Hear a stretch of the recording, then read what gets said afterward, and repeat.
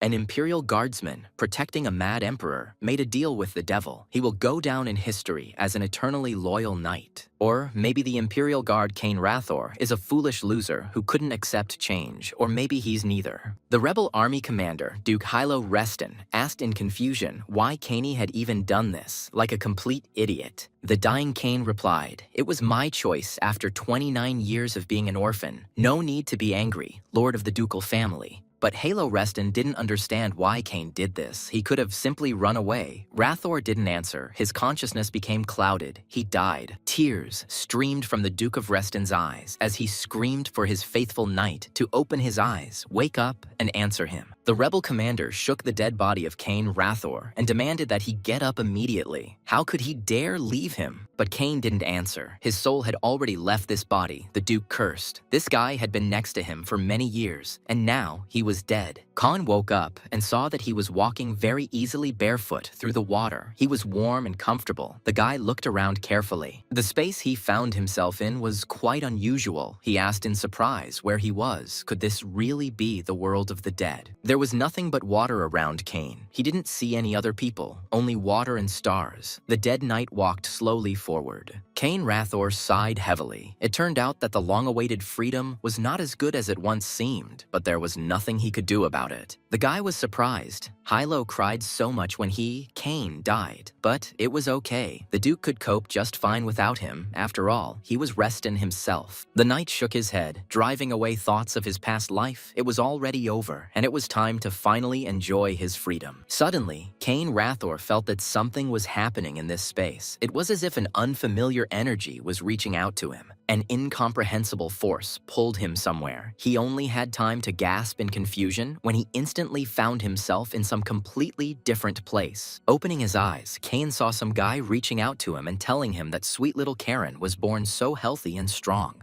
Cain looked around in confusion.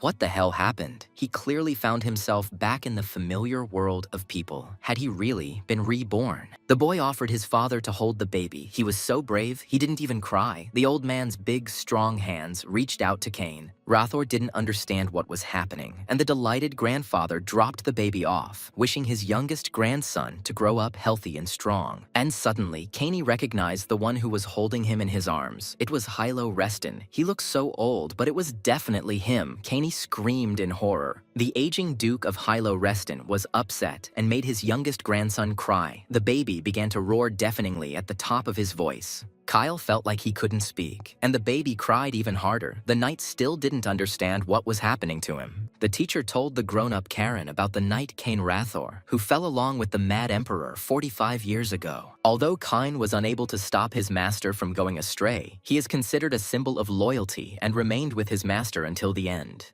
The teacher said that this was the end of the last topic of the lesson on modern history and asked the young gentleman what he thought. But Karen Reston, the third grandson of Hilo Reston and the only child of the Duke of Pale, suggested that the teacher himself speak out about this first. The teacher suggested that the Archduke wanted to restore the honor of his friend. After all, the friendship between Hilo and Cain was a well-known fact. But little Karen asked doubtfully if this was really so, and the surprised teacher did not quite understand what the student meant. The young man explained that, in his opinion, his grandfather did not really love his late friend that much, so he deliberately embellished his story. The teacher was confused about what this impudent boy was saying, and carefully asked young Mr. Reston what exactly he meant. The boy said his grandfather couldn't come to terms with Cain's decision. He chose death instead of joining the rebellion. The teacher, with his mouth open, listened to the young Duke, and he said that the grandfather did not care, that Cain Rathor wanted a quiet death, and not the glory of a hero. It is, of course, possible to assume that Cain chose death rather than endanger his friend's life and join the rebellion. The teacher understood that this was a completely plausible theory, but how did a 10-year-old child, and even Halo's grandson, come up with this idea? And the teacher also knew very well that if he agreed with the child's impudent opinion, the Duke's knights could behead him for blasphemy. So he cautiously replied to young Master Reston that he had never thought of the story in exactly that way. The boy snorted, and the teacher looked warily at his unusual student, who was too intelligent for his young age. Suddenly, the young Duke Karen Reston laughed and said that he was just joking. Why was the master teacher so surprised by this? So now the deceased knight, Cain Rathor, is named Karen Reston. His soul has been reborn in a new body, and he is the youngest grandson of Duke Reston. It took Caney a while to figure it all out, but he still didn't understand why he was reborn as Hilo Reston's grandson. Cain was furious at how that stupid fool Hilo dared to make a famous hero out of him, the knight Rathor. He didn't need that at all. The boy looked into one of the rooms and saw his father praying, the youngest son of Hilo Peel, constantly praying for his little son. Karen was Pale's only child, and he was very worried about him, fearing that he would be an outcast in the powerful Reston ducal family. The boy loved his father. Standing in the doorway, Karen chuckled loudly. Pale heard him and hastened to finish his long prayer. Turning to his son, he asked if the lesson was over yet. The boy confirmed it, noticing that his dad was praying very hard again. The young man asked his father if he was still worried about his upcoming awakening ceremony, which is probably why he prays every day. Pale sadly lowered his head and asked his son to forgive him. The boy did not understand why he needed to forgive his father. He did not offend him. The man replied that, unlike his brothers, he had been unable to awaken magical powers within himself and was afraid that he had passed on his weakness to the boy. Instead of answering, the boy placed a friendly hand on the shoulder of his caring and worried father. Pale looked questioningly at his son. Karen told his dad with a smile that no matter what anyone said, he was the best dad in the whole wide world, and there was no need to worry so much. Pale blushed slightly and looked at his greatly grown son with embarrassment. He had not expected such warm words from the boy. Suddenly, Pale hugged the stunned Karen to himself and excitedly said that he was the best son he could have dreamed of.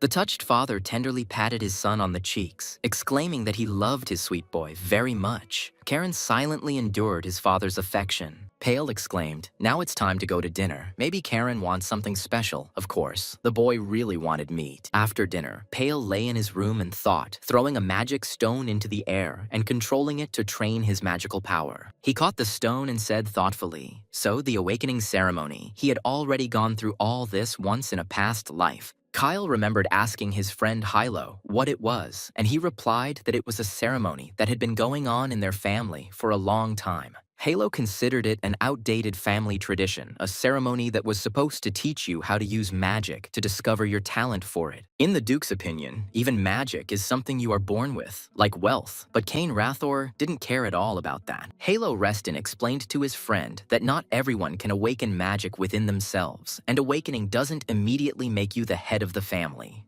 The young Archduke, his eyes sparkling, said that one huge secret was being passed on to the heads of their family, and Cain was interested in what secret it was. Cain Rathor asked, "This is apparently some kind of legendary treasure or a magic book that makes all your wishes come true." Rathor said with a sigh that with such a thing, he could live peacefully somewhere in the wilderness, where no one knows him and no one bothers him. Hilo Reston suppressed an involuntary chuckle. Cain Rathor shook with anger. Was the young Duke really laughing at his friend's dream? The young Duke hastened to calm his hot-tempered friend. He didn't mean to offend him at all, but his dream was simply very funny. Halo promised that if he ever became the head of the family, he would definitely tell his friend Cain this great secret. Karen sat up in bed and thoughtfully repeated, "That means the Reston family ceremony of awakening magic will soon take place." Powerful streams of magic flowed around the boy, and he quietly said that his kind and caring father had nothing to worry about. Karen's nursery was filled with the bright light of his powerful aura. Entire magical vortices swirled in space, sparkling and shining.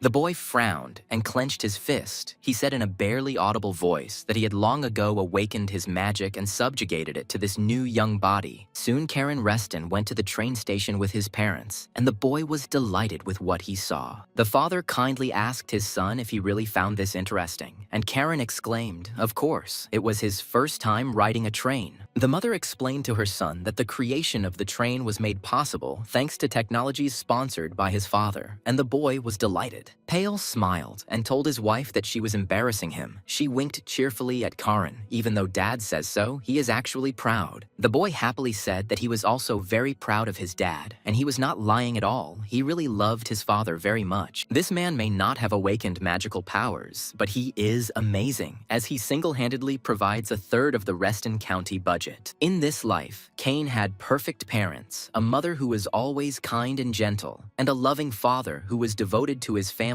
with all his heart. Young Karen looked at his parents with tenderness. Yes, he was very lucky with his childhood in this life. His mom and dad sincerely love him. The family boarded the train. The train moved off and rushed forward. The harsh landscapes of the duchy flashed past the windows. The boy looked out the window. The green carriages swayed gently. The rhythmic clatter of the wheels was soothing, and the train quickly crossed the vast estate of the wealthy Reston family. Karen sat by the window and thoughtfully looked at the flickering pictures. He knew perfectly well that they were going to the main estate of the Dukes of Reston. The boy's eyes widened. He saw in the distance a place familiar from his past life. Yes, he had once been here with young Halo. The train was approaching the destination of their journey, the main estate of the House of Reston, the greatest fortress and pride of the entire duchy. It's called the Azure Sea Fortress, and it's home to the head of the family and the older brothers, those who have been able to awaken magical powers within themselves. In fact, Azure Sea Fortress has long since become more than just a manor. It has become the wealthy city of the Dukes of Reston. The boy frowned. The closer they got to the main estate, the gloomier he became, because he knew that he was there, in the estate. It is in the central manor that lives Hilo Reston, a former friend of Caney, now the head of the family, a great and wealthy duke. And although Kane Rathor's soul was reborn in the body of Hilo's youngest grandson, he did not stop hating his former friend and dreamed of revenge. The boy smiled maliciously and mentally addressed Hilo. "You really made some great historical figure out of me." Anger flared inside the 10-year-old boy, and because of this, magical currents suddenly burst out. Pale watched his son in surprise. Halo's youngest son was amazed, so his baby wasn't lacking in magic. Moreover, his power was simply amazing, but where did it come from? And the Kane Rathor inside the boy swore that from now on, Karen would become the biggest headache in Hilo Reston's life. The child clenched his fists, his face suddenly becoming quite adult. Karen would become the most infamous rabid dog of the Reston family. Kane Rathor, inside the boy, grinned wryly, looking forward to meeting the aging Duke and his childhood friend, Halo. He mentally addressed Hilo, saying, "Wait for me. Your dear youngest grandson is already on his way to you, and the fun will begin very soon." Arriving at the station near the main estate of the Duchy of Reston, Azure Sea Fortress, the train slowed down and soon stopped. The chief butler of the estate greeted the third young gentleman with a bow, and the elderly servant said that they had not seen each other for a long time. Pale confirmed that a year had already passed and asked Henry how he was. The butler bowed and replied that by the grace of the Duke, everything was fine. Young Karen looked curiously at the Knights of the Hiran Order, who kept their eyes on the Duke's youngest grandson, noticing the magic. The boy wondered if they had already noticed that he had awakened mana. They were completely different from the Knights in their territory. And this means that Halo will soon find out everything about his youngest grandson. However, Kane didn't care. He had already made his decision. Henry invited the guests to follow him. He leads them to the main castle of the fortress, where the rest of the relatives are already waiting for them. The maid informed Karen that the Duke had asked him to wait here while he greeted the family elders, and the boy thanked her. The boy said thoughtfully, "This is just a reception room, but how huge it is. The Azure Sea Fortress is truly impressive in its grandeur." Karen sighed. How boring. Maybe he should have asked to go into the office, and then his brother's mocking laughter was heard from behind. Leo remarked contemptuously, "Straight to the office as soon as he arrived at the estate, and Karen really is a good boy, as everyone says about him."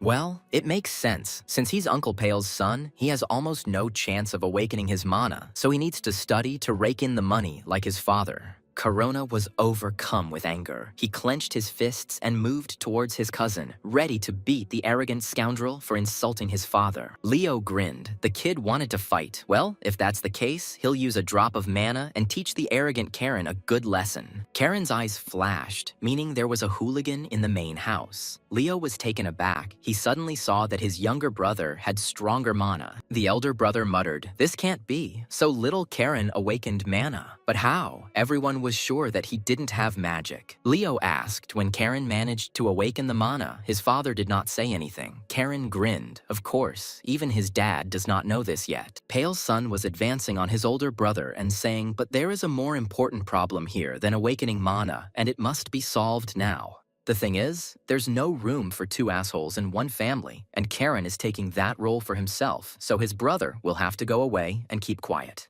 Frightened, Leo shied away from the younger boy and stuttered, asking what Karen was talking about, what other role he was talking about. The younger grandson asked his older cousin, but since he didn't want to give in, it was time for his dear brother to get a good beating. The elder brothers asked Heinrich, so Karen had already awakened the mana. The servant nodded. The three captains of the order confirmed this. Raphael Reston, the Duke's second son, asked Pale why he didn't report to the main house that his son had awakened the mana and was up to something. Pale replied, confused, that he himself did not know this. Otherwise, he would have definitely reported it. He was afraid that his son was deprived of magic. The elder brother Tails suggested to Raphael not to make guesses out of nothing. Pale could very well not have noticed the awakening of magic. Everyone knows that the younger brother himself did not awaken the mana. Raphael muttered irritably that Pale was simply pathetic and weak. The door swung open and the servant asked the head butler to come with him. Henry asked in surprise what had happened there. The servant stuttered, not knowing how to explain what he had just seen. Everyone became wary of what could have happened in the main castle. All three brothers looked questioningly at the servant, waiting for him to finally tell them what event had upset him so much. Turning to Raphael, the servant said that the second young master had better go with him and see all this for himself. Raphael quickly entered the reception room, his aura flaring with anger. Pale told his brother that this must be some kind of misunderstanding. The second young gentleman frowned. He saw his beloved son beaten. Leo was lying unconscious after the fight. Pale Reston's 10-year-old son, Karen, stood calmly next to his battered cousin, looking at those who entered with confusion. The boy turned to greet his uncles, but Raphael interrupted his nephew mid-sentence and grabbed him roughly. Lifting Karen into the air, the second uncle growled at him. "Ill-mannered puppy, how dare you behave like that in this castle?" Raphael clenched his fist, about to hit the kid. He screamed. What was the boy thinking when he did this? Pale rushed to his son, and then everyone heard the boy's calm voice. Karan told his uncle that Leo had insulted his father. He had to respond to this. The nephew asked his uncle if it were your father in his place. Would you really just stand and watch, without trying to stand up for your father's honor? Raphael roared that the asshole Karen was lying. Pale demanded that his brother stop because he was still a child. He was only 10 years old. The older brother barked at Pale to shut up. It was all because he had not raised his only offspring well. Here, the always calm Henry intervened in the dispute. The head butler asked the gentleman to stop this useless squabble.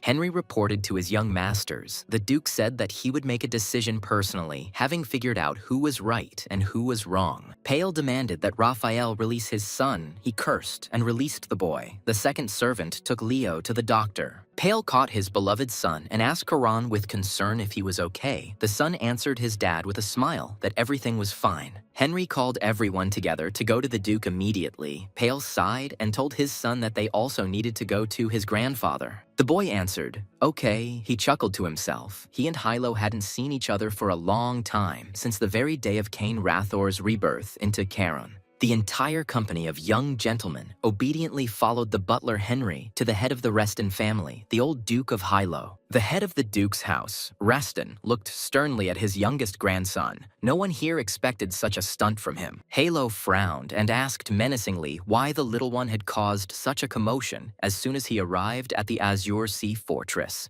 Pale tried to explain to his father, but he cut his son off, saying that he was not asking him. The person responsible for the incident should answer for himself. The grandfather wanted to hear an answer from his grandson. Halo knew that the kid was not so stupid as to act like that without thinking about the consequences. Cain was very surprised. It meant that Hilo would listen to the reason before punishing him. He became so magnanimous. He didn't even look like himself. The boy replied that the reason was that Leo's brother had insulted their father. Raphael shouted that the boy was lying and that he didn't know how to tell the truth. Halo slammed his fist on the table and yelled at Raphael to shut up. How dare a son raise his voice in front of his father? Pale's second brother immediately stopped short and apologized to his father. He really didn't like the situation. This little Karen was too insolent. Hilo suggested simply calling Leo and finding out everything. He asked Henry if the doctor had examined his grandson, and the butler confirmed this. But that was not all that the head of the Reston family wanted to ask his youngest grandson. The boy looked at his grandfather in surprise. Cain immediately understood what Hilo was interested in. The boy said with a smile that if his grandfather was talking about mana, then he had awakened it 3 years ago. The leader was amazed that this boy had awakened mana 3 years ago on his own. He asked his grandson why he hadn't even told his father. Karen answered naively. He did not immediately understand that it was mana. Only later, when he read one book, only then did he realize what it was. Halo Reston asked the child what happened next, and the grandson cheerfully replied that he simply decided to keep it all a secret. Having a secret is fun, and what's even funnier is that none of the knights in their lands have even noticed anything like that over the past 3 years. The surprised head of the family asked his grandson, and that was all. He answered with a laugh. Of course, that was all. The grandfather smiled good-naturedly. After all, he was a child. The door to the Duke's office opened slightly, and a servant respectfully reported to Hilo Reston that young Master Leo was already here. Raphael's son entered the office silently. He was covered in bandages and plasters, and fear of brother Karen's strength was frozen in the boy's eyes. Halo smiled at his grandson and asked if Karen had said that he, Leo, had insulted his father, and if so, the beaten boy began to sweat.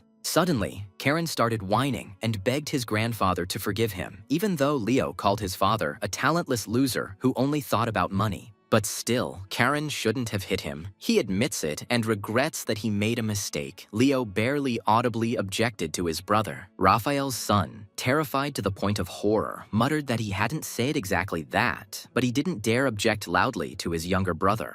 Karen quietly showed his fist to his older brother. Leo hiccuped in fear and shook even more. This little devil inspired terror. Halo turned to Leo, asking if Karen hadn't been lying to everyone about insulting his father and his uncle Leo Pale Reston. Leo stuttered as he answered, "No, not really." Raphael looked at his son in surprise. Such behavior was too unlike him. The head of the house, Reston, chuckled and thought for a moment. He said thoughtfully, "Everything is clear," although in fact he didn't understand anything at all. Since the awakening ceremony is tomorrow, the punishment for both is postponed until after it, but for now everyone needs to get a good rest. Hilo asked Henry what he thought of Pale's son. The servant could not say for sure, but he thought there was a lot of interesting things about the little one. The Duke replied, yes, not only did he awaken the mana alone and hide it, but he also doubted the skill of the knights in the lands of Pale. The boy seemed to be hinting that Duke Hilo Reston had neglected Pale by assigning him such incompetent knights. Heinrich said that the master was digging too deep. Hilo also hoped for this, but he felt that there was something different in the third grandson. Having drained his glass of whiskey, the Duke concluded that tomorrow they would find out everything during the awakening ceremony and learn the boy's strength. After all, just awakening mana is not everything. The path of the future Duke is difficult and very thorny. Strength is also needed.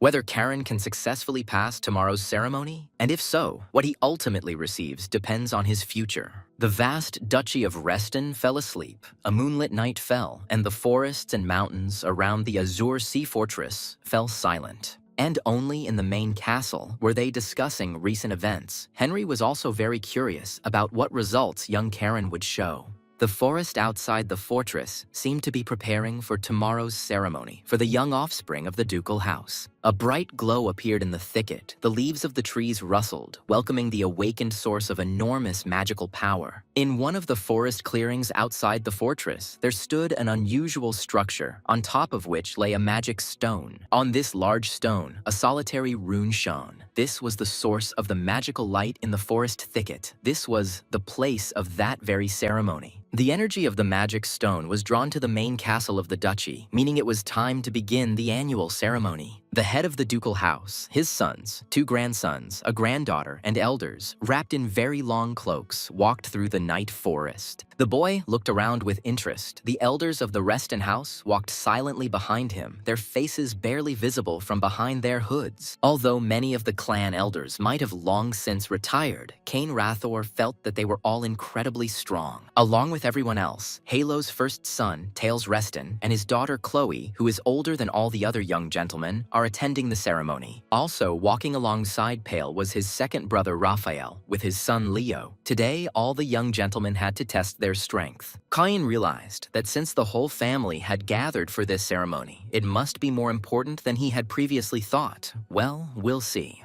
After some time, the procession approached the very structure with the magical rune stone, and everyone stopped silently. The youngest grandson of the family looked at the structure with delight and thought, "My God, this is it, the sacred stone of the ducal family's oath." The procession stopped. The head of the family removed the talisman from his neck and solemnly announced that they would now begin the family ceremony. Halo told Caney that when you enter the rift, he will open the oath stone, and beyond it will be a world that will reveal the stone to you. They say that for everyone, this world is their own. The ceremony will end when the boy destroys that world with the weapon of clarity that he receives there. The 10-year-old boy boldly answered his grandfather that he understood everything and was ready to begin this extraordinary test of his strength. Halo Reston looked closely at his youngest grandson, his eyes showing no sign of fear, which was unusual for a child his age. Finally, the head of the family said, "Okay, then begin." Hilo brought the talisman to the oath stone to open the rift for his grandson. The talisman sparkled and reached out to the magic stone. The space around seemed to thicken, and a passage began to open. The oath stone was engulfed in magical flames. The streams of magic became stronger, and a dome appeared over the group of people. A stream of stone magic rushed upward, forming a bright pillar of light. Now almost the entire forest around was filled with radiance. Suddenly, Pale stopped his son, shielding himself from the terrifying magical power. He was very afraid for his little son, Karen.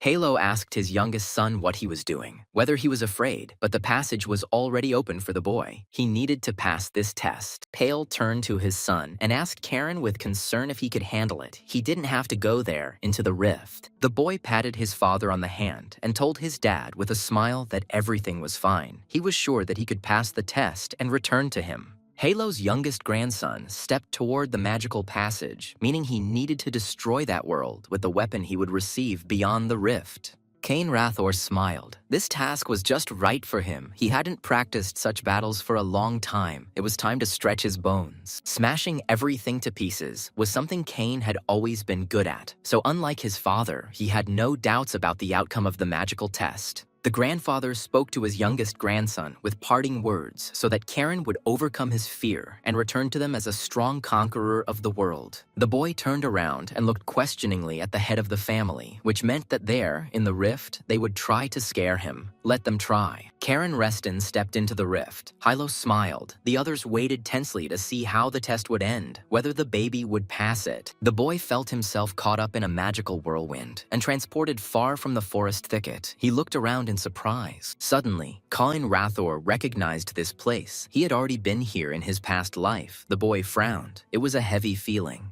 The Emperor's palace was engulfed in flames. It was a very difficult battle in which almost all of Karen's comrades perished. The boy walked through huge halls littered with the bloody corpses of his friends from his past life, and groans could be heard from everywhere. Cain Rathor did not understand why he was here, why he was seeing this brutal massacre and the dead knights again. Why did the memories of this terrible place materialize as a test, and he saw his friends again? Frowning, Caney asked the unknown conductor if he really wanted him to be tormented by guilt as he looked at his fallen comrades. Suddenly, the boy saw that the doors of the throne room had opened slightly, and the steps of the main palace led straight to the throne of the Emperor himself. Suddenly, the boy heard a strong but very calm voice. It said, "Your world is cruel and empty, O child of the blue wolf." The mysterious voice continued to tell the boy that it was time to fulfill the ancient covenant once made with his ancestor. Karen Reston slowly climbed the steps of the main palace. Obeying the voice, he headed to the Emperor's throne room. The boy asked his invisible interlocutor whether he was a demon, why he brought him here, and what he finally wanted from him. The voice calmly answered the child, "The sacred blood that flows in your living quarters. It is not within the power of some pathetic demon to desecrate it."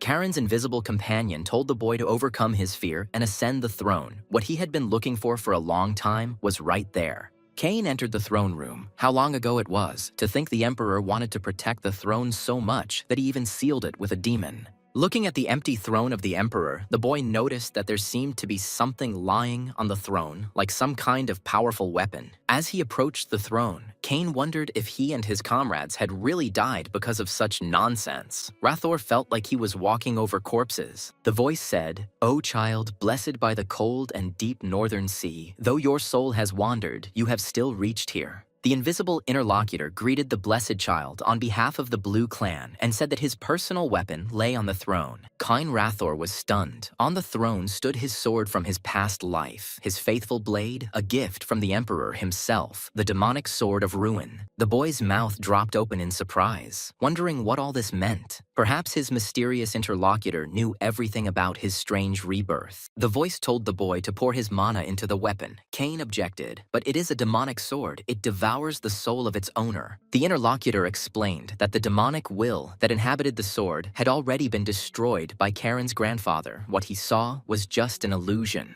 The envoy of the Great Blue Clan urged the blessed child to awaken his blade, saying that only he was capable of doing so. Cain didn't know if he could even touch the sword, or if he would become what he was again, the one who mindlessly killed on the Emperor's orders. And suddenly, he felt his childhood friend, Hilo Reston, next to him. He repeated again that Karen should overcome his fear. Is Halo acting so surprisingly friendly because the true purpose of this ceremony is not just to obtain weapons? An awakening ceremony for the clan's heir, who has awakened the magic of clarity to overcome the source of his fear. In that case, there was no need to be afraid. The boy quickly approached the imperial throne and boldly took up the sword from his past life. Taking hold of the sword's hilt, the boy felt his entire body filled with a powerful flow of magic emanating from the blade. Along with the mana, the consciousness of the youngest grandson of the Reston house was filled with the power and experience contained in this ancient weapon. The boy seemed to have plunged into the depths of a mighty sea, and he asked in surprise if this was really the legendary magic of clarity. Right in front of him in the water, Cain, in Karen's body, saw his sword from his past life, but suddenly he noticed that Ruin's appearance was changing. It was as if the blackness began to creep off the blade. The pattern on the blade became completely different. The aura of the sword began to glow with a blue light. It became cleansed. The voice said to Karen, "I don't know why the blade appeared before you in this form, but originally, it was the sword of the founder of your family." The blade Garam, which Karen's grandfather took, is also the founder's sword. But unlike Garam, this blade was not even mentioned in the annals of the family. Perhaps this is because the power that this legendary sword possesses is completely different from that of the entire Reston clan.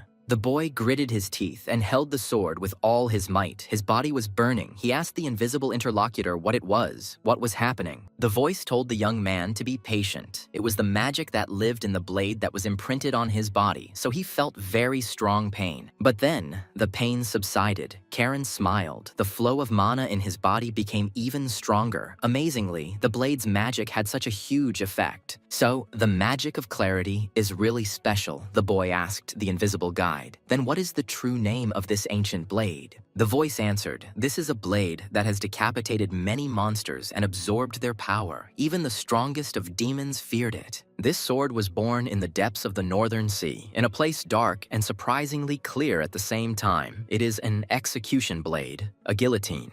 An invisible mentor told the boy that this was the true name of this blade, and Karen was given the honor of bringing back its glory. The third grandson of the Reston house repeated thoughtfully, "The blade of execution, the guillotine, so that's what this powerful sword is called." The voice explained that this blade was like the deep sea, the darkness itself, and it was a match for the destiny of him, Karen, the blessed child. The boy asked his interlocutor who he was, since he called himself one of the Blue Clan, which meant he was the Blue Dragon, the guardian of their clan. For now, Karen cannot bear this name, but the day will come when he will be able to control the seas with his power. Then he will find him in the northern sea. The third grandson asked how he could get out of here, but the interlocutor was sure that the boy probably already knew how. Cain looked at the imperial throne that he had fought so fiercely for in his past life. So that was it. Wonderful. His eyes flashed, he swung his sword and said, "Great, I've always wanted to try this at least once." Cain Rathor, with the help of young Karen Reston, struck a blow at the emperor's throne, and this gave him untold pleasure. Meanwhile, the head of the Reston house and his 3 sons silently awaited the end of the test of the 3rd youngest grandson. Seeing his youngest son's worries, Hilo told Peel not to worry so much, and he sheepishly apologized to the head of the family. Halo said it must be painful to watch your son go down the path you never took yourself. I know how hard it is.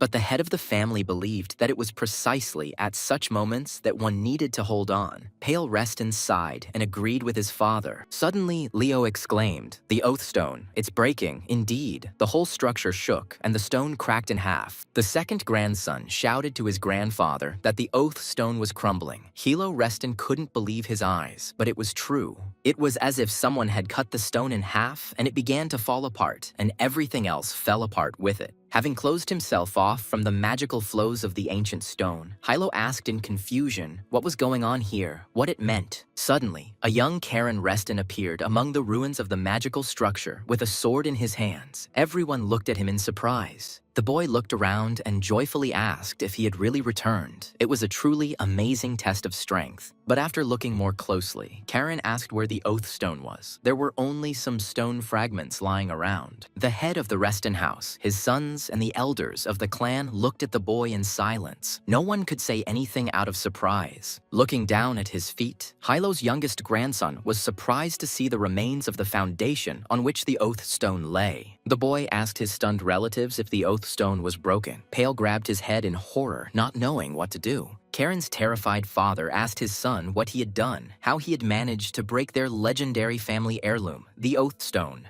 The boy, embarrassed, ruffled his hair and looked at his grandfather. He told the head of the family that he had not meant to break the stone at all. "Hey!" Reston looked at his youngest grandson in amazement and couldn't believe that everything that was happening in the forest clearing wasn't a dream.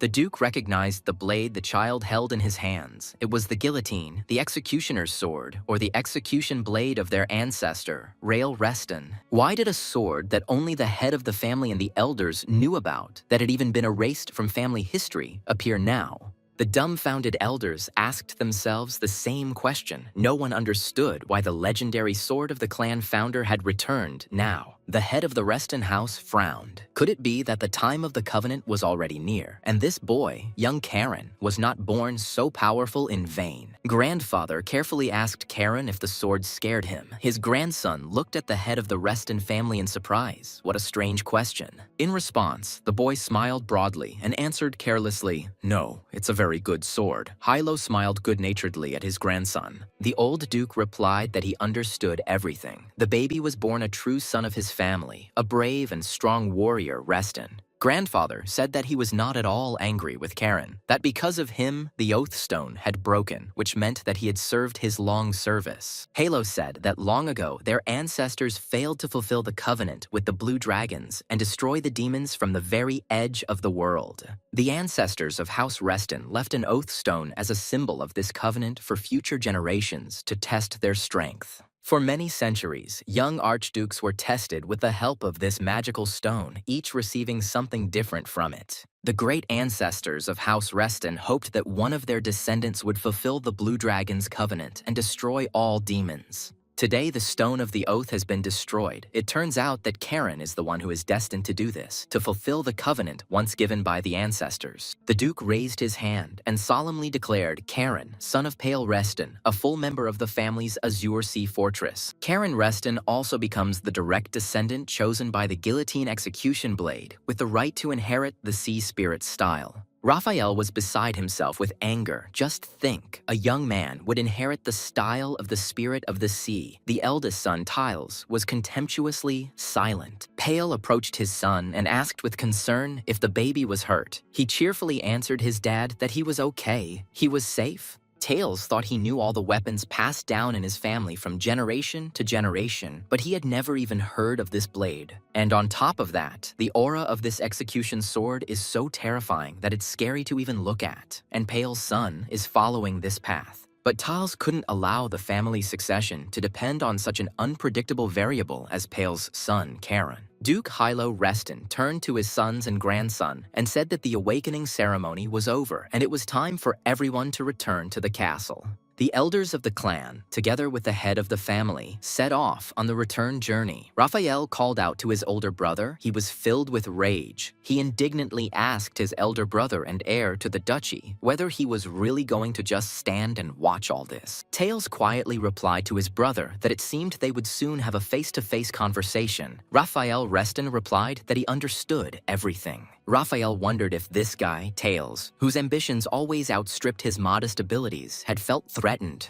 The second brother asked the elder if he knew about this blade, the guillotine. Tails admitted that he knew nothing about it until that day. An angry Raphael told his brother that he simply couldn't. He didn't understand why Pale's son had received this blade. Tails Reston looked back at the procession with concern and said, "Raph, now is a very bad time to start a quarrel with their nephew." The two older brothers looked silently at Pale and his 10-year-old son, in whose hands the legendary sword gleamed. The next day, the parents of little Karen set off on their return journey. They needed to return to their native castle. At the Pale Reston station, he asked his son again if he was sure he could handle it alone, and the boy nodded cheerfully, assuring his dad that everything was fine. Henry, seeing Pale's anxiety, asked him if there was a place in the whole wide world safer than the Reston family's Azure Sea Fortress. Pale replied that this was true, but Father Karen was worried about something else. Henry's words were true about external threats, but Pale was worried about internal threats, of course. While his father was around, it was unlikely that Pale's older brothers would risk acting rashly. Henry turned to the third young gentleman. He had several important messages for him from the head of the House of the Dukes of Reston.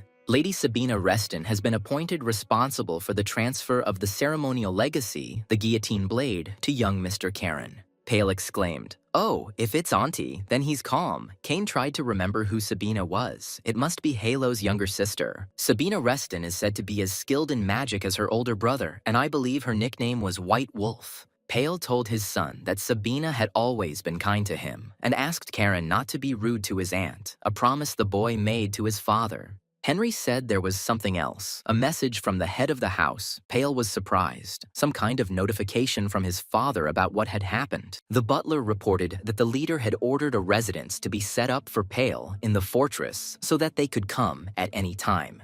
Pale was touched by his father's concern. He even shed tears. Thanks to Karen, their situation in the Azure Sea Fortress had clearly improved. Father Karen thanked Heinrich. Thanks to this message, he could go home with peace of mind. The servant said it was nothing. Pale stroked his son's head and asked Karen to take care of himself and to ask him to come to him any time if he needed help. Finally, the third lord of the house, Reston, and his wife boarded their carriage, and the train set off on its return journey. Karan remained in the fortress. Young Karen Reston, together with Henry, and under the protection of knights, went to his grandfather's younger sister, Lady Sabina Reston. Henry urged the boy to go quickly. Lady Sabina was waiting. Karen replied, yes, he couldn't make his grandmother wait for him. The chief butler of the castle asked his young master, Karen, if he would allow the old man to give him one useful piece of advice. The boy smiled. Of course. He would be happy to listen to the instructions of the experienced Henry, who knows everything here. Henry said that Lady Sabina Reston really doesn't like being called grandmother, including cousin or anything else. Karen thanked the head butler for the advice and promised to remember it, but he didn't understand why he couldn't call her grandma. Soon, Karen, accompanied by Henry and the knights, entered the territory of Lady Sabina's residence. They had been expected there for a long time. Henry told the boy that only direct descendants of the family could enter the ancestral hall of the Azure Sea Fortress, and Lady Sabina was waiting for him. The head butler added that young Master Leo was also already here. Karen looked questioningly at the servant. It was funny. Karen's hands were itching to beat Leo. Henry explained that the second young gentleman had specifically asked Lady Sabina to do this. The delighted boy waved to his companions and shouted that in that case he would fly so that no one would wait for him. Henry watched attentively after the youngest grandson of the head of the Reston house to see how this boy could prove himself in magic. The head butler smiled happily, thinking that it had been a long time since there had been so much noise here, which was quite wonderful. The boy stopped near the heavy door leading to the ancestral hall of the Azure Sea Fortress, magic seeping out of the cracks. Karen clenched his fists. Even from the outside, he could feel the enormous magical energy. So what was going on inside this hall? Suddenly, the boy boy heard a shout from inside the hall. A pleasant female voice asked why he was standing there, outside, and not going inside. He carefully opened the door and said loudly that he, Karen Reston, son of Pale Reston, greeted the great white wolf. Entering the hall, the boy was taken aback. In the center of the hall sat a young beauty. Could this really be his grandmother, Lady Sabina Reston? She smiled cheerfully, which seemed to be completely different from how little Karen Reston, the son of the third Mr. Pale, had imagined her.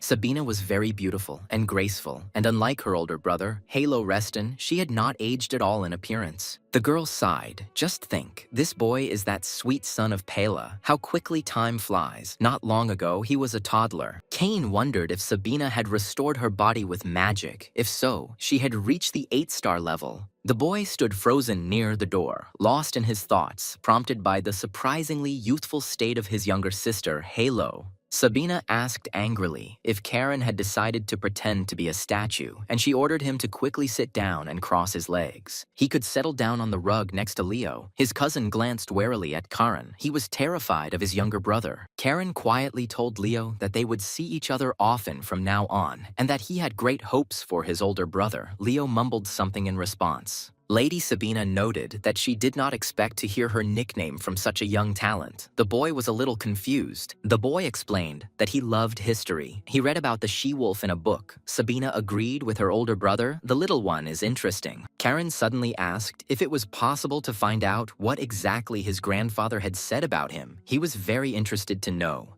Halo told his sister that she would like this boy, and now, having seen Paley's son, Sabina herself understands why her brother said so. The chief explained that the baby would have to swim across a vast sea and that now this child needed help so that he could rule the ocean later. And Sabina should become a beacon for Charon, Sister Halo thought. So a beacon, the great times of the Restons will soon come. Sister Halo saw the boy only for a moment, but she already understood that the little one had enormous potential. She hadn't seen such children for a long time. Pale's son's potential is wild and boundless, like an endless ocean, and he has yet to learn to control this immense power. Now Charon is just a rough, untamed wave, but within him lies the power that one day could rule all the seas of this world. Lady Sabina Reston never thought she would meet such an interesting child. It looks like it will soon be a lot of fun here. She began the lesson for her grandchildren by saying that the cross-legged position in which they sit is the foundation of the basics for developing magic. Once boys have mastered the basics and acquired the basic skills of magic, they will be able to develop their individual magic without this. Sabina showed it like this, and powerful currents swirled around her, and the eyes of the head of the family sister shone like two carbuncles. The boys looked at their teacher and older relative in surprise. Her magic amazed them with its unbridled power. Cain realized that this was the magic of clarity, which almost everyone in the Reston family possessed. The style of the spirit of the sea, the art of controlling the sea. Sabina explained that the sea spirit style is the art of creating and controlling seas within your body using clarity magic. The more seas you control, the stronger you are. You can control 8 and become an 8-star mage. When you control 8 seas as one, it is the level of 9 stars. Only 3 can do this. In the Empire, only 1 has achieved this. Karen guessed. Grandfather.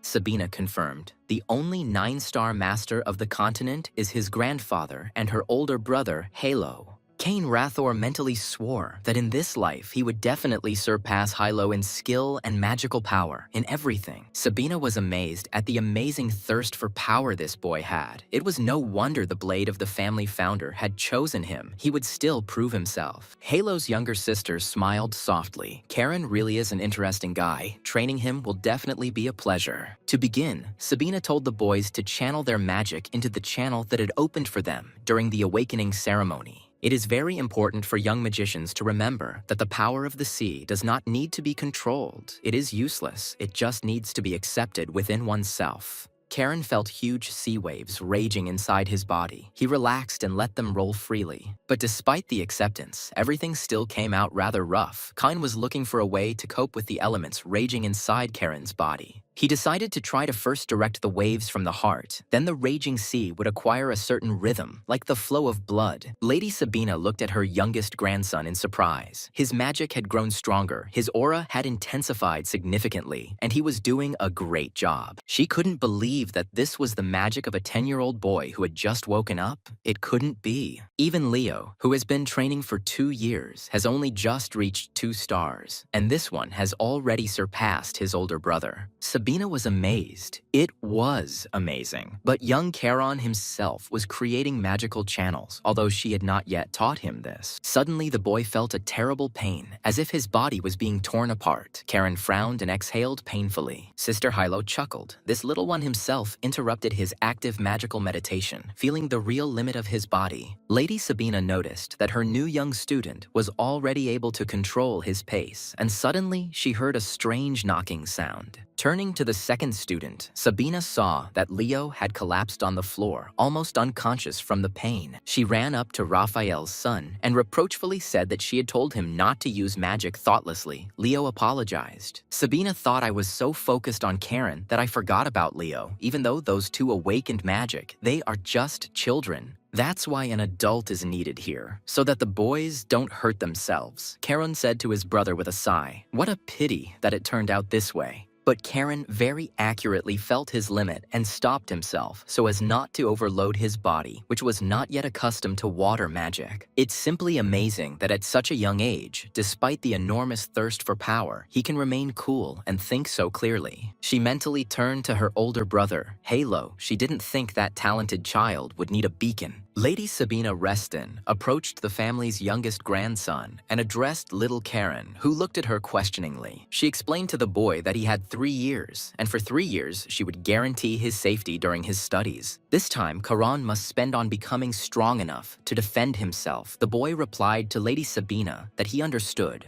In one of the vast courtyards of the Azure Sea Fortress, the knights of the He-Ran Order, the merciless Blue Wolves, trained. The commander watched the training, telling the fighters not to swing their swords so sluggishly. The swing should be like in a real fight. He turned, sensing that the young heirs of the ducal house, the grandchildren of Hilo Reston, had arrived on the training ground. Leo asked Karen if he was really going to train with this terrifying sword. The younger one was surprised. What? Some kind of problem? Karen explained that his grandfather had given him a special scabbard to dampen the sword's aura, but Leo was still ready to wet his pants from fear. Leo was embarrassed. The Blue Wolves commander bowed respectfully and said, "Welcome, young Master Karen, young Master Leo." The head of the Volkovs announced that from today on, he would be teaching young Master Karen fencing. Kane looked at the man. The commander of the knights, Hiron, introduced himself to Karen. His name is Xeris Winterguard. Young Master Karen can call him Sir Xeris. The boy smiled and said, "Nice to meet you, Sir Xeris," Kane thought. "This is an 8-star master. You can tell at first glance." Xeris warned that he would not address Karen as the Duke's grandson. He would first need to gain the Blue Wolves' recognition. Karen replied that Sir Xeris need not worry about it, and that it was even better that way, since he was still not used to the title of the Duke's grandson.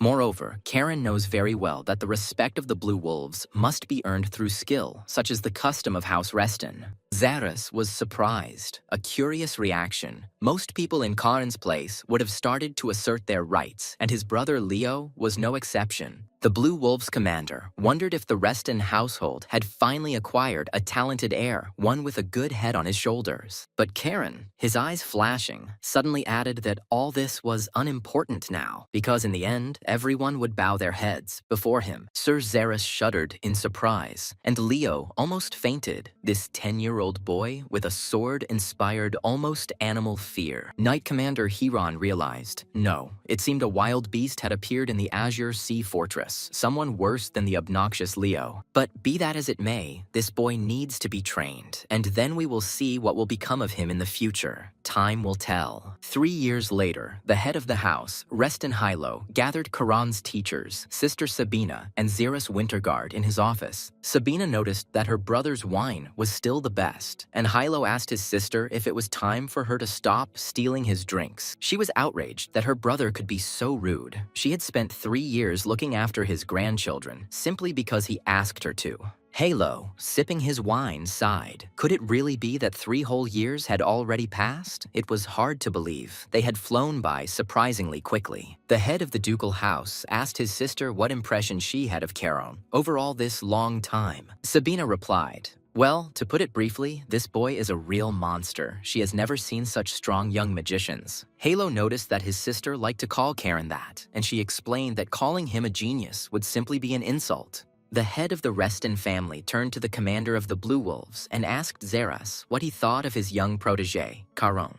Zeras said that he had been observing Charon for the last 3 years and therefore categorically agreed with Lady Sabina in her assessment of the boy. His physical attributes, his natural talent, his attitude towards training, his determination and courage, he is exceptional in all of these. Moreover, Charon seems to be more gifted than even the first young master Hugo, the son of Tails, whom everyone considers a genius. Hilo was amazed that the boy was more talented than Hugo, who was considered the best swordsman in the entire empire. Sabina noted that if her brother didn't sort this out, he would have problems in his family. Halo didn't understand what she wanted to say. The head should consider how Charon might influence the order of succession, what his appearance would mean for the sons of Halo. He asked if Sabina really thought the uncles could harm their nephew, but for now, everything was under strict control. The girl asked, "But what will happen when rumors spread throughout the empire? Isn't it obvious how this will affect the succession to the title?" Sabina asked her brother if, now that the Oath Stone had been destroyed, their great and powerful Reston family would come to a sad end. And there is another problem. Sea monsters from the north that cross the border have also become much more active recently.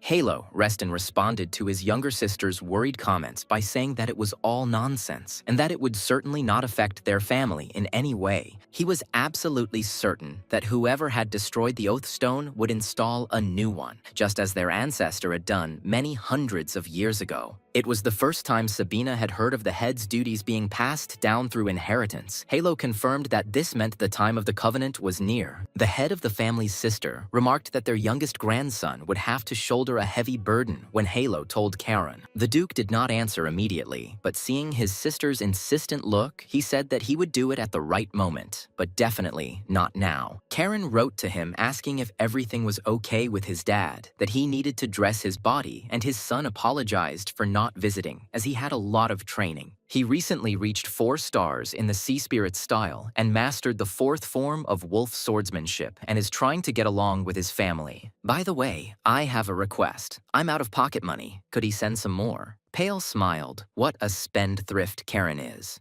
Pale Reston told Henry that he still remembered how he had felt leaving his son at Azure Sea Fortress 3 years ago.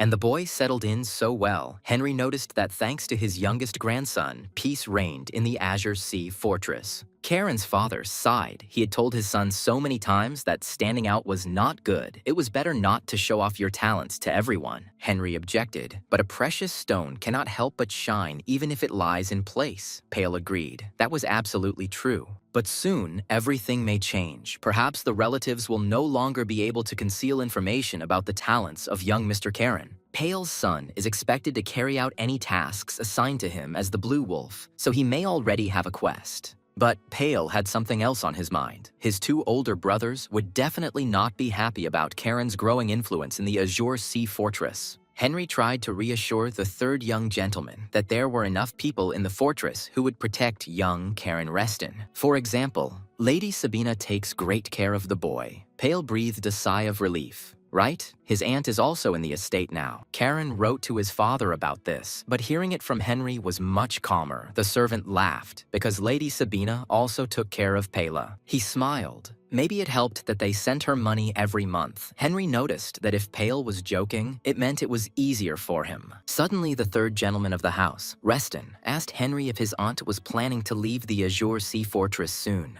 The head butler told Pale that the 3rd young master didn't need to worry about this, and he was surprised as to why. Charon is already establishing strong ties with the Heron Order, so much so that the knights have given him a nickname, albeit not a very respectful one. Pale Reston laughed. Yes, he had heard about it too. His son was training too much and too furiously with the Blue Wolves. It seems the knights nicknamed the Duke's youngest grandson the young mad dog of the Azure Sea Fortress, or Psycho Dog. I think that's what it was called. One of the knights desperately defended himself with a wooden sword during one of the training sessions with young Master Karen in the courtyard. The boy desperately struck the knight so hard that his wooden sword shattered into pieces. The fighter screamed and the heir's eyes blazed with fury. The knight raised his hands and admitted that he had lost, and Karen asked Hans in disappointment why he had simply given up this time. The boy frowned. Hans is a grown man. How can he be such a weakling? He is a master of the Blue Wolf sword. Hans was offended. Only Karen considered him weak. The boy added that the knight's muscles were like balloons, completely empty. The knight was confused. He had never heard anything like this before. Karen grinned. He was simply telling the truth, which no one else would tell him to his face. Hans sighed. In any case, without magic, he can no longer keep up with Karen. But last year, everything wasn't as bad as it is now. The knight warned the boy that he might soon be sent on a mission. Karen perked up and asked Hans what he had heard about it. Hans only replied that Xerus would decide who to send on missions, while the head of the Reston family was in the Empire's capital. Most likely, these will be the animal storage facilities in the western part of the duchy, where monsters have recently become a frequent destination for some reason. Karen shouted to Leo if he heard that they were going on a mission. Raphael's son sighed. He didn't want to go on a mission with Karen at all. The knight pulled Leo up. They were training now, and he had to concentrate. He answered confusedly. His thoughts were on the task. Pyle told Heinrich that he had called him not only because of Karen's letter, but something unpleasant and not yet very clear had appeared. The head butler asked what had happened. Pale handed him a bag and asked Henry to look at the contents of the bag. Inspectors of the Pale Reston estate recently found this pouch in the cart of a merchant visiting from the barony of Bellis. Henry untied the bag and found a strange green powder inside. The butler dipped his fingers in it and exclaimed, "Oh gods." Pale confirmed that yes, it was coquina, a psychostimulant, and he asked Heinrich to conduct an investigation in Bellis, operating from the fortress. The head butler sniffed the green powder cautiously. He had heard a lot about this deadly substance, but it was not here. The train, which traveled throughout the duchy, arrived again at a cozy railway station. There was almost no one on the platform. A man cautiously emerged from the doors of one of the carriages. He looked around. There was no one nearby, and he went into the castle. Looking at the towering main estate of the Restons, the man said, "Here is the famous Azure Sea Fortress." A clear night fell upon the main residence of the Dukes of Reston, and almost the entire Azure Sea Fortress sank into a peaceful night's rest. Only the Knights of Hayron stood guard on the main streets of the fortress, ensuring order and peace in the Duke's domain. Karen, holding a bottle of wine in his hands, peered cautiously around the corner, waiting for the patrolman to go far enough down the street. Looking at the bottle, the Duke's youngest grandson smiled cheerfully. It was so nice to rummage through Xerus Winterguard's wine collection. Cain Rathor noted that just because he was now in a child's body did not mean that he had forgotten the taste of the good wine of the Azure Sea Fortress. Suddenly, he saw a stranger. Karen was surprised who it was, and that he was walking somehow suspiciously stealthily, and what did he need here? The newcomer asked if the Duke had really left and had urgent business with him. The servant confirmed that he was in the capital for an audience with the ruler. Karen called out to his interlocutors. The servant recognized the Duke's youngest grandson. The teenager asked what they were doing there so late. The servant explained that it was Lord Rohan, the youngest son of Baron Bellis, who said he had urgent business with the ruler of the Azure Sea Fortress. Rohan heard that the youngest grandson had awakened magic and was now training in the main house. He said that he was glad to meet Charon. The boy said that he would listen to Rohan. The servant asked if it would be better to report to Xeras. The baronet was surprised to see wine on the child. Karen noted that they usually send a representative, but since Rohan came himself, it meant the matter was urgent and a nobleman should answer to him. The servant bowed and said that he would report to Lord Xeras. Rohan was perplexed. This boy was not just a spoiled aristocrat. Baron Bellis's son was amazed at how one could think like that at his age, and Karen invited the baronet to follow him. I wonder if the entire Reston family is like this, and that they are all allowed to drink wine until they come of age. What strange rules there are here. Karen said, so, to sum it up, the problem is the bandits who have occupied the eastern mountains of their barony of Bellis, Rohan confirmed. That's right. And with their appearance, psychostimulants began to spread, and residents were kidnapped and then sold into slavery in other countries. Rohan confirmed, it's embarrassing to admit, that the barony of Belus is poor, harsh lands, no valuable resources, no normal army. Therefore, they were unable to fight back. Rohan's father could not stand it and attacked the bandits with the few forces they had at that time. But they suffered heavy losses. The father was wounded and bedridden. Rohan blamed himself. Because of his incompetence, the people were suffering. After listening to the baronet, the duke's youngest grandson noisily put the bottle of wine on the table. Rohan looked at the teenager with apprehension. The boy's eyes flashed and he exclaimed that such freaks who steal people and sell drugs should be torn to pieces. And yet, something doesn't add up, Karen, on how the bandits were able to resist the regular, albeit weak, army of the barony. Rohan wasn't sure, but he suspected that deserters from the Southern War had gathered in the mountains. Kane now understood what was going on. The Empire's attention was focused on the south due to the battles in that region, leaving the east without cover, and so the bandits ran wild there. He said that if they were deserters who had become bandits, then it sounded quite plausible, and the baronet sighed heavily instead of answering. The teenager winked at the guest. Rohan was probably not in the best mood. Maybe he wanted a drink. The baronet was stunned by the offer. Karen poured some wine and said that the Belus barony bordered his father's lands, so he couldn't stay out of trouble. The boy said that he would like to help personally. Rohan thanked him. He drank wine and thought, is it really possible for him to drink with the little one? Karen said that he stole this wine from Lord Zaras, so let it remain between them, and they can switch to informal terms. Rohan was stunned. At that moment, the door opened, and Zaras entered. He said reproachfully to Karen. He thought they had agreed that he would not touch his wine anymore. Rohan apologized to Zaras, saying that he did not mean to offend him, but the commander of the Blue Wolves reassured the guest he did not know anything. Sir Zaras had heard that bandits had caused a lot of trouble in the barony of Belus. Rohan confirmed that this was true. That was why he was here. The Baron's youngest son said that he wanted to ask the Hiran Knights to intervene in this situation and exterminate the bandits in the mountains. Zaras took the glass of wine from the Duke's youngest grandson, reminding him once again that at his age, he should still be drinking milk, not alcohol. Knight Commander Hayran apologized to the young Baron for the impudent man's antics, but Rohan immediately replied that everything was fine. Lord Zaras told Rohan that he had come to the right place. The Azure Sea Fortress would not abandon its old allies in trouble and would send people. They were already preparing a detachment to be sent to the barony of Belus. Rohan thanked them. He was glad that he could bring good news to the people.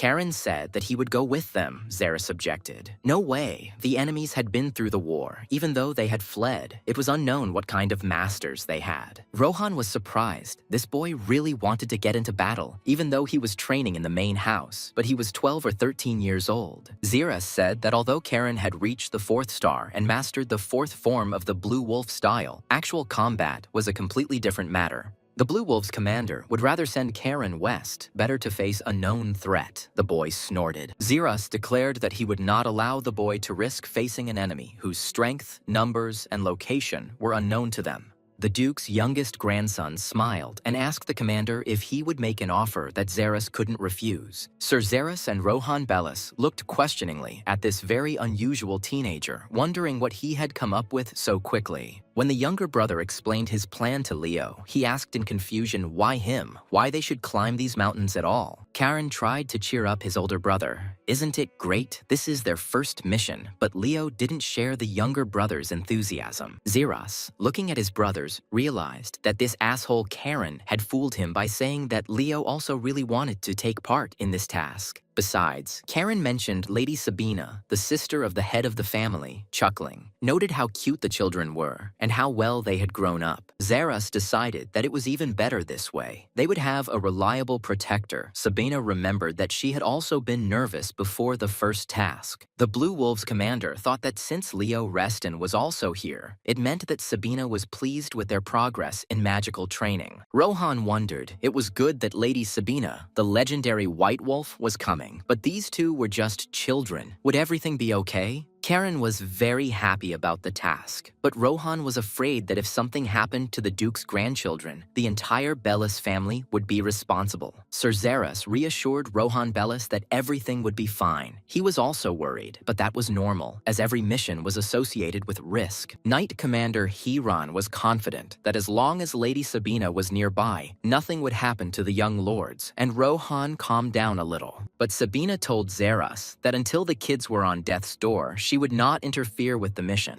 Zaras said, confused. He knew that Lady Sabina believed in their power, but still...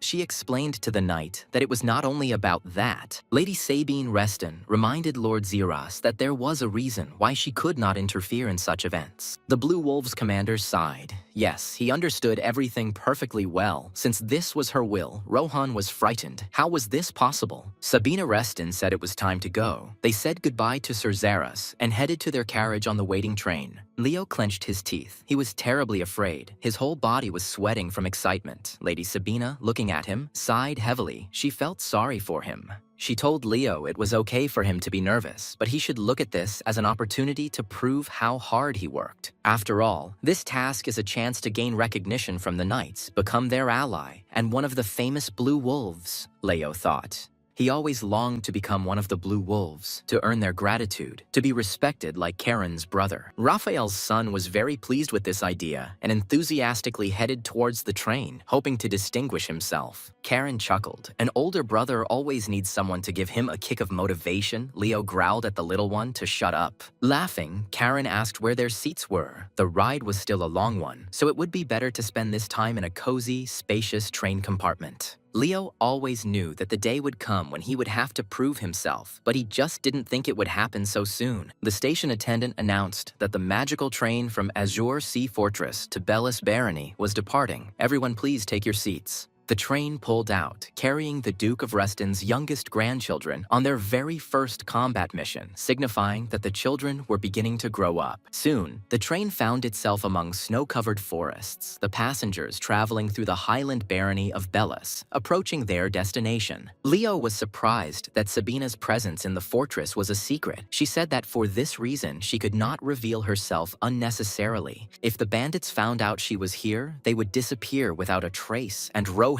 didn't want that. The baronet confirmed that she was right. But the young baron was worried whether the two would cope without support. After all, they were only children, even though they had been trained by knights. Especially that one, Leo, is a bit too worried and looks really sad, unlike his younger brother, Karen Reston. And Leo remembered his mother. She angrily asked him if he had his own head on his shoulders, how he could communicate with this Charon. She asked her son if he had really forgotten what happened 3 years ago. Leo should remember that Karen was not his friend at all, but his rival. After he disgraced Leo's father 3 years ago, being friends with him, laughing, fooling around. Is Leo even in his right mind? Leo was silent, and his mother flared up. She exclaimed, "If you have a mouth, then say at least something, future man without a drop of courage." Raphael's son quietly answered his mother that he and Karen were not rivals, and the second Mrs. Reston looked at her son in surprise. He explained that even Hugo, who is considered a genius, achieved 3 stars at 14, and Caron at 13, and he at 15. The young man explained to his angry mother that Karen was his role model and that they could not compete because his younger brother was much stronger.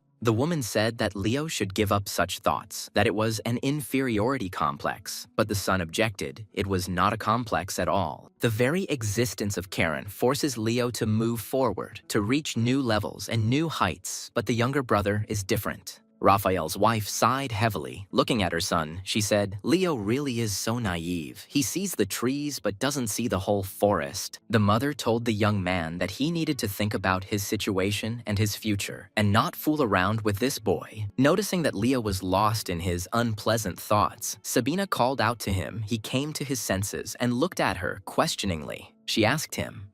All thoughts were gnawing at him. He nodded.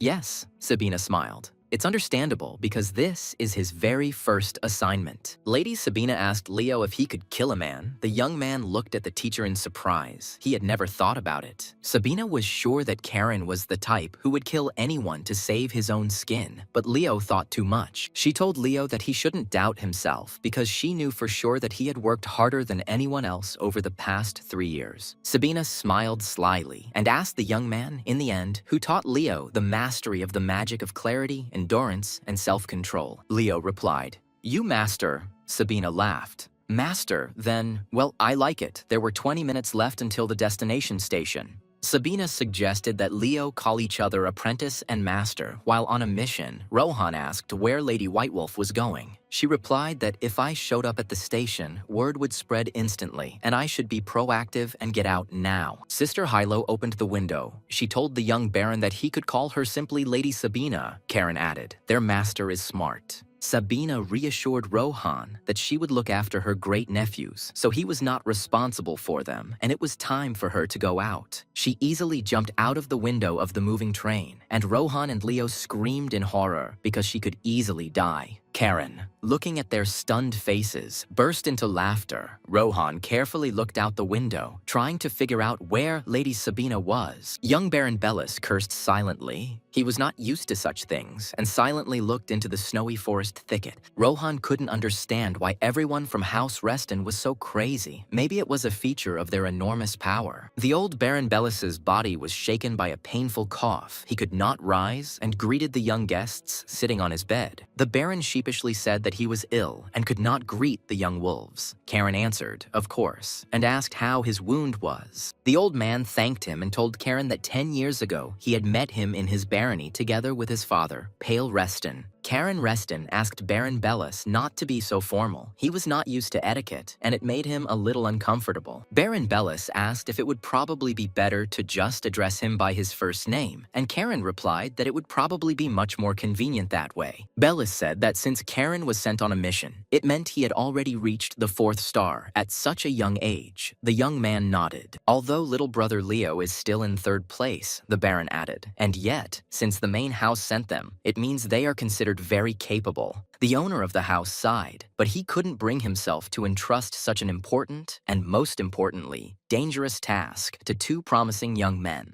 Karen understood the Baron's concerns, but if they didn't complete the task, wouldn't it cast a shadow on the Blue Wolves and they would lose?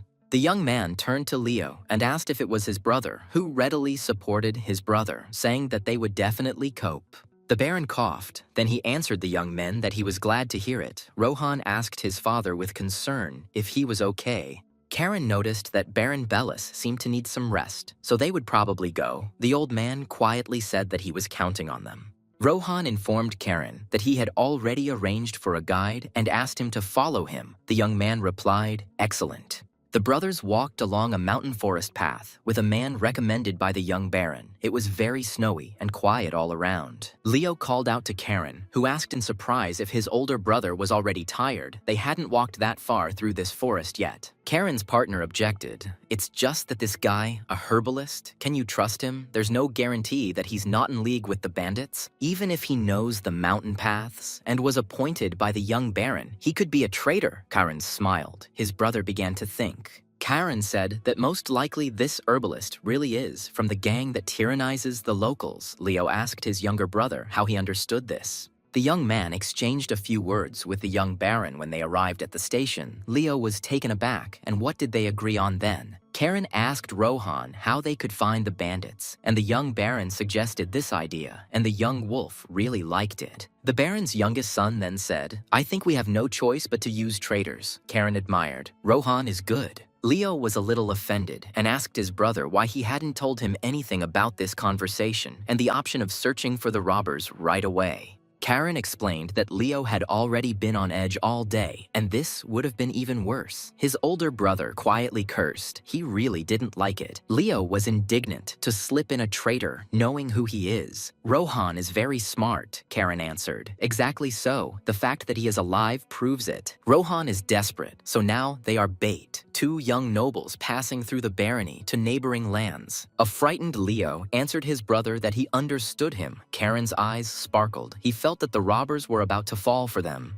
And then, around the bend in the forest path, robbers appeared in front of the two young knights, and their herbalist guide stood with them. The bandit handed his accomplice the money, saying, "Great job, Sven, since they're rich," and he added more on top of the usual fee. One of the fighters told the boss, "It seems to me that these young chicks are not going to give up without a fight," and pointed to the armed youths. Kane's hands were itching. He hadn't fought since his death. Now Karen's body was strong enough to go into battle. He drew his sword. His eyes flashed wildly and shouted, "Well, guys, whose hand should I cut off first for selling psychotropic drugs?" After the Duke of Reston's grandchildren left Baron Bellis's house, the owner's youngest son was restless and his father was coughing. Rohan asked his father how he was feeling. The old man replied that he was fine. He had almost gotten used to the constant cough. The son handed the old baron a mug, offering him a drink of water to stop or at least alleviate his persistent cough. Rohan remained silent and restless. Looking out the window, he feared for the young offspring of the Reston ducal family who had gone into the forest. The young baron asked his father if he thought the boys would be okay, and the old man chuckled thoughtfully. Most likely yes. The fact that they sent two teenagers without any information about the enemy proves that even the Azure Sea Fortress is confident in their strength. Besides, this young Karen Reston reminded old Baron Bellis very much of the current Duke Hilo Reston in his youth. Moreover, Karen resembles his grandfather, not only in appearance, but also in his free demeanor and calm, carefree disposition.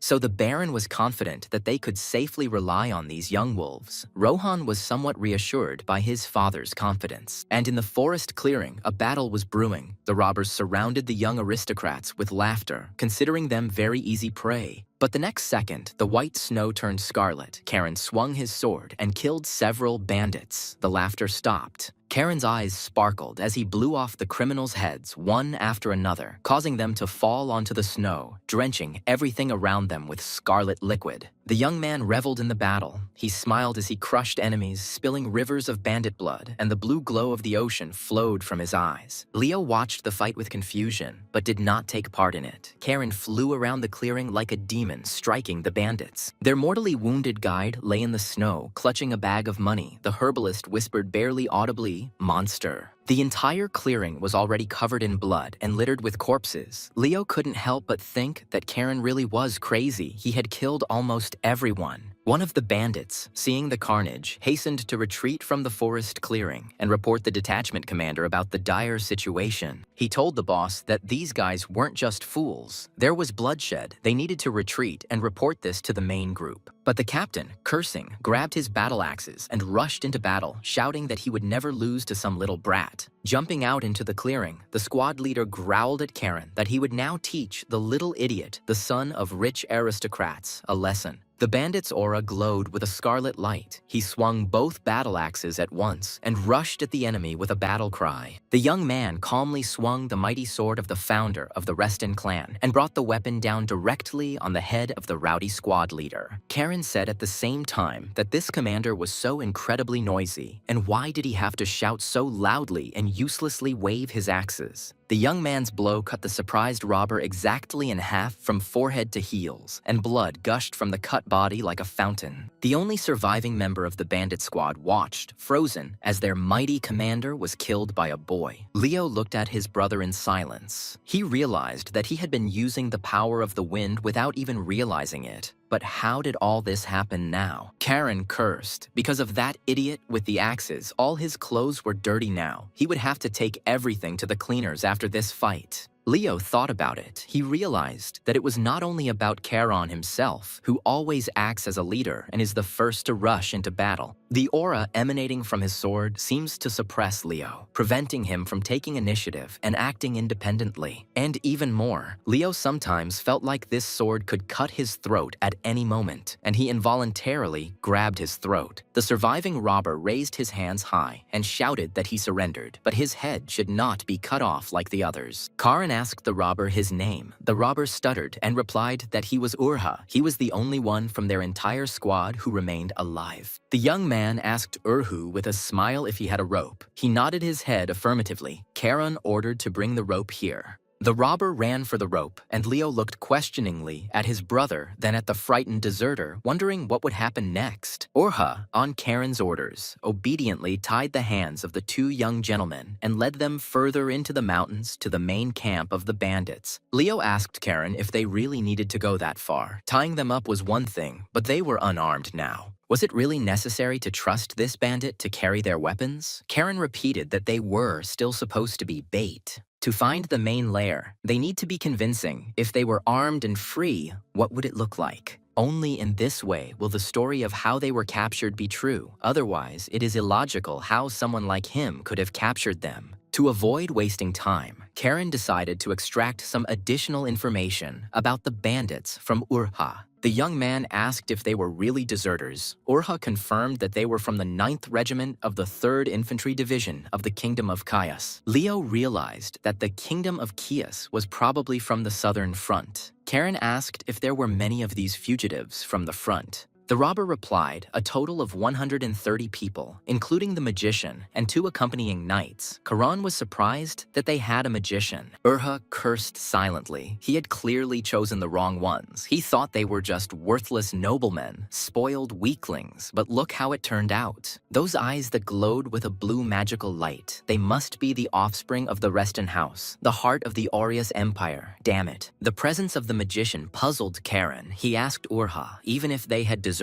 why did they go so far north, into the wilderness? Urha said that their commander said that he would help them earn enough money to live happily their whole life. Karen was puzzled as to where the infantry commander got a mage from, and if their goal was money, why were they committing robbery in the poor barony of Belus? Something in this story clearly doesn't add up, but I just need to figure out what exactly. Urha saw the main fortified territory ahead. Turning to the young gentleman, Urha warned that they were almost there. They needed to be ready. There were many warriors there. Karen decided not to speculate any further. He would understand when he saw everything with his own eyes. He only had to wait a little while longer. The guards stared in surprise at Urhu, who was leading 2 young bound captives in very expensive knightly costumes. The robber from the tower asked if it was Urka who really brought the hostages. The deserter barked at the guard on duty on the tower to shut up. The duty officer asked Urha where the others were, why he was the only one out of their large detachment who returned to the base, and what kind of weapon he had. Urha replied that he had taken the swords from the boys, that they were his trophy, and that the rest were chasing the kid's escort. The knights had disappeared. The robber demanded that the guard open the gate, and he agreed, but asked Urha to stop yelling at the whole camp. The guards laughed at the hapless Urha, asking if he was probably happy that he would finally receive praise from their commander. One of the commanders thoughtfully remarked that it would be nice if Urha had brought these hostages at least a little earlier. The robber barked in response at the loser to shut up. He had his own commander, and he wasn't going to listen to every dog here. Karen understood that Urha was too weak to be a bandit, but what was he doing here then? Everything here looked rather strange and ridiculous. Suddenly, he felt some kind of unusual force ahead. The 3 of them were approaching the very source of this force. It was definitely magic.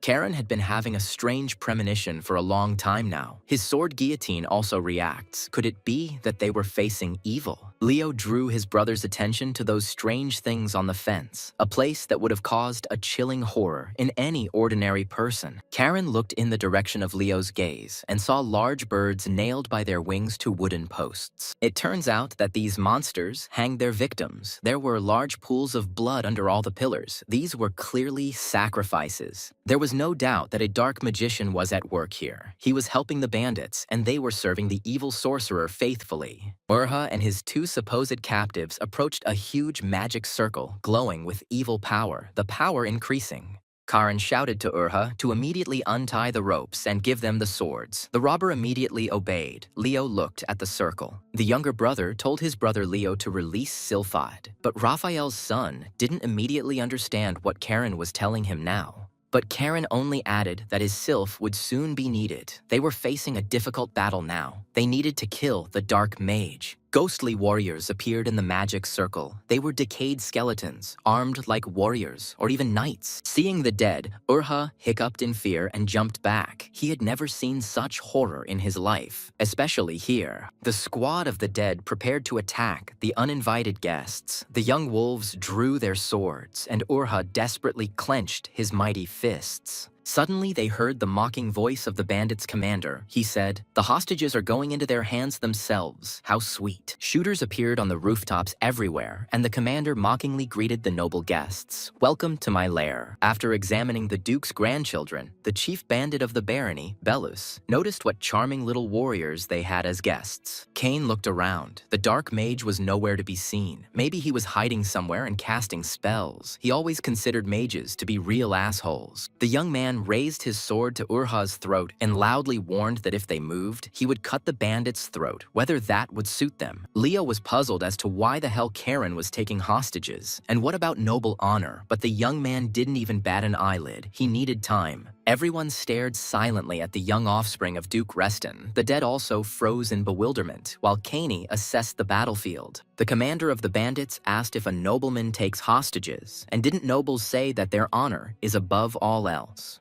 Karen asked boldly, "What? I can't." Urha muttered softly that the young master should be careful with the sword. The main robber laughed. It was funny, but the little warrior had miscalculated. This hostage was completely useless. They didn't need him. That guy, Urha, is worth nothing, so the young master can cut him into thin belts. No one here will object. Karen apologized to Urha, saying that his former comrades did not value him at all, considering him a useless and weak warrior. Leo quietly told Karen that there were more enemies and asked his brother if he had a plan because the situation seemed hopeless. Karen smiled cheerfully and replied, "Of course there is. They will have to make an effort, but they will still defeat all these pathetic bandits." The young man told his older brother that they simply needed to remove the leader, and then the rest would scatter on their own, like a herd without its leader. The magical fire lit up Karen's eyes again. He smiled in anticipation of a bloody battle, his blade flashing. The commander of the bandits, seeing the glow in the young man's eyes, was stunned. Blue magic? It can't be. How can a boy possess this? Turning to Leo, Karen told his brother to deal with the skeletons for now. Raphael's son frowned. How could that be? Karen released a powerful aura of clarity magic and announced that he would deal with the chief of these idiots who had built a fortress here. Powerful streams of blue magic swirled above the bandits, and Karen rushed straight towards the commander of the gang that had settled in the mountains. Leo called out in confusion to his younger brother, who had left him alone with a whole squad of armed skeletal corpses. One of the skeletons hiccuped and swung an axe at the young knight. Leo clutched his sword, remembering the words of his master, Lady Sabina. Raphael's son's eyes flashed as he blocked the skeleton's attack with his sword, the young man trying to understand what Karen had planned.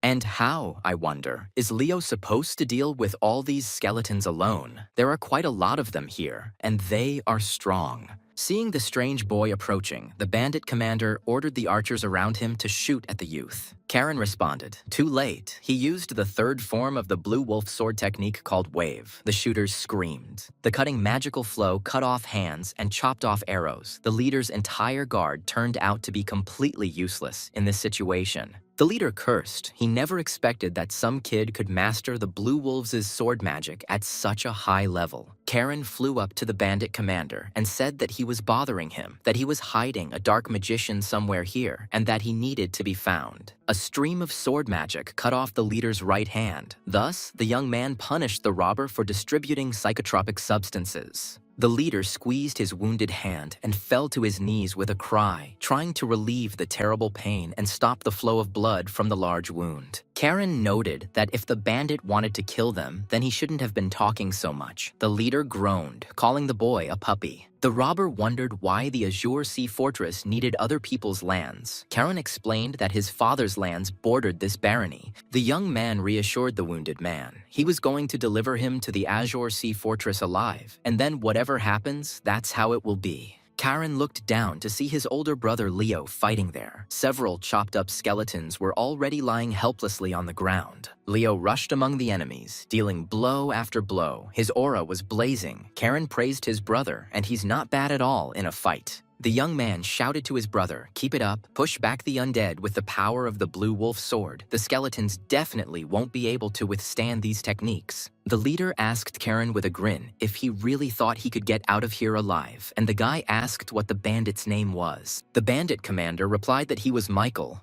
Knox, but that name was unlikely to mean anything to the young aristocrat from the Reston house. Karen plunged his sword into Michael's leg. He howled in pain. Blood gushed from his wounded leg. The bandit growled that the boy was simply a monster. Instead of answering, the young man twisted the sword in the leader's wound, and he screamed, unable to bear the terrible pain, amplified by the sword's magic. The archers, hearing the cry of their always cruel and strong commander, shuddered with horror at the power their enemy possessed, and the young man smiled and said that Michael should order his men to drop their weapons if he didn't want it to hurt even more. Captain Knox ordered everyone to drop their weapons immediately. The bandits obeyed. Karen grinned, thinking quickly. Michael Knox never thought he could be taken down by two boys, but when they come, these boys are in for a real treat. Even if these young men from the Reston house still lost, Caron noticed that the bandits still had some hope. Does Michael really rely on dark magicians? But where are they hiding? Why don't they show up? They left only skeletons here. Karen asked if they really thought the Reston family would send two brats here. Leo noticed that the magic circle suddenly disappeared. Suddenly, there was a deafening explosion. Karen said that there are always guards nearby, with the two young men of noble blood. The young man was dissatisfied. Michael had taken his time, and he had missed the dark magician, who was the one who needed to be killed first. When the smoke cleared, everyone saw a destroyed wall and Sabina walking over corpses, holding a severed head in her hand. The surviving bandits fell silent, and before them stood Lady Sabine Reston herself, the legendary White Wolf of the Azure Sea Fortress. Sabina called out to her students, Caron and Leo. Urha's mouth dropped open in surprise. The lady was holding the dark mage's head in her hands. Lady Reston declared that the young men had lost their main enemy. The mission had failed, and Karen had kicked the bandit leader toward Sabina. Karen asked, but Sabina liked their strategy. She noticed that the baby was just like her brother, immediately rushing at the enemy. For his bravery, Sabina gives Karen extra points. He acted like a true Reston, and she threw away the mage's severed head. But she took off Karen's points for the unworthy trick with the hostage. She asked the student why he did it, because it was low. Michael Knox, thrown to the ground by Karen, saw with horror the severed head of the dark magician lying right in front of him. Karen answered Sabina, the element of surprise. No one expects a nobleman to take a hostage. The White Wolf agreed with that. Leo laughed and told his brother that he had never met such psychos as him. Knox thought angrily. They were all damn psychos. Lady Sabina Reston commanded that they return to Baron Bellis's castle. She had a lot of questions for him. They take the prisoner with them. Captain Michael Knox gritted his teeth. It seems that everyone in the Duke's Reston family is crazy. Soon, warriors of the barony and ordinary people rushed to the robbers' fortress, where they found the kidnapped in cages. People of all ages, including women and children, fell into the clutches of the robbers. Family members were overjoyed. With tears in their eyes, loved ones hugged their relatives, and men asked their children for forgiveness for not being able to protect them. Urha silently watched these touching scenes of family reunification, while Caron carefully observed the robbers' behavior. Finally, the young man asked, "Are you ashamed of such things?" Urha sighed and lowered his head. He quietly replied, "Yes, I feel a little ashamed." Karen nudged Urha in the side with his elbow and said cheerfully that maybe ending up in prison like his buddies wasn't the worst option. Because Urha will go to the Azure Sea Fortress together with their leader Michael Knox, the bald bandit was taken aback. And why is that? Lady Sabina asked Karen if perhaps they should not tie up his bald friend with the other prisoners for now. Karen agreed. It wasn't worth it yet. They still needed someone to drag that goat to the fortress. He wouldn't be able to get there on his own because of his wounds. The young man patted Urhu on the shoulder and warned him not to relax. The robber stuttered and replied that he understood everything perfectly. One of the captives apologized to the young master and asked, pointing to Urha, if this man would also be punished like the others. Karen confirmed. Well, yes, he was a robber after all. Then the former prisoner stepped forward and asked permission to speak in defense of Urha. Unlike others, Urha took care of the captives. If someone fell ill, he would secretly bring medicine and give his food to the hungry. The freed captive asked the masters to spare Urha. Lady Sabina asked Karen what he thought. The young man chuckled thoughtfully. The guy replied, let's show leniency for now. After all, he led them to the lair of robbers and never tried to betray them. The delighted giant Urha joyfully shouted that he would be faithful to the young master until his death. Karan covered his ear from the scream. Meanwhile, Leo was inspecting the robbers' warehouses. He went out and called Karan. His brother was sure that he should take a look at the find. The young man looked questioningly at his older brother, wondering what he could have found there. It was very interesting. He had to take a look right now. Karan and Urha went up to the warehouse. Leo pointed his finger into the depths of the barn and suggested that his brother look in that far corner. The young man saw an open barrel. A magical glow was coming from it. Karan could not believe it. Was this really what he immediately thought of? Karan walked up to the barrel and looked inside. Yes, he was not mistaken. These barrels contained a most valuable item. It is called a mana stone.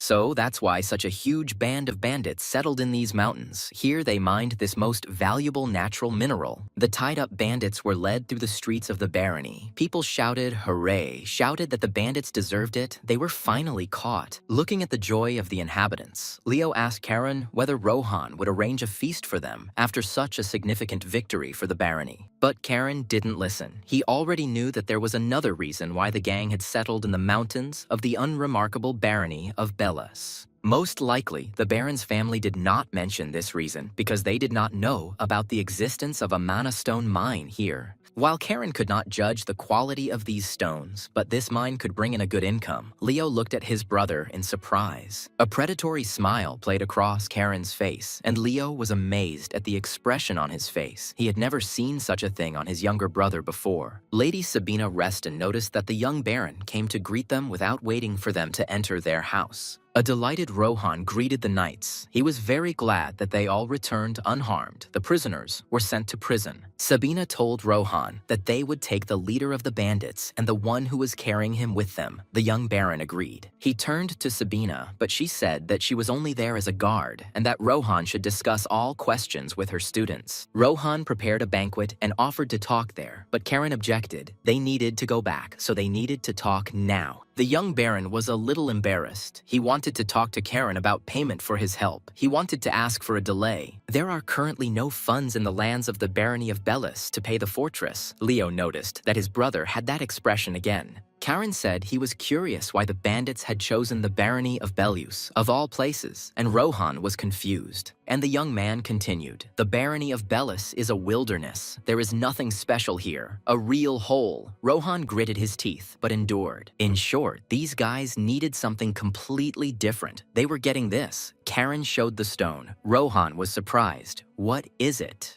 Karan explained that it was a mana stone. The baronet was taken aback. He could not even imagine that they could be found in their lands. It was a very valuable thing. The Duke's youngest grandson said he wanted to make an offer to Rohan about those very same mana stones in the barony of Belus. Karan proposed to begin joint development of the mine with the Azure Sea Fortress, as the barony could not afford the development. But there is a condition. The fortress will provide starting capital and security. Rohan was silent. Does this boy even understand what he is saying? Developing it costs a lot of money, but for magnates like the Restons, having a stake in their mine is already very profitable. The kid can do more than just swing a sword. Where did he even get the idea to conduct such serious negotiations on his own initiative? Karan said that if things go well, it might be possible to station the Hiran Knights here, which would solve the problem of protecting the lands. Rohan sighed and asked if the Duke's grandson had any suggestions for how to distribute shares in the joint venture. The guy smiled. They could discuss this with his father. After all, for a child to discuss such business details was too much. The young Baron replied that he understood everything and that he would talk to his father. Karan shook the baronet's hand and suggested that they contact him soon. Lady Sabina watched these negotiations in silence. The Duke's youngest grandson truly showed amazing ingenuity in everything. It was already deep into the night when the young wolves and their mentor, together with the captive, went to the train station.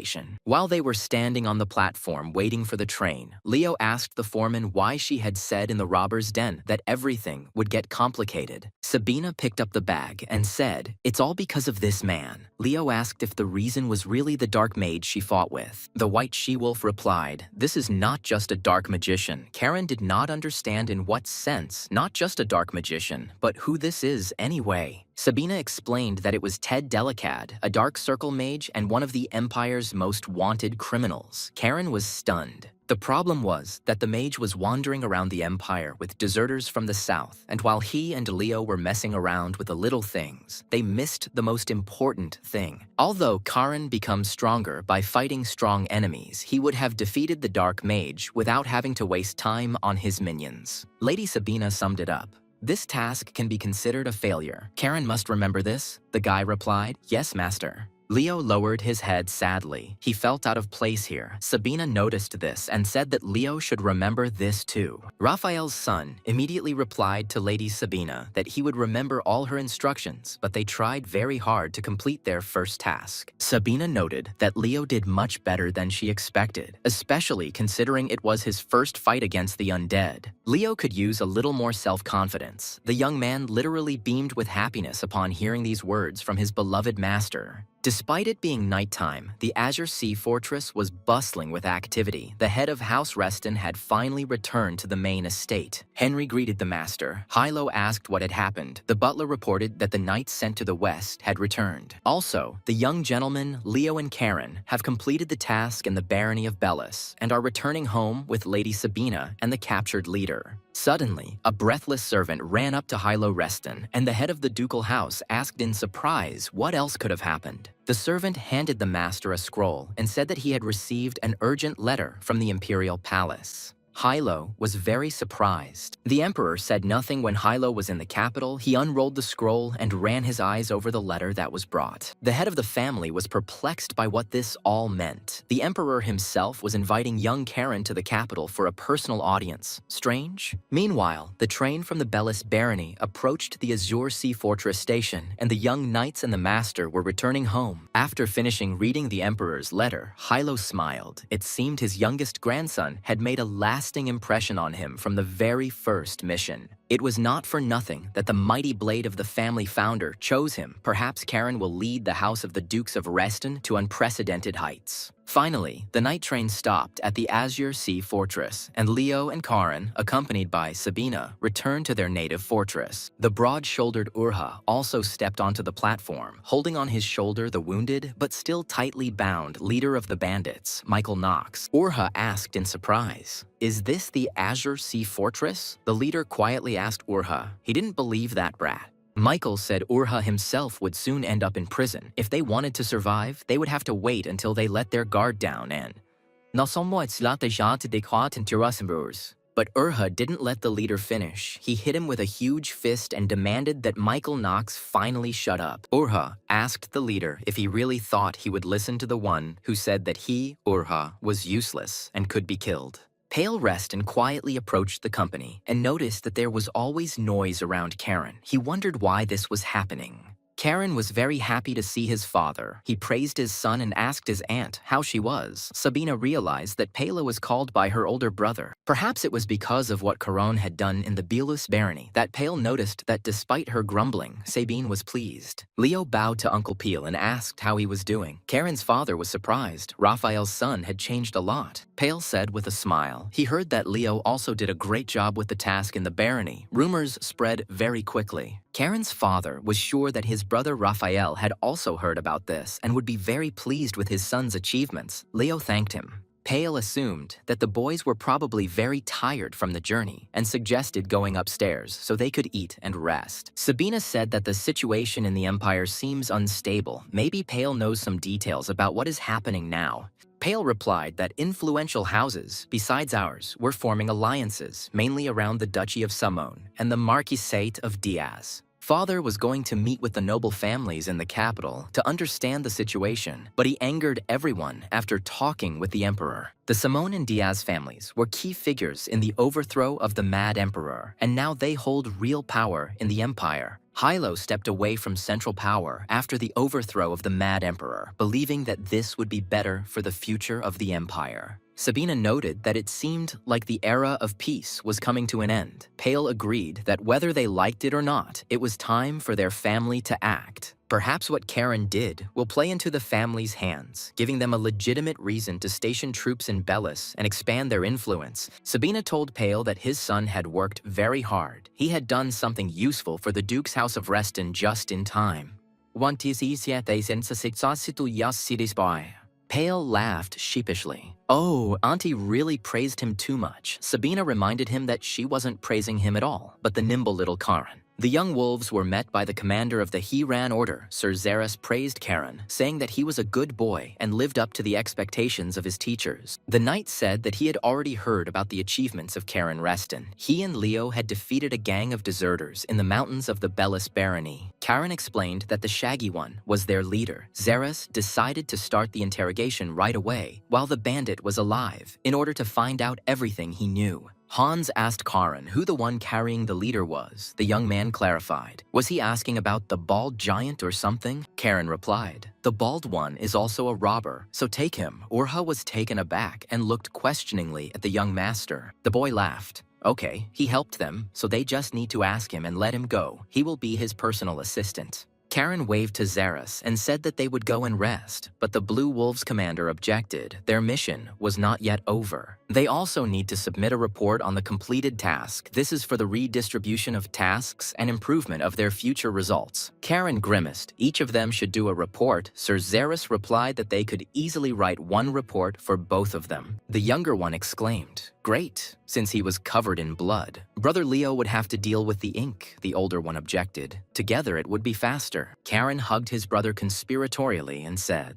"Think about it. Everyone will read this report." Leo didn't understand where his younger brother was going with this. The younger one explained that Leo could simply highlight his successes in the report. This was the perfect chance to please his father, Raphael. If Karen's name was mentioned too often, it would have the opposite effect. Xerus sighed and ordered Hans to lock up the prisoners. Lady Sabina threw a bag with the dark magician's head to Sir Xeras, saying that it was a gift for him, but he shouldn't play football with it. As she left, Sabina added that Xerus should consider the boy's report as her report as well. She didn't want to write anything herself, but Leo would try. Karen wished his brother good luck and went one way, Sabina another, Hans with the prisoners a third. Xerus and Leo remained in the square. Leo asked his brother where he went. Karen answered, to the gym. Now he has 4 stars, and he can train there even alone. Xerus was amazed to go to the training hall immediately after his first mission. He had never met such teenagers in his life. How can this even be a 13-year-old boy? He reasons better than some adults, and he fights too. Halo Reston said, the reason I gathered you late last night was because of news I received while hunting monsters. These are the monsters that have been appearing more and more often near the Azure Sea Fortress lately. Hilo called Heinrich. The head butler responded. The Duke ordered that the commander of the Knights of the He-Ran Order, Sir Xerus, be summoned to the conference room immediately. Henry bowed and left, and Hilo poured some wine. A tense silence fell over the hall. Everyone felt that trouble was approaching. Finally, Xerus entered the hall. He had some kind of chest in his hands. The captain said that he brought what Lord Duke Reston asked for. The head of the family explained that the chest contained a piece of the skin of a monster that appeared at the western granary and was killed by the knights. Halo opened the chest. A piece of skin emanated an evil aura. The Duke noticed that at first glance this aura looked completely normal. But in fact, the dark energy in this monster's skin is not ordinary at all. This monster contains the dark magic of a mad emperor. Raphael Reston stared at his father in surprise. The middle son was trying to understand what his father wanted from them now, why he had gathered them at night. Tails frowned. He felt that the clouds were gathering, and soon they would all have to take up arms and go into battle for their family. And only Pace decided to ask his father how this could be, since the mad emperor had been dead for a long time. Many years had already passed. But if the dark magic of the Mad Emperor is in the monsters, then, Hilo said thoughtfully, there are 2 possible options here. Either the magic found in the monsters is the remaining malice in the world, or the Mad Emperor is still alive and preparing to return. In any case, Duke Hilo Reston believed that all of this was connected with what was happening inside the Empire now, and a lot was happening. It seems that news of what happened in the barony of Bellis has reached His Majesty. Today, the Emperor invited Karen to the capital. Raphael frowned. His son also participated in the mission, but for some reason the emperor did not invite him. Only Charon. The duke stated that he could not send the boy to the palace alone. His brother Leo and the Knights of the Blue Wolves would go with him. Of course, the trip would only take place if Charon himself agreed. Pale was silent and confused. It seemed that what he had feared so much was coming true. Halo repeated that if Charon didn't want to go, he wouldn't force him, and Tails asked if that wouldn't be a problem for them. The head of the house, Reston, reassured his son that everything was fine. He was still just a child. What more could be expected of him? Although, of course, it would be better for him to go. But more importantly, Halo needed to know what Charon was thinking when he made a deal with the young Baron Bellis for the mana stones. The Duke ordered Zeras to bring his youngest grandson to the hall, and the commander of the Blue Wolves went to the hall where Charon was training. Above the ancestral hall of the Dukes of Reston's house, the leaves rustled quietly as usual, swirling in powerful streams of magical energy. Charon sat on his mat and meditated, driving the energy flows and training control over the sea waves within himself.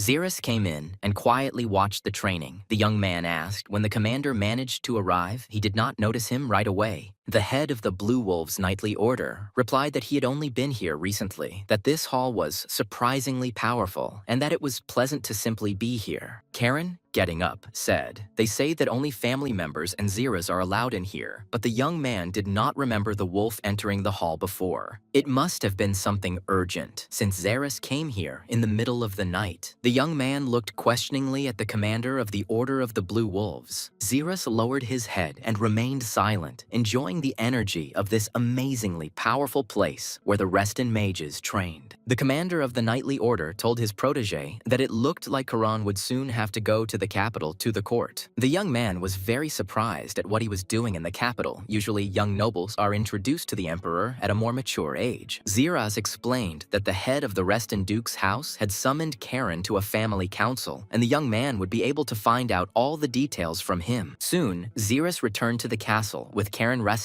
The servant politely opened the door for the young master and Sir Xerus. The servant reported to the Duke that, at his direction, Sir Charon had arrived accompanied by Sir Xerus, and they could enter the hall. Halo Reston asked his grandson if he had heard that he had just returned from his first mission, and Charon confirmed that this was indeed the case. The chief's eyes flashed, and he said that he had summoned his grandson because of the event in the Bellis barony. He had no authority to represent the Reston house. The boy was surprised that Charon had negotiated with the Bellis family without permission. This meant he had been summoned not to be praised, but to be given a beating. The grandfather asked if Charon didn't think that his arrogance could offend the Bellis family. The young man replied, "No, Your Highness." Charon explained that he had merely proposed a deal to the future Baron Bellis, and that he had accepted the offer of his own free will and was glad of it. The young man decided that there were things more important than ordinary noble etiquette, and the head of the family asked his grandson to explain what he was talking about. Halo Reston was puzzled by what could be more important to a nobleman than etiquette, what this boy was saying, and he didn't look scared at all. After a short pause, Charon Reston replied to his grandfather that the honor of the Reston Duke family was much more important than noble etiquette. Everyone turned around in surprise and looked at their youngest grandson. This little guy uses quite strong expressions and is not afraid. Hilo was amazed, considering the value of the deal. Charon could have boasted about his achievement, but he behaved completely differently. Instead, the boy insists on the benefit for the whole family and hides behind this. What an amazing example of prudence. Yes, this little guy will go far, and he is only 13 years old. What surprises he will bring when he gets a little older. Halo's two eldest sons looked at Charon with apprehension, suspecting that the little brat was definitely up to something. The young man watched his uncles, the two of whom still looked at him warily, fearing that the boy would gain strong influence. The head of the family admitted that Charon's deal would ultimately bring enormous benefits to the family, meaning that Peel would be able to lead these negotiations. Halo told Pale that it was not shameful for a father to be proud of his son's successes, and the third son confirmed that he would leave for the barony of Bellis in the morning. The head of the family took the imperial scroll in his hands and said, "Now about His Majesty's letter received late this evening." The emperor summoned Charon Reston to a personal audience, a great honor, and it seems rumors about him have already reached the capital of the empire. Charon thought. Xerus said, "The letter arrived before they returned to the fortress. Does the emperor really have such intelligence?" But the current emperor is just a puppet. He himself does not decide anything, unlike the deposed Mad Emperor. There is probably a spy network of rich nobles behind him, and that is much more dangerous. We need to think everything through and prepare carefully. Hilo saw that his youngest grandson was tormented by doubts. He himself would have doubted the advisability of this trip to the emperor's court. The head of the family told Karan that if he didn't want to, he didn't have to go anywhere. No one was forcing him to accept this invitation. The Duke assumed that the young man must already understand what it meant to go to the capital in such a very unstable time.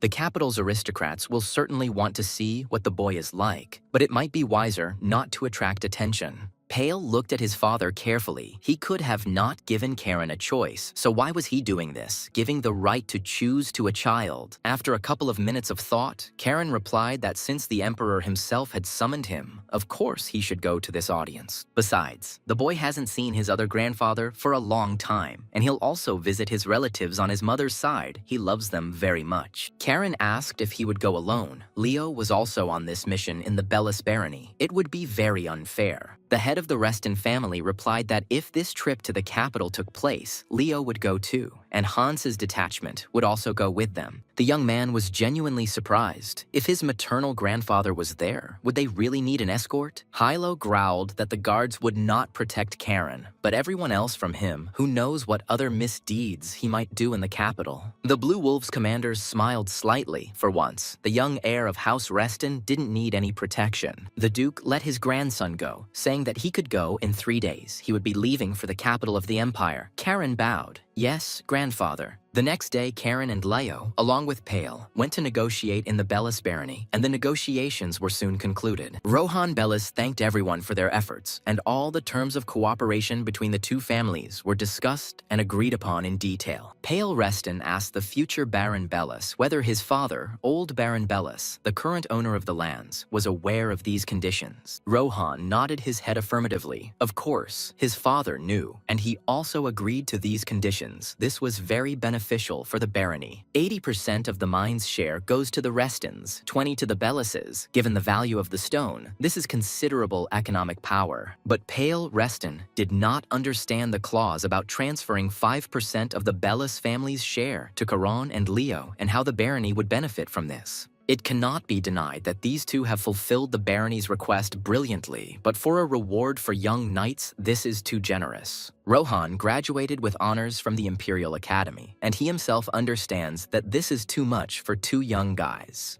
The future Baron said that this is how he establishes a connection with the young Blue Wolves. Pale was amazed. He does not even try to hide it. Leo looked questioningly at Rohan. For some reason, he didn't like this young Baron from the very beginning, although there were no prerequisites. Rohan said, "The Belusis are investing in those who will one day lead the Azure Sea Fortress." Karan smiled smugly. Pale was stunned. Rohan was so confident in the boy's potential. This young Baron was very smart, and one had to be very careful with him. Pale smiled. What a bold decision. Baron Bellis raised an excellent son. Rohan answered with a laugh that he was far from pale. Rohan suggested, asking the boys what they thought. Leo glanced sideways at his brother. He didn't understand why Karan was smiling like that again. Karan replied that they agreed, offering to continue to maintain warm relations. Their families had always been allies. Rohan Bellis respectfully responded to the representatives of House Reston that they were honored to collaborate with such a great and powerful family. Having signed all the necessary documents, the young people, together with Karan's father, went to the train station to wait for the train. Leo told Karan that he had a question about how they would divide their share of the Mana Stone mine, since it was a huge amount of money. Karan replied that he got 90%, Leo 10%. It was still obvious. Leo shuddered with anger. What a distribution. Raphael's son was puzzled as to why there was so much corona. The young man looked at his older brother in surprise and even asked why. Karan hugged his brother, showed him his fist, and said, "Bro, I did all the work, so please be kind." Leo immediately agreed to the conditions. The younger one warned that if his brother wanted to argue again, he would beat him up in the ass. Leo confirmed that he understood everything perfectly. Pale Reston laughed good-naturedly. These two brothers had always quarreled as children, and even once had a serious fight in the castle.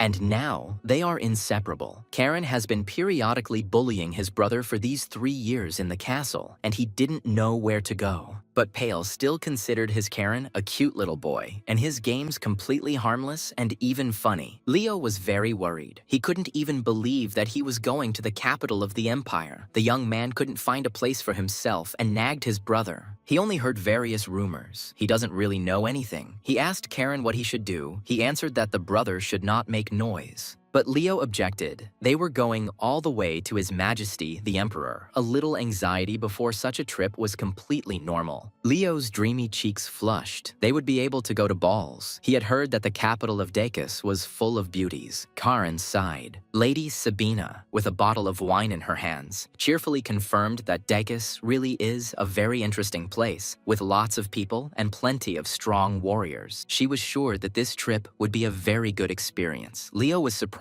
how the master got here. This is the 3rd floor of the castle. The master asked the boys if they had glasses. She had come to celebrate their first task, which they had successfully completed. Karen was surprised. You can drink from the bottle, Sabina objected. She wasn't raised by pigs, and any glass will do, as long as it's whole. Although Karen, you see, is constantly carrying around booze, and doesn't seem to be grunting, but he's still a parasite. She asked the timid Leo if he'd tried wine. Leo replied, yes. Karen gave it a try. Sabina grinned. I'm telling you, he's a parasite, and all because he thinks it's better to be together. Sabina poured Leo some wine and said, here you go. It's from your master, so don't be shy. The young man thanked his beloved master. While pouring Corona, Lady Sabina noticed that they both had grown so much and become stronger. The young man replied that it was all thanks to their master. Sabina put the empty bottle on the table and said that the 3 years she had promised her older brother had already passed, and it was time for her to leave. She said, a little sadly, it was a pity that she wouldn't be able to see what kind of commotion the boys would cause in the capital of the Decus Empire. Leo burst into tears and sobbed. He heard that she was soon returning to the lands of the Northern Sea, which meant they would not see her again. Lady Sabina asked Leo if he was so sensitive. How did he intend to communicate with young ladies in the capital of the empire? She warned Leo that if he suddenly went to the ball, it would be better if he didn't take Karen with him. Leo asked what the master meant.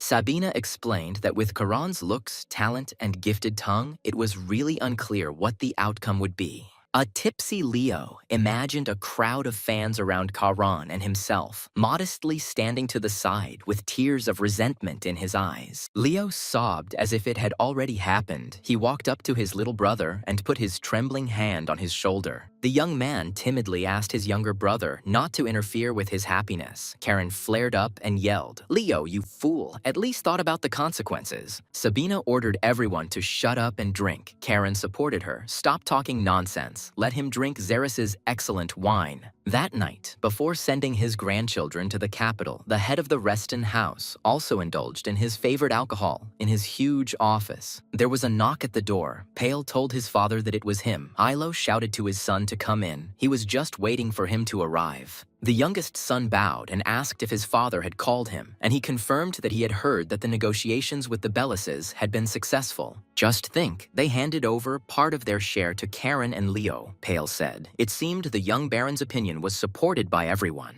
Rohan called it an investment in the future. Old Baron Bellis raised a very smart, calculating, and intelligent son. Halo noted that in any case, everything turned out well. Gaining a strong ally is always good, especially in such troubled times. From now on, the father entrusted all matters related to the Bellises to Pale, and the youngest son answered his father that he would never let him down. After pouring the wine, Hilo handed one glass to his son, and Pale took it, although he usually did not drink alcohol, preferring a clear head. He knew his father rarely praised him, so he must have called him for a reason. Most likely, it was connected with Karen's upcoming trip to the capital. The head of the family told Pale that, as far as he knew, His Majesty had never summoned anyone from their family except him, Hilo Reston. In this sense, Karen's trip to the capital was quite unusual. Pale knew all this very well, and therefore was very worried about his son. Halo said that during their last meeting, he saw fear in His Majesty's eyes when he looked at him during conversation. He must be afraid that Hilo will overthrow him as a mad emperor, so there is a suspicion that someone else is involved. Pale asked his father if he really thought it was political, and the head of the Duke's House of Reston nodded affirmatively. That was true. Given the situation in the capital, where influential families are now uniting, Halo could have rejected this request from His Majesty. Pale noticed, but still his father, Duke Reston, did not reject the Emperor's request, but decided to take a risk. Hilo replied, "That's right." Karen's father asked if he could find out the reason for such a risky decision by the head of the family, since this trip was very dangerous. Halo explained to his son that he was curious to know how much potential Karen had, and Pale looked at his father questioningly. He said that Karen was chosen by the guillotine, the sword of the founder of the family, which means that whether he wants it or not, he is destined to be at the center of their family. As a member of the Reston clan, Karen would face external forces and would be in constant danger, so he did not refuse the Emperor. If the boy is destined to bear the burden of this family, he must be able to bear it, so this is his test.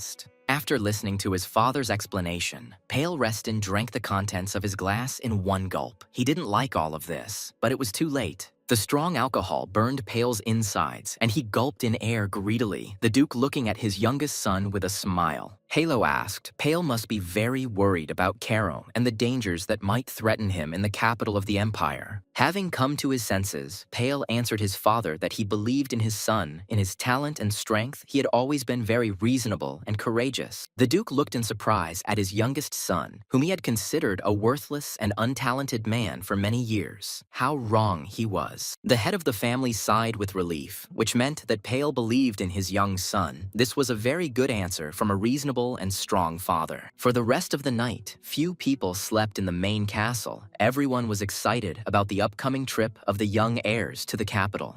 Early in the morning, Lady Sabina led her horse out of the stables. Xerus asked her if she was not going to say goodbye to the boys. She answered in the negative. She had had a great time drinking Xerus's wine with them the night before, so they had already said goodbye. Xerus imagined how much wine had been consumed last night. He grinned. Just think, Sabina had made it to his bar on the last night. Mounting her horse, Lady Sabina added that besides, the boys were very busy today getting ready for the capital of the Empire. It would be better to leave quietly. She told Xerus that she would wait for the day of their next meeting, and the knight promised to definitely stock up on some more good wine by that time. Sabina looked up and saw Karen in the window, her talented student silently watching the master's departure from the Azure Sea Fortress. Seeing Lady Sabina looking at him, the boy bowed respectfully to his master and reliable protector from his relatives. Sister Halo spurred her horse and called out to Xerus, "See you later," as it was time for her to leave Azure Sea Fortress and return north. Karen watched the master leave in silence. Sabina did not go to him, but left a short but very warm and touching letter. She wrote that she was now returning to the Northern Sea. This place was like home to her, and Karen could come anytime she wanted. After reading Sabina's letter, the young man was surprised. Just think, she went so far away, to the Northern Sea, leaving him only this letter. He was sure that now that the master was not in the Azure Sea Fortress, the uncles would begin to act, and as confirmation, he heard a call. The eldest uncle, Tails Reston, approached Karan. It was he who called out to the young man. The first young gentleman heard that his aunt had already left. The guy was surprised. Tails reacted quickly, but Karen didn't think it would be him. Usually this is how the second uncle, Raphael Reston, behaves. The day of Caron and Leo's departure to the capital arrived, and Heinrich closely monitored that all the young gentleman's luggage was loaded into the carriage. The servants packed a lot of formal clothes and tailcoats, which irritated Caron. Was it really necessary to make such a fuss about leaving? Xerus explained to the young man that they were going to meet with His Majesty as representatives of the Reston family, so this was necessary. Seeing the knights behind him, Karin was indignant at the fact that Hans's entire detachment was riding with them. Xerus reminded him that this was the order of the head of the family. Hans said that they would protect the others because the young gentleman could cause trouble. Karen barked at him to shut up. Anger flashed in Karen's eyes. He thought his grandfather had joked back then at the family council that he would send the knights of the order with them to the capital. Seeing the elder tales in front of him, Karan bowed respectfully and wished his first uncle good morning, who returned his greeting. Tails asked his nephew if it was true that he was going to the capital. Karen confirmed. His Majesty had invited him. It was impossible to refuse. Suddenly, the elder uncle looked very closely at his younger nephew and asked if he could ask him for one thing. Karan replied that he was listening, and Tails expressed hope that in the capital his nephew would not behave the same way as he did in the Azure Sea Fortress. The uncle was sure that the young man understood perfectly well what he was talking about. Karen understood. Tails was simply openly saying that he was constantly watching him. Tails added that the capital was full of enemies. They were just waiting to tear the Reston family apart and take over their wealth and influence. Uncle frowned and promised that if Karen gave the enemies even the slightest reason to do this, he would personally hold him accountable in the most severe manner.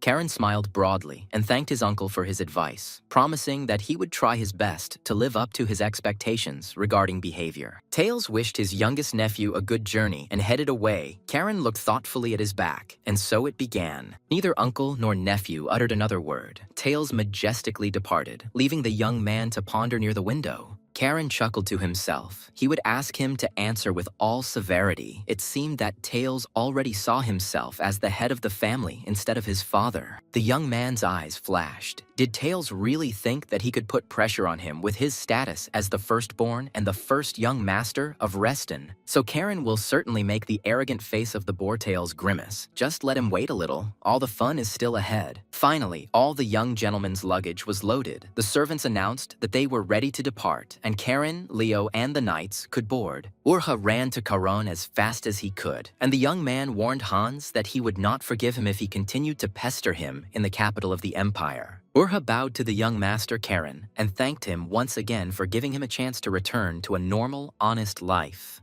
The young man smiled. Oh well, in reality he was taking Urhu to the capital to hand him over to the imperial prison as a notorious robber. The giant was taken aback by what Karen was saying, and he laughed and reminded Urha not to relax, but now he was just joking with him. The knights reassured the squad leader that everyone was ready and they could set off. Caron continued to make fun of the simple-minded Urha. Hans told Xeris that they were moving out. The commander of the Hiran order was worried, but still gave the order to the escort detachment to go. Xeris asked the young gentleman not to create problems in the capital, otherwise they would decide that the Reston family does not know how to raise the younger generation. Although the two of them were truly a walking disaster, Caron cursed and suggested that they should go anyway. How much longer could they say goodbye at the station? Suddenly, Karen heard someone calling his name. He already thought that someone else from the family wanted to give him new boring instructions. He turned around and saw his father hurrying towards him, accompanied by the always imperturbable head butler of the Reston Castle, Henry. Pale was out of breath and stopped to catch his breath. Karen was very surprised. He did not know that his father was now in the Azure Sea Fortress. Karen's father explained to his son that his grandfather had urgently called him on family business and he had hurried to the central estate. And Pale just really wanted to see his son before his departure to the capital of the empire. Karen noticed that his father was very excited. Pale added that Karen's maternal grandfather was waiting for him in the capital, and the young man himself could not wait to meet his grandfather. The boy knew that his grandfather loved him very much and had probably prepared a lot of gifts for him. He always spoiled his cute grandson. Pale couldn't tell his son the reason for his anxiety, but he still wanted to warn him about the danger threatening him, but he just couldn't figure out how. Leaning towards Karen, his father simply asked him to return from the capital alive. The young man was taken aback as to where such dark thoughts came from. To soften his words, Pale added that his son should try not to do anything bad in the capital. Leo laughed, and Karen snorted angrily. Tails did not go to the station. He was sitting quietly in the library at that time and studying ancient books, distancing himself from this event. The first son of Halo said thoughtfully, "The boys are leaving. A lot in the fate of their family, and the Duchy of Reston may depend on this trip." He remembered that he had recently been informed that information had reached him that the wife of the second gentleman Reston was plotting something against Karen in the capital. But Tails still decided not to interfere in anything and let events take their course, and then we would see what happened.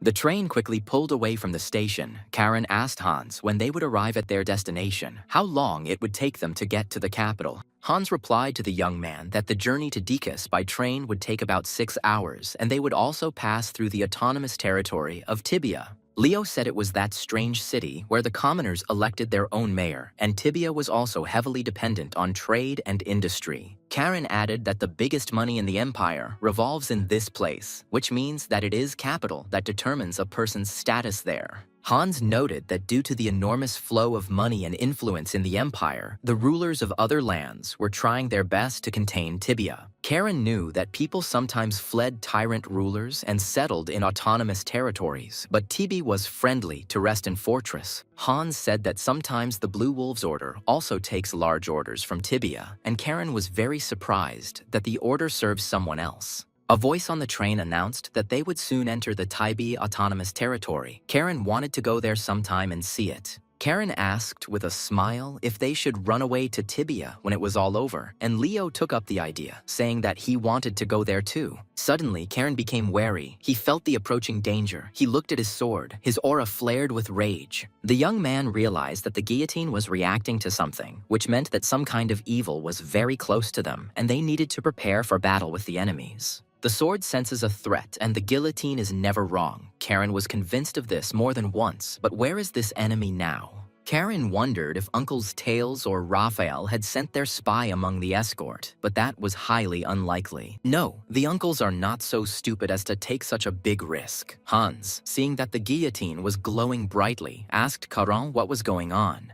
The young man told Hans to contact the Tibi region immediately. The knight was surprised. Why so suddenly? What happened suddenly? Karen shouted that there was no time to explain. The other cars needed to be warned. They needed to prepare for an attack immediately. They would be attacked soon. Hans immediately contacted the detachment and ordered all those accompanying them to prepare for battle. They were expecting an attack on the young gentleman soon. Karen was perplexed. If the threat was not from within, but from without, how could one attack a moving train flying at high speed? And ahead of them, a detachment of mercenaries was already waiting. A long fuse was stretched towards the railway track. The enemies were well informed. A man in a hooded cloak stood among the barrels, waiting for the approaching train with the young gentleman of Reston and the knights. Seeing the train approaching, the hooded man signaled to his accomplices and shouted for them to begin lighting the fuse. A man with a torch approached a long cord that ran through all the barrels stacked right on the railroad tracks. The commander urged them on. Hurry up, the train was approaching. Otherwise, it would simply sweep the barrels off the track and continue on to Tails and the capital. The bandit reported to the commander that the fuse was already burning. There would soon be an explosion and the rails would fly apart. Then the train would definitely stop here. The commander ordered the entire squad of bandits to prepare to attack a train carrying rich gentlemen in incredibly expensive carriages. The train had already approached the barrels. Another second, and it would sweep them off the road and move on, the flame on the fuse hissing as it approached the barrel. Suddenly, there was a deafening explosion. The fire reached the barrels with the flammable mixture, and the rails were destroyed. The train stopped in the forest. In the autonomous territory of Tibi, the city council met. The councilor was indignant. The National Tax Service took them seriously. Another asked if it was because he had been caught laundering money, and there was an uproar, everyone pointing fingers at each other and swearing. Everyone turned to the mayor, demanding that the criminals be punished immediately, pointing at each other, while the mayor watched silently. The head of Tibia grabbed his head. He knew that he shouldn't have come. That's why they say you can't cook porridge with commoners. The man sighed, asking why he even became mayor. He should have resigned immediately after the Ministry of Finance and lived a peaceful life. He thought that the good thing about this city of Tibia was that it gave all people equal opportunities, regardless of status and origin. But in reality, it turned out that here, every day, nobles and commoners squabble endlessly, and what a mess there is, it's just a nightmare. Suddenly the door opened and the mayor's frightened assistant informed the gentleman that very urgent news had arrived about an incident. The assistant approached the mayor and whispered about the explosion of a train carrying the heirs of the Duke of Reston very close to the Tibi Autonomous Region. The mayor's face darkened. He told his assistant that he understood everything and that he could go, and the assistant bowed and left the city council hall. One of the council members asked in surprise what kind of emergency announcement was this in the middle of the meeting. It was probably about a tax audit. The head of TB nervously lit a cigarette and said, "Don't worry, soon this test will no longer have any significant meaning for them." The delighted townspeople asked what the mayor meant, whether he really wanted to say that the imperial tax audit had been cancelled. The mayor objected. He just wants to say, to hell with the tax audit. The city council members stared at the mayor in surprise.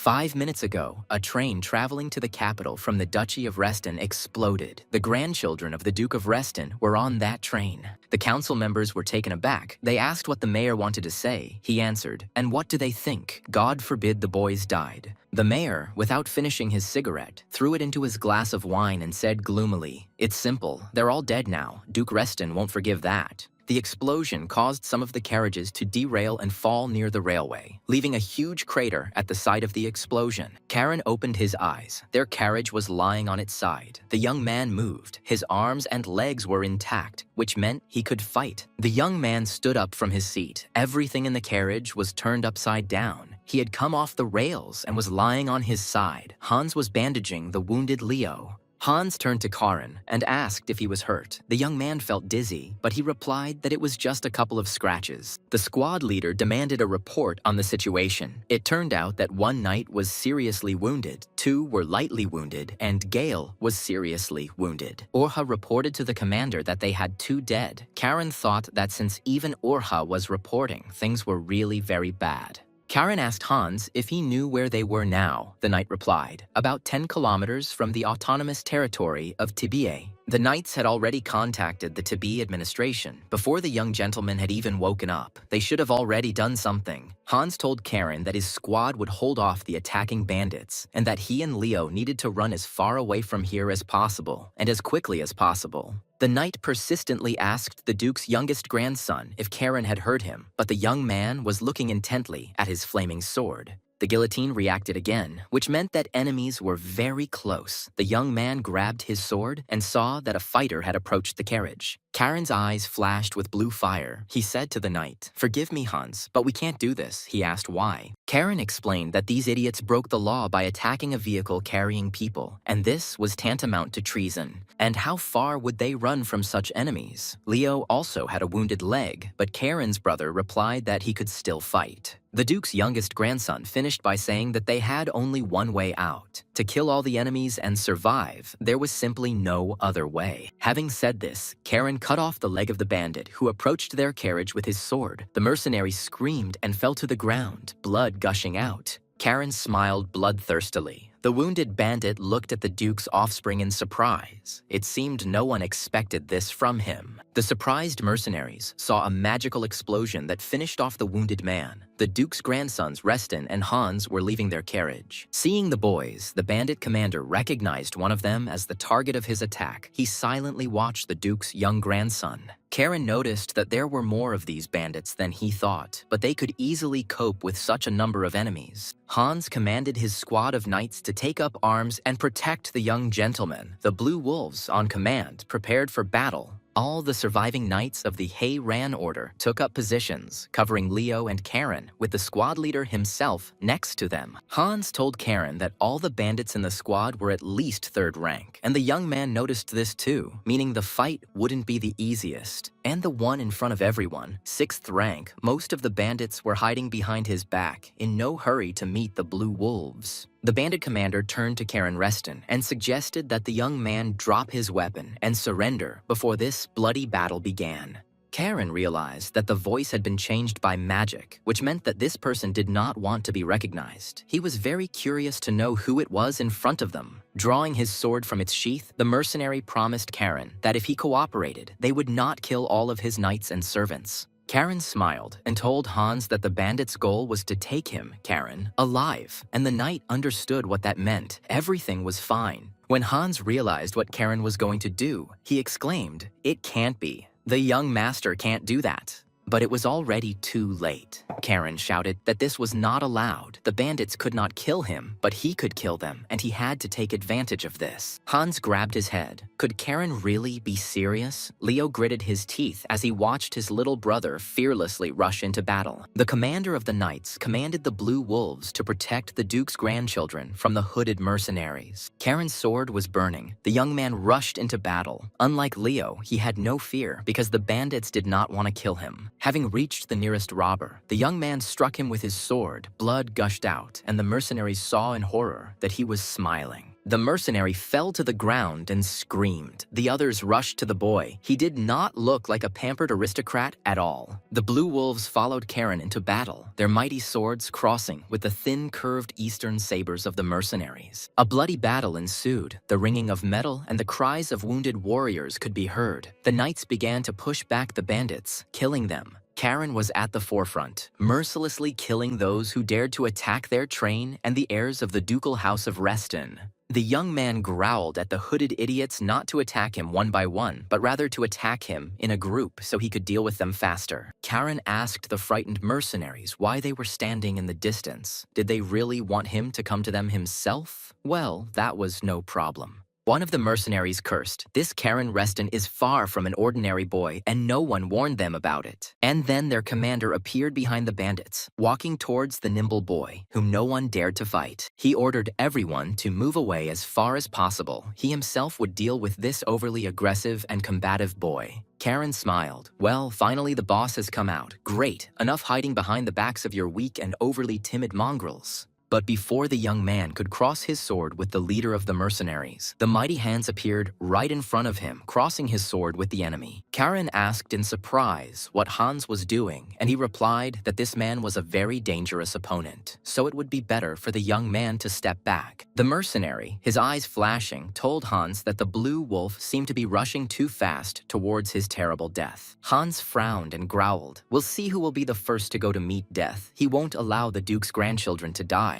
The commander of the He Ran Orders Knight Squad flew up and attacked the mercenary, who drew his curved saber and prepared to defend himself. It was clear that he was not at all afraid of Hans and was ready to go to the end if he failed to complete the task and capture Karen. The blades of Hans and the unknown masked warrior crossed, the mercenary blocking the furious attack of the Knight Squad leader. The mercenary frowned and looked silently at Hans. He clearly recognized the knight, which meant that Hans could easily recognize him under his disguise. Hans struck, but the enemy dodged. The blue wolf struck the ground with his sword. It seemed the stranger did not want to kill the knight at all. The commander of the Blue Wolf Squad gritted his teeth. In front of him was a truly powerful warrior, and defeating him would be very difficult. Hans looked closely at his opponent. His appearance seemed vaguely familiar to him. He had definitely seen this man somewhere before. He dodged Hans's blow, and his movements reminded him of a certain famous warrior, but that couldn't be true. Could it really be that he, the warrior of the 6 stars from the Sultanate of Pajar, Zion Hakim himself, who attacked their train? There are whole legends about him in the East. Hans was puzzled why an assassin from the Eastern Sultanate of Pajar ended up in the Empire, since they had a non-aggression pact. But what's even stranger is why Zion Hakim is hunting Karen. There is no feud between the Sultanate and House Reston. The knight sighed mentally. He would have to find out for himself. In any case, the advantage was on the side of their Blue Wolves squad. Hans glanced at the Duke's grandsons cutting down their enemies and thought with a smile that their young wolf cubs were doing quite well in battle. And then the knight saw that the enemy was very close. Zion Hakim decided to attack Hans. In response, he defended himself at the last moment. Their blades met again, their burning eyes piercing each other. 2 strong warriors were not ready to give up victory in this battle. The assassin told Hans that the Blue Wolf Knight had chosen the wrong time to turn away, as he could receive a fatal blow. Hans shouted to Zion Hakim that their line of defense had already been broken, calling the enemy by name and showing that he recognized him. The knight lunged and pushed the assassin back from the east. Zion Hakim easily jumped away from the mighty Hans and prepared to attack again. Hans told him that further resistance was pointless and suggested that he surrender, since he was the only one left from the entire attacking squad. Hakim glanced at the battlefield and asked again, "So the line was broken?" Yes, it looked like that. The squad's fighters turned out to be weak. The knight promised that if Zion Hakim surrendered, he would still spare her. What was the point of such a warrior dying on foreign soil, especially under a mask? Zion Hakim proudly replied that he was not going to try to convince someone who did not want to understand anything, but would simply fulfill his duty to the end. Hans saw with horror that the assassin's eyes were bloodshot. The capillaries inside had burst. This was a very bad sign, really. After casting the spell, Zion Hakim rushed towards Hans, who was surprised to see that the assassin had launched a reverse flow of his mana. Hans looked at his opponent in surprise. He was clearly up to something, but he needed to understand and protect Karen immediately. The knight shuddered in horror. This madman from the east was ready to sacrifice himself to destroy the knights and young gentlemen. At this rate, not only will Hans not be able to take Zion Hakim alive, but the wolf cubs could also find themselves in mortal danger. But to confront such a powerful warrior who is determined to destroy everything around him, Hans will have to release all his mana. Zion Hakim's mana was burning. He made a decision and rushed towards Hans. The most important thing for him was to get to Karen Reston. Hans closed his eyes and began to release all his mana without leaving a trace to protect the boys. The knight concentrated on magic. Suddenly, Hans heard Karen's mocking voice. The young wolf cub was telling the knight that he was disappointed with Hans, and where was his composure? After all, Hans went with Karen to stop him if anything happened, and the young man quietly flew up to Zion Hakim from behind. Karen sarcastically asked Hans if the knight was really giving up already. It was too early. He needed to finish off that masked freak who had blown up their train. Zion Hakim immediately turned to the impudent boy and exclaimed what luck. It seemed that Karen Reston himself had come to visit them. The young man mockingly replied to the assassin that he was a good fellow. He could take a pie from the shelf. He guessed correctly. He was Karen Reston. The eyes of the Duke's youngest grandson sparkled with a blue magical fire. The battle, the blood, the screams excited him incredibly, and he smiled. Karen struck Zion Hakim with lightning speed and cut off his right hand along with the curved saber. The warrior was unable to dodge the attack. Hans and the assassin looked at the boy in surprise. His strength was growing by leaps and bounds, something even Hans couldn't do during the fight. With his head bowed, the renowned warrior of the East wearily told Karen Reston that he was a true monster and must die.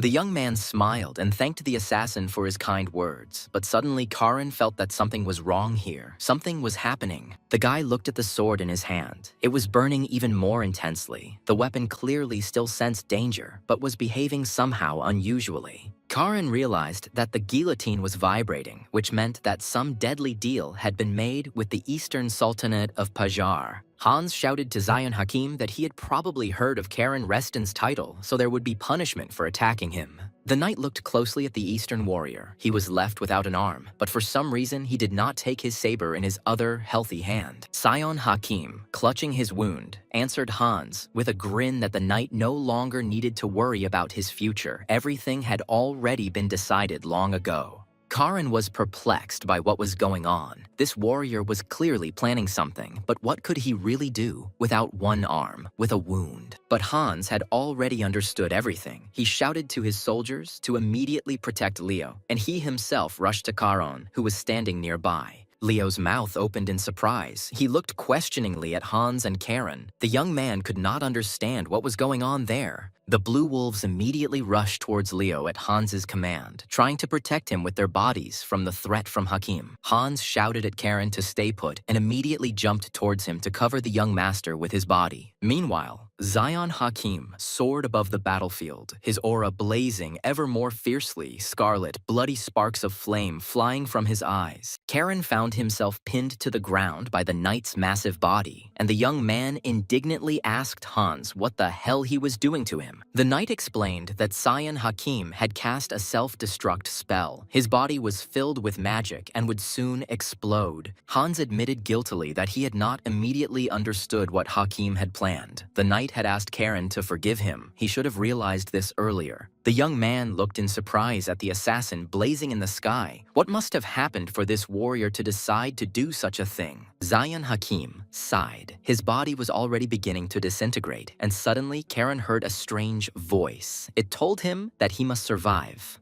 The voice called Karen a stupid boy, but thanks to the young man, he was able to draw a blade in real combat for the first time in a long time. So he's ready to at least pay Karen back for this. And if the guy doesn't want his eyes to leak out, he should close them tighter. Karen shook the unconscious Hans and demanded that the knight wake up quickly. It was all over. Zion Hakim was dead. The young man pestered the commander of the knights and asked how much longer Hans was going to lie there. The warrior quietly groaned and coughed. Hans stood up and barked at Karen, the little bastard. He had shielded him with his body so that he wouldn't die from the explosion caused by Hakim. Hans's whole body was shaking from the wounds he had received. Karen snorted with displeasure and asked who had asked the knight to save him. He himself would have survived. And then Karan heard that voice again. He said that if it weren't for him, everything wouldn't have ended so easily. The young man was taken aback. Who was it? The guy looked at the weapon, and the sword said that there wouldn't be a wet spot left of Karen, so he should be grateful to it. The sword irritably asked the young man if he was even listening to him. Karen was stunned. The talking sword? No, even too talkative and wayward. The young man looked around in confusion. Carriages and corpses of enemies were scattered about, and Karen was troubled by the question of whether guillotine really had any intelligence. The battle was over. They needed to think about what to do next. The broad-shouldered Urha helped the knights collect the wounded fighters. Karen was perplexed. He had a blade with its own ego. They say that swords forged by madmen from souls can speak, like the guillotine.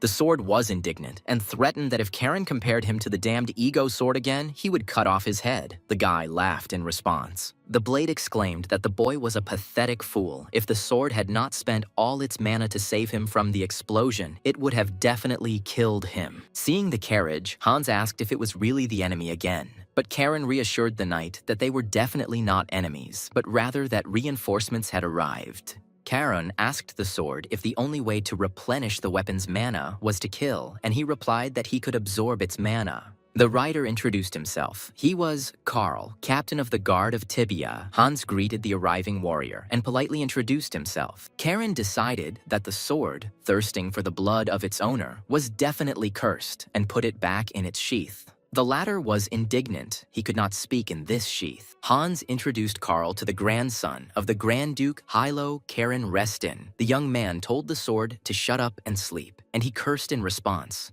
Karl apologized for the incident and announced that the autonomous Taibi takes full responsibility for this terrible incident. They are here by order of the mayor to ensure the safe escort of the members of the Grand Ducal House of Reston and the knights. The young man thanked them and said that they had a lot of wounded, so they were really counting on their help in getting them to the hospital. Karen rode in silence, thinking about something. Hans asked him if he was sure that they shouldn't return to the Azure Sea Fortress now. Guards and knights remained at the scene to investigate, but it is not yet known when the first results will appear. Hans was sure that it was too early to say that the threat had passed, but Karen abruptly interrupted the knight, saying that everything was fine. The young man reminded them that they had contacted Zeras, and he was probably also about to set out soon, so Hans, as always, was making things more complicated. The Imperial Guard from the capital is already on its way, so there is no need to worry so much. Karen did not want to share his suspicions with Hans. Karen looked closely at the knight and said, "Something else is important," because Hans knew that Assassin, the squad leader, hesitated, chuckling. But under the insistent gaze of the young man, he answered. It was Zayan Hakim, a 6-star warrior from the Eastern Sultanate of Pajar. Karen thought, the Sultanate of Pajar, the neighboring lands are ruled by the Grand Ducal House of the East of the Empire. Very interesting. At one time, the mayor of Tibi personally vouched for him when concluding a non-aggression pact, but everything turned out to be more complicated than Karen thought. Hans said in surprise, the relationship between the mayor and the Grand Ducal House was already strained, but not to this extent. Karen agreed that such an act was a good reason for war. He asked Brother Leo whether he thought this was true or not. Leo mumbled something in confusion. Karen looked at his brother in silence. The elder one's thoughts were clearly somewhere very, very far away from here.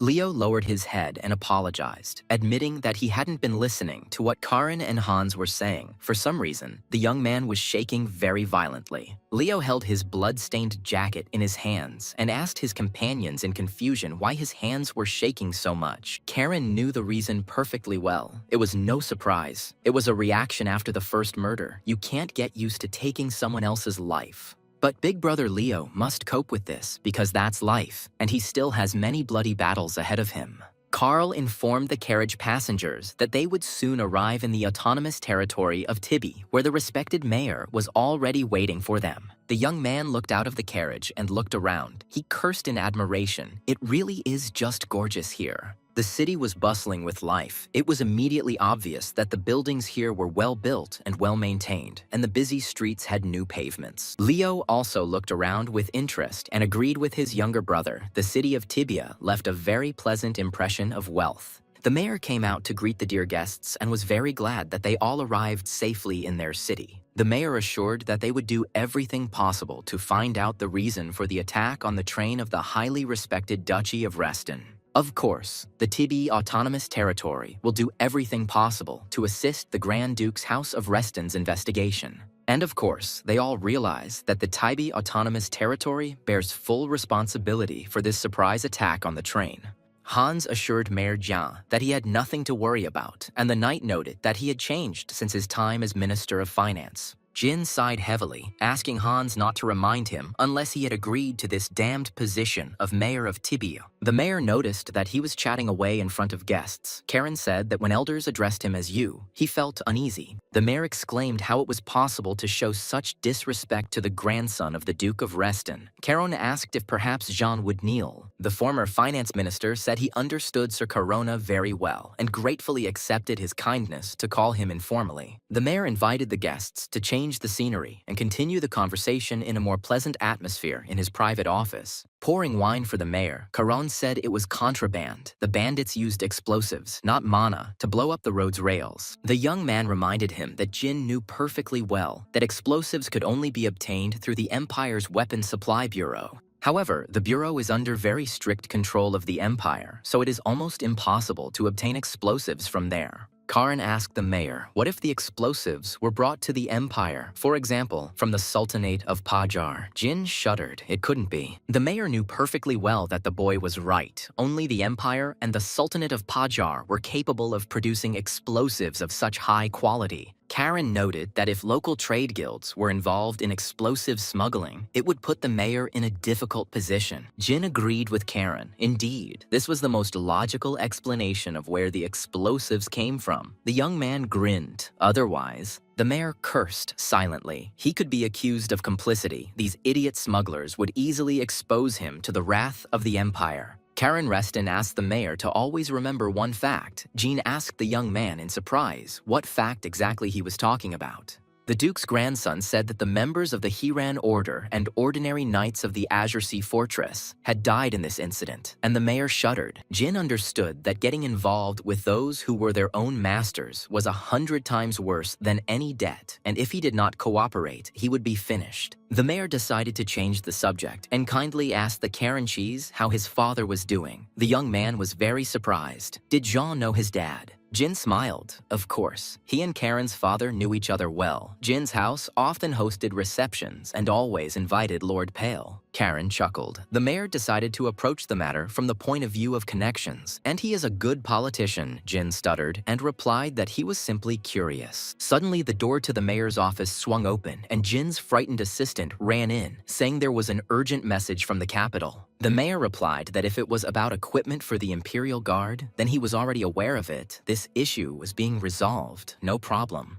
The assistant babbled. Not only that, the director of the National Tax Service is leading a detachment that is now traveling to Tibia. Jin almost jumped out of his chair, like the director of the tax service. It can't be. This is just a disaster for Taibi's business. He was nicknamed the Demon King behind his back for his intelligence and ruthlessness. Director of the National Tax Service, Lord Gale Periton. The mayor of the Taibi Autonomous Territory frowned and lowered his head, which meant Lord Gile himself would be arriving here soon. Well, Odia Churid Par of Arbaki Kira is awas equally Rusasaya Kwasai. Shocked, Jin looked up at Karen and asked the young man in surprise if he had really known that this would happen. Karen confirmed that of course his grandfather cares about him. He is the type of person who would drop everything to save his grandson if he is in danger. A warm, clear night descended on the autonomous territory of Tibi, but the streets were very lively, with townspeople strolling and having fun. Many residents of Taibi noticed a large detachment of Imperial Guards marching through the streets directly towards the City Hall building. Surrounded by armed guards walked the head of the National Tax Service, Lord Gile, and a group of his loyal subordinates. The face of the great Lord Gale was impassive. He was determined to figure out what exactly had happened here. One of the assassins looked carefully at the detachment of Imperial guards. They did not expect to see them here so surprisingly quickly. But since the matter concerns the grandson of the Duke of Reston himself, guards from the capital and a detachment of inspectors did indeed arrive quickly. A moth flew towards a fire and got caught in a web. Now a spider will eat it. But who is the moth and who is the predatory spider in Tibia now? The traders shouted to the mayor, asking why this sudden tax audit. What the hell is this? It was in the plans, but it all happened too quickly. The council members were reluctant to begin the audit without preparation. Mayor John had to give them time to prepare. Moreover, this is not just an inspection, but a special department. Gina was contorted with anger. These people are simply crossing all boundaries. Losing patience, the mayor loudly slammed his fists on the table and asked if they didn't understand the seriousness of the situation. The Duke of Reston's grandchildren entered the meeting room, accompanied by Hans. Karen explained that everything was exactly as the mayor had said. Not only was the emperor's property, the railway, destroyed, but the Duke of Reston's grandsons and knights were also attacked. The attackers used explosives, which the bandits most likely smuggled through local Tibi trade guilds. The young man asked the stunned merchants if they now understood everything, and that was why the inspection would be very serious and even harsh. The merchants fell silent. Most of them looked around in confusion, and only one remained tensely silent, watching the influential young guests. One of the traders approached Karen, saying that they should have given them at least a little time to prepare for the inspection. Karen asked the persistent old man's name, and he replied that he was Viscount Humir of the Humir Trade Guild.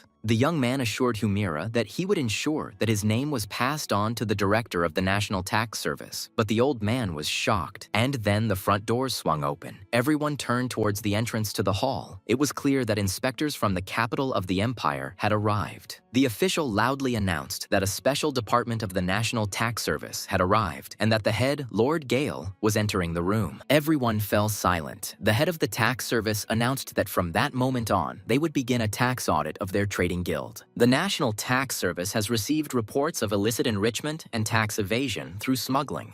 His Majesty the Emperor ordered an investigation. Karen smiled. Gale looks more like a soldier than an official. Leo asked Hans if this special department was really that scary. All the merchants in the room had their faces drawn out in fear. Hans replied that the people in this department work with large trade guilds and nobility. They can even attract guards. The guy concluded that if you don't pay taxes, you might get beaten up. Yes, they are scary, these tax service employees. Noticing that the head of the National Tax Service himself had approached them and was looking at them sternly, Leo became worried about what he wanted from them. Suddenly, Lord Gale smiled broadly and asked Karen if it had really been 3 years since his grandson was alive and well, and how his studies were progressing. Karen smiled warmly at his maternal grandfather and replied that he was doing well and that he missed him very much. Lord Gale and Karen, guarded by the Blue Wolves, went out into the park to talk, and the grandfather asked if the young man was sure he didn't need a healer. Karen nodded his head. Lord Gale Periton asked if there were any suspects in the attack. The young man replied that there weren't any yet. Grandfather asked if it was a family squabble. Karen explained that none of his uncles would have left any noticeable traces. But for some reason, these people left a lot of traces. And this is very suspicious, at least for some reason it seems so to Karen. It seems as if someone is very persistent in wanting the Empire and the Reston family to think of the Eastern Sultanate of Pagar.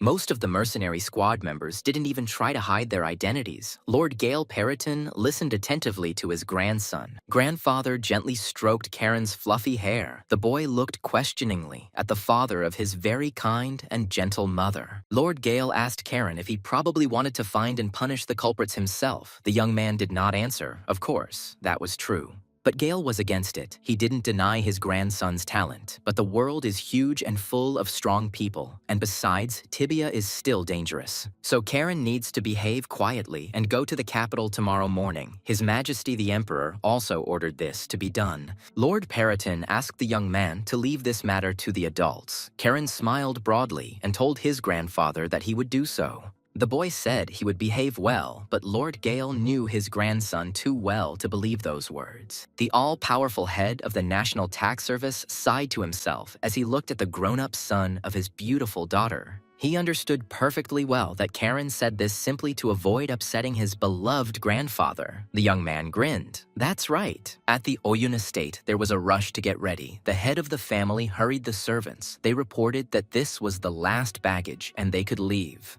The owner of the estate asked the servants why they had not left yet. They replied that they had just finished loading and could leave. The woman asked her husband why he wasn't going with them, and he reassured his wife by promising that he would be with them again very soon. The head of the family ordered the coachman to leave. The wife and children anxiously shouted to Daddy that they did not want to leave him. The merchant watched the departing family in silence, knowing full well that he had to hurry to send them to a safe place.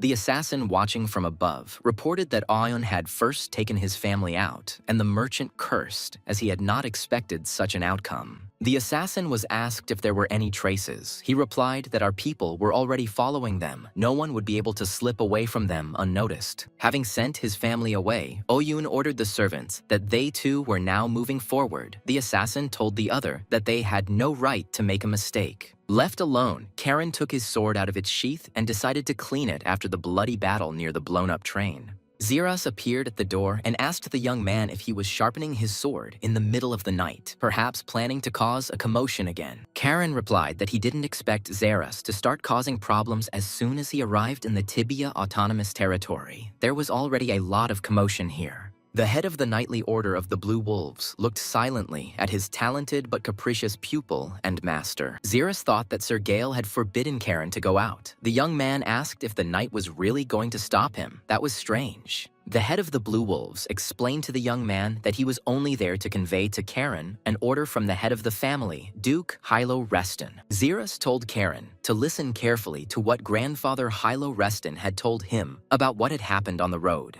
Youngest grandson of the House of Reston, listen to my words through my intermediary. You must find the guilty and avenge the fallen. Karen must show everyone what the law of the Azure Sea Fortress truly means and what the power of the Reston Dukes means.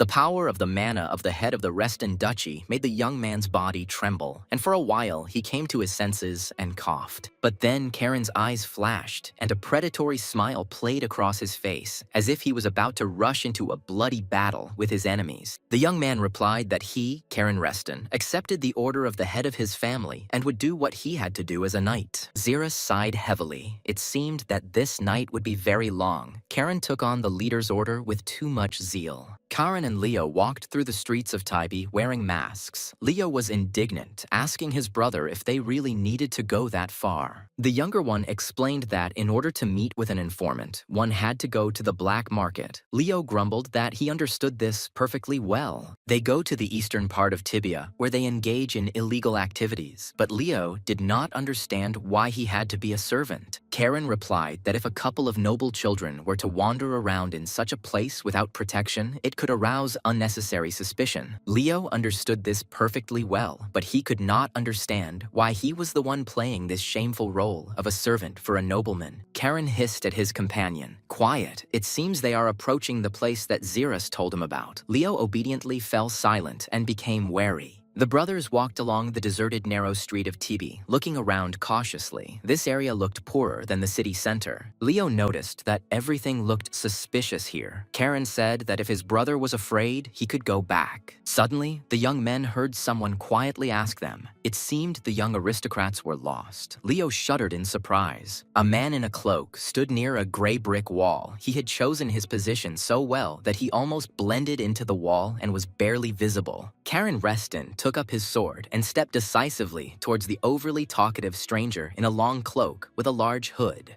He, seeing the movement of the young man, said that he was joking. He was from Sir Zeras. It was an honor for him to serve the young gentleman from the Reston house. The boy pulled down his hood and introduced himself, saying that his name was Julio and that today he would be their guide through the back streets of Tibia. He said that he had prepared a small shelter. They could go there and calmly talk about everything there without prying ears. Soon, Julio opened the door to a spacious room where they could discuss with the Duke's grandchildren the purpose of their night walk through Tibia. The guy said that no one would eavesdrop on them here. He used an artifact that creates a sound barrier. They can speak freely. Karen asked Julio if it must be hard for him to be away from home, especially among criminals. The guy objected. He was born in Tibia. The young man was surprised how a native of Tibia had become an informant for the Restons, and Julio replied that he was simply repaying a debt to Sir Zeras. Karen smiled. Okay, then they could get down to business. Julio respectfully said that he was listening to the Duke's youngest grandson.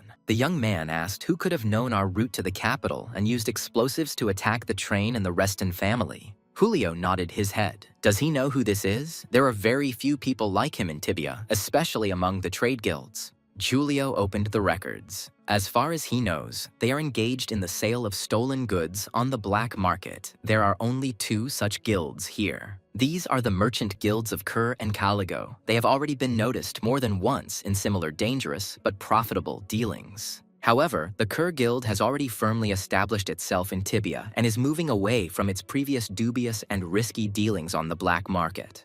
But the Caligo Guild is made up of former slaves. They are ready to do anything for money, and human life is worth nothing to them. Moreover, according to Julio, the members of Caligo left the city this afternoon. Caron wondered if this was just a coincidence. Leo exclaimed that it was just then that they were attacked. Karen thoughtfully confirmed that it seemed like they should pay a visit to this guild. They have little choice, former slaves who will do anything for money, and Kur, who are retiring from their criminal activities. Leo noticed that they definitely wouldn't have enough time to check both of them, so he asked his younger brother what they were going to do now. Karen smiled. Obviously, those who have nothing to lose always take the most desperate steps, which means they need to go to Caligo. Julio replied that in that case, he would take the guys to the black market of this guild. He knows them well, so no problem. Mayor Tibby asked his brother if he was sure that young Mr. Karen could be left alone, as the city could be very dangerous. Lord Gale sighed. What could he do if the Duke sent a letter with such a request? Jean muttered, well, the wolf has its own habits. The mayor chuckled and said that it was actually the youngest Mr. Karen's request, and Gale looked questioningly at his brother. He explained that Caron had asked the mayor to detain his grandfather under any pretext. The boy was going to act here alone. Gale frowned. Jin asked his brother not to worry so much. Hadn't Karen already proven that he was capable of handling a lot? Periton reminded his brother that the boy was only 13, but the mayor objected that for a genius, age is just a number, nothing more. Gale was worried. This is Tibby. Here you can get into trouble at any moment. Some guilds pay politicians. Duke Hilo Reston still maintains his own neutrality, but influential families in the capital keep an eye on him. Tibia is full of those who are ready to do anything to earn the favor of these families. Such is the morality of the autonomous territory. This is precisely what worried Lord Gale. His Majesty the Emperor intervened in the affairs of Tibia for this very weighty reason. The old ruler does not want the great empire to fall into the hands of those who act only in their own interests. While Gale suggested simply waiting for Karen to successfully complete his investigation, the mayor agreed with his brother. The mayor of the city said that there was something else that the older brother should know, and Jin told about the unusual guests of this city. He said that Sir Mason was in Tibia. Gale was taken aback. He frowned and asked what this famous knight was doing here. Everyone in the Empire knew Sir Mason. He was an impenetrable shield, a knight of 8 stars, but this means that that same man is also here. After passing through narrow alleys, the group soon found themselves at the entrance to the black market. Julio said that this was the very place. Karen asked if there was only one entrance to the black market, and the guy confirmed that there was simply no other way in. This means that in case of danger, the Caligo Trading Guild can barricade itself there. It's very convenient. Julio opened a secret passage. Having found the book he needed, the boy pulled it, and a secret mechanism quietly started working, opening the passage to the black market of Caligo. Leo jumped back in horror. Karen noticed that it was indeed a black market atmosphere, and Julio suggested going down the stairs. They descended a long staircase into a gloomy basement. It was deserted, but torches were burning brightly everywhere. Leo assumed that they wouldn't be let into the black market that easily, since it was a secret place, and they were here for the first time, and no one knew them. 2 guards appeared in front of the travelers. One of them recognized Julio and greeted him, saying that they had not seen him for a long time.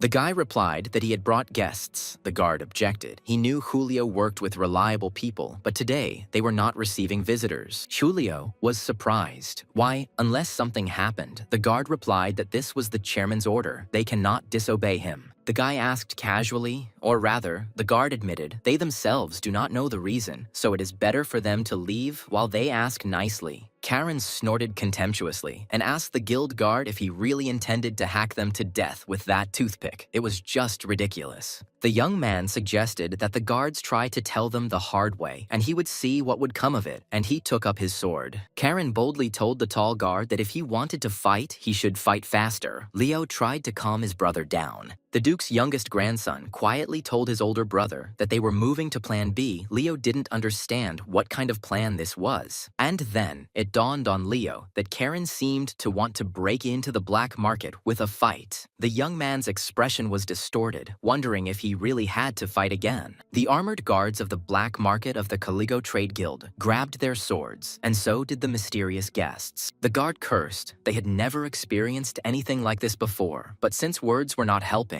they had no other choice but to draw their swords. Suddenly, Karen's sword spoke up, calling the guy an idiot and saying that he would never take the blood of such scum on his blade. Karen was surprised that a sword could speak, even when it was in its sheath, but he explained that as long as the owner held the hilt, it was possible. The boy drew his sword, and before the guard had time to defend himself, he struck the guillotine furiously across its wide blade. Karen's blow caused the guard's sword to break in half, and the stunned guards looked in confusion, first at the fragment, then at the young swordsman. The second guard took out his sword and fearfully asked the young man what he was doing. Since they had greeted them normally, what was all this rage about? The confused guard of the Caligo Guild's black market saw with horror that the second boy had also drawn his sword and rushed into battle. Leo, his eyes flashing, rushed at the frightened guard. He did not want to lag behind his brave younger brother, Karen. Julio watched the teenagers in amazement. He thought it was impressive, and truly a worthy skill for the wolf cubs of the Reston house. Leo reproachfully told his brother that he could have warned him. Karen chuckled. His brother seemed to have already started enjoying the fight too. Now Julio understood why Zeras allowed Caron to wander around at night, and the young man, meanwhile, suggested starting a game with hostages. The guard turned to Julio and asked if he really thought he could leave after bringing those madmen here. Julio asked Karen in surprise how a nobleman could take hostages, and the young man snapped back, saying that he would handle it himself. Suddenly, the crystal on the chest of one of the guards lit up, and a commanding female voice ordered, "Enough of these childish games."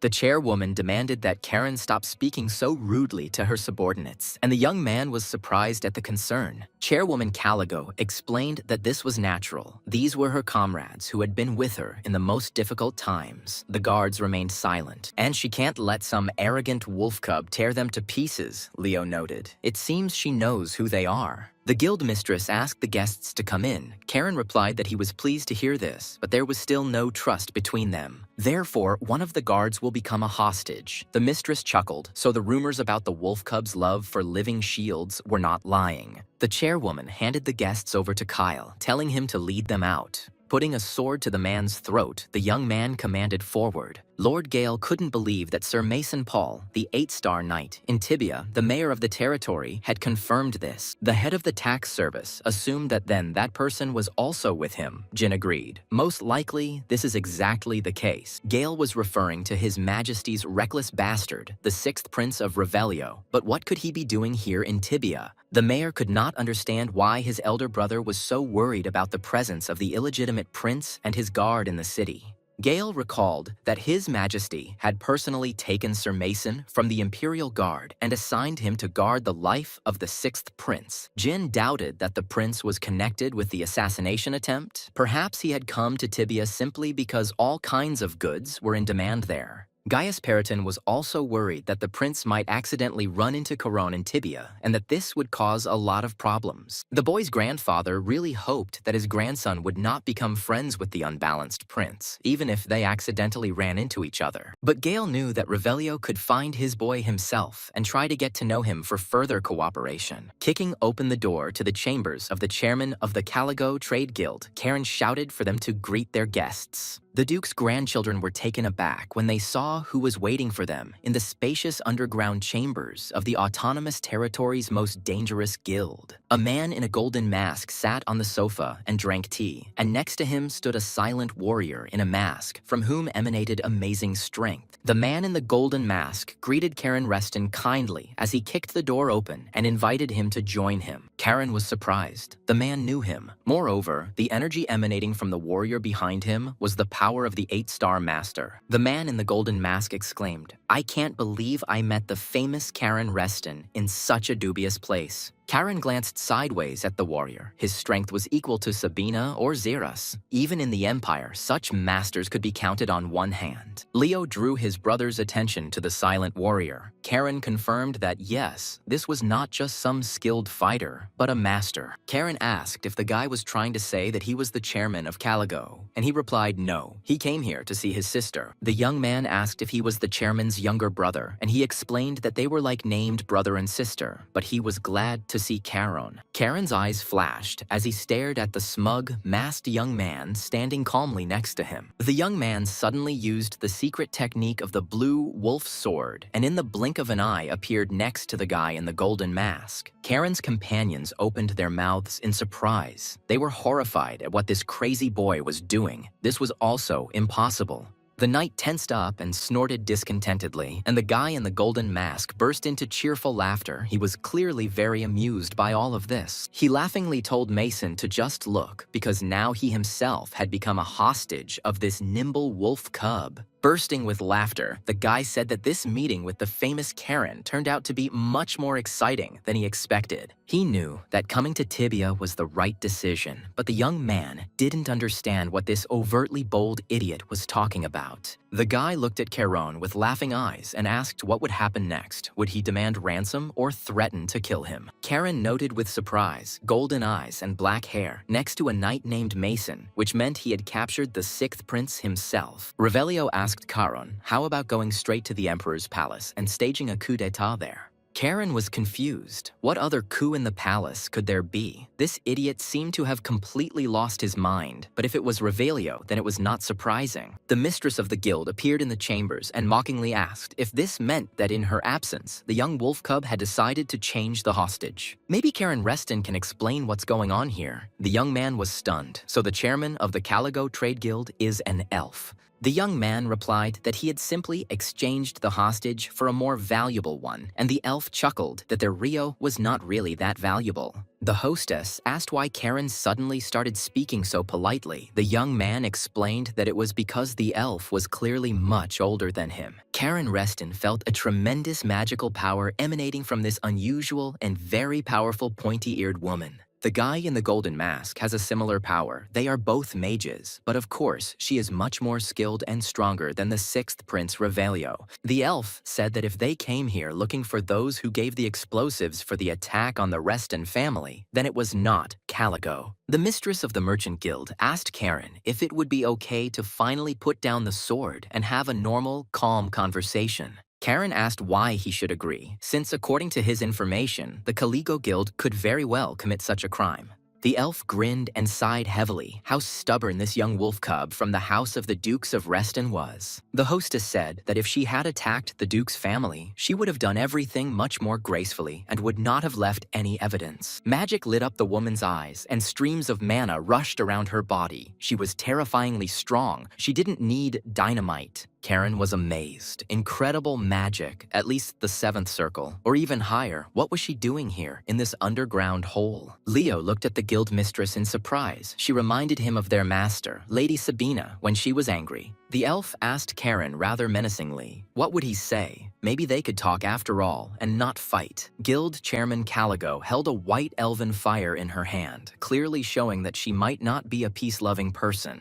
Karen thought about it. There was no point in being stubborn any longer. The elf plus Mason, he definitely couldn't defeat them. They were stronger. Finally, all the masks and cloaks were removed, and those gathered settled down on the soft sofas of the chairman of the Caligo Trade Guild. Pouring tea into mugs, the elf repeated once again that the explosives weren't theirs, although they do use them sometimes, but they only use it for Prince Revelio's experiments, Karen Reston asked. Then apparently it was the Cur Trade Guild that did it. The elf objected. No, such cowards wouldn't dare do something like that. Karen threw off the prince's hand and asked if he could step away. The prince smiled broadly and said that since things had turned out this way, Karen could simply call him Reo since they were now friends. The young man sighed and grumbled. Friends, of course. That's all the friends I needed to be completely happy. It's just a headache. Mason pulled Karen up short, telling him to watch his language. He was a prince after all, but Revelio reassured the knight, saying that everyone here was his own. Mason Paul snorted. His brother's youngest grandson was such an obnoxious, terribly arrogant, and unbridled brat. Charon looked at the renowned knight in surprise. His statement came as a complete surprise to the young man, since they were related. The guild chairperson introduced herself, her name is Pona, and suggested returning to the main issue that worries the wolf cubs. She is the head of Caligo, and it is an honor for her to meet the grandchildren of the continent's greatest hero, Grand Duke Hilo Reston.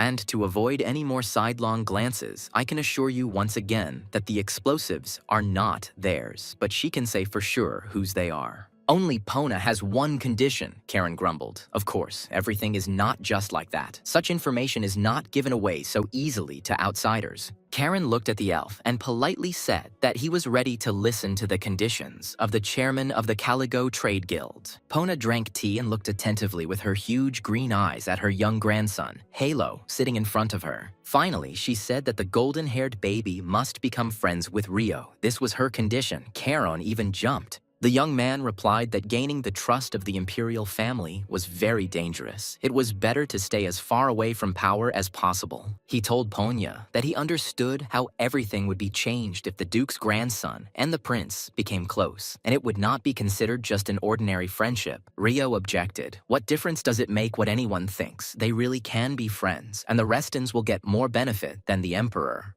Karen asked not to call him a kid and asked what the Reston's benefit was. The prince suggested the young man to think about it. Soon, House Reston will have to make its move. Won't this friendship be a warning to the emperor and the capital's nobility? Karen thought, okay, the prince is strange, but not stupid, the young man asked. And yet, why would Prince Revangelion go so far? The sixth prince sighed and reminded Karen that he should be called Revelio or Rio. Had he really forgotten that already? They were friends after all. The prince confessed that, in general, more than anything in the world he wants to spite his father, his most cherished dream is to become a disgrace to the family. Karen's face lengthened slightly. This prince was clearly no fool, but he was definitely off his rocker. He had to say something like that out loud. Pona looked at Karen and asked, "So what do you say, Goldilocks? The nights in Tibia are long, but we have very little time." Karen asked why there was so little time. Pona explained that the Imperial Guard that arrived with a special detachment had a special mission. Doesn't Karen understand that the Duke's grandchildren were attacked? There are dead and wounded. Even a warrior of the 6 stars took part in the attack.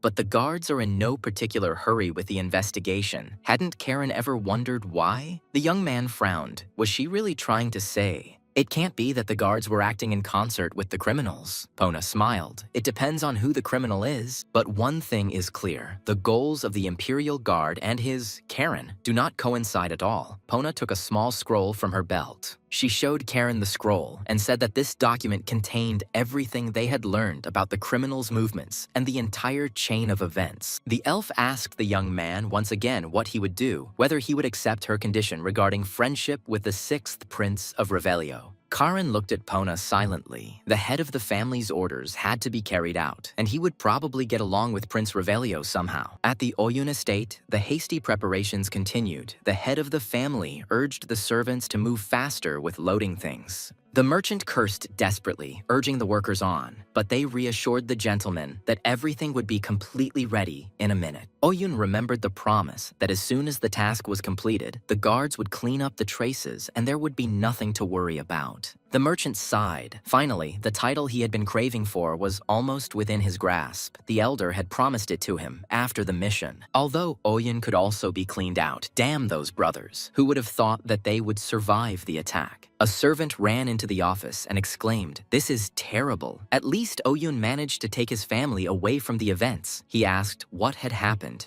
The servant, out of breath, said that there were knights there. They had burst into the estate. Oyun did not understand what this meant. The imperial guards had arrived. Had the guards really come for him? He chuckled. The merchants from the Humir Trade Guild certainly weren't wasting any time. But the frightened servant objected. The master had misunderstood him. Those down there were not imperial guards at all, but other knights. Karen appeared at the threshold of the office. He asked what the noise was about, but there was no fight. Oyun asked in confusion, but the young man was from Reston. Karen confirmed that everything was correct. He was the same worthless nobleman whom Oyun had recently tried to kill by blowing up the railway. It's funny though, for someone who so strongly wished for the death of another person, Oyun is ready to either cry or pee himself from fear. Zeros entered and informed Karan that he had brought what he had asked for. The young man thanked the knight and took the large bag from him. Karen took the bloody bag and asked if Oyun wanted to take a look inside. It definitely wasn't a birthday gift set, by the way.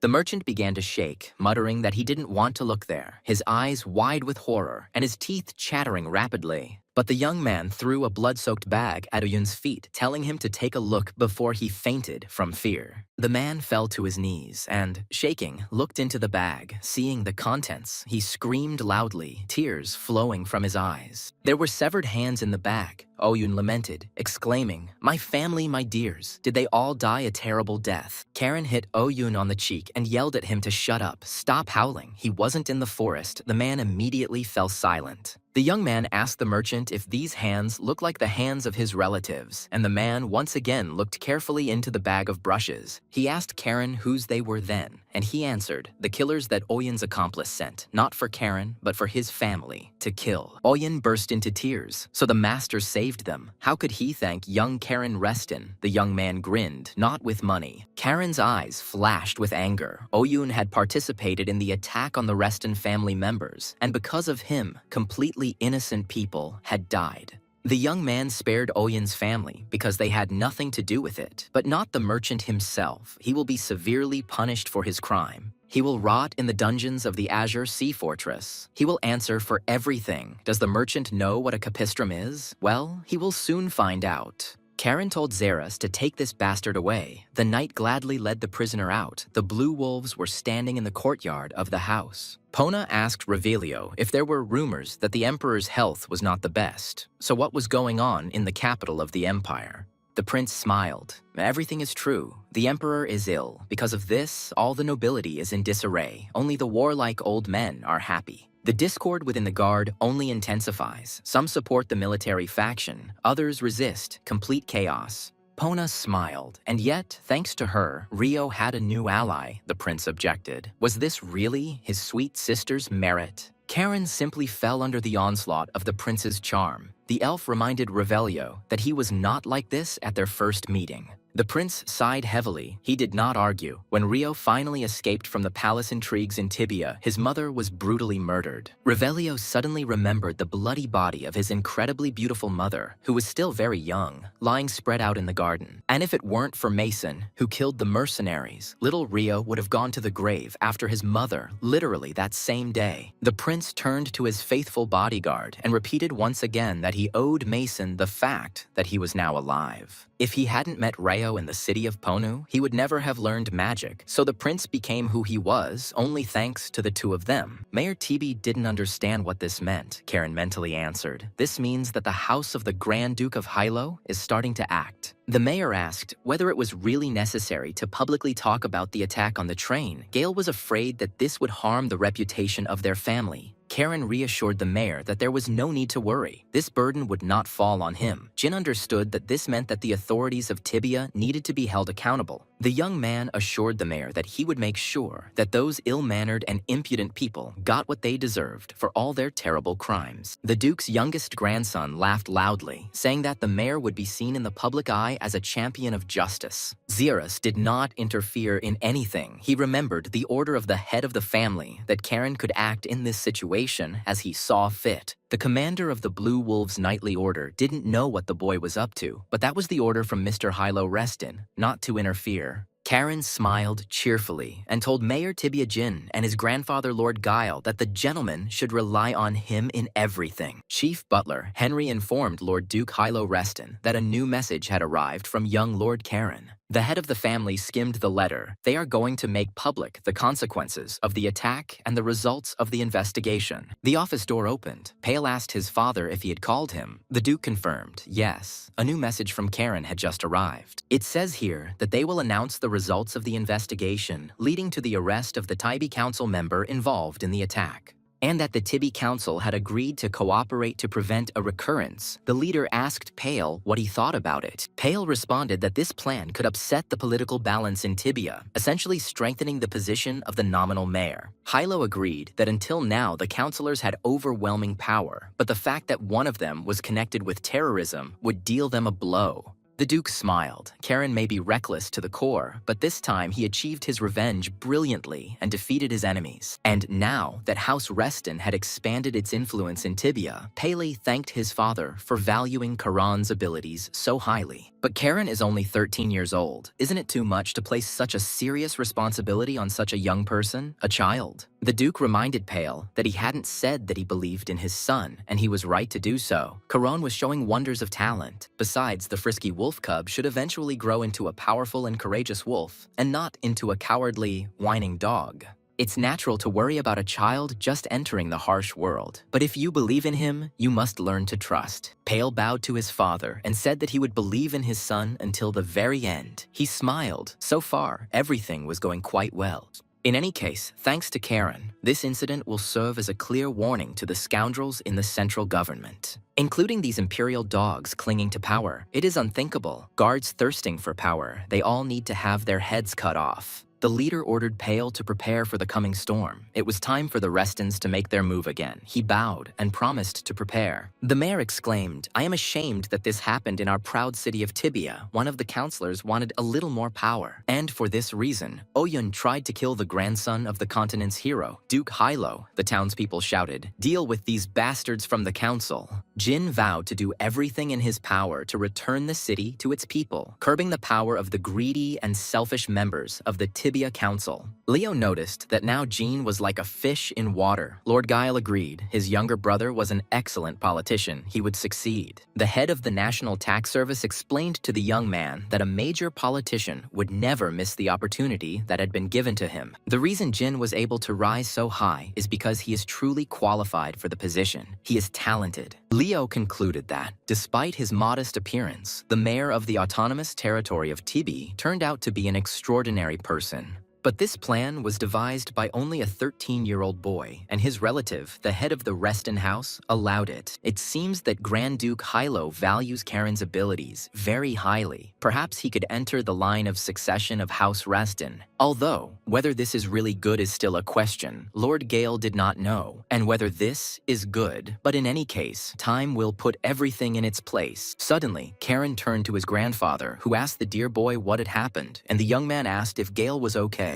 The Lord did not immediately understand what Karen meant. The young man explained that his grandfather had become involved in matters related to the interests of the Reston house. Mama said that Lord Gale doesn't like to interfere in such matters. It seems that Karen made him break his principles because of him. Karen's grandfather was touched and told his grandson that sometimes there come times when you have to compromise your principles. Moreover, this matter does not violate any principles at all. The emperor himself also intends to keep those in power in you under strict control. So sweet little Karen doesn't have to worry. His grandfather is perfectly fine, and the young man has handled everything very well. The Lord told his grandson, "If one day you have to do the right thing, and principles get in the way, don't hesitate to break them." Gaius Periton said he had some business to attend to before returning to the capital, so he would ride ahead a little. Leo asked Karen what part of the mayor's speech he thought people liked the most, and why they were so enthusiastic. Karen answered his brother very simply. The mayor declared that he would break the grip of those who had long been deeply entrenched in power. When these entrenched old forces fall, this will open up opportunities for enrichment and advancement for newcomers, and this makes them happy. Leo sighed, and yet he doesn't fully understand all of this. Caron said, it's all because the brother grew up in hothouse conditions. In the evening, the boys and Jin were sitting in the office. The young man noted, "Excellent speech, Mayor. Thanks to you, TB has become much more lively again." Jin asked Karen, but wasn't it he who pushed him to such a performance? He himself would never have decided on it. Karen was embarrassed.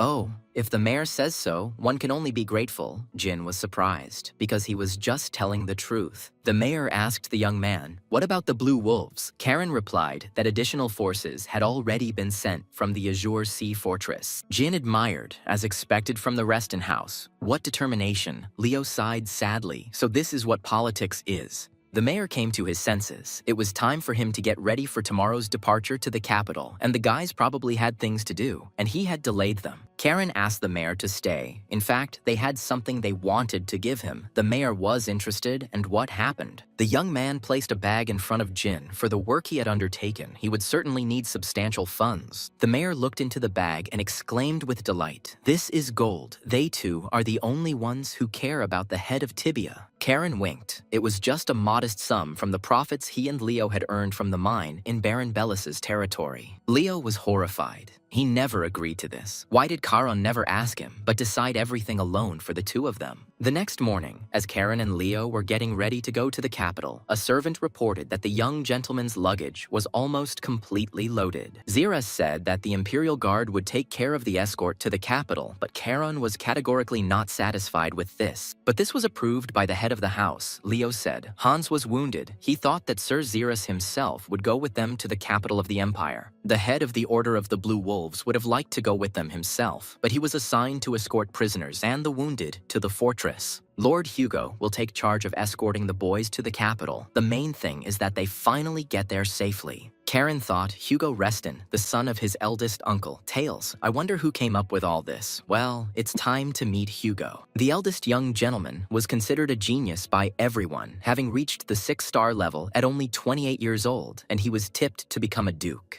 Now, Karen's plan to stir up the capital has a problematic factor. He snorted. The plan is worse than the counterfeit wine in the cellars of Tibia. Suddenly, a brand new car flew into the yard. Someone from there called out to Karen's brother. Everyone stared in surprise at the miracle of technology. It turned out that Prince Revelio had arrived and asked little Leo and Karen if they had already had breakfast and were ready to go. Karen's face lengthened. He asked Xerus if they couldn't just not go to the capital. The knight shook his head. That was impossible. The prince got out of the car and cheerfully asked his brother Karen how he was enjoying the trip to the capital and whether he wasn't worried. He muttered, "Not particularly." Rio laughed. Karen doesn't like being accompanied by the Imperial Guard. It's logical. They have a complicated relationship with the Restons. But don't worry, the most wonderful prince in the world is with little Karen, and they can just go with him. Revelio noticed the approach of the Imperial Guards and exclaimed, "Here they are, so everyone is ready to leave." The guard bowed and apologized for the delay. They were dealing with the attack on the railway near Tibi. The prince said to Sir Ryuk, "It's okay. Let's first greet our new friends, the heirs of the Reston house." The guard introduced himself. He is Ryuk Raymer. The young men can simply call him Sir Ryuk. Karen also introduced himself. He is the Duke's youngest grandson. Ryuk Raymer said that it was a great honor for him to accompany the heirs of the Grand Duke's House of Reston to the capital of the Empire. Karen recalled Pona's words. Have you ever wondered why the Imperial Guard isn't investigating the attack with full force? The young man asked if the investigation into the railway was really more important. No one cared that the grandchildren of those who serve the crown were attacked. Sir Ryuk replied that the destruction of the emperor's property, the National Railway, was tantamount to treason. The Imperial Guard, of course, must first and foremost investigate treason, and Karen was in terrible anger. But the young man pulled himself together and said with a smile that if that was the case, then the guards were busy, and for now, he would just have to put up with it. Prince Revelio added, "Well, since everything was cleared up, maybe it was time to go." Ryuk Raymer bowed and agreed with His Highness. Xerus put his hand on Karen's shoulder and praised him, saying that he had held up well, and that there was no point in spoiling relations with the guards for now. First, we need to find out exactly who is behind the attack on the Duke's House of Reston. Karan agreed sullenly. All of this infuriated him. The young man told the head of the knightly order that for now, he would be very polite to them, otherwise nothing would be cleared up. For now, this is just a suspicion, but if it turns out that the Imperial Guard was acting as servants of some influential house, Cain Rathor swore that in this case, he would personally arrange a sultry, deadly tango with 2 blades for the guardsmen.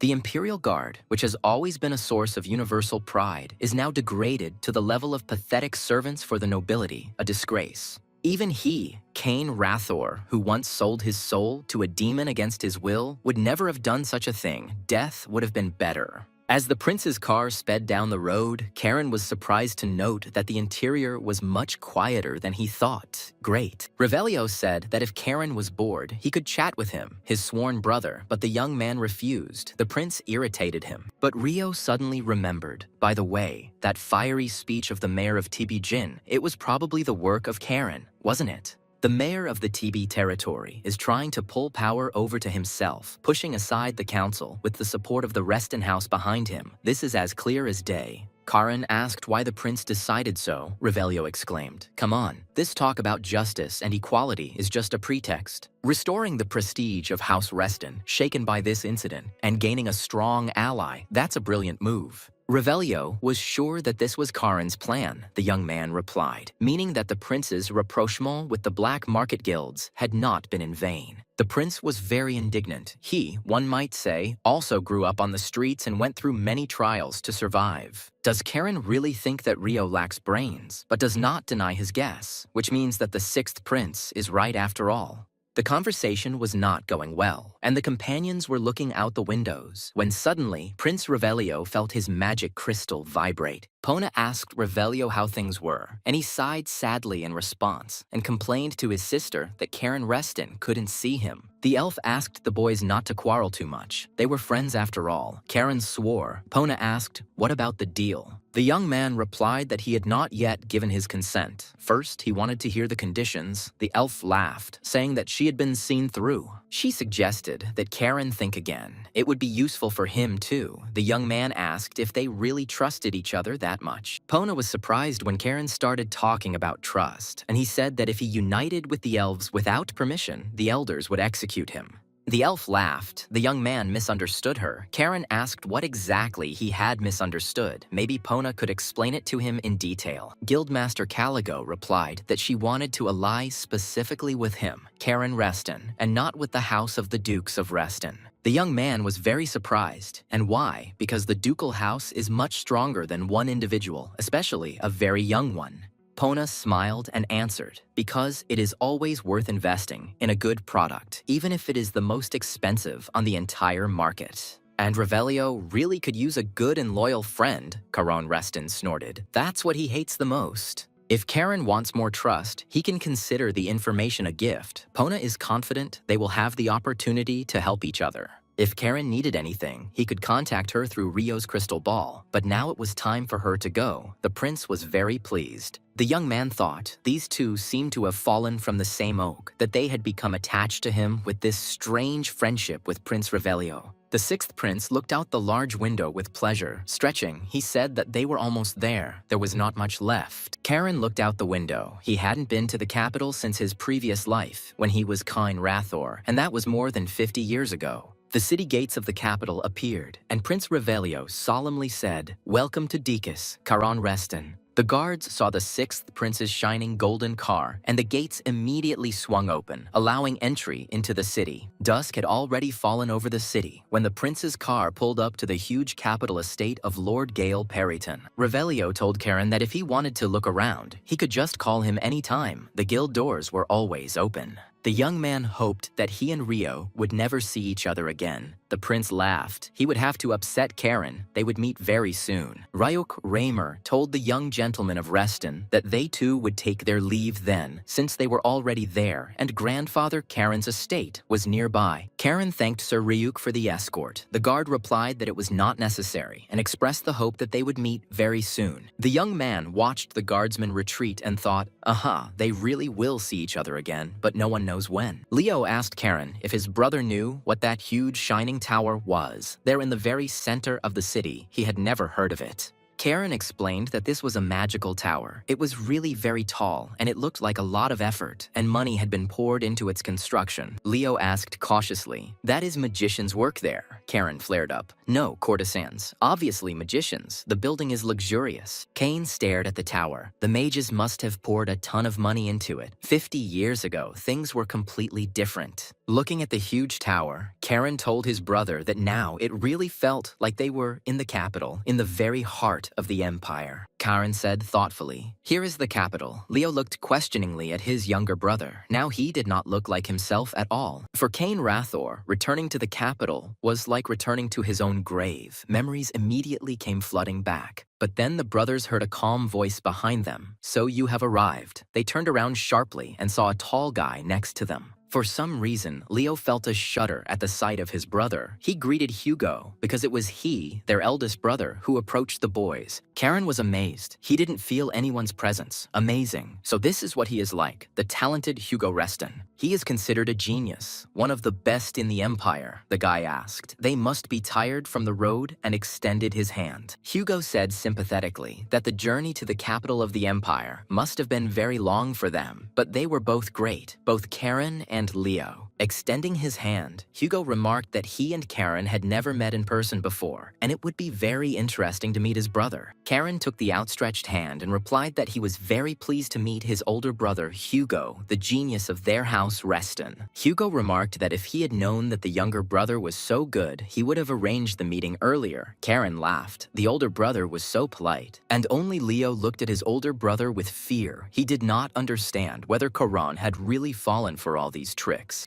Suddenly, the doors of the estate opened, and Grandma Corona ran out. She exclaimed that her boy had finally arrived, just as she had been waiting for him. She hugged her grandson. How he had grown while they had not seen each other. Karen said shyly that he also missed his beloved grandmother very much. Lady Gale Perrotin smiled at Leo and said that she was glad to see him. Baths were ready for them, so they should have a good rest. She took the boys into the house, leaving Hugo outside the gate. They needed to buy a lot for the banquet tomorrow, so they needed to go to bed early. Hugo Reston was surprised. He looked at his hand in confusion and wondered if his mana had really been pushed aside by this teenager. It was incredible. The older brother really wanted to check during the handshake whether his younger brother was really as strong as everyone around said he was. None of the younger brothers had ever withstood such a test, and Hugo realized that he had a serious rival for the title in his family. When Hugo released his mana to test Karan's strength, the young man responded with his mana with a smile on his lips. And this was not a calm and pure mana, like the sea, but a raging, storm-like wave, powerful and indomitable force. Through the crystal, Tails asked his eldest son to look after his younger brothers so that they would not get into trouble in the capital. Hugo had to keep an eye on them. Now he understood why his father had entrusted him with this. The younger wolf cubs were becoming much stronger. These young men can certainly cause trouble and need to be kept an eye on, especially their younger brother, Karen. Hugo looked after the smiling teenager and wondered, Karen Reston, what kind of child are you? Where did you get such strength? Karen opened the door to his room in his grandparents' house, where he would spend time in the capital of the empire. He fell onto his bed with pleasure. His sword was next to him, hidden in its sheath. He could finally get some rest. The young man remembered a peculiar encounter with his older brother, who had simply suddenly struck Karan with his mana, testing his strength. This Hugo Reston is a tough guy, although he's not even close to his daddy Tails, but you still have to be careful with him.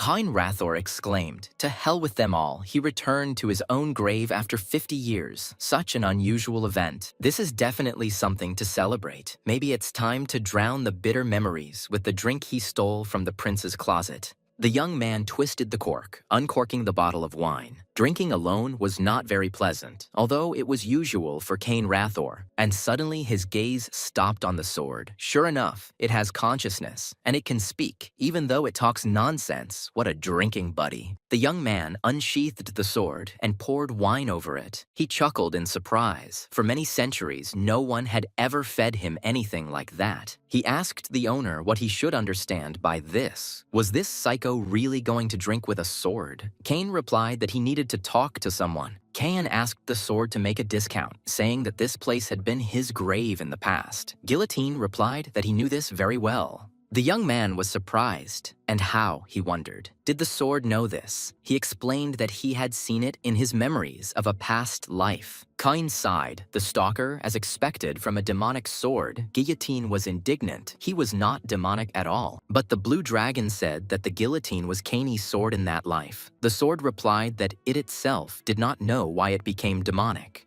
Cain asked. So the sword doesn't remember anything about those times. He swore and replied that he already said he doesn't remember anything but wants to know. The sword promised to find the one who changed his nature, cut off his head, sew it on, cut it off again, and so on 1,000 times, Karen objected. The young man asked why the sword didn't just ask the blue dragon, the sword asked, and how? Should he grow legs or something? And Karen was still weak. Taking a sip of wine, the young man grinned. Well then, legs, the sword asked the owner. Was he offended at him, but he didn't do it on purpose? Karen asked why. The sword is just a demonic piece of iron. The sword was indignant. You yourself are demonic, and I am a sword, not just a piece of iron. Cain thought that he had to find out the truth, the reason why this second life began, and he became the grandson of Hilo Reston. This could not have happened without the intervention of some great power, and there must be very good reasons for this revival. Suddenly, the sword turned to its owner in confusion. Charon turned to Guillotine and asked what he wanted. The sword fell silent in confusion. After hesitating a bit, the sword asked the owner if he would pour him some more wine. He really liked this scarlet liquid, similar to blood. The next day, Karen and Leo, along with Hugo Reston, went through the shopping streets of Dacus to buy supplies for the banquet. Karen hissed at Leo not to embarrass him. Stop looking around like a country bumpkin. Leo asked, why a country bumpkin? Hugo supported Karen. Leo must behave with dignity, as befits a member of the Reston family. The young man fearfully agreed with his brother. Turning to Karen, Hugo remarked that he should show respect to his older brother in public, and the young man snapped. Hugo insisted that when they were alone, Karen could behave as she wanted, but in public places, she had to watch her manners for the sake of the family. Karen smiled and asked Hugo if that meant he could say whatever he wanted in private, and it should be noted that it wasn't Karen who said that. Turning around, Hugo said, "It seems they are almost there." Karen clenched his fists. The cunning older brother took and deftly jumped off the topic. The young man was seething with anger, and now Hugo ignores him, not daring to get involved in an argument with the wily and sharp-tongued Karen. Suddenly, Karen's gaze stopped on the sign of a sewing workshop, a place he remembered well from his past life. Stopping, Karen turned to Hugo. "Highly respected elder brother, would you be so kind as to show the younger ones this place?" Hugo said that they made simple and old-fashioned clothes for the elderly. Leo asked if Karen really wanted to look like an old man. Karen sarcastically replied to his brother that fashion is cyclical, and what was old-fashioned yesterday will again become the height of fashionable style tomorrow. And in general, Leo was indignant that Hugo and Leo even understand fashion. He's not a complete layman in this topic, so it's not worth it. Hugo didn't answer, but simply watched his strange younger brother in silence, trying to figure out what kind of person this Karen was. All three brothers entered the workshop. Leo looked around in surprise, and Karen swayed, memories of Cain Rathor flooding his mind. The owner of the studio welcomed the visitors and said that it was a great honor for him to welcome such young gentlemen into his workshop. The old man asked Karen if he was sure he wanted to order from here, as they didn't usually make clothes for modern youth. But since they decided to trust the old master, he will do everything in his power. So which of the three of them will order the clothes? Karen replied with confusion that he would order. He had the feeling that he had gone back decades in time when he heard that voice. The master said, "Mr. Cain, how many times do I have to tell you to be more careful? It's so difficult to fix. It's enough to drive you crazy." Cain apologized to the young tailor, saying that he did everything so well that it made it much more difficult for him to work and train. The tailor grumbled, "Excuse me, or does Cain think that he, the owner, doesn't work hard here, sewing clothes for all the young gentlemen?" Rathir sighed heavily. He thought that at least today would be a calm day. It didn't work out, and why did the master grumble so much? The master took Karen's measurements, saying that since he was the grandson of Duke Hilo, he would give his best and even more. The young man was very surprised. The tailor smiled. It was hard not to recognize the Reston family crest, and this place used to be called the Duke's Shop. Karen asked if the master remembered Mr. Cain. The tailor confirmed. Of course, Cain Rathor was infinitely kind to him. The owner of the workshop laughed, although Mr. Cain probably didn't even know his name, but he was still an amazing person. Karen thought, in all the years that Cain had come into this shop, he had always called the tailor just Little One and never thought about it. So someone remembered him, Kaina Rathora, all these years. That's what it's like, this feeling of nostalgia. It even makes you want to cry. Turning to the owner of the sewing workshop, Karen asked the name of the tailor. The man was very surprised by the question, but he immediately broke into a joyful smile and replied that his name was Lukon. Ken remembered how the old man had smiled when he was young. Suddenly, the workshop door swung open with a noise, and a girl appeared on the threshold. She shouted whether Grandpa had heard the latest news. Luhan's granddaughter excitedly blurted out that the sworn enemies of Lord Cain Rathor, the grandchildren of Duke Hilo Reston, were already in the capital. Everyone turned to the noisy girl in surprise. She looked carefully at the visitors and, noticing the Reston coat of arms, fell silent. The girl's emotional statement greatly surprised Karen. He wondered why she considered Hilo's grandchildren to be enemies of Cain Rathor. The girl apologized and politely greeted the young gentleman, telling Sir Hugo that they had not seen him for a long time. Hugo Reston bowed gallantly to the girl and confirmed that, yes, he had not met Lady Amy since the last exchange tournament. Then it dawned on Leo. He asked if this was really the same Amy Altura. Karen asked his brother in surprise if he knew this loud girl. Leo replied, but she is a fencing genius. She received 4 stars at 17. Karen sighed. Why are there so many geniuses? Hugo apologized to Lady Amy for his younger brother. He still lacked manners. The girl replied, it's okay. Hugo Reston turned to his younger brothers, Karen and Leo, and introduced the girl, Lady Amy Altura of the Imperial Guard. The boys started introducing themselves to the girl, but Amy interrupted them, pointing her finger at Karen and asking if he was Karen Reston. Turning to the second one, she asked if he was Leo Reston. The guy confusedly confirmed that he was. He was Leo Reston. Leo flushed excitedly. Amy knows his name. Karen asked the girl how she knew who they were. They were new here. She explained that she had been told about the brothers by the senior knights who had been appointed to guard them after the assassination attempt on the railway. Karen was surprised that Amy recognized them, although she had only heard their names. In any case, this loud girl had an excellent mind. Luhan asked Lady Amy if she had eaten. The girl begged her grandfather not to be so formal. Let him speak to her as before. She waved her hands and exclaimed, she is just a student who hasn't even been knighted, so don't do that. Hugo remarked that Lady Amy was too modest, and they said that she would lead the Imperial Guard for the next 50 years. Karen asked the girl why she said that they all, including their grandfather, were enemies of Sir Cain Rathor. Amy shuddered. The young man continued with a sigh. Cain simply sold his soul to a demon, didn't he? But he didn't personally harm anyone. Amy clenched her fists indignantly. She was ready to pounce on Karen for such words about her idol, the hero of the country, Cain Rathor. Hugo Reston told his younger brother that Karen should be careful with his words and not say such things about Cainy. Amy Altura exclaimed angrily that this boy said, how dare he say such a thing, insult the honor of Sir Cain himself.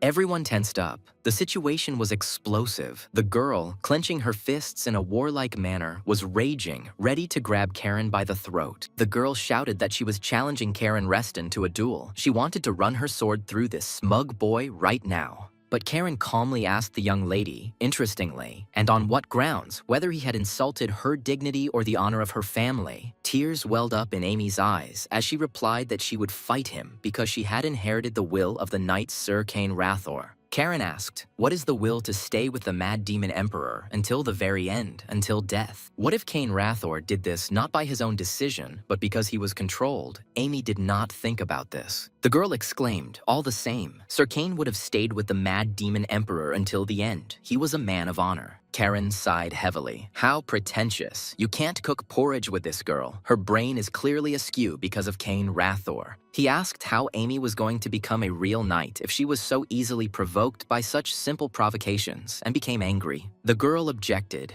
It's not true. It's not personal, but for the honor of Sir Cain. And then everyone heard how loudly Amy's body demanded food. Karen smiled and lowered his head. It was familiar to him from his past life, and Leo asked in surprise what that roar was. The young man asked Amy if we should eat first and then duel. She snorted. Was Karen dropped as a child, or is he just a fool? But Karen, with a smile, offered Amy to choose what she would like to eat, pork, beef, or maybe lamb with a side dish. Suddenly, Karen released mana, blue streams of clarity magic swirling around the small hall of Luhan's sewing workshop. The young man asked Amy if she wanted to go out and find out what was going on in the Imperial Guard. The girl covered her face with her hands in surprise. What kind of monstrous mana was this? She had heard that Karen also had 4 stars, just like her. But this magic was on a completely different level. She didn't understand where this teenager got such terrifying magical power from. The wise Luhan decided to intervene and asked Lady Amy if she would like to join Mr. Karen for dinner and discuss everything. The girl must have been eating poorly while paying off her family's debts, but since fate brought them together, why not eat something tasty?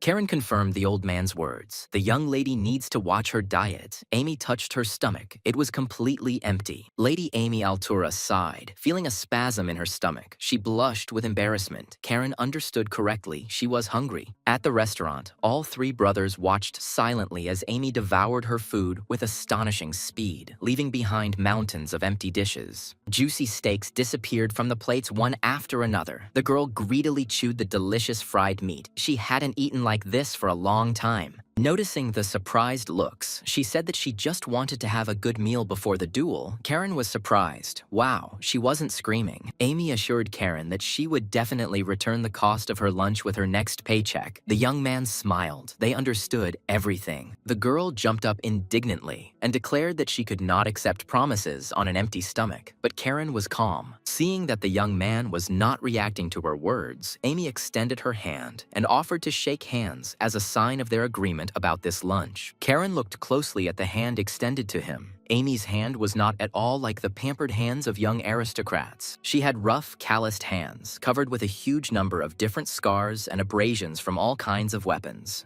It was proof of hard work during grueling training sessions. This girl is definitely not a capricious sissy. Karen sighed quietly. If it weren't for Amy's old-fashioned views, she would be priceless. Knights like her were always in demand. Amy looked questioningly at Karen. He agreed. The girl asked if in that case they could eat some more. The young man allowed it. They shook hands, and Hugo Reston was amazed. Just think, they were ready to literally tear each other's throats out. The girl ordered another plate of meat. At that moment, a richly dressed gentleman with his security guards walked past the restaurant and heard Amy. Karen asked her if she was interested in Kane, if she knew Professor Iris. The girl confirmed, this is a completely new look at Sir Kane. The young man explained that this man taught him when he was little. The girl was delighted. Wow, is it really true? And how is he? A richly dressed gentleman headed into the restaurant, telling his security that he would go alone. They obediently stopped near the entrance. Karen asked, "By the way, when the duel was," Amy answered, right after they finished what they had just ordered. The young man smiled. He asked if she was sure, otherwise she would have to kiss the curb. Amy was indignant. She would bury it herself and not care that it was small. The gentleman who entered the restaurant noticed that Amy looked pleased, and the girl glanced fearfully at the speaker. He frivolously touched the girl's shoulder and said that she came here without even telling him. How could she not be ashamed? He would be offended at her. She doesn't want to spend time with him, but she dines with some troublemakers. How short-sighted of her. He will punish her.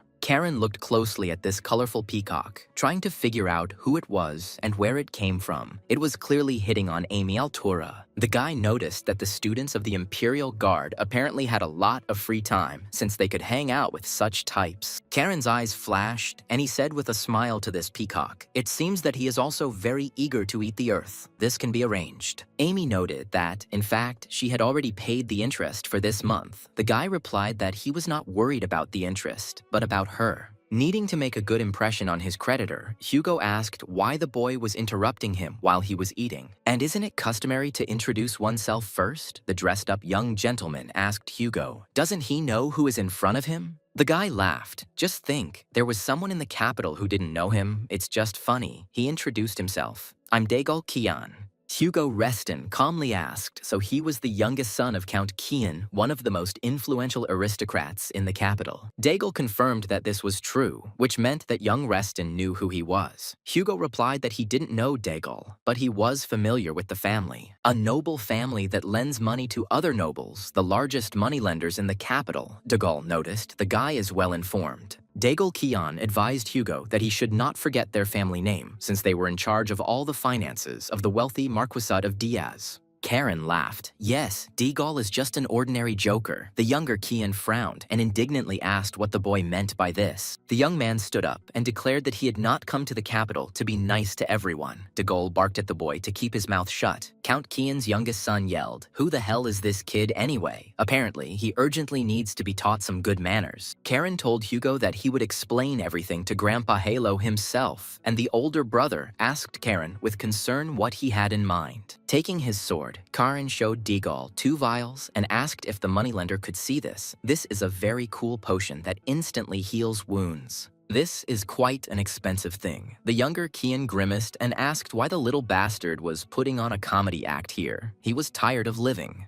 Karen said with a smile, "No, my dear, I'm not putting on a comedy act, but something much more disgusting." Deagle took a step back in fear. The young man took off and, swinging his sword straight in its sheath at the moneylender, exclaimed that he was now breaking Deagle Kian's fucking face. Karen, his eyes flashing, shouted at the rich coward not to worry. He wouldn't kill him, at least not right now. Count Kian's youngest son screamed in horror. No, but it was too late. A fierce storm called Karen Reston had descended upon him. The head of the National Tax Service was furious. He angrily asked the servant what he had just said, demanding that he repeat it. The servant did not dare to tell Lord Gale the unpleasant news about his beloved youngest grandson once again. Plucking up his courage, the servant said that Lord Gile's grandson, Karen Reston, had been detained by guards about half an hour ago. Corona's grandfather grabbed his head. He had messed up again. The boy had only just arrived in the capital and didn't know anything yet. Lord Gale Periton asked the secretary what had happened there, why the boy had been detained. He couldn't have done anything very serious. The secretary reported that Sir Karen had attacked Deagle Kian, the youngest son of Count Kian. Gale was stunned. That was the last thing he needed. Gale thought, Deagle Kian. The name is familiar. Where could he have heard it? The secretary said. In Deakus, they call him the main womanizer. That's right, that same young scoundrel who pesters the daughters of the family's debtors. It's him, the secretary confirmed. That's exactly it. He deserved a beating, but why Karen got involved with him is unknown. The guy gave Deagle some medicine and beat him up again.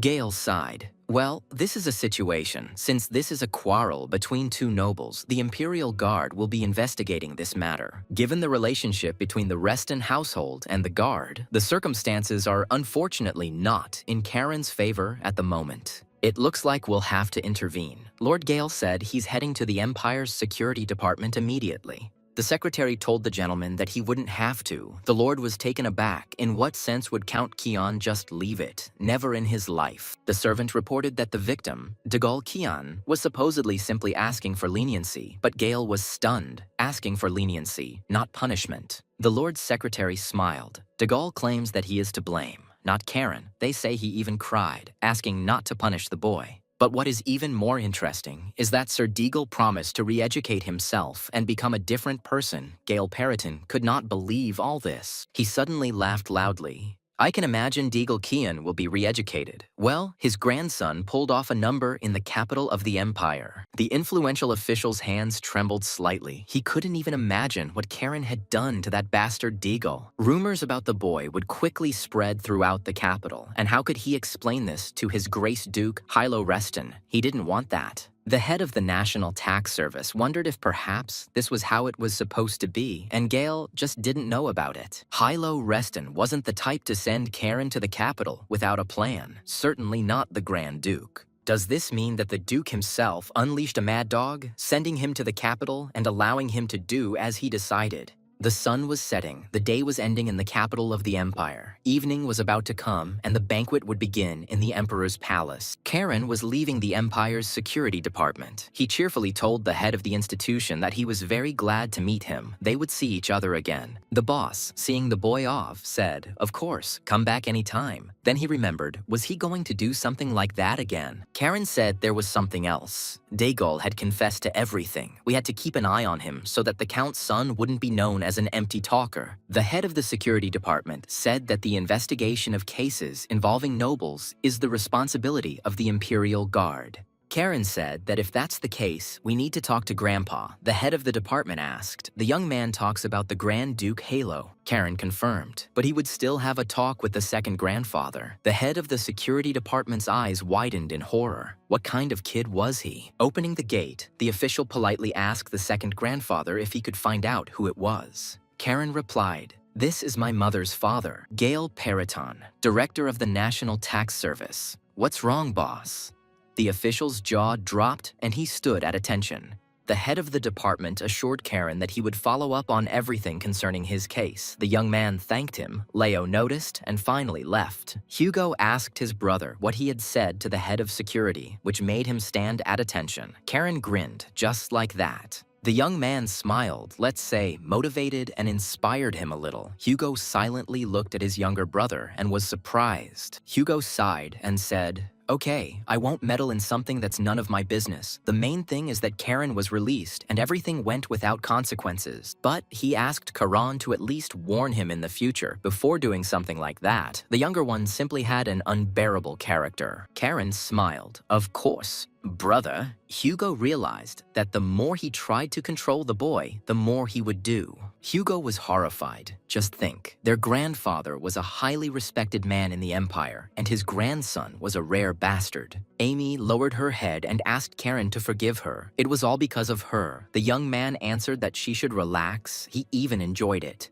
The girl cheerfully asked, "How about going and having some tea?" This time she was treating him. Karen replied, "Since you are treating him, then let's go." Amy showed the way, and Hugo was perplexed by what he should do if Karen didn't get into trouble, but created it himself and dragged others into it. Maybe I should go to the mage's tower and buy a magic rope or something like that to at least try to somehow restrain him. Confused, Hugo Reston trailed behind everyone, not knowing what to do. This was the first time he had been unable to cope with the baby. Soon, the group approached a pastry shop owned by Emi Altura's family, and she invited everyone inside. Karen sat at the table and was silent. He was in a foul mood. He sighed heavily and did not take any of the desserts into his mouth. Leo was delighted. It looked delicious, Amy noticed, but Karen didn't seem to like it. Hugo looked questioningly at his brother. The young man replied that it was not that. The girl looked at him in surprise, but he could not explain to her why he was behaving like this now.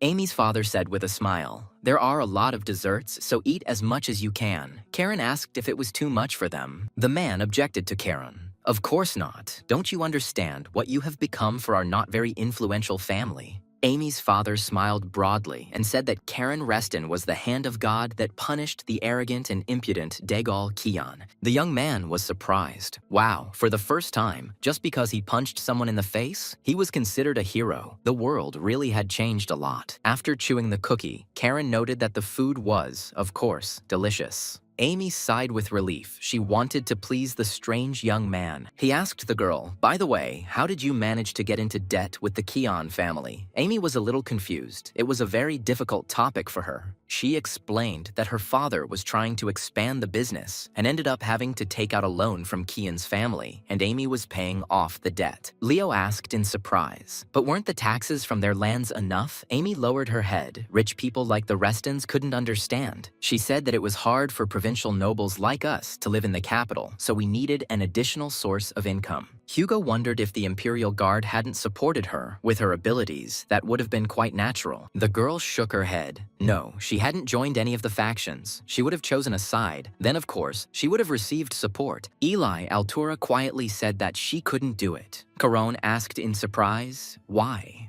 The girl smiled. It was obvious. She cheerfully explained that her idol, Sir Khan, was a proud man, a knight with honor, and he would definitely have chosen the path of the sword, not politics. Kane mentally responded to this enthusiastic girl. It was not pride at all. He was just trying to survive in the guard then. After thinking for a while, Karen said that he had a proposal for her regarding her debt to the Kian family. The girl asked what he was talking about. The young man asked if he paid off her entire debt. Would she go with him? Upon hearing this, Leo almost choked, and Hugo's face darkened. Amy asked what Karen meant. Leo jumped up and said that this was too much, even for Karen. The guy asked his brother what was wrong. Leo shouted, offering to pay the debt so that she would become his woman. "He is no better than Deagle." Karen flared up. "What other woman?" Hugo said Amy wasn't knighted, but "Don't try to buy a lady." Karen shouted at them to be idiots. That's not what he meant. Enraged, Karen indignantly explained to his brothers that he was offering Emmy to become a knight and join their Hayran order. Leo muttered that his dear brother had changed his tune on the fly. Amy quietly laughed at how many defenders she suddenly had. She thanked Karen for the offer, but she was forced to refuse, even though the Order of the Blue Wolves was a very prestigious organization. Karen guessed that she wanted to stay in the Imperial Guard and change it from the inside. Amy nodded. That was right. The young man thought so. Amy laughed and said that if Sir Kane Rathor was alive, he would have answered the same way as Karen just answered, and it was simply amazing.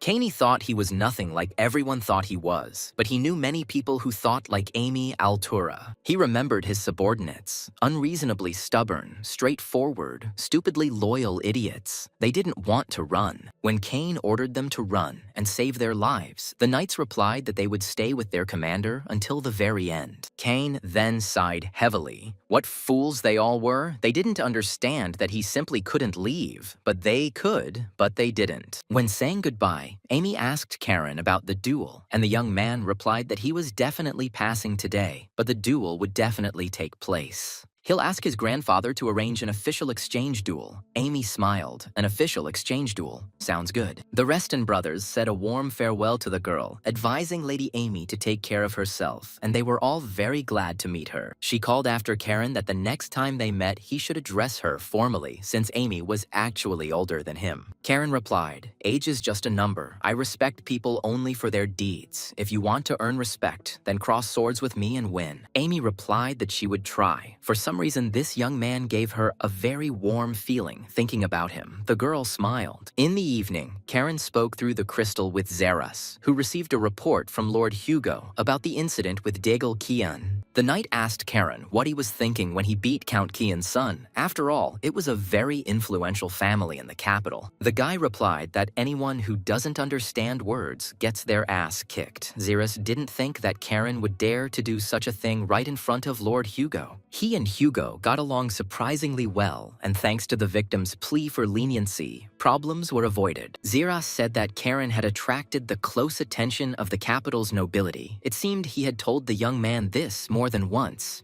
The knight asked him to behave decently in the palace tomorrow. Karen replied, "Okay, I'll be a good boy in front of His Majesty," but Zeras didn't believe him. Karen said, "I swear by the honor of my father." The knight asked, "Why by the honor of his father and not his own?" A very strange oath. The young man laughed. He traded his honor for a bottle from Zeras's bar. By the way, he invited Amy Altura to join our order. Zeras became interested. He knows her. Miss Amy is a very talented, promising girl. The knight asked, and what did she answer to this? Karen sighed and politely refused. Whore? Zeras was upset. What a pity, but she is a valuable asset to the Imperial Guard. The young man asked the commander of the Blue Wolves' nightly order if he could take the ball to his grandfather. Karen wanted to discuss something with him. Zeras replied that he would try to do this if only the head of the ducal house was not busy with anything and could talk to his grandson. The young man took the crystal and moved to the open window. He silently looked at the capital, a strange feeling haunting him. But then Karen heard his grandfather's voice.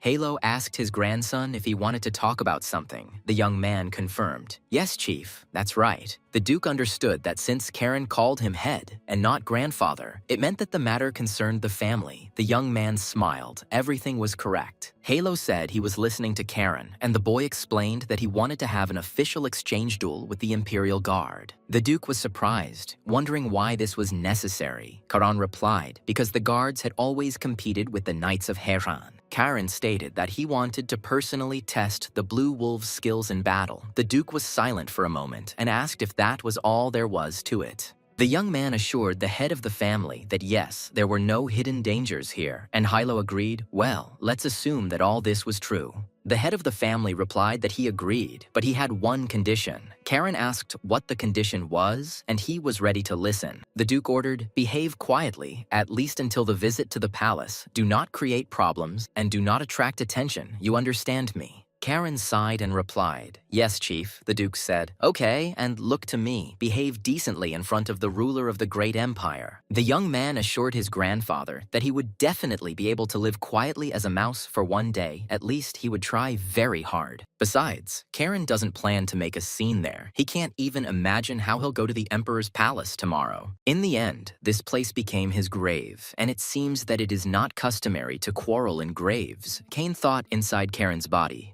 The next morning dawned, and few people slept in the Azure Sea Fortress. Everyone was worried about Karen's upcoming audience. The commander of the Order of the Blue Wolves knocked on the office of the head of the family and said that it was Zeras. The Duke replied that the knight should come in. Zeras sent an official letter to the Imperial Guard. As Karen requested, Duke Hilo asked, and what was their answer? The knight said, "The guard accepted this proposal without hesitation." The head of the house, Reston, chuckled thoughtfully. What was Karen up to? Halo said that since the Duke's grandson himself challenged them to a duel, they would prepare properly. Zeros asked, "Are you worried about Karen?" Duke Reston sighed slightly. No, he was not worried about his grandson. He just reminded him very much of the late Caney. Zeros asked if the gentleman meant Sir Cain Rathor, who died during the rebellion against the Mad Emperor. Hilo confirmed. He said that if Cain were still alive, the He-Ran Knights and the Imperial Guard would not waste time on such games. The Blue Wax commander asked, "Do you miss your old friend, my lord?" Hilo flared up. Nonsense, he never missed him. "Halo," Reston exclaimed. "Why would I miss a man who ignored my pleas?" Xerus sheepishly apologized. The Duke's old wounds ached, and he said angrily that he would never miss that bastard. Xerus stood silently and watched. Xeros asked the Milord if he knew a knight named Amy Altura. Halo replied that he did. She was a squire in the guard. The knight told the Duke that Karan wanted to lure Lady Amy into the High-Ran Knights, and Hilo was very surprised and asked why the young man needed this. Her talent is too great to be wasted in the Imperial Guard, and perhaps her respect for Sir Cain played a role as well. It's strange for a young knight. Usually the guards don't even mention Cain's name. They'd rather erase that part of the story. If Hilo hadn't intervened, he would have been remembered as one of the greatest villains in history, and the guard tries to forget about him. The Duke asked, "And what?" This aroused Karen's curiosity. Xerus nodded. Yes, the boy always showed a keen interest in Sir Cain. Halo Reston asked if anything was known about her family. Xerus said that she was from a modest provincial noble family. Nothing remarkable, except that about 50 years ago, their last name for some reason changed from Akti to Altura. Halo shuddered. Acta. Could these really be the same ones, and this girl appeared right now and became friends with Karen? There are too many strange coincidences. The inhabitants of the imperial capital loudly chanted, "Glory to the heroes of the ducal house of Reston, hooray to the young heroes who defeated the traitors." Leo, looking out of the car window, reproachfully asked his brother, "Aren't you ashamed, Karen?" He answered in surprise, "Why would you be ashamed?" Leo asked why everyone was greeting us like that. Karen reassured him that they weren't doing it for them, so there was no need to pay attention. The guy didn't understand what Karen meant, but then why were they doing this? Karen explained, "Palace intrigues, brother. This is done to show everyone that the Reston family supports the ruling house. That is the message they are sending." Leo was surprised, and to show someone, Karen snorted, "Do you have a flower bed instead of a head? The nobility that wants to keep the emperor in check?" The boy scratched the back of his head in confusion, and Karen stared at the imperial palace. Khan remembered how much blood had been shed here. The young man was sure that even the simplest puppet must have at least some political instincts, otherwise he would be torn apart. Near the palace, the Reston brothers were met by Sir Ryuk, whom they already knew. He said, "Welcome to the palace, honorable young gentleman." Karen greeted the guard cheerfully, and he was very surprised that the grandson of the Grand Duke of Hilo Reston remembered his name. What an honor. The knight told the young men that swords were not allowed into the main palace and asked them to be understanding. Karen replied, "Of course, sir." Karen, giving back his sword, asked his brother if he knew that his grandfather had once broken this rule. Leo was surprised, and when? The young man answered with a grin. It was about 50 years ago. Leo looked at his brother in confusion, not understanding what he was talking about. While a puzzled Leo was trying to figure out what had happened 50 years ago, the knights looked gloomily at Karan. They knew what had happened then. When Leo finally realized what they were talking about, he exclaimed indignantly, "Is Karen out of his mind? Why bring this up now?" Sir Ryuk Raymer warned Karen that he should watch his language in front of His Majesty, as the Emperor really doesn't like such jokes. The youngest grandson of Duke Hilo Reston thanked the knight with a smile for the advice and promised that he would certainly take it into account in the future. Suddenly, the knight who was holding the bag of swords fell to the floor and growled strangely. Sir Ryuk looked at his subordinate in surprise. Karen noticed that guillotine was glowing. The sword felt a threat. Ryuk looked at the boy's weapon. This aura of the sword. What was going on? The young man explained to Sir Ryuk that his sword had become a little unruly. The knight looked questioningly at the strange guy, but remained silent. Karen smiled broadly and said that his blade had character and asked him to be careful with it. Leo called out to his brother. Sir Ryuk bowed and said that he would lead the boys to the main hall where the banquet would take place. Karen replied, "Okay." They would follow him. Karen and Leo Reston, accompanied by 3 guards, walked through the corridors and luxurious halls of the vast imperial palace. Leo looked around in admiration. The royal palace was truly luxurious. Yes, Karen, but the younger one was surprisingly silent. The guy quietly called out to Karen, but he didn't react, as if he wasn't there. Kane seemed to have returned 50 years ago. Leo looked at his younger brother in silence and did not recognize him. He had changed surprisingly much at that moment, like a different person. And his mana, it's literally blazing. Karen seems to be engulfed in tongues of blue flame. What's happening to his younger brother? The knights didn't seem to notice anything, which was good. Leo felt that it was better not to touch Karen now and just keep quiet. Leo had never seen his brother's face like that before, but he didn't look angry now, rather sad or worried. He remembered Lady Sabina's request. Before leaving, she asked Leo to keep a close eye on the ocean of Karen, and he promised. Sabina was sure that Leo was the only one from the Azure Sea Fortress who was capable of this, but would he really be able to understand Karen? And Kane, in a new body, approached the place of his death in his past life. With each step, he sank deeper into the past. Here he sees himself covered in blood with a sword in his chest, and his knights shout, "The commander has fallen. Retreat, throw down your weapons, and surrender." Karen stopped next to the stairs and looked at the place where he, Kane Rathor, had once died, as if he were looking at himself. He closed his eyes and told himself that maybe he should stop thinking for a while. There was still so much to do, and it was distracting. The butler solemnly announced that they had arrived in His Majesty's domain and asked them to state their full names and titles. Sir Ryuk announced that these were the ruler's honored guests from the Duke's House of Reston, and the butler suddenly realized, of course, come in. The butler entered the hall and loudly announced to those present, Leo Reston and Karen Reston of the Grand Ducal House of Reston are entering. The doors of the main hall of the palace opened, and the brothers headed to the throne room, where they were to meet with the emperor himself. Kane thought, well, it would be interesting to see the face of the heir who replaced the mad demon emperor. The young man stared at the figure in the royal robe, his eyes blazing as if his whole life depended on it. Kane was eager to see the face of the heir to the throne who had replaced the mad demon emperor after the rebellion raised by Hilo. The brothers heard a greeting, "Welcome to the imperial palace." Kane was confused who this guy was. He was much younger. The man said that His Majesty, unfortunately, was not feeling well and was currently resting and asked me to convey his words. Before them stood the man who would inherit the imperial throne, Crown Prince Jorn Karen, the current ruler's eldest son. Karen knelt down and exclaimed, "We greet your highness, the Crown Prince." Leo looked at his brother in surprise and repeated everything. Leo dropped to one knee and said, "Your Highness, it is a great honor for me to meet you in person and pay my respects." The heir looked closely at the young men and said that he had heard that they had defeated the demons in the barony of Bellis, worthy of the grandsons of a hero. Karen Reston clearly replied that they were only doing their duty, although his hands were shaking in his clenched fists. It was simply incredible. Kane thought, "You're joking. You must be too much like him. The same face, the same mannerisms, and even the same voice." It was as if that same insane, bloody demon emperor who sold his soul to the devil was now standing in front of Kane in the throne room again. Although no, this one is softer, Kane realized. This similarity is natural. After all, the Crown Prince is his grandson. You can't let emotions get the better of you.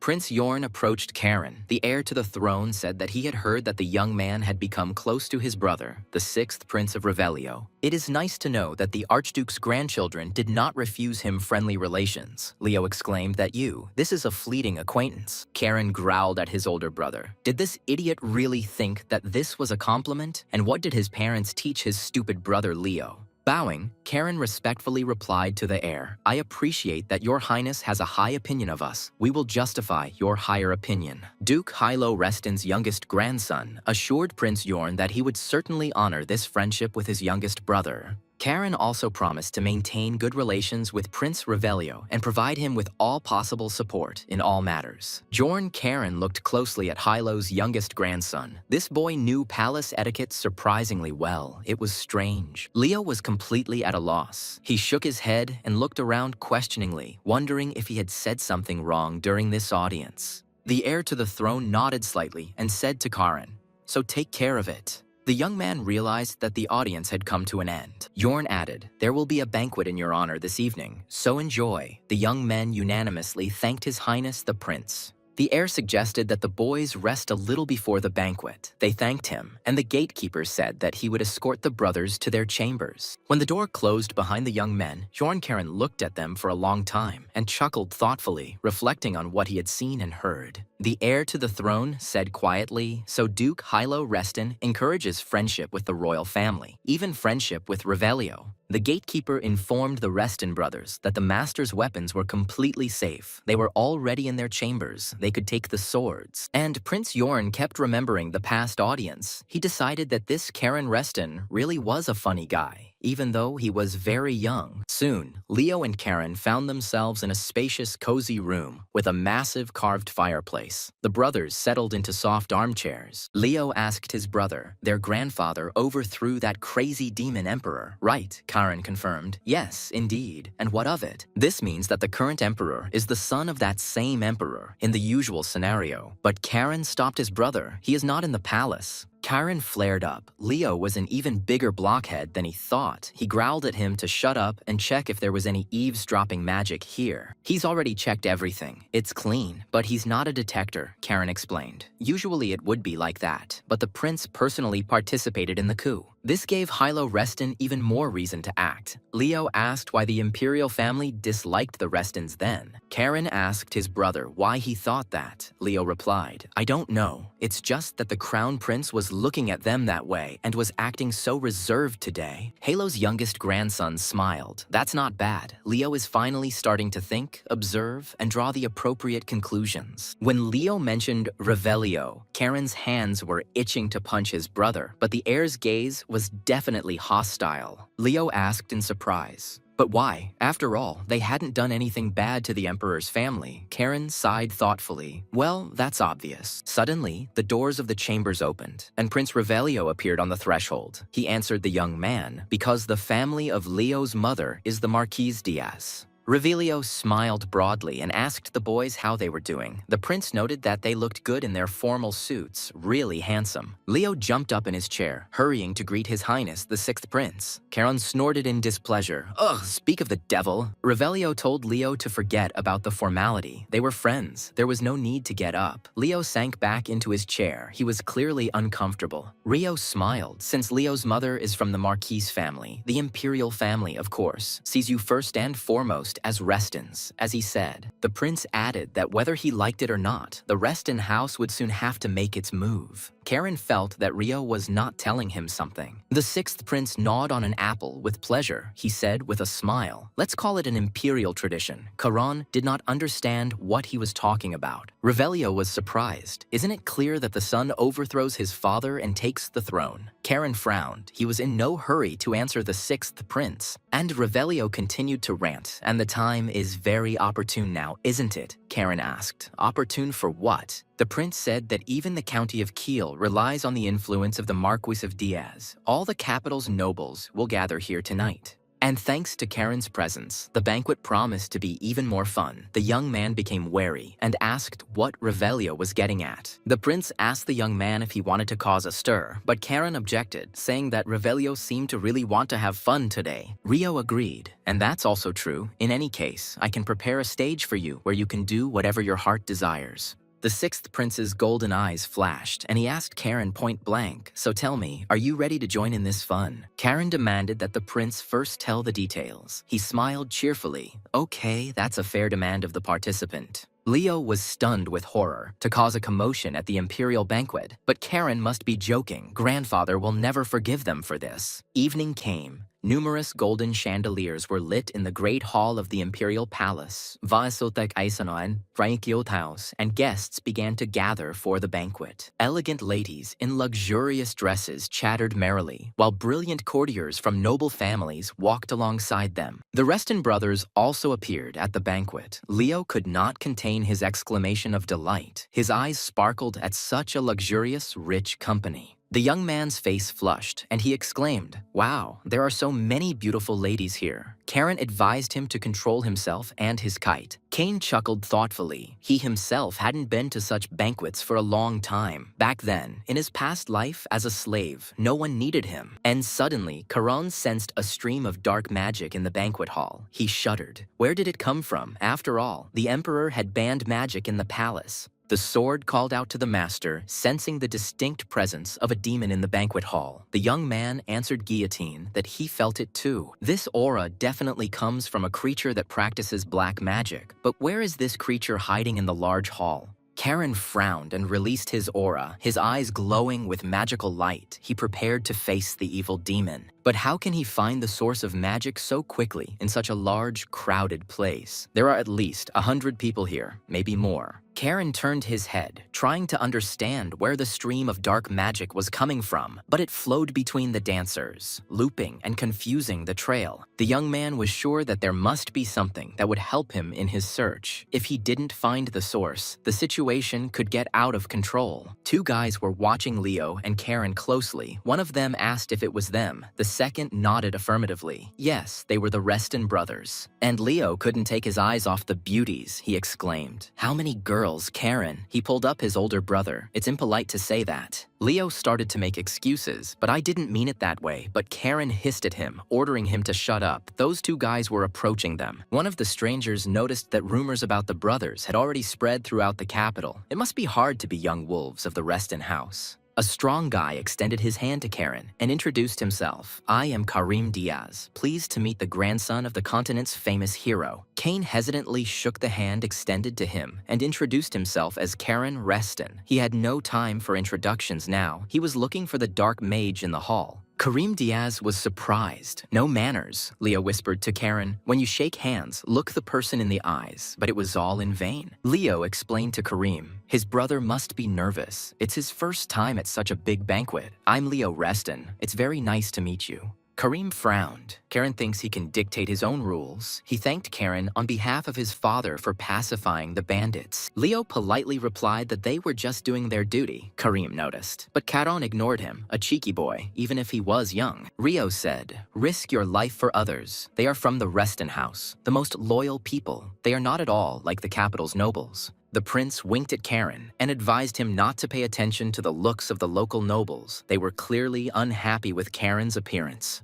Karim Diaz bowed and said to Revelio, Ah, sixth prince, you have already arrived, the heir of the Diaz family thought, his tongue ahead of his thoughts. Karim respectfully told the prince, High society has gathered here, so with all due respect, watch your language. Reo apologized sarcastically. The sixth prince cheerfully told the young nobles that sometimes his character overpowered the norms of behavior and strict palace etiquette. Kayan had a strange feeling that this dark energy was already familiar to him, that he had met it before, but who was it here? And suddenly he realized, he found. Among the crowd of guests in a chair sat a beautiful girl. She was the source of the evil aura, born of dark magic. It is here. This creature is hiding and waiting, hiding behind a mask. The demon is waiting for the right moment and is watching for its intended victim. Now Caron could take a better look at her. He was convinced that he was not mistaken. It was from her that the evil aura emanated, and this enemy was quite strong. The beauty felt Karen's gaze on her. She turned slightly and smiled coquettishly at the cute young wolf cub. Rio exclaimed, Karen and Leo Reston, welcome to the palace. Karim was indignant. He and the young dukes were talking now.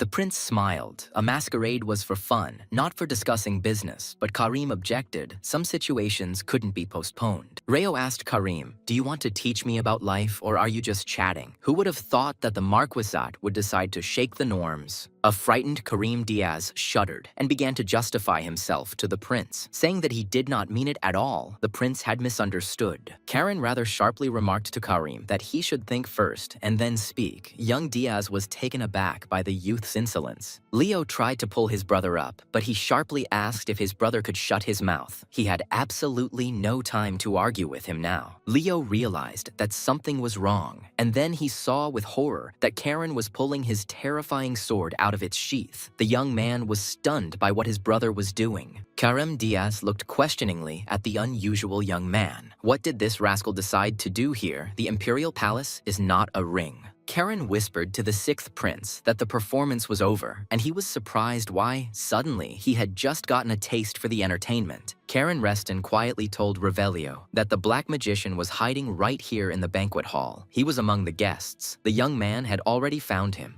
The sixth prince was amazed at what Karen was saying, where the black magician came from, how the guards let him into the imperial palace. Karen asked the prince to buy him some time. Revelio asked if perhaps it would be worthwhile to urgently call the imperial guard here. The young man asked Revelio with a smile. He probably forgot who Karen was. His sword would cope with the demon much better than any guard. Rio smiled. Doctors destroy diseases, and Reston destroys demons. He asked, "What needs to be done?" Karen answered, "Don't let anyone out." The prince warned that he wouldn't be able to hold off the crowd for long, but okay. And then Karim Diaz appeared in front of Karen, trying to stop him. The young man glared at the young Marquis and whispered to him to be quieter. Karim stopped dead in his tracks. Everyone silently watched Karen as he walked down the hall with his sword drawn straight towards the mysterious girl in the beautiful mask. The young Marquis Diaz was in shock. He couldn't even draw his sword under Karan's gaze. The boy's blood pressure was so terrifyingly strong.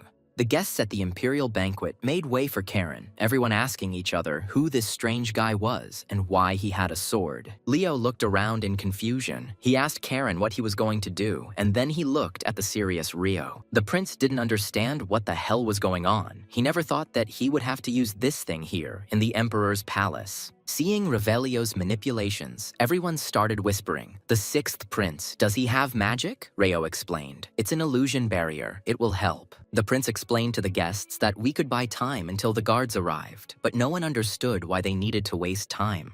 Revelio reminded the aristocrats that doctors destroy diseases and Reston destroys demons. Now is the decisive moment. Karen calmly said that he had not even hoped to find support in the capital since their glorious ducal family was a thorn in everyone's side. Leo didn't understand anything. He asked in confusion, "What other demons, Caron? This is an imperial banquet. They can't be here." The demoness took off her mask, Karen noticed. "Just think, someone is greeting me here like this." She smiled welcomingly. Karen asked the beauty, although, "Are you even human?" "Most likely not." The young man's aura and the sword in his hand were blazing with a furious flame. The woman's eyes sparkled. He had found, after all, as expected from Hilo Reston's grandson, a worthy wolf cub was growing up in this family. The beauty said coquettishly she was even afraid that Caron would not cope and would not be able to find her at this crowded banquet. Seeing the raging streams of dark magic, Revelio shouted, "Barrier!" And the banquet hall was covered by a strong magical barrier. The beauty said languidly, "Karen Reston, you are quite persistent, aren't you? It's a turn-on." She looked invitingly at the young man, seducing him. Karen exclaimed, "Don't even try." He swung his sword and attacked the villainess who had sneaked into the banquet at the emperor's palace. The beauty's head flew off her shoulders and to the side, spraying blood everywhere, and all the guests gasped in horror and disgust. The severed head stopped at the feet of the elegant beauties, and gentlemen, everyone, as if enchanted, looked at it and at the young Caron. The beauty's head lay in a pool of her own blood. The guests whispered. Someone knew this lady and was outraged by her murder. Suddenly, the eyes of the severed head opened. Dark magic lit up in them. The demoness languidly whispered that she was all burning from this. The guests, horrified, fled in all directions from the revived head. The ladies fainted or cried, not knowing what to do in such a situation. The banquet hall was filled with the desperate cries of the aristocrats. Everyone was wailing, shouting that a monster had appeared in the emperor's palace. And only Caron silently watched the demon. He understood perfectly well that not everything was so simple. Their bloody battle was just beginning. The demoness screamed, and a bouquet of black roses appeared in the center of the hall, sending glowing flower petals flying throughout the room. Karen watched carefully. He knew this deadly technique, but he had never seen it in this life, only in the past. He was very surprised. Petals, this technique was very much loved by the dark mages of the Mad Demon King. And sweat again. The demoness regained her body, but not completely. She looked at the powerful weapon in Karen's hands and said, very curiously, noticing the young man's gaze, she sighed. Regeneration, unfortunately, was imperfect, and this body was noticeably worse than the previous one. The demoness added, especially since this sword partially absorbed my many, I didn't know that the Reston Duke's family had a similar artifact. Karen barked, "Consider yourself lucky. If I were even a little stronger, you would have already died, and the sword would have completely absorbed your mana." The demoness replied that she herself would gladly devour the boy right there, but unfortunately, she could not do so yet. She exclaimed, "What a pity," and rushed at Karen, aiming her sharp metal claws at him. The young man braced himself. The monster flew towards the young man incredibly quickly and struck. Karan's aura was blazing. The demoness could not kill him so easily. He was strong, and yet she managed to slightly wound the guy, scratching his neck. Blood gushed from the wound. The wolf cub shuddered and cried out quietly. Everyone in the hall saw that young Reston was wounded. A murmur ran through the crowd. What if she kills this boy? What will happen to them all then? The demoness licked the claw stained with Karen's blood and cooed. "You taste sweet," the young man growled. "You damn creature!" Leo took up his sword and rushed to help Karen. He could no longer watch his little brother fight one-on-one with the demon.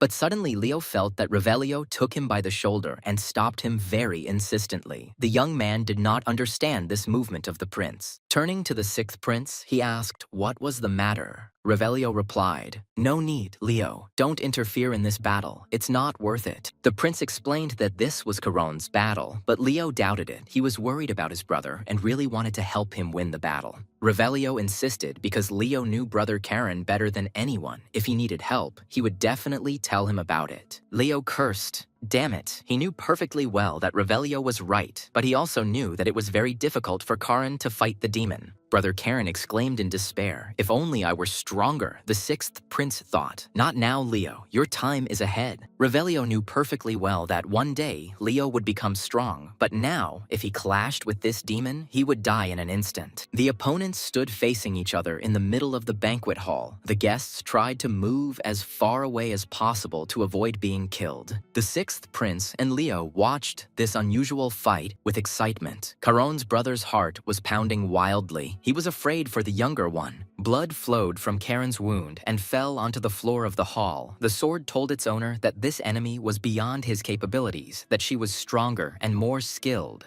Guillotine warned the young man that if he continued to fight, he would simply die, especially since she had infected him with magic. Karen sighed. A senseless death? So maybe that was the case, but he was not used to retreating, neither in this life nor in the past. He remembered the last bloody battle of Cain Rathor and his loyal knights. Almost all of them died here in the Emperor's palace. Karen decided that if this was the price for standing up for one's principles, then it was not a useless death, but a heroic one.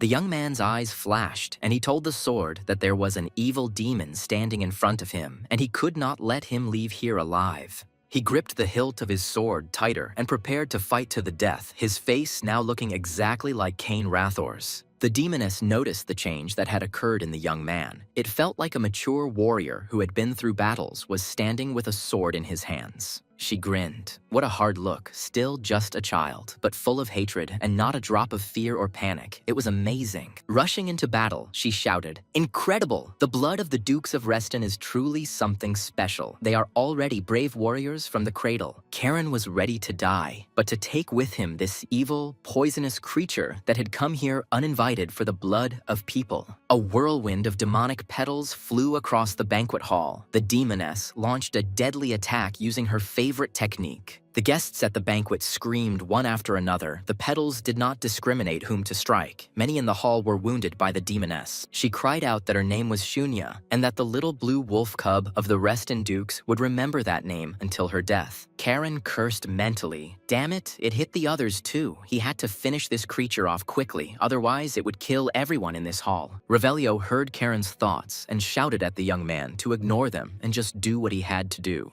The sixth prince cast a spell, protecting the people behind him from the attack of the demonic petals, and some of the demoness's weapons disappeared. This game was already starting to bore the villain. She attacked Karen seriously, but he was able to dodge the stream of deadly petals. She said, "You're not so stupid as to relax just because you dodged. My petals are not just decoration." Guillotine asked the owner what he was doing. If he couldn't dodge her blow again, he would die instantly. She was stronger. Realizing what Karen was going to do, the sword exclaimed, "No way, hey, this is too dangerous. You don't have enough strength for this yet." The ocean of Kiron began to churn, and he decided to use the Hirin sword style, the fifth form, full tide, even though the young man only had 4 stars. Everyone froze, and raging waves of clarity magic swirled around Karen, quickly sweeping away all the demonic petals. The demoness shuddered when she saw this power. She thought that this boy's level was somewhat lower, but he was growing right before her eyes. The sword scolded the young master. It is not appropriate to use mana so openly. Here, in the Emperor's palace, magic is highly discouraged.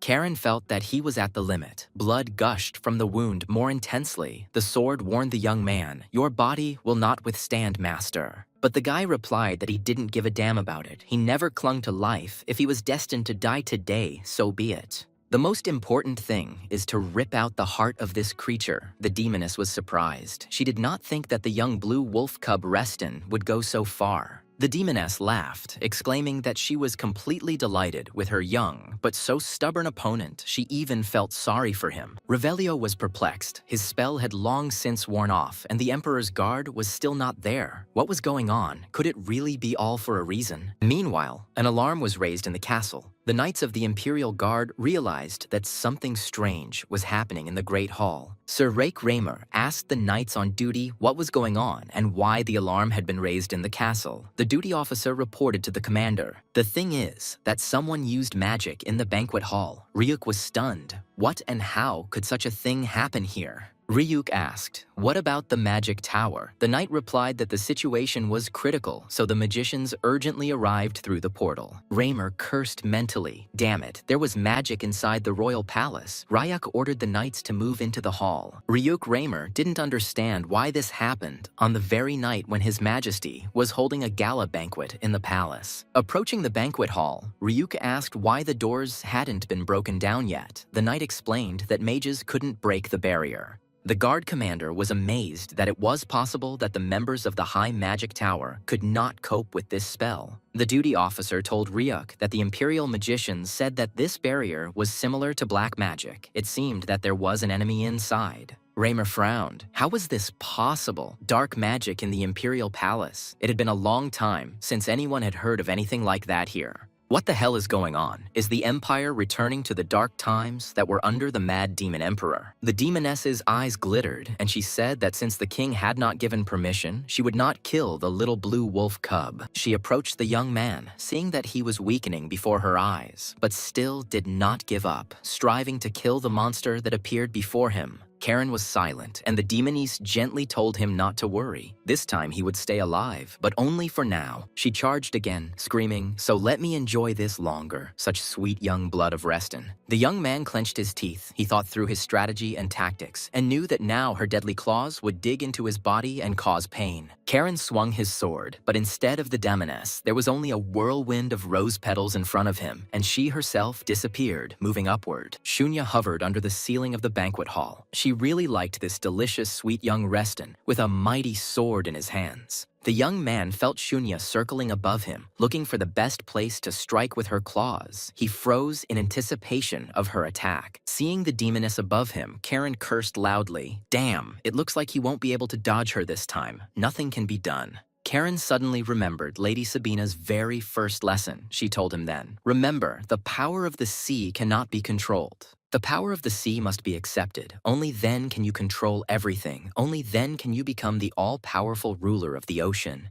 The young man understood that his master was showing him the way, and he actually accepted the flow of the sea, opening his right shoulder to the enemy. Seeing that the monster was about to grab his brother, Leo couldn't stand it. He pulled out his sword and shouted for Karan to get out of the way. Shunya's eyes sparkled, and she laughed, anticipating how she would now torment the body of this stubborn boy from the Reston clan. Leo was terrified. The demoness was approaching Karen. He simply wouldn't have time to run and shield his wounded brother from imminent death. Karen's blood spurted out, and Shunya dug her predatory claws into his shoulder, causing the young man horrific pain. The demoness exclaimed, as expected, "Karen Reston is amazing. I knew you would release your mana with willpower." But to deliberately expose himself to attack in order to create a breach. What impudence! Shunya did not expect this from a 13-year-old youth. Karen didn't listen to her. He swung his sword and cut off the demoness's hand, which she so carelessly extended to his right shoulder. One more blow, and Shunya was torn in half. Now she could no longer restore this body. Too much of her mana had been absorbed by the sword. The demoness said with a smile that Karen Reston was very funny, and this sword, she now saw, was a legendary weapon known to everyone. This is the guillotine.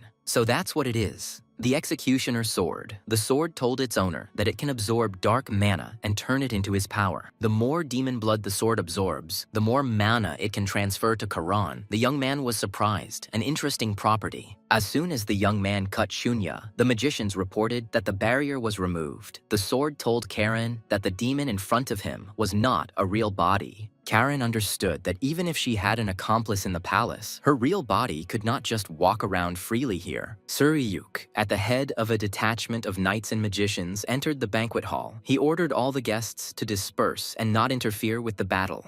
Karen promised Shunya that one day his blade would enter her flesh very deeply. The demoness replied, "Ah, I will wait for this, baby." Turning into a stream of petals, Shunya added that she would wait for him beyond the northern sea, and the king would also wait for him there. There was an explosion, and the demoness's remains scattered throughout the banquet hall in the form of glowing pink and black petals. Ryuk Raymer was stunned. Could it really be that a demon had just been here? And this young man, Karen Reston, could he really fight the demon himself? The knight was perplexed. A demon in the imperial palace. How was this possible? The guests sighed with relief and began to chatter, discussing everything. Ryuk heard that if the sixth prince hadn't protected me with magic, it would have been the end. Who would have thought that this bratty kid would be of any use? Raymer was amazed that, I heard right, His Highness used magic, but this is strictly forbidden for heirs. The duty officer turned to Sir Ryuk, who asked what he wanted, and the knights quietly conferred, wondering what they should do.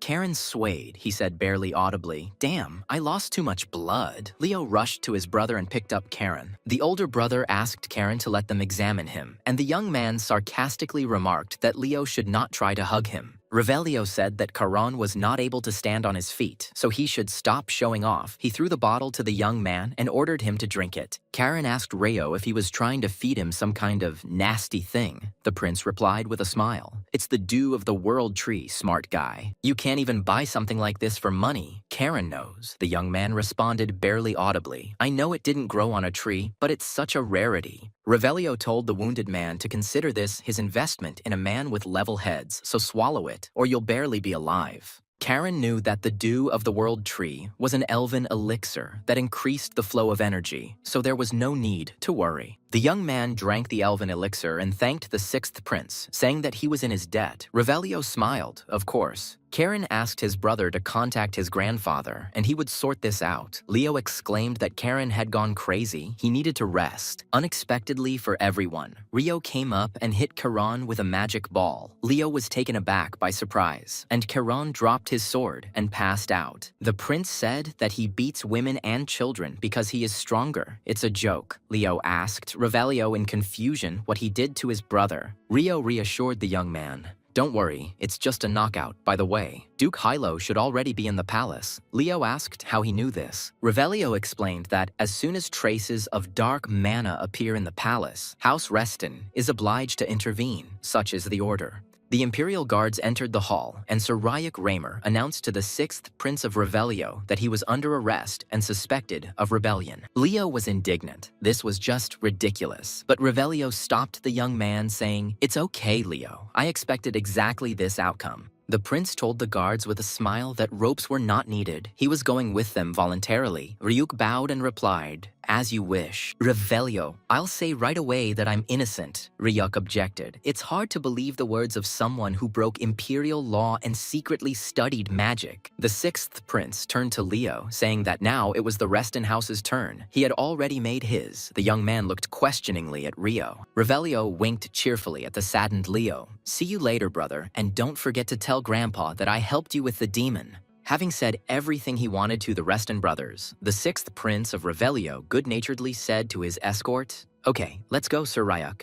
Leo looked at the departing Imperial guards with the prince in confusion and wondered what the hell was going on. Hilo Reston spoke with Yorn. He told the crown prince that now was not the time for formalities. He surely understood that. The heir asked the duke, "What about this incident that happened last night? A demon invaded the palace." Hilo replied that the Duchy of Reston, in accordance with the pact with the emperor's family, promised to destroy the enemies who invaded the palace. But first, the Duke will take care of his grandchildren. The prince has no objections, does he? Yorn Karen looked silently at Hilo Reston. Kane remembered his service in the guard of the Mad Demon King. The rebellion raised by Hilo Reston and the heir had already begun. That day, Kane Rathor, as always, was on duty on the fortress wall, checking the guards and talking with his knight friends. The smiling knight asked Kane what he was thinking about so hard again. Rathor, waking up, recognized his friend. It was the merry fellow Karua. He asked Kane. Apparently the commander was nervous. Rathor objected. "No way. There would be something to be nervous about. Everything is fine." Karua noticed, and it would have been worth it. Kane had never won against the young Duke Hilo. He was a very strong fighter and well prepared. Kane frowned and said that he was actually stronger than Hilo. He just had no luck so far. Karua smiled cheerfully. Yes, I readily believe it. At that moment, someone called out to Karua, and he left, leaving the commander to reflect and make a decision. Kane told his friend that because of dark magic, Karua would now be hunted for life, but with his skills, he could definitely survive. The commander urged his friend to flee before it was too late, before Hilo Reston's army broke into the capital, and then no one would be saved. Karua smiled in response. He thanked his friend for his concern, but spending the rest of his life on the run sounds like a pain in the ass. The knight declared that he would rather die here with him, his commander, and Kane Rathor angrily called Karua a stubborn fool. Karua suddenly asked the commander why he never chose himself, why he risked his life for this mad emperor. Kane Rathor calmly replied to his friend that it was not a matter of the mad emperor. He had lived his entire life as a submissive slave, and he decided to end this worthless life here. This is his, Kane's, choice, albeit the first and last, but others are not obliged to follow him. Karua sighed sadly. It was stupid, of course, but since the commander had already decided, there was nothing that could be done. We had to go to the very end. The always cheerful Karua added that he would escort the commander to the next world without complaint. Kane cursed. What a stubborn moron he was. A squad of knights from the Imperial Guard walked along one of the streets of the Empire's capital. After the attack, the city's security was strengthened. Stopping next to the knights on duty near the Reston house, the guardsman angrily muttered, "Those damn blue wolves." The guard angrily told the Hiran Knights not to relax there, as they were settling in there a bit too openly. The Blue Wolf noticed that we all felt awkward in the same company and asked his comrade when he thought we would return to the fortress. "We'll have to wait until the Grand Duke finishes his investigation. Considering what happened, he won't just let it go." So, the Blue Wolves are apparently in the capital for a long time, since Mr. Karen almost died during the fight with that demon in the Emperor's palace. And Karen was still unconscious. Leo and Amy silently watched by his bed, waiting for the young man to finally wake up. The silence became oppressive, and Leo thanked Miss Amy, who was surprised, for which the young man explained she had helped him and Karen a lot. And given the Reston family's relationship with the Imperial Guard, it wouldn't have been easy, the girl said, if Mr. Kane had lived. Suddenly, Karen sat up in bed and barked at Amy. This again, Kane this, Kane that. Leo carefully asked his brother how he felt. Enraged, Karen declared that he didn't care how he felt, where that half-poker Revelio was. That bastard made him pass out. Leo explained that the prince was arrested by the guards. His grandfather should have already gone after him. Karen was stunned by the arrest, and his grandfather was also here. Leo said that Grandpa led the Blue Wolves into the hall immediately after the attack. Karan realized that Halo used a teleportation circle. Karen asked if anyone else had attacked. Leo replied, of course not. Who would risk entering the palace when the Blue Wolves were on guard? Looking at the girl, Karen asked Leo, "By the way, where's this one from?" Leo said, "Thanks to Amy's help, you were quickly patched up." Karen smiled, that she wanted him to get better faster, and you could beat me. Amy was offended. She wanted to repay the savior. The Duke and Xeris entered the room. The grandfather asked his grandson with concern, Are you feeling better, Karen? Everyone stood up and greeted the leader. The Duke hastened to calm them down, saying, "Sit, sit. You are probably tired of looking after Karan while he was unconscious." Karen greeted the leader. Hilo said that the number of oceans inside him had grown to 5. It was amazing how he managed to do that. The young man explained that in order to stop the demoness, he had to open the channels by force. He used the 5th form, full tide. The Duke told his grandson that it was stupid. He had only mastered the 4th form, hadn't he? Jumping to the 5th was risky. The grandson admitted that he had copied the 5th form from others, so it wasn't perfect, of course, but it still helped him win the fight. The Duke said, "Karen Reston, as the head of the family, I order that when we return home, I forbid you from any political activity. This ban will last for 4 years, during which time Karen will only be occupied with training at the Azure Sea Fortress." The young man obediently replied, "Yes, sir." Karen understood his grandfather perfectly well. Over the years, the boy should become noticeably stronger. Halo asked his youngest grandson if he had learned anything from this incident, it being his first encounter with a demon. The guy answered, "He realized that I still lacked a lot." The Duke carefully told his grandson, "Karen, obsession always leads to trouble." The young man explained that it was not just a matter of lust for power. The demoness who attacked the palace had said something before she disappeared. Halo asked, "And what did she say?" Karan said thoughtfully, "She said that she would wait for him beyond the northern sea." Karen asked his grandfather what was there. The Duke sighed and said that he was not ready to know it yet, and asked if there were any other questions. The young man told the Duke that Revelio had given him the dew of the world tree to heal him, and he could not remain in debt and wanted to repay.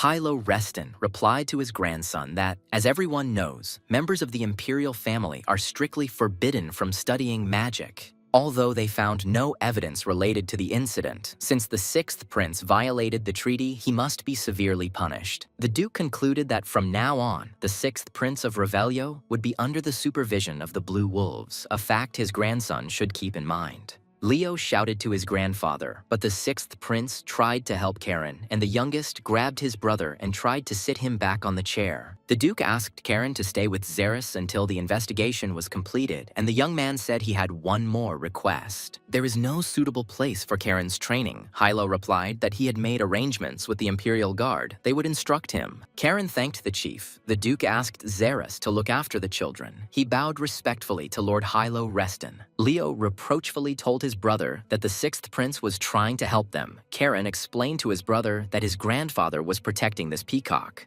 Leo asked in surprise what he meant by protecting, and Karen explained that the Duke had personally assigned his loyal blue wolves to him. They seemed to have taken him into custody, but in reality, they were protecting and watching him. Everything turned out exactly as Revelio wanted. The Restons became his shield. Leo grabbed his head, trying to comprehend what his brother had said, and Karen cheerfully asked Amy if the little one wanted to go for a walk. He wanted to go to the headquarters of the Imperial Guard to take a curious look at it. Maybe Amy would take him, the girl agreed. She looked at the suddenly cheerful Karen and tried to understand what he was planning. Suddenly, he would pull some kind of trick again. Noticing Amy's gaze, Karen asked, "Why are you looking at me like that?"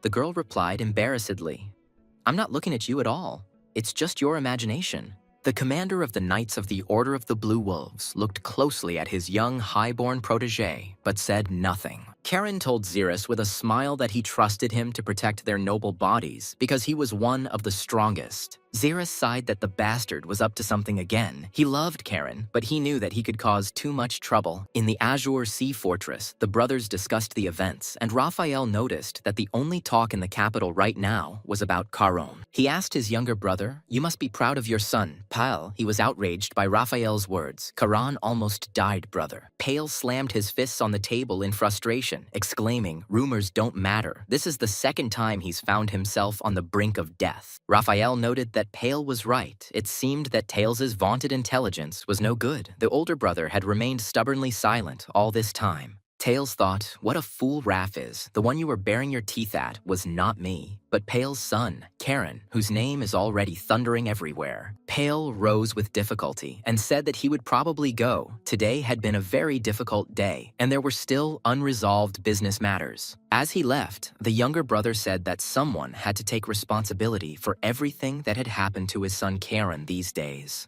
Raphael stood up after his brother and said that he would go too, wishing his older brother a good rest, who thanked Rafa. Tails was left alone. He thought that Karen was not just a potential threat, he had now become his main obstacle in the fight for the inheritance. Perhaps he is even more dangerous than Raphael. Tails headed towards the magic crystal. He couldn't sit still. He had to do something. The first young master of the Reston house approached the magic crystal. He needed to consult with his mentor. He asked what it was. Tails? Father Hugo answered that he had a personal request for the elder. It was extremely important for him. The elder told Tails that now was not the best time for such requests, but he objected that it was all for the sake of their own family. The elder was silent for a moment, then reluctantly answered, "Okay, but Tails will have to wait a little. He will come to him soon." A satisfied Tails mentally addressed Karen, saying that the boy would also soon have to make his final choice. The youngest nephew will have to decide whether he will side with his uncle Tails or whether they will forever be bitter enemies. The forest around the Azure Sea Fortress began to rustle mysteriously. Streams of magic flowed through the thicket, and Tails' mentor headed towards it. Karen, who had recovered from Rayo's magical attack, began magical training in the Imperial Guard's special hall. The young man worked hard. He needed to recover and absorb the rare elven potion that Revelio gave him after the battle. Finally, the training was over. Karen's whole body was covered in sweat, but he was pleased with the result, even more than he expected. The young man said thoughtfully, "It was impressive. Even though the potion contained only pure mana, it mixed with his body completely naturally. It's no wonder the dew from the World Tree is as valuable as a bud. And where did Revelio get such a rarity? It instantly heals and increases strength." And then he remembered, oh right, he has some shady business there with the elves, and they are real smugglers. They can get anything. Karen decided that at the next meeting, he should ask for another such thing. It was very useful and could greatly help in training. Opening the door to the training room, Karen was surprised to see Leo there, who asked his brother if Karen had finished his training yet. The young man asked Leo with a smile, "Are you guarding my body, brother?" The older brother was embarrassed, almost. "Father told me to keep an eye on you." Karen chuckled. "I'm going to cry now." Leo indignantly noted, "You are my younger brother. If you haven't forgotten, they tried to kill you several times." Karen patted Leo on the shoulder and said with a smile, "Compared to our first meeting in the fortress, you're making some good speeches, brother." Leo replied that back then he was still stupid and inexperienced, and considered himself the most talented, and his younger brother an arrogant, rich, talentless man. The young man told his younger brother that although he lacked many things, he could at least cover Karen's back from various traitors. Karen looked at his older brother in silence. Leo was truly sincere. Unlike Hugo and his uncles, Leo was definitely not a traitor. He told Leo that he knew and appreciated it very well. It was very important to have someone very reliable and loyal to cover your back. Leo sighed sadly and mentally said to his bratty little brother, "I know how talented you are, Karen, and that you will reach heights that I never dreamed of, so I will follow you to be at least a little useful to you." Karen was silent. He felt Leo's mood, but did not say anything. Perhaps his older brother would still play a role in his life. He walked out onto a large platform where the knights of the Imperial Guard were training to fight with swords, just like in the fortress. Leo looked around and asked Karen in confusion why they had come here, since his grandfather had not agreed with the guards about training here. This is the Imperial Guard's training grounds, so borrowing the training hall is one thing, but sword fighting is a whole other matter. Karen smiled mockingly and told his brother that they came here to sell the loot in their honor. Leo was taken aback. What was he talking about? Karen already answered seriously, "We will train, idiot." Leo was offended by his brother. He was already annoying me with his stupid jokes. Xeris called out to Karen and Leo. The commander of the Knights of the Order of the Blue Wolves said that they decided to do as Karen asked. Amy Altura noticed the guys. Oh, they finally came. Karen cheerfully waved to the girl. Leo looked at her questioningly. Leo didn't understand why Lady Amy was here. The girl said that she really didn't understand why they were sparring after everything. Karen approached the training wooden swords and asked the girl if she really needed a reason. He would quickly come up with one. The young man asked, "How about this? Will Amy have enough skills to follow in the footsteps of the one she admires? Let's check now." She caught the wooden sword that Karen had thrown and asked in confusion what he was talking about, in what footsteps, and what kind of path this was. Karen asked the girl provocatively if she didn't want to prove herself in front of all these people. Everyone was really looking at Amy. She gripped the training sword and looked at the smiling Karen. He didn't look angry or offended, rather cheerful. The young man was delighted. Such a fighting spirit. He bowed respectfully to the girl. "Lady Amy Altura, I challenge you to a duel." She responded with the same elegant, feminine bow and quietly said, "I accept your bold challenge, Sir Karen Reston." Karen suggested starting right now. Amy agreed. Leo turned his head in confusion, wondering what his younger brother was up to. Leo was puzzled as to what Karen was even thinking. The Imperial Guards already fiercely hated the Knights of the Blue Wolves Order. And testing the skills of Amy Altura, the guard's squire, right in the courtyard of the Imperial Guard, is an outright provocation. Amy and Karen climbed into the ring. He told the girl that he was giving her a head start because she was still a girl and had not yet been knighted. She replied, "Then I will not hold back," and rushed into battle. She herself did not know why she so wanted to show him her skills. Amy raised her wooden sword towards her opponent's head, but he didn't even move. However, she didn't stop her attack. But Amy didn't manage to hit Karen. He easily blocked her attack, simply covering himself with his sword, steel flashing in his eyes. He pushed Amy away, and the surprised girl flew back. She had no idea that this boy could be so terrifyingly strong. Amy Altura was amazed. Karen didn't even have to get into a proper stance, but he so easily repelled her attack. What kind of skills does this strange young man have? And why did Amy feel like she was holding an imperial sword in front of her, not a wooden training sword? This guy really is unusual. Karen's face became cold and hard. He immersed himself in the atmosphere of the battle. He took every training fight seriously. The young man said, "Well, now it's my turn," and rushed to attack his graceful opponent, the enthusiastic admirer of Amy Altura. She shuddered. Such fast and strong movements. Few of the Knights of the Imperial Guard have such amazing skills. Amy clutched the sword. Karen was so quickly next to her, and his appearance was so terrifying, as if he was actually going to kill her now. She put up a defense, but already realized that she wouldn't be able to block this attack. It was too fast, strong, and furious. Opening her eyes, Amy was surprised to see a huge banner of the Empire hanging on the fortress wall. She didn't even have time to understand anything. She lay on the ring in clouds of dust and silently looked around in surprise, the girl trying to remember what had just happened here. Karen dropped to one knee and sternly told the defeated Amy to get up. The enemy on the battlefield won't wait for her to catch her breath. The girl stood up and grumbled that she knew that. Without him, Amy glanced sideways at the one she considered just a little bastard. The girl's aura flared. She warned the enemy that she was attacking. He, as always, stood calmly, not even in a fighting stance. Karen easily counterattacked Amy, explaining that her movements were too predictable, and such an attack could be easily anticipated and parried. She clenched her teeth and swung at his legs, trying to get revenge for her first shameful knockout in their almost comical duel. The young man noticed that Amy was trying to throw him off balance. He commented that this was a good decision, but it had its downsides. He hit her on the back. She screamed, and Karen told her to think at least 2 steps ahead, otherwise death. Standing over Amy, who was shaking from the painful blows, he asked her if she died without defeating the enemy, who would protect those dear to her. Xerus, who was watching the duel, thought that the boy was right. The guards had to stop the enemy threatening the imperial family. The Knights of the Hiran Order strive to kill the enemy immediately. In the tactics of the Blue Wolves, the most important thing is a lightning-fast attack. So, if you don't hit a vulnerable spot with one blow, you're dead. But in Karen's movements, Xerus saw more than just the Order's technique. Leo quietly asked Xerus if he didn't think Karen was moving rather strangely, not like they had been working on during training. The commander of the Blue Wolves praised the young man. "And you're good, Leo." He also noticed. Leo realized that this oddity caught the eye of more than just him. Karen's style is different from both the style of the Order of the Blue Wolves and the Guards. It's like a strange mixture of both. But where does this come from?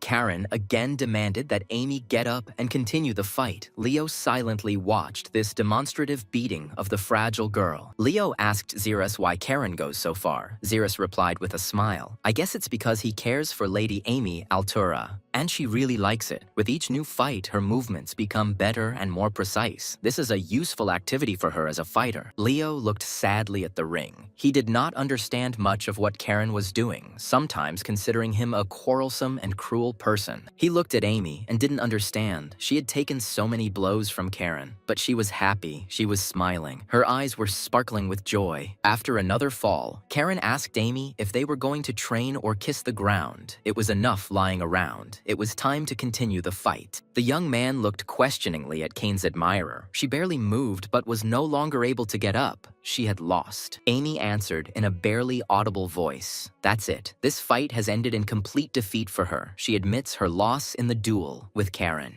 The young man smiled contentedly and said, okay, he accepts Lady Amy Altura's defeat, but she can always fight again. Karen looked at the guards gathered around the ring and said with a smile, then the next one is ready to fight the blue wolf. Karen's eyes were sparkling. It was clear that the battle was giving him real pleasure. He was not at all tired, unlike Amy. Leo gritted his teeth. What was Karen really doing? Really? Couldn't they have stopped at the duel with Amy? He won, and that's already good. Zeros grabbed his head. This boy, although talented, was completely uncontrollable. The last thing they needed was a conflict with the guards. None of the guardsmen were in a hurry to enter the ring. Karen thought, what a pathetic sight, avoiding a duel and yet still calling yourself a guardsman. Suddenly, Karen heard Sir Ryuk's voice. He asked, since you want to fight someone from the guard, how about crossing blades with me? He had just entered the training ground and looked defiantly at the Duke of Reston's grandson, and the guards stepped aside. Ryuk Raymer said that my subordinates should guard the Imperial Palace and not play the incomprehensible games of a boy. Karan smiled. He didn't expect such a turn of events. What luck! Fighting the promising Ryuk will be extremely interesting. The young man replied that if Sir Ryuk was willing to teach him a lesson, he would be only too happy. But there was one proposal that Ryuk was surprised at. Karen asked his potential opponent if he thought about fighting with real swords. Ryuk chuckled in confusion. What a guy. So Ryuk warned Karen that he could get hurt. He confirmed that he understood the risks. Ryuk was surprised. Zeros did not interfere. Raymer wondered if the commander of the Blue Wolves really thought the boy had even the slightest chance of defeating Ryuk. Karen reminded that anyone who agrees to sparring waives any claims in the event of injury or death, such as the law of swordsmen. Sir Ryuk confirmed that this was indeed the case, and then Karen suggested that the Imperial Guard Knight begin their sparring. Raymer took out his sword and calmly replied, well, fine, I'll accept the challenge since the boy so wants to get a good thrashing. The Emperor's knight frowned. This boy is behaving too provocatively here. We need to put an end to this once and for all. Sir Ryuk entered the ring with the firm intention of kicking the ass of this mad dog of the Duke's House of Reston, who had decided to humiliate the guard. Ryuk told Karan that he was giving him a one-hit head start because he was a boy, and the young man replied with a smile that he hadn't forced the knight's tongue. Now Karan had the guillotine in his hands, his eyes flashing. The young man rushed at the serious opponent with a real combat sword. Ryuk was amazed at the monstrous flow of mana. It was hard to imagine that this was just a teenager, albeit a talented one. The knight defended himself from the attack by holding out his sword, two streams of mana swirling in a terrifying vortex across the training ground. Ryuk was surprised. Was this really Heiran's style? He realized that if he lost concentration even for a moment, he would instantly lose the fight. Karen attacked the Emperor's Guard Knight, well known in the capital, with a force that surprised everyone, and the guards froze in amazement. Ryuk dodged the blow. He decided not to take any risks and not to relax. Otherwise, he would be swept away by this powerful wave of Karen's mana. Suddenly, the knight saw that Karen had opened up, and at some point his left side was completely unprotected from the enemy's blow. Raymer decided to finish quickly. He lunged, attacking his young but very daring opponent from the Order of the Blue Wolves. Ryuk was stunned. The boy was smiling, but why? This smile of Karen during the battle seemed simply monstrous to the knight. The enemy inflicted a wound on Karen, from which blood gushed, but the young man seemed not to notice the pain. He immediately counterattacked Sir Ryuk. Raymer was stunned. The boy provoked the attack to destroy his stance. It's hard to believe that such a boy would act like that.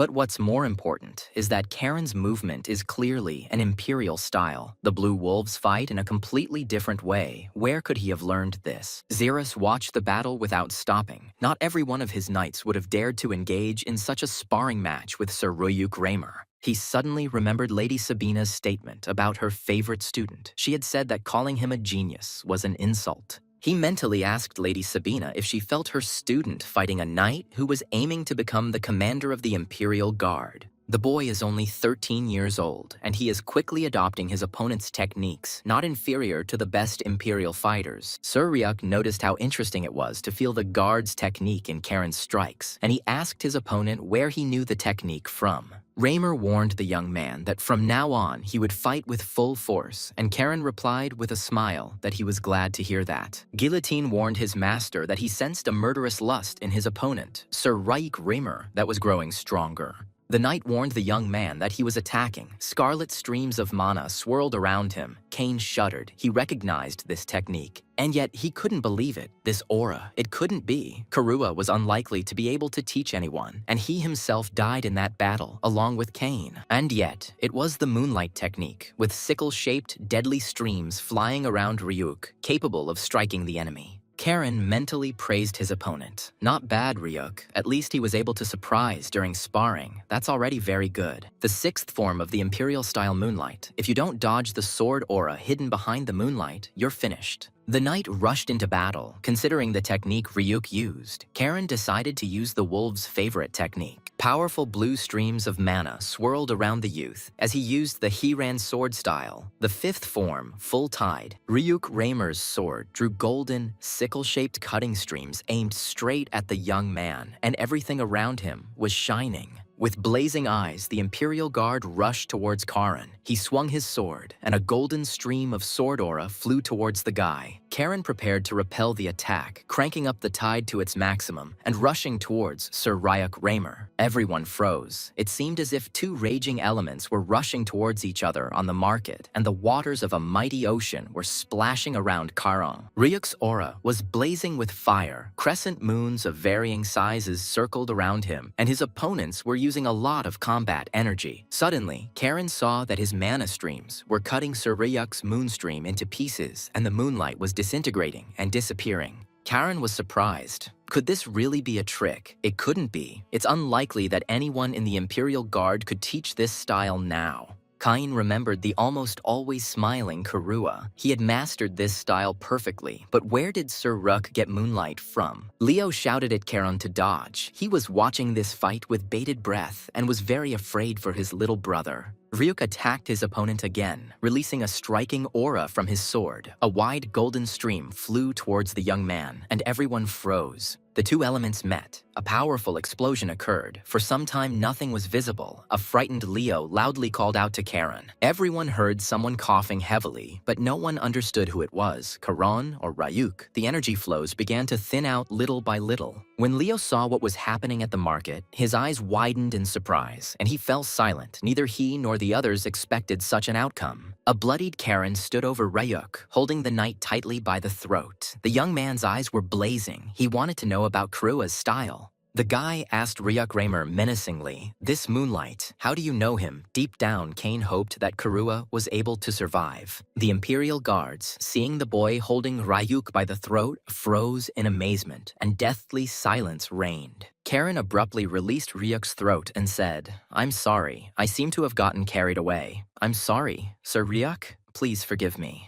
Ryuk cursed silently. And where did the child get such a death grip from? He asked the young man, "Are you okay, Sir Karen?" The young man looked at the wound on his side, inflicted by the knight's sword, and asked, "Is this what Sir Ryuk apparently means?" "It's nothing, just a scratch. It will heal in no time." Ryuk told the young man that he had also gotten too excited and apologized to Karen. Karen assured the knight, "Everything is clear. No questions, by the way. From whom Sir Ryuk learned moonlight? This is a very rare style." The knight answered the question with a question, asking Karen how he also knew moonlight, a highly secret Imperial technique. "This is, after all, the technology of one of the last Imperial Guards." Karen objected. "You didn't answer the question, but you yourself demand answers." The young man continued, "And more importantly, regarding your moonlight, Sir Ryuk, it could very well be improved a little." Karen said to the stunned Ryuk Raymer, "What if you had not just one fake moon, but several at once? Or maybe add physical strength to the false moons too, although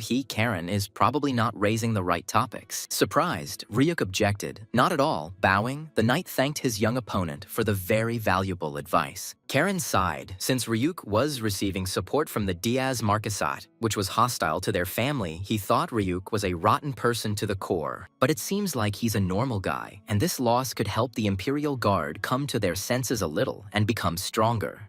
Karen said, Sir Ryuk, I'm not from around here, and I shouldn't interfere in your affairs, but I hope you won't let the talent rot. I'm talking about Amy. Ryuk Raymer replied that he understood Karen perfectly well. The young man asked him, then keep an eye on the little one. She will be a good fighter, Ryuk thought. This boy not only gives advice, he also wants to help Amy. This is my personal fiasco in fencing and in personal development. The knight suddenly felt very ashamed that he had wanted to kill him. He suddenly called out to young Karen Reston. Ryuk thanked him for teaching someone like him and gave him useful advice. He would like to cross swords with him again in the near future. Zira said that by order of the Duke, Karan would be imprisoned for 4 years because he had caused too many incidents. Sir Ryuk sighed and responded to Ziras's words that he would eagerly wait for the Duke's appointed time to pass. The young man turned to the knight and said that when he returned, he would like to see a new version of Sir Ryuk Raymer's Moonlight. Ryuk smiled and promised that he would not disappoint the young blue wolf Karen Reston and would be happy to continue training. Meanwhile, the investigation continued in the palace. Marquis Diaz sighed to think that she could be hiding dark mana. He pointed to the magical item, the mask, and explained that this is why the detection magic didn't work. It was hidden by the mask. Hilo asked if Crown Prince Galamon would not be present. Jorn said no. The refugees from the southern kingdom had become a problem. The Duke reminded that the deserters who attacked the Belus barony were also from the southern kingdom. Yes, the situation is very delicate. The heir said that this matter is being investigated by the Imperial Guard, but more time is needed. The Duke sighed and shook his head. Even if dark mana could be hidden with a mask, a verified identity was still required to enter the palace. The body of a young lady from the family of Viscount Tilsman, whose identity was stolen by a succubus, was found on the outskirts of the capital 2 hours ago. Halo asked the Marquis, "Aren't they related to your family?" Diaz flared up. "Duke? This is the Imperial Palace, and I am the head of the family. Please use the formal address, and as has been correctly stated, it is true that Viscount Tilsman's family is close to the Diaz's." The Marquis asked the Duke to understand that their Diaz family had absolutely nothing to do with this outrageous incident. Halo replied, "I know very well that you are not the kind of person who would do something stupid. I just want to ask you for your cooperation." He recalled that not only had a demon appeared in the Imperial Palace, but the grandchildren had almost died twice during a trip to the capital. Duke Reston, his eyes flashing, said, "Karen and Leo are our future, and yet some demonic rat has sneaked into the palace." Halo was absolutely certain that the enemies were trying to destroy the future of House Reston, to kill those who could fight the demons. Yorn recalled his recent meeting with his father. The old emperor invited the heir to his room for a conversation. The ruler asked his eldest son to make sure that he never angered Duke Hilo, that Yorn should not make him his enemy. The emperor begged his son not to forget his words, and the heir to the throne promised his dying father that he would follow his advice. The Duke announced that, starting today, 4 squads of Inferno Knights will be stationed in the Imperial Palace. Yorn asked if this was really necessary. Hilo explained that he had already discussed this with His Majesty. The prince shuddered, perhaps with his father. He warned that his grandchildren would regularly visit the palace to investigate, and that no negotiations could take place without my sword. The Duke was confident that they would definitely find the culprit and bring him to justice, even if it took quite a long time. Hilo gloomily promised that no one would be left on the sidelines and without our attention, even if royal blood flowed in their veins. Crown Prince Yorn Karen's face darkened. He frowned and looked askance at the stubborn Duke Halo. Marcus Diaz's face darkened. He thought that it was all over. Reston was not only incredibly strong, but also amazingly stubborn, and he could not be bribed. The peace that had lasted 50 years in the great empire was coming to an end. Everyone felt the impending threat. The rats were running away. Having finished at the Imperial Palace, Duke Hilo went to visit the head of the National Tax Service, Lord Guile Periton. Lord Gale gladly treated his relative to excellent wine. They drank. They needed to discuss their family matters. Halo said to Gale, "It's been a long time since we sat together like this, dear matchmaker, and look how big your grandson has grown. Time flies." The Lord smiled, "And it's really a pity that we rarely get to see each other. We both have so much to do. Complex state affairs are on our shoulders." The Duke agreed with the matchmaker that it was true, "But I think we will see each other much more often now. We will have to visit the capital." The head of the tax service looked closely at Hilo, apparently hinting at an investigation into the incident at the palace. Halo confirmed, yes, it was all because of the demon. Now the Reston family would be more likely to show up in the capital. The Duke nervously clenched his fist. He told Gale that Pale would handle the matter. Periton was very surprised. Such a decision from the head of the Reston house was unexpected. The Duke told the matchmaker that he knew Pale's abilities better than he did, and because of tradition, Hilo had kept his youngest son in the shadows for a very long time. But among the 3 sons, he is the most suitable, so upon his return, this decision will be announced to the entire Reston Dukes' family. Lord Gale asked the Duke, "Why are you telling me this? After all, these are the internal affairs of the ducal house. What does the Peritone have to do with it?" Hilo replied, "Because you, matchmaker, must help us." Gale was taken aback. For the first time in many years, the proud Duke Halo said such a thing. The Lord smiled. "Asking for help is not like you. The glorious ducal house of Reston has always been an impregnable fortress. Besides, Hilo himself understands that such things are against his principles. Everyone in the empire knows this. That's why he stays at the top."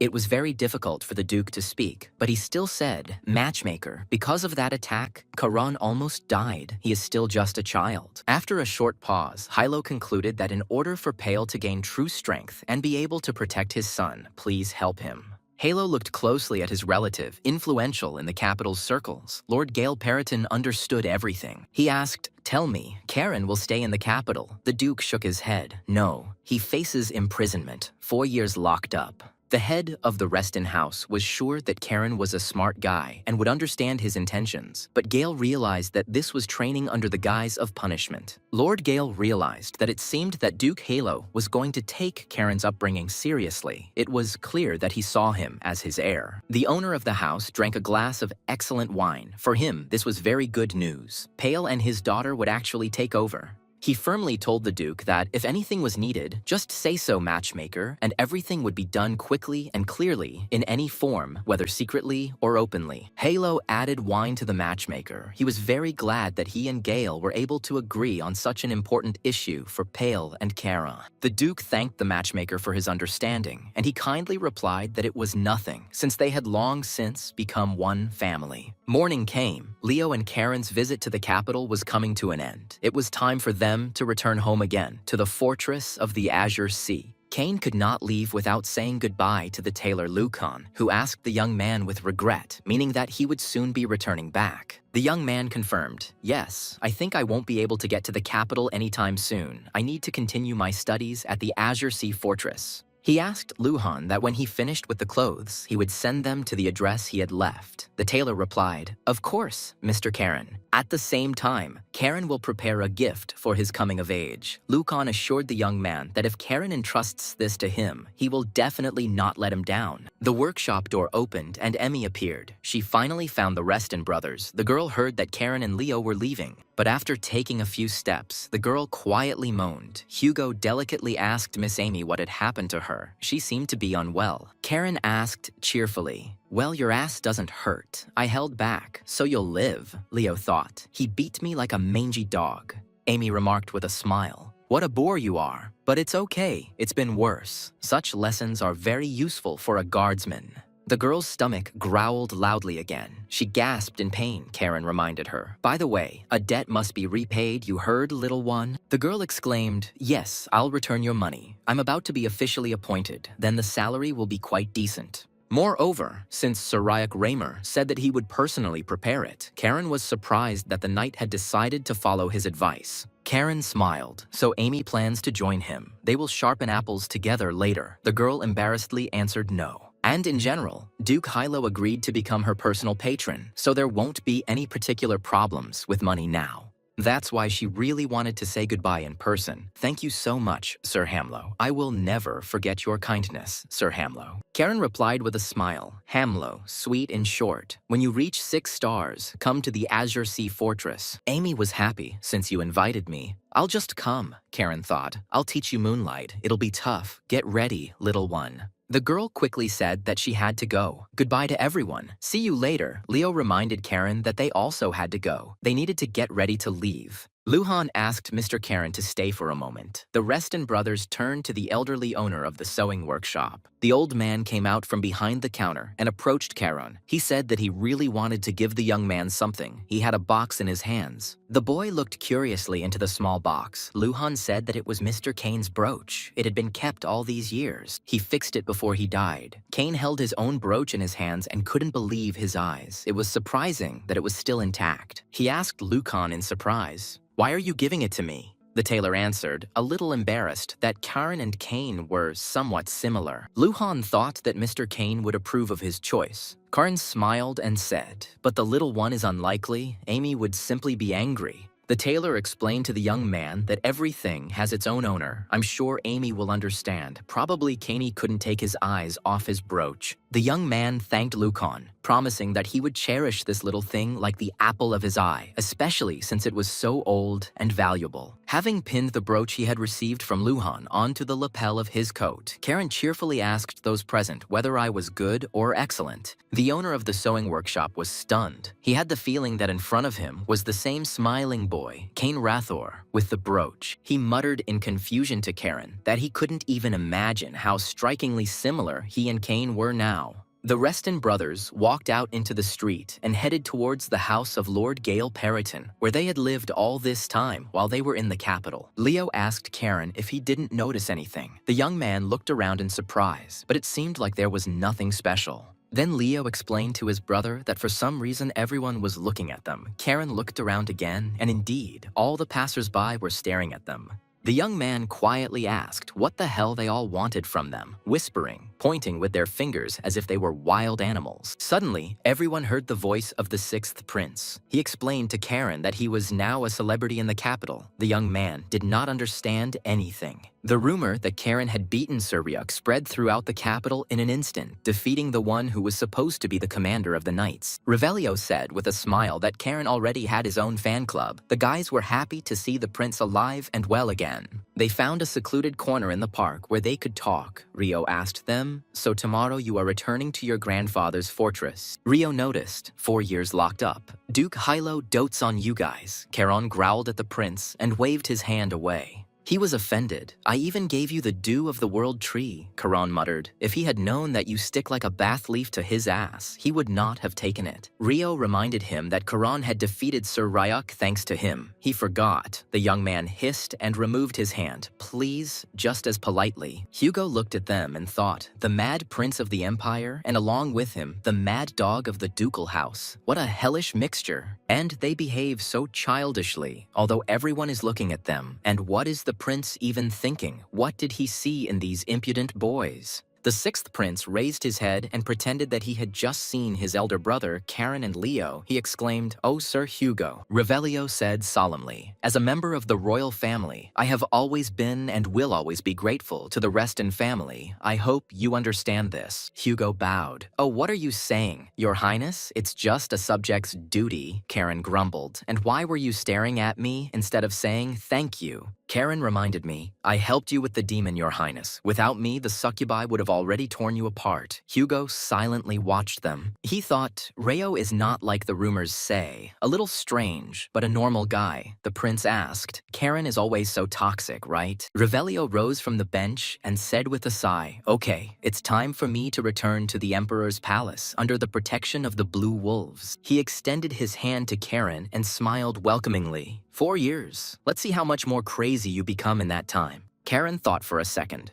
Just think. The Prince of the Empire extends his hand to him in a friendly manner and really sees him as a friend. He shook the hand extended by the prince and replied, "I hope you become the biggest asshole of this city, brother." Rio smiled, and so did I. Surprised, Hugo listened and watched attentively, or perhaps the prince was not quite normal. Who could figure this out? Revelio, surrounded by guards from the Knights of the Heiran Order, went to the imperial palace. He was very grateful to the brothers. In his mind, he told them, "Thank you, Charon. Leo, thanks to you, I am no longer afraid of dying in the palace." Charon heard his thoughts. The young man cheerfully said to his older brothers, "Well, get on your horses, lads. It's time to head to the mansion to pack our things. We'll be on the road tomorrow." Life will soon begin in the Azure Sea Fortress, where every hour will be scheduled and exit beyond the estate will be closed. The day of departure arrived. The grandmother could not hold back her tears as she saw off her beloved grandson. Lord Gale waved his hand to them in greeting. Charon also waved for a long time from the car to his grandparents, whom he loved very much since childhood. They always spoiled him very much. Leo asked Charon in bewilderment about the confinement, whether he really would not argue with such a harsh decision of his grandfather. Charon was once again convinced of his older brother's naivety, and Leo looked at him questioningly and didn't understand anything. Charon asked, "Didn't you realize during your trip to the capital how many strong people there are in the world? We can't stand still in our development." Xerus made a sarcastic remark, and someone who knows about it caused such a stir in the capital that everyone is now talking only about him.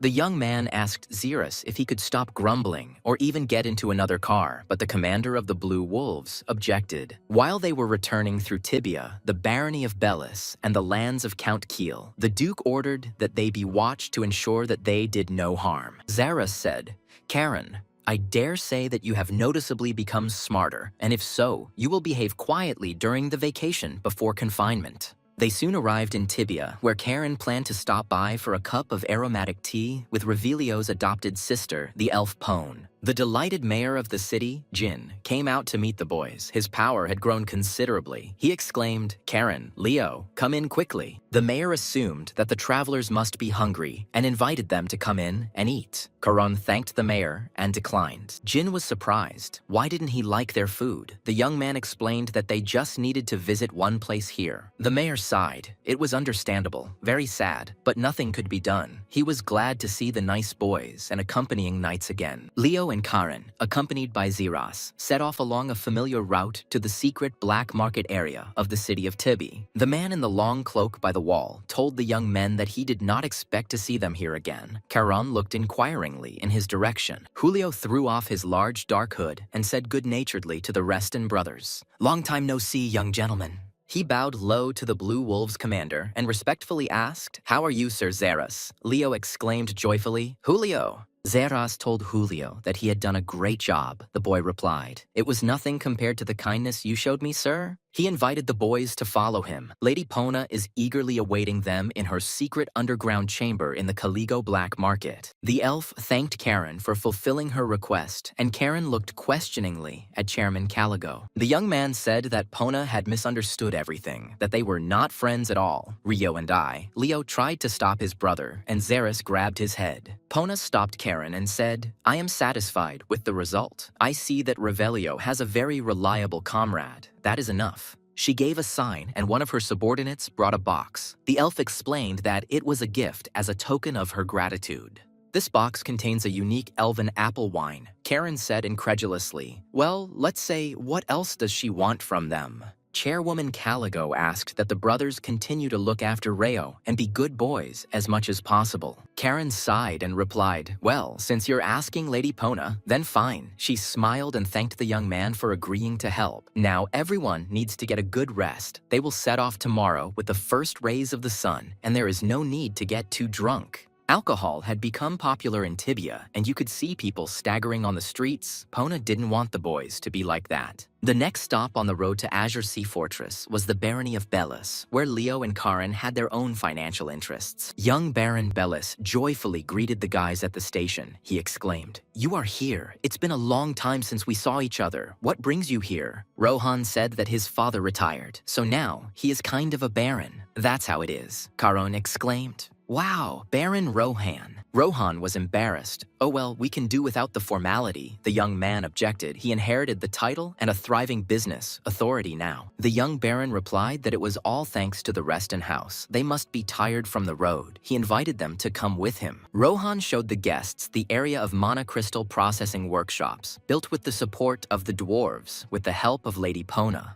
Thanks to her, the Bellises were able to hire many artisans. Lady Pona is truly very capable, simply an incredible talent. Rohan handed the brothers 2 mana stones of excellent quality, which he had prepared as a gift for the boys. Such stones are very expensive. Karen was very happy and exclaimed, "That means my pockets will also become fuller thanks to this." Leo whispered, "Karen, that's enough." Rohan smiled. He was still the same, and a satisfied Karen said to his brother, "This means that your pockets will be full too. You understand." Xeris asked Baron Rohan for forgiveness for Karen, but he kindly answered the knight, "It's okay. Everything is fine." He said he was very pleased to see that even after such dangerous events, Karen Reston was still the same feisty child. Rohan looked at the boys admiring the stones and smiled. The Baron was very glad to see them and bring them such genuine joy. Before heading to the Azure Sea Fortress, the travelers stopped by Karen's home to visit his parents. They met them on the platform. The mother burst into tears, hugging her beloved son. Karen, so much time had passed, he warmly hugged his mother. Leo bowed and asked Karan's mother, "How have you been, Auntie?" The woman gasped in surprise. Leo had become such a polite guy. She approached her son's cousin, who stood with his head down, ashamed of how he had behaved earlier with his brother's mother. Karen's mother noticed that Leo was also here, and the young man quietly replied, "Yes, Auntie. Karen and I visited the capital and are returning." The woman smiled and gently stroked Leo's head, saying, "Welcome to our cozy home. I'm glad to see you healthy." Leo looked up at her in surprise. There was no arrogance in her at all. He muttered in confusion, "Yes, Auntie, thank you." Pale placed his hand on his son's shoulder and congratulated him on his return. Karen quietly said to his father, all the talk in the building. Father thanked Karen for returning safe and sound. They were very worried when they heard about all these attacks. After 2 weeks, the entire campaign finally returned safely to Azure Sea Fortress, where Karen was to undergo a long training period. Halo announced that he was sentencing Karen Reston to 4 years in prison for his offenses, and the chief asked Karen if there were any objections. The young man answered obediently, "No, Chief, I humbly make the decision in front of the family members," Halo said. "That's good." The uncles and brothers looked at Karen in surprise. Such humility was too unusual for him. What was the matter here? The head of the ducal house of Reston said that Karen was free. He could go. The young man bowed respectfully to the head and left the hall. Tails. Reston asked the chief if there were any more orders. Hilo replied that yes, there were changes coming to their ducal house of Reston. All of Halo's sons tensed up, wondering if their father really wanted to entrust them with running some of the family's affairs. They had been waiting for this for a long time, but who would it be? The Duke stated that from today onwards, the family's diplomacy would be entrusted to Pale, a huge responsibility and hard work. Raphael was indignant, but Pale had not yet awakened his mana, and yet he was given such an important role, it was very unfair. The head sternly asked his middle son, "Do you really think so?" Raphael confirmed, "Yes, it's completely unacceptable." Tails told his father that on this matter he shared Raphael's opinion. This was an absolutely unprecedented decision in their family. Hilo Reston, this is the pure truth, however, and the problems our enemy now faces are also unprecedented. He angrily asked his sons who provided the bulk of the family's available assets, who was trusted by nobles throughout the empire. Halo's aura flared as he continued, "There is much more to be said about Pale's significant achievements outside of our home of Reston. And yet, first of all, the head decided to ask Pale himself. Perhaps he would not want to take on such a burden of responsibility. He explained to his youngest son that this was a position in which he would wield enormous power, for he would speak on behalf of the family. And along with power, there will be enormous responsibility on his shoulders for many questions, whether Pale will accept this position. Pale thought for a moment and replied that he would accept the position and would gladly serve the noble ducal house of Reston. After the family council, the brothers were standing by the window when Karen suddenly heard the voice of his sister, Chloe, the youngest daughter of Uncle Thales Reston. The girl heard that Karen was seriously wounded in the capital, and when she came up to him, she asked him if he was probably feeling better now. Karen smiled, and then he ate for 3, so his arms even became stronger. Chloe answered cheerfully, "This is great news news? The girl said, to be honest, I wanted to fight with you.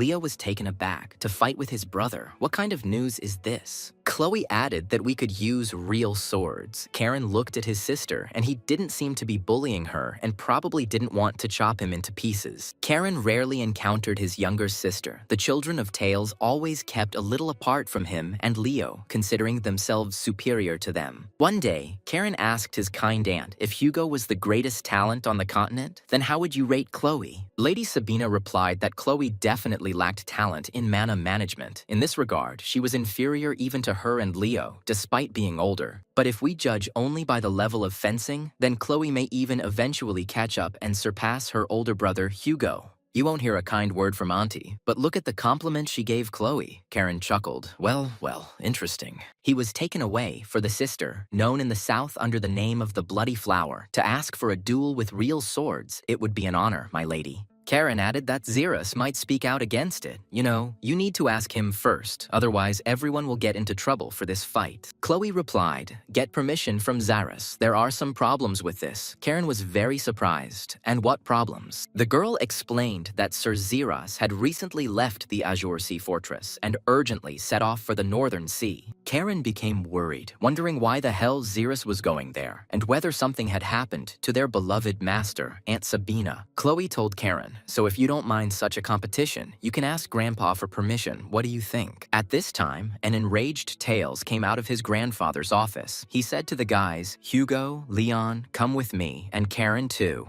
Tails told Karen gloomily that his achievements in the capital had increased the family's reputation, but the boy should remember one thing. If you start to be content with only the present, even a carefully built high tower can collapse in an instant. Chloe waved cheerfully at Karen and promised that next time they would definitely cross swords with her talented younger brother. Raphael said to Pale, pointing at Tails, this is the one who said that we need to prepare in advance for the ceremony of awakening Charon. The middle brother chuckled. In principle, I understand why the brother is so gloomy. Pale asked Raph, why are you telling me this now? Raphael smiled slyly and said, I am different from my older brother because I treat Charon the same way as my own son.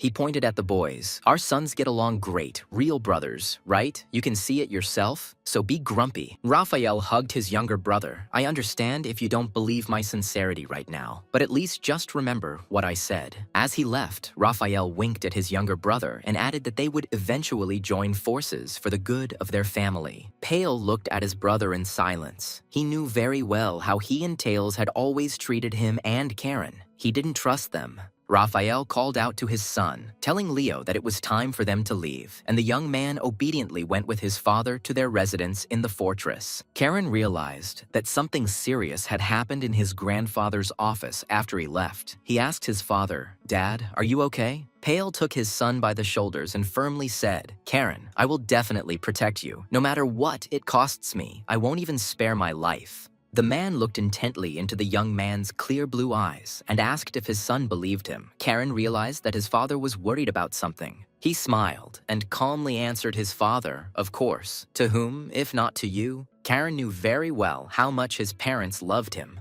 Night had fallen on the Azure Sea Fortress, but few slept there. Everyone was discussing the latest decisions of the head of the Hylo Reston family. After the development of the mana mine began, the barony of Bellis changed beyond recognition, growing rich before our eyes. Rohan was pleased. Life in the city was in full swing. In just 2 years, the barony's capital had greatly expanded and noticeably improved. Cheonghaesong, which was once virtually isolated, has now become a true economic hub of the northern region. Rohan exclaimed, Mr. Pale is truly talented, Henry replied with a smile. That's why he is always up to his ears in work. The young baron thought, after all, the changes in his life began after meeting Karen and how much the boy himself had changed. It had been 2 years since their last meeting. Rohan could not wait for their next meeting. He was traveling to the fortress of the Azure Sea. Karen, who had noticeably grown up, loudly asked the young Baron Bellis what was going on with my request. I hope you brought it, Rohan. He handed the guy boxes of mana stones. Yes. Well, people usually say hello first, Karen exclaimed. My mother is a woman. Karen gently hugged the boxes of stones and said, I missed you so much, Rohan thought. Even after 2 years, nothing has changed. The young baron looked at the boy with tenderness. He was still the same child, only his body had grown significantly and become even stronger. Here, Karen came to his senses. Oh, right. What am I doing? Rohan is probably going to see my dad. Let me show you to the office, my dear. Humming a song, Karan said that he knew a shortcut. Rohan was surprised. He seemed to speak smoothly, but still reeked of rudeness. The guy warned me that my father has so much work now that he doesn't see the light of day. And that's why he sometimes gets angry and is rude to people. Can you imagine that? Pale greeted his guest cordially. Welcome, Baron Rohan, apologizing for the paperwork cluttering the area. Rohan replied respectfully. It's been a while, Sir Pale. Young Karen Reston also entered his father's office with the young baron. Pale explained to the baron that he had sent Karen in his place due to the enormous amount of work, and I hoped he had been polite this time. The boy answered his father with a smile. Well, of course, dear father, Rohan noted with confusion. Well, how to say it if it's polite? Pale understood everything and suggested getting down to business. Apparently, Rohan wanted to develop the processing of magical stones, the Baron confirmed. Yes, that's right. But the barony has problems finding qualified personnel. Pale agreed with the Baron. That's always the case with good professionals.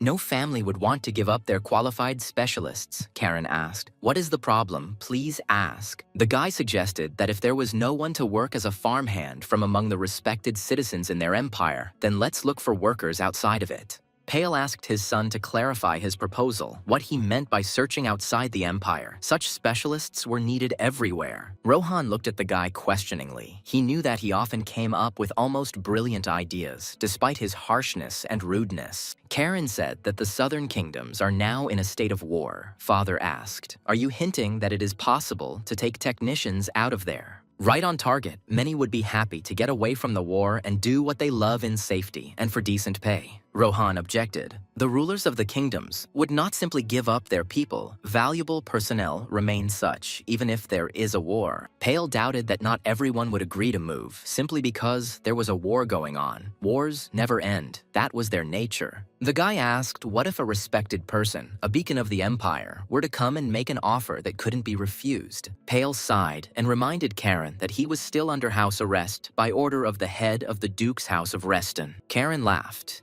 Dad, would I really call myself a beacon? Pale was surprised. Then who did his son mean by the beacon of the empire? He winked. We have one good-for-nothing who just sits around in the fortress. His name starts with Lee and ends with O. Pale thought about it. He didn't really like the idea, but it still made sense to try to implement Karen's daring plan. Rohan and Pale decided to try sending Leo south on a serious commercial mission, with Karan's father instructing him. Leo didn't like this idea. He was indignant. What the hell, Karen said. Relax your buns, brother. A little later your sister will help you out. And our faithful Hans will also be with Leo. The knight was pleased. He had not been on a business trip for a long time and was looking forward to the journey. The station attendant announced that the train would be leaving soon, and Karen reminded his brother that they first needed to register as mercenaries. Karen sighed. While I'm stuck among the walls of my native fortress, go do your business. Maybe I'll see your face as a free man. The younger brother added, so don't let me down. We'll measure our authority later, brother. Take care of yourself. If you get hurt, I'll kill you.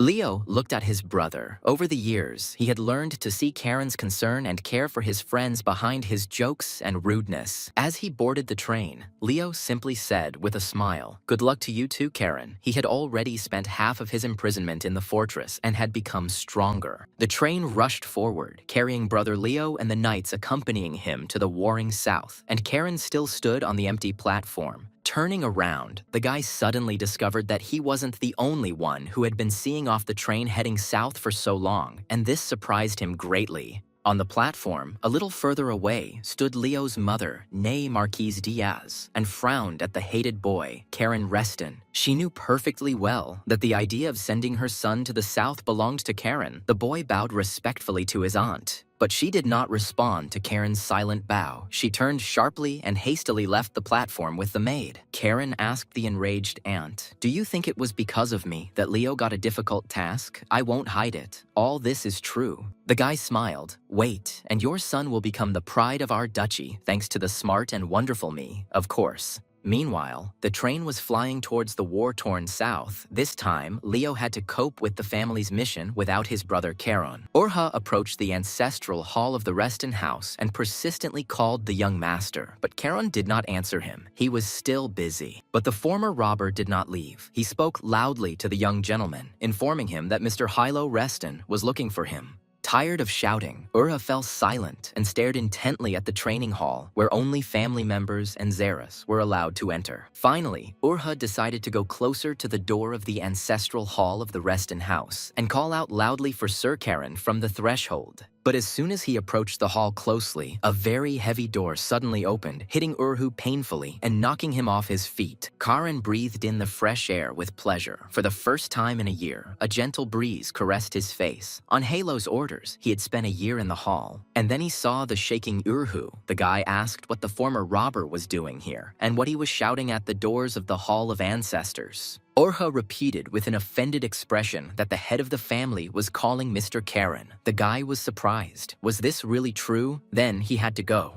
He told Urha that they needed to hurry, and he agreed and followed the much-grown young master Charon. Halo Reston told his grandson that over the past 4 years, the situation not only in the Empire, but on the entire continent had changed dramatically. The Imperial Guardsmen behind the attack on the palace revealed during interrogation that demons had begun appearing across the continent. And everything that is happening can be described in one word: chaos. The world has changed, and Charon will soon have to face all of this. Having handed his youngest grandson a glass of wine, the head of the family asked him, "Well, Charon, have you learned anything during your imprisonment in the fortress?" The head of the Reston house asked the young man if his mana was pure and if his level of training allowed him to act in such a dangerous situation. Charon smiled and replied that if he had not been ready, the leader would not have let him out of the Hall of Ancestors. This was obvious to anyone. Halo sighed. "You speak politely, but still try to tease. Some things never change, even after time." Grandfather asked, "Since you are now free, what do you want to do?"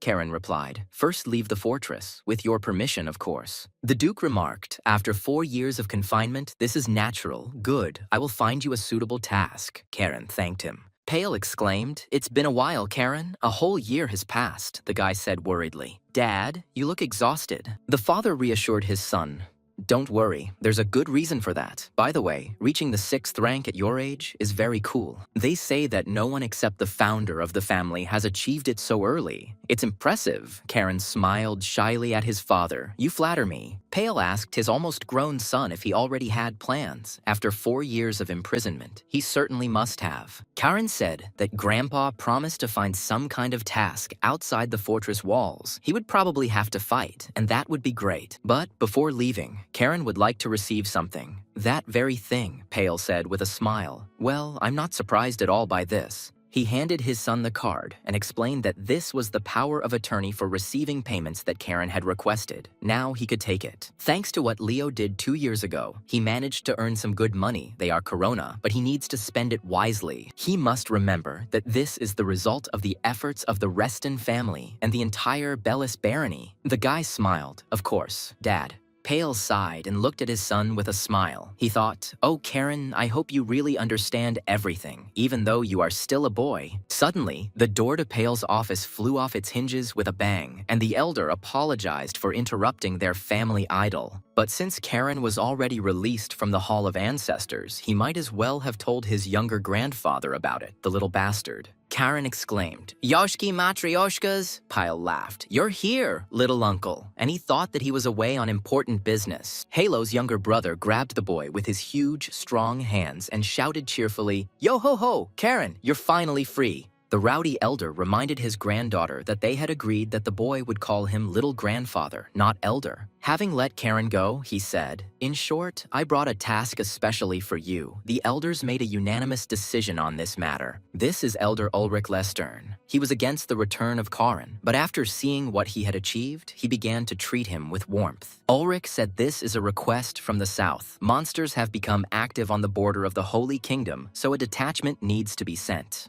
Charon found it hard to believe that Ulrich was Halo's brother. Their characters were completely different, but they both respected strength very much. It doesn't seem like the elders need to gather a council for this. If it were just a matter of exterminating monsters, it would be routine. Ulrich Lestern patted Karen on the shoulder with a laugh. The young mind grasps things quickly, even if it was the most ordinary task. Then, yes. But, as Karen correctly suspects that it is not just a matter of monsters, he asked his grandson if he had ever heard the name Karua Act. The guy's face lengthened. He shuddered. Of course, Cain Rather heard the names of his former comrades who defended the Emperor. Ulrich noticed, judging by the reaction. He confirmed, yes, this is one of the members of the Suicide Squad who fought alongside Caney. Pyle asked, but weren't they all declared dead 50 years ago? Ulrich Lestern replied, according to the papers, yes, but that's not true.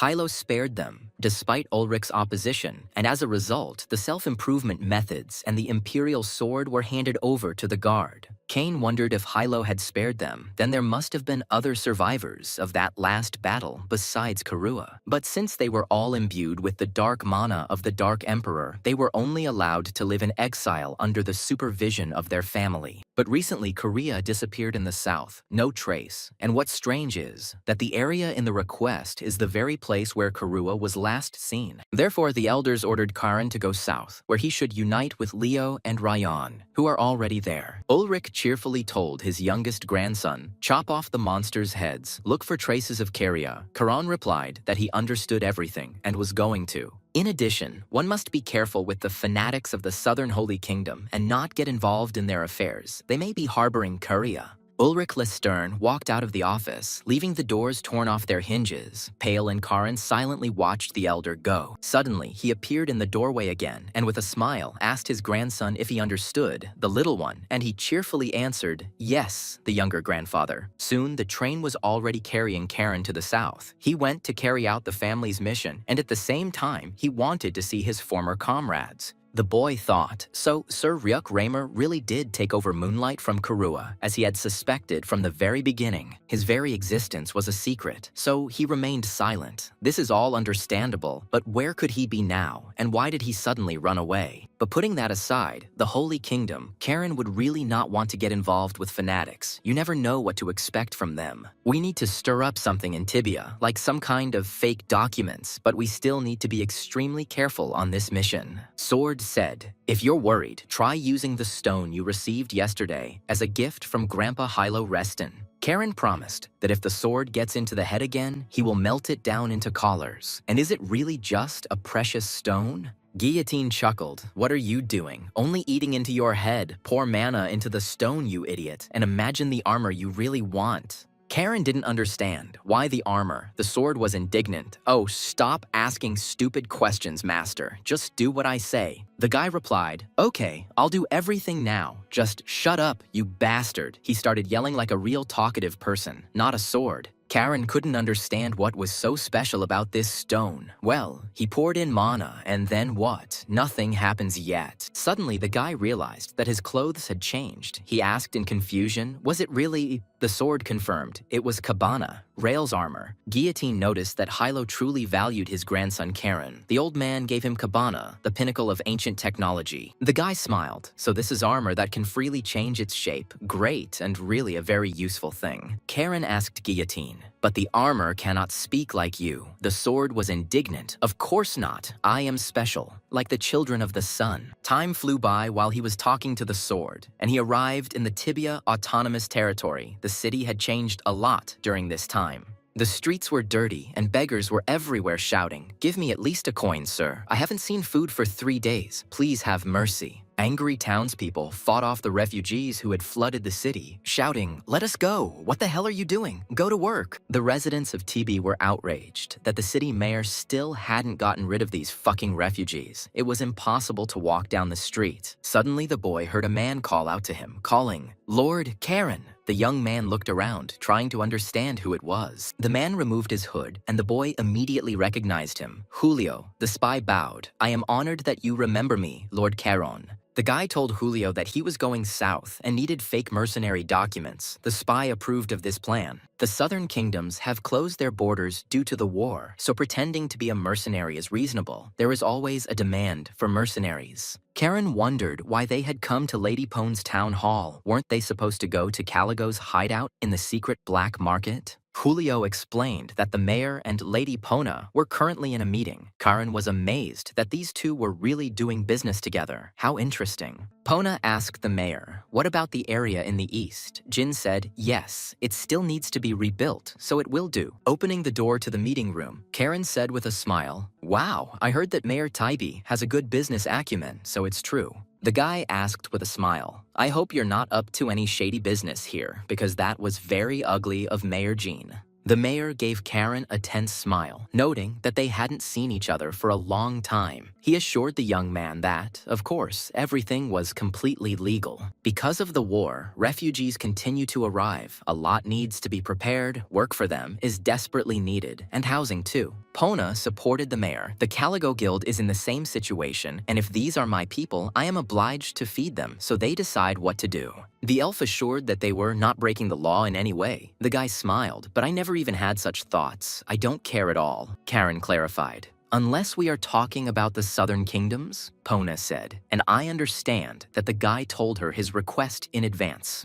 The elf said, "So that's why he needs a mercenary ID? If it's not a secret, why he needs to cross the border? It's very dangerous." She reminded him that there was a war there. Karen glanced meaningfully at the mayor of Tibia, who immediately understood the young man's gaze. He immediately said that he had urgent business, so he would go, and they would discuss everything while he was not here. Pona told Karen that she had already installed a magical soundproof barrier here. The guy praised her, a good approach. He told the elf that he was heading south to deal with the monsters. She asked Karen incredulously, and that was it. It didn't seem like anything. He also needs information about an 8-star knight who was active in the Kingdom of Chaos, and he may not be using his own name. Pona thought there would probably be various rumors about such a very strong knight, and yet this would not be enough to find him. Karen exclaimed, "That is why I came to you, Lady Pona. This strong knight may well be hiding in the great southern forest." She asked if she needed my help or the elves. Karen replied, "The great southern forest belongs to your race, so you know better." Pona explained that even she would have a hard time convincing the pointy-eared brethren. They hated people. First, she would have to earn their trust. Karen's face lengthened, and how interesting it was that he had to earn this very trust of the elves, especially considering their attitude towards him. The rider rode carefully along the forest road, his strong steed briskly moving its powerful legs. This was the southern border.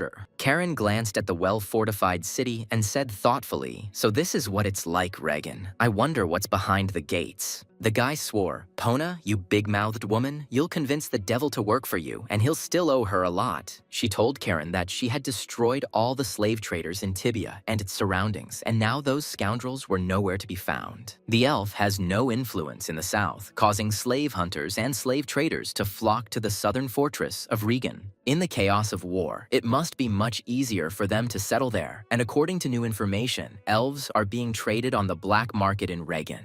Karen thought, of course, elves are slaves. They are probably very expensive. That's why they try to catch them in order to sell them for a high price. The guy turned to Panya. Did she really want to say? The elf confirmed. That's right. She was asking to save them from the traders. He shouted, "Can't you see that I came alone?" Pona asked if the young blue wolf from the Azure Sea Fortress was really afraid. Pona reminded that Karen was no longer a boy. The wolf cub had become a wolf, so she thought that he had become even braver, but she was wrong. The guy said, "If you make me a space bag, I'll think about it." Pona was stunned. "Do you even have any idea how much that costs?" Karen offered the elf another option. Give her the dew of the world tree. It's a very useful thing. It could come in handy in war. Pona quipped, "Maybe you should take off your blouse. You'll get by with just one spatial bag, so be it. You'll get your bag soon." Caron smiled, as if it would happen right away. Julio silently watched their squabble. He couldn't believe that Pona had agreed to such a gift. Looking at the knight at the gates of Regan, Karen thought that perhaps he should have asked Lady Pona for the dew of the world tree. At the entrance to the city, the knight demanded that the young man stop and show his documents. Karen noticed that this fighter was not a weakling. The guy showed his token, made by the elves of Pona. The knight asked if he was a mercenary or something. Karen calmly confirmed. As you can see, Guardian Regan asked the boy where he was heading. Caron replied that he really needed to get to the southern kingdom of Chios. The knight grumbled that the guy was going into the thick of things, but still allowed him to pass. Mercenaries are always in demand, especially in the south. Finally, the knight advised the guy not to create problems if he didn't want to meet him again. Karen replied that he understood him. The guy was driving through the city and observing the city guard. The border troops here are practically at the level of a regular army. The young man chuckled to himself. With so many soldiers, it was scary to even spit. They would kill him for nothing, and yet it was quite interesting here. Karen approached the inner gates of the city. Pona's scouts provided him with fairly detailed information on the slave traders. The day was already drawing to a close, and the streets were not too busy, but the drinking establishments were full of customers. The guy found the right restaurant and went inside. The room was noisy. Adventurers were celebrating another day they had lived. Karen carefully examined the crowd. His gaze stopped on a one-eyed bald man. This was the one he needed, the slave trader. Approaching the one-eyed man, Karen asked if he could sit down there. The bald man glanced warily at the richly dressed knight. The one-eyed man chuckled. "Well, you have some tastes. Why bother with me? There are plenty of places." The guy warned him so that he wouldn't misunderstand him. Karen said that he simply loved beautiful things, and the one-eyed man, as he had heard, could help him get them, so he had come to him on business. The bald man's only eye gleamed, and he said, "Judging by your appearance, you are a nobleman who has put on rags, so why were you looking for me?" Karen explained what he heard. The bald guy was familiar with the pointy-eared ones. He even jumped up on the stool. What was going on? The guy stopped him right away. The bald man immediately lowered his voice and warned that elves weren't that easy to come by. They were a pretty rare commodity even here, and he didn't have any. Karen was surprised. Could this really be true? Then let's talk in a language more understandable to all traders. How about this dialect? He pulled out the card that his father had given him before leaving, and the one-eyed man was speechless with delight, which meant he was looking at a rich man. The slave trader stammered that the stranger had a very good pronunciation, but there was one more thing he needed to ask about this map. Karen asked. The bald man apparently wanted to check if the card was real. "Yes, please." He threw the card into the trembling hands of the slave trader. The guy's eyes flashed angrily with the magic of clarity. He growled, "But for wasting my time, you will have to pay very dearly." The slave trader's face lengthened. He realized that it was better not to joke with this gentleman, but he did not dare let go of the treasured card. Karen angrily asked the one-eyed man if he was going to open it or what. The slave trader stammered, "Sure, just be patient for a minute." The door finally opened, and Karen kicked the bald man out of the room, where he fell, hitting the hard paving stones painfully. The guy asked the one-eyed man if he was okay, the one who was lying down in the middle of the road, and suddenly his legs went numb, so he would now treat him. The slave trader's entire face was smashed to blood. He was shaking with pain and fear, but he didn't show it, only moaning barely audibly from the blows. Karen reminded him that his time was valuable and he was wasting it. If he didn't move faster, he would get more kicks. The banker confirmed that the bill was genuine, so there would be no problems with the money. You'll just have to be patient until the deal is closed. The bald man couldn't believe that the guy beat him up just for checking. Karen warned him, "Move it if you don't want to get beat up again." The slave trader quickly stood up and answered with a smile. "Of course, sir." He took hold of the large lever and lowered it, opening the passage. Karen watched the bald man in surprise. The lever activated a secret mechanism that concealed a secret passage to the trading venue. He noticed. He looked quite convincing. The bald man bowed and invited the gentleman to follow him. Now he would see everything for himself. After passing through the underground passage, they found themselves somewhere on the outskirts. A bald slave trader was showing the way, indicating where to go. A passing knight warned Karen that the floor there was dirty and advised him to watch his step carefully. But the one-eyed man objected that Cobbler's lair was very different from other places. Everything was much better and cleaner there than in others. He explained to Karen that they kept a strict and systematic inventory of the goods, and one of the slaves bowed to the boss and greeted him. Cobbler asked the slave, "Dale, how are you feeling?" He replied, "Thanks to your doctor, I was able to get back on my feet," and smiled. The one-eyed slave trader replied to the man, "Glad to hear it. If you need anything, contact me anytime. Don't be shy." Dale bowed his thanks to the boss, and the owner invited Karen to move on. He was in a hurry to close the deal and get his money. Karen asked in surprise, a slave trader who is not without compassion. This is the first time I see you treat all the slaves like this. Cobbler explained that for us, they are more of a commodity, and the quality of the commodity must be monitored. We do everything for the sake of our valuable customers. The bald guy introduced himself. Cobbler, the owner of the Cobbler recruiting agency. Karen snorted. A recruiting agency? You trade in slaves. Cobbler asked why it was nonsense. That's exactly how we survived in Regan. Quality over quantity, as you probably already understood. Karen ordered him to shut up and asked where they get slaves. The bald man hesitated and mumbled that it was very difficult to explain. The guy clenched his fist and swung it at the slave trader, who shook and said, I will tell you everything you want. Just don't hit me anymore. Baldy said, we pick up those who have escaped from other traders, train them, coach them, and then pick up buyers. Karen doubted it. Other slave traders wouldn't sit idly by, and your bald one's subordinates don't look particularly strong. Cobbler replied, that's not a problem at all. They are all guarded in turn by the Lord's soldiers. Karen was stunned. The Lord's soldiers? Wow, the guy asked. But how is this possible?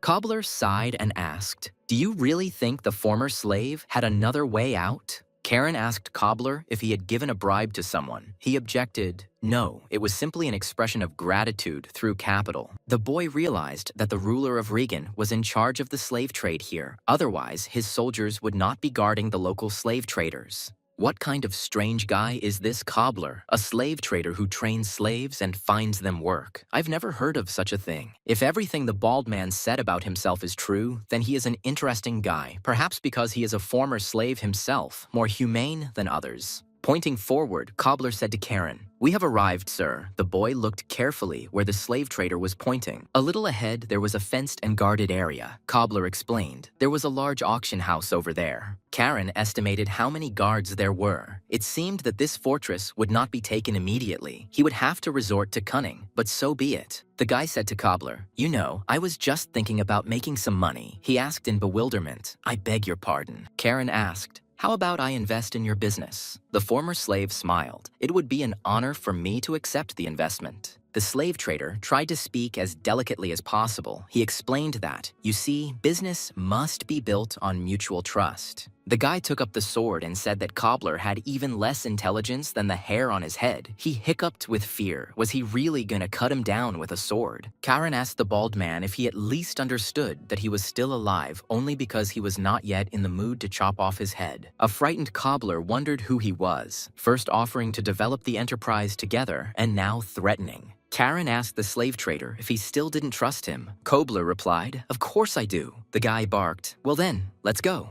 The former slave thanked the gentleman soldiers for their service, but when they saw Cobbler, they said that he couldn't come here today. He wasn't invited. The bald man asked the soldiers to understand that he was accompanying an important guest, but the knight said that without an invitation, you could only go to hell. Approaching the head of the guard, Cobbler quietly said that he had a black card. The knight asked if it was an elite payment bill or something. The guard asked to wait a minute. He knocked loudly on the gate. Anger was boiling in Karen. He really wanted to kill the soldiers. He said, how can you waste someone else's time so carelessly? What impudence! The knight was quietly talking about something, pointing at the guy. Karen's eyes blazed with anger. These jerks, they are very different from the people of Cobbler. There is not a drop of compassion in them. These soldiers are well trained. Apparently, they are the Knights of Regan. The manager appeared at the gate and asked to forgive their rudeness. The manager introduced himself, saying that his name was Nur. He was responsible for this place, and he asked permission to check the map. Karen answered, of course. Nur bowed and thanked the gentleman for his kindness and flexibility in such a delicate matter. The guy warned, but not everything is so simple. The masked men stared in surprise at the unusual guest of the slave auction house. Karen's eyes flashed, and he warned them that they would pay for wasting so much of his time at this gate. Cobbler shook silently with horror. He already knew how painful the blows of this young but very strong rich buyer were. The host loudly warned the guests of the luxurious auction house that the auction of fresh slaves would begin very soon. The distinguished guests were asked to take their seats. This place resembled a very rich theater, and the guests here were not poor. The host reminded him once again that the auction would soon begin. Karen looked around carefully. All the buyers were carrying slaves. The guy clenched his fists and growled, "Damn circus, where people are sold like cattle and these rich idiots buy slaves for themselves." Karen fell silent and plunged into the dark memories of Cain Rathor. In his past life, he had been much less lucky than in this one. Cain recalled his childhood, spent in a remote mountain estate where houses are clung to one another, immersed in the greenery of the forest. He was a slave, and for the amusement of his master, his slaves had to kill each other in a large arena soaked in the blood of their victims. That day, Cain killed everyone who entered the arena one by one. The wounded boy begged him, "Please spare him."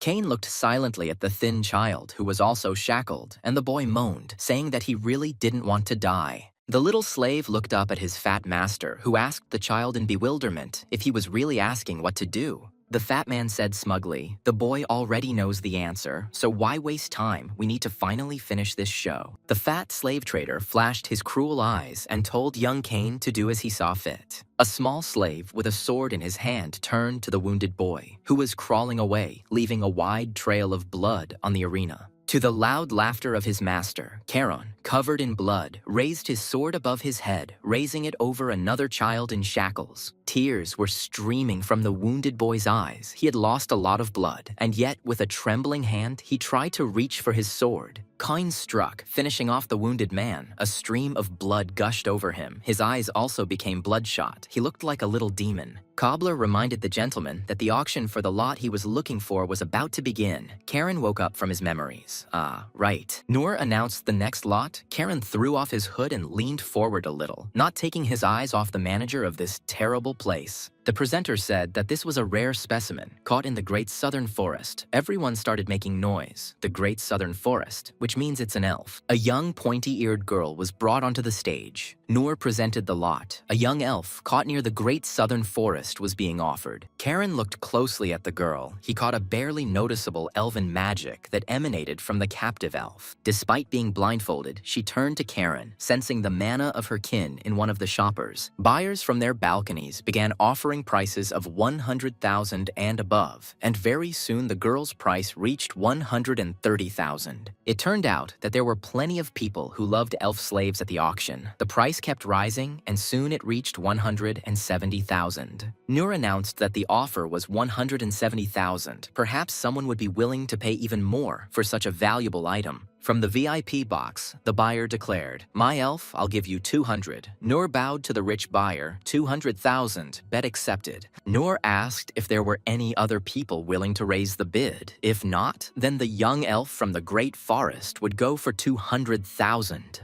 Karen raised his hand and loudly announced, 500,000. Noor jumped in surprise. Such offers had never been made before. Everyone started whispering, 500,000. What kind of psycho is this? Even for an elf, this is clearly too much. Surprised, Noor turned to the new buyer. Their eyes met. Karen had an absolutely impassive face. Noor was trying to understand what kind of person was in front of him. Having come to his senses, the host announced that we had a generous offer of as much as 500,000 gold for this extremely valuable lot. If there are no more bids, then the young elf beauty from the Great Forest is sold to the gentleman who offered 500,000. The amazed cobbler asked the gentleman if he really had that much gold. It was simply an incredible amount of money. Karen said contemptuously, "A bill of exchange is only issued if there is at least 500,000 in the account." "Idiot," he replied, "it's clear." The boy asked the very frightened slave trader if he could quietly and unnoticed take out all the slaves bought today. Cobbler jumped up. "What? In what sense? Steal it or something? It's simply impossible. They are all very well guarded."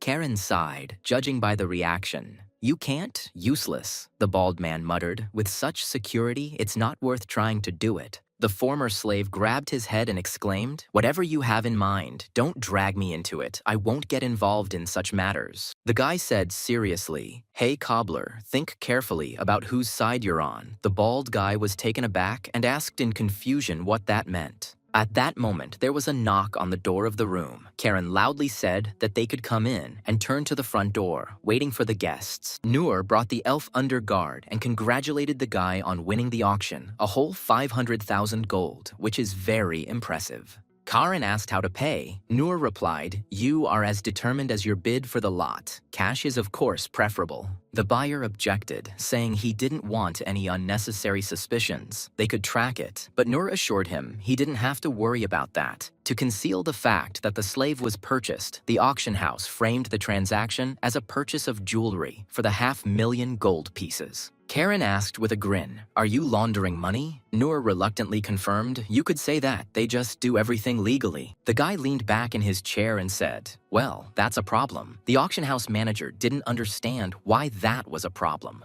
Karen stated that he would like to pay a little later. All the cash is now in his personal vault in Tibia. Turning to Cobbler, the guy asked him, "You'll go there with me, right?" The unfortunate slave trader bleated something incomprehensible. Noor categorically objected, "We only work on an advance payment basis, and since your identity is not confirmed, this is completely impossible." He told the generous buyer, "I'm sorry, but we have to refuse. You will not take the elf until you make full payment." Karen said, regarding the identity, "It's all clear and understandable." He took hold of the mask on his face. The manager of the auction house looked at him. The guy asked, "Then how about this?" He quickly took off his mask and showed his face. Cobbler's mouth dropped open in surprise. Karen asked if post-payment was possible if he revealed his identity. Noor objected that it was not at all necessary. The guy showed his face and sternly told the auction manager, "Since I've shown my face, you better not try to make excuses." Karen said that if Neer himself couldn't make a decision, he should call the boss. Neer objected, "It's me, and besides, even seeing the face..." The customer's eyes flashed and he barked at the manager, "Shut up and report to the owner. Tell him that Karen Reston demands a meeting." Noor stuttered as he replied to the unusual customer that he understood everything and would soon return with someone who could make such decisions. As soon as Noor left the room, Karen said, "Hey, Mr. Fork in the Eye, free the elf right now." Cobbler didn't understand right away. The guy shouted at the slave trader, promising to gouge out his other eye right away. Cobbler quickly answered the master that he was already on his way. Soon the shackles and bonds were removed from the elven girl. They ended up on the floor. The elf caught in the forest breathed a sigh of relief. She flexed her hands and silently looked at her buyer, not understanding what he had in mind or why he had bought her at the auction. Karen threw her a bottle of potion and told her to drink it. It would quickly heal her wounds and make her at least a little stronger. She thanked him, noticing that it was a good potion. The girl immediately swallowed it, and her wounded body began to heal instantly. Karen was surprised. An elf who knew the language of people, he thought that she would start to riot when she was released, but she was surprisingly calm. The girl explained that she felt her mother's presence in Karen and a faint trace of her relative's aura, which meant he was not her enemy. The boy immediately remembered the 6th Prince Revelio and his amazing gift that saved Karan from death after the fight with the demon. He realized that it was probably because of the dew of the world tree that he had once drunk, but 4 whole years had already passed since then. Karen asked the elf in surprise how she had been caught, since elves were incredibly strong and the great forest itself was their home. She explained that she was ambushed while she was exterminating monsters in the south of the Great Forest. Karen was surprised. The monsters reached the outskirts. The elf's face hardened, and she told them that there was a knight among the slave traders, and it was he who had captured her and put her up for sale. Karen wondered if he was a knight. Then, he was certainly from Regan,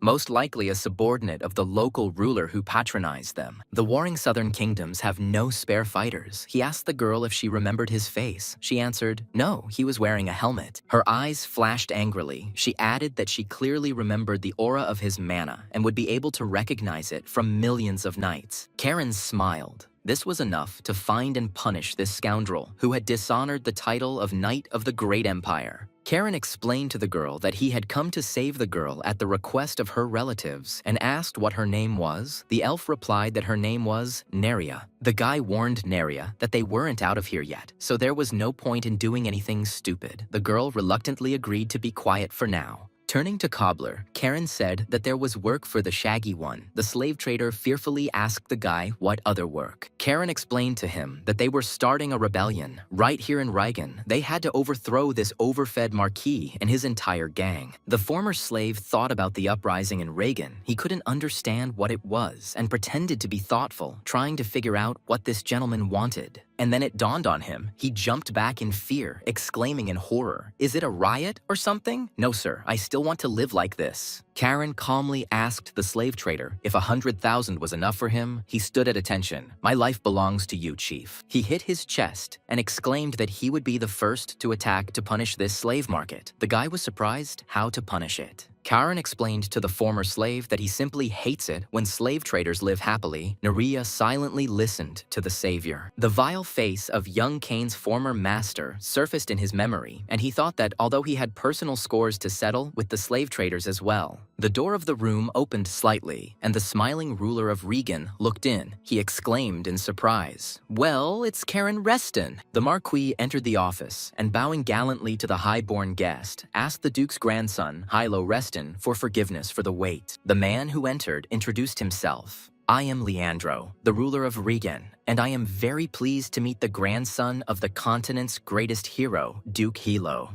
The boy bowed slightly to Marquis Leandro and kindly replied that he was Karen Reston and was also glad to meet the ruler of glorious Regan. The captain of the guard, Regan, looked askance at the young elf, who also looked very closely at the knight and immediately recognized him. Hatred flashed in the girl's eyes. Although not a single muscle on her face moved, she did not take her eyes off the one who had once deprived her of her freedom.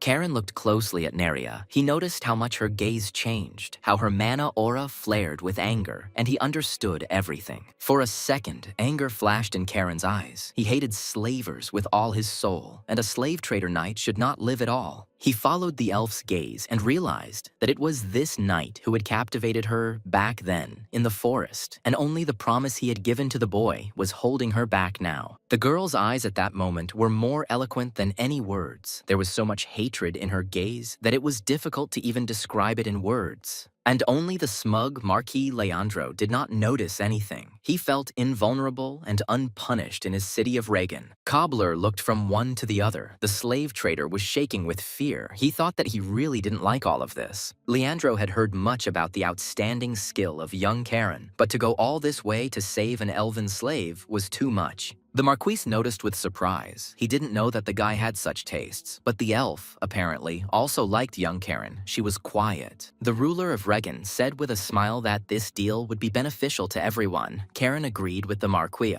"Right on target. I'll just pay later, okay?" Leandro said thoughtfully, "Later, then I understand perfectly well. The amount is not small. It's not very convenient to carry around like that. But Mr. Karen Reston must understand them too. How can one take such a risk without collateral?" The guy chuckled. "Ah, so that's it, collateral." He glared angrily and exclaimed, "Isn't my family's name in itself a reason to take my word for it, or does the Marquis not believe them?" The ruler of Regan was silent for a moment, thinking about the situation. He smiled wryly and said, "All this is incredibly interesting and unexpected." The Marquis invited the Duke's grandson to sit down and discuss the details of the upcoming deal. Caron politely agreed, in Leandro, of course. At the manager's signal, wine and a variety of delicacies were quickly served on the table in the room for the dear guests. The Marquis said that Caron should have come to the Lord's castle immediately and discussed everything, and he replied that if he had known about such hospitality, he would have done so.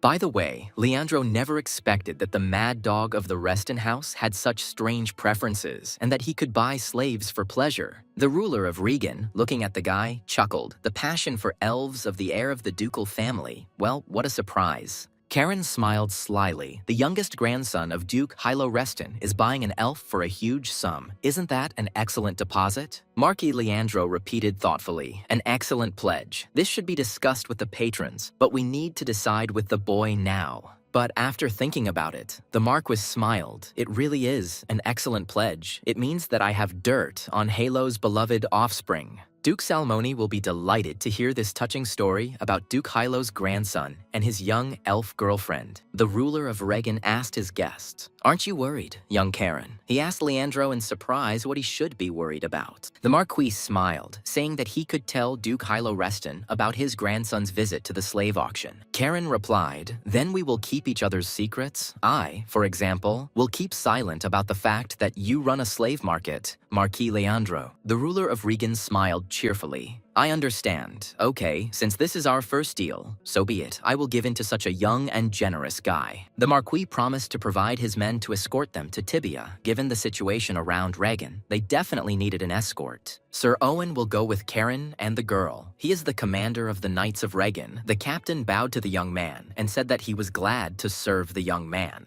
The young man was surprised. Were you really sending the commander of the knights himself? So generous. The Marquis smiled smugly. No need for gratitude. Joy sparkled in Neria's large eyes. If this ghoul went with them, he would definitely not come back. She would personally kill him. Karen Reston and the young elf he had purchased returned to Regan with Marcus Leandro and his Knights of the City Guard. The ruler of Regan informed Karen that he could immediately prepare a train for them to travel to Tibia via the Imperial Railway. But Karen objected, "No need. I want to enjoy the scenery. There are such beautiful places here." The Marquis grinned, a young man with refined taste. Leandro promised young Reston to prepare another excellent elf next time. Karen replied with a smile that he would wait. The travelers got into the carriage. The Lord wished them a safe journey. Karen thanked them kindly, and they set off together with the knights. Neria kept her eyes on the captain of the city guard. Owen rode right next to the carriage, periodically glancing at the unusual travelers.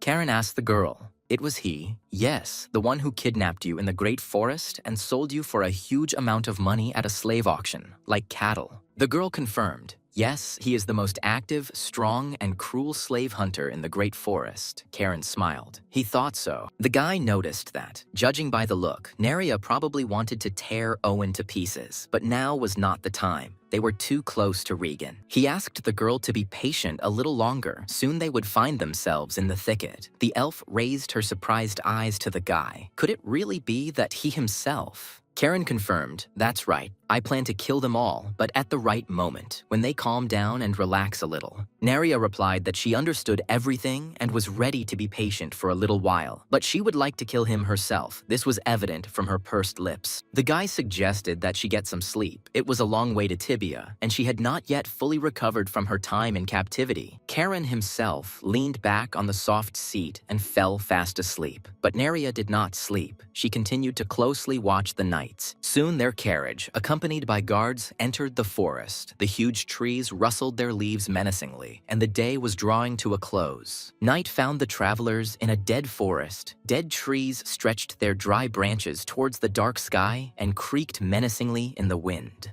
The knights pitched a tent in a forest clearing and lit a fire. The carriage stood nearby, and finally only Captain Owen remained by the fire. The slave hunter periodically glanced at the carriage with its curtains drawn. The travelers had not yet left the vehicle. The knight thought that if this impudent, highborn boy paid as promised, Owen's fortune would increase significantly. That would be great. Karen quietly asked Neria how she was feeling. The girl replied that she had not yet fully recovered, but would like to help. The guy told her in that case to stay in the carriage and not get out. The elf suggested that she at least call on the spirit for help, but Karen objected that if she went out, she would only get in his way. He could easily deal with these alone. Neria remained silent in response. He took out his communication crystal and sent a message to Pona. "Everything is fine. The coordinates of this place have been received. It's time to act." Karen walked towards Owen. The knight stood up to meet the grandson of the famous Duke of Hilo and bowed respectfully, making him sit down by the fire. The captain asked the boy with a smile. It seemed like he had a good time on the road with that young gentle elf. "They say they are amazing." Owen assured Karen that he understood him perfectly. She was a rare beauty. It was not for nothing that the guy bought her after all. It was Owen who caught her himself. Karen asked if the captain had any drinks. Owen suddenly realized that he had completely forgotten about their travel supplies of alcohol. The Marquis had given them some excellent wine for the journey, the boy remarked. Wonderful. That meant they would now try this wine together. Otherwise, it was getting cold. Good wine is good, Karen asked. And what the others were doing? It turned out that they were checking if there were any monsters or other threats nearby. Karen sighed. What a pity. It would be great to have a drink together, but maybe then at least Captain Owen would join me. The knight replied that since Sir Karen Reston himself insisted, he could not refuse such an honor to drink with a celebrity of the Empire. Owen, after taking out Marquis Leandro's wine, smiled broadly and said that he would be happy to join Sir Karen for a glass of good wine. The guy smiled. Great, then they will enjoy the moment together now. The night in the deep forest near the fire is amazingly beautiful. Meanwhile, in Tibia, Pona was studying Karen's messages. No one slept that night, waiting for the outcome of the boy's mission in the center of the slave trade. Pona asked, "So this was the order of the young Blue Wolf?" The guard confirmed. "The report came last night and the coordinates just now." Guildmaster Caligo asked, "And the place seemed to be Tirisfal Forest, right?" Pona's faithful comrade confirmed. "Yes." They stopped there. The letter read, "The rescue of the elf is complete. The Knights of the Marquis will be destroyed in the Tirisfal Forest near Reagan. I request a meeting. I request the transfer of troops from the Kingdom of Zion to the border of Reagan. In case of refusal, an immediate response." Julio asked if something had happened. Pona replied, "Your young master, Karen Reston, sent this. Look, he wants to request troops to the border through his father." Julio replied that if everything went according to Karen's plan, then soon Regan would become a defenseless and empty city, and he would be able to free everyone. The spy was amazed. It was incredible, and how all this came into his head, the young man thought up a grandiose operation, almost military. Pona smiled cheerfully. It seemed that this genius boy was planning a very large-scale robbery of the border slave traders of Regan. Sipping his wine, Owen explained that hunting beastmen like those gives a rather unique feeling of excitement. It is very impressive. "That's why Regan's knights quickly improved their skills?" Karen asked. "So it's all about maintaining real combat experience." The captain of the city guard, Regan, smiled predatorily and added, "There is also a financial benefit, although you are unlikely to be interested in that." The guy clarified that the knights were targeting elves and beastmen, not humans, simply because buyers paid more for them. Owen shrugged. "Well, to put it briefly, yes." Karen asked the captain, "And how many elves have you personally caught in all this time?" Since elves rarely leave the Great Forest, including this elf, there are only 4 of them, but they provide a large income. Karen noticed the captain's sword. He asked Owen what kind of sword it was. It looked pretty good, probably a very expensive weapon. Owen smiled smugly and replied, "I expected you to notice. You are an expert in weapons. This sword was personally given to me by Marcus Leandro. This blade was forged by the best blacksmith from the capital." Karan became interested and asked, "Maybe you could show it to me. I'd be interested to see it." Owen beamed with pleasure. It was clear that he was very proud of his weapon. The knight took the scabbard and took out a wide blade from there. The blade of the sword shone in the moonlight. The captain of the guard, Regan, looked at the blade with tenderness. He asked, "Is it really an excellent sword, huh?" The guy chuckled in surprise and asked the knight, "How long have you been using it?" He replied, "Yes, for about 5 years, even a little more." Karen noted that for such a short time, it was in excellent condition. Owen smiled. "I have been taking care of it since the Marquis handed it to him. And besides, the better you control mana, the less strain is placed on the blade," Caron asked in surprise. "Really? That's surprising." Neria watched her interlocutor closely from the carriage window, her eyes glittering in the night. She eagerly awaited Owen's death. Karen suggested that perhaps Owen had simply never encountered an opponent strong enough to defeat the captain. Owen frowned and asked the guy, "Are you really saying that your sword is something special, Karen?" He replied, "It's interesting." Karen took the scabbard with his sword in his hands. His eyes flashed strangely. He asked the captain, "Should I unsheath my blade before you?" The knight looked at the sword with curiosity. He shook his head and said that he really wanted to see it. It was probably an ancient relic. The guy looked coldly at the slave hunter and quietly said, "Well, if you really want to see my sword, then enjoy the sight." Everything was going on as usual. In the Azure Sea Fortress, Karen's father, as always, was sitting in his office for a long time, busy with family matters. He sighed wearily. In front of him lay piles of documents that still needed to be read, approved, or rejected. Pale stretched his stiff joints. He wasn't feeling well. He pushed the documents aside and said, "I'm so tired. That's enough for today." At that moment, the magic communication crystal lit up, and the man was surprised who would need it at such a late hour, apparently urgently. He replied, saying that Pale Reston was listening. The head of the Merchant Guild, Callisto, said, "I haven't heard from you for a long time, respected Count." Pale was very surprised that Lady Pona was calling. The elf apologized for calling late, but this matter could not be delayed. She told Pale that his son had asked for help, and the man immediately became wary and replied that he was listening to her carefully. The elf said he was asking for the troops of the Kingdom of Zion to advance to the border of Regan to create a tense situation. Pale didn't understand why the troops of the Kingdom of Zion were there, what all this meant. He was supposed to be there to destroy monsters. Pona explained that it seemed the boy intended to provoke a rebellion against Lord Regan. Pale replied, "You have a great sense of humor." Although, knowing Karen, he asked the chairman of the Caligo Guild to tell him in more detail so that he could understand how best to proceed. He asked the elf what exactly Korund was doing there now. Pona fell silent. She didn't know how best to explain it to Pale Reston. Pona wondered what Karen was doing there. The same thing as usual, his favorite thing, creating anarchy. A stream of blood gushed across the forest clearing. The fire hissed and smoked. Some of Owen's blood fell into the fire, and the smell of something fried filled the air. Before the captain of Regan's guard could even comprehend anything, Caron swung his sword and cut his grinning head off his shoulders. Neria pressed herself against the carriage window. She couldn't believe that her sworn enemy was already dead. Karen killed the knight surprisingly quickly. The girl carefully stepped out of the carriage. The elf hunter's head lay almost at her feet, and she stared at it without stopping.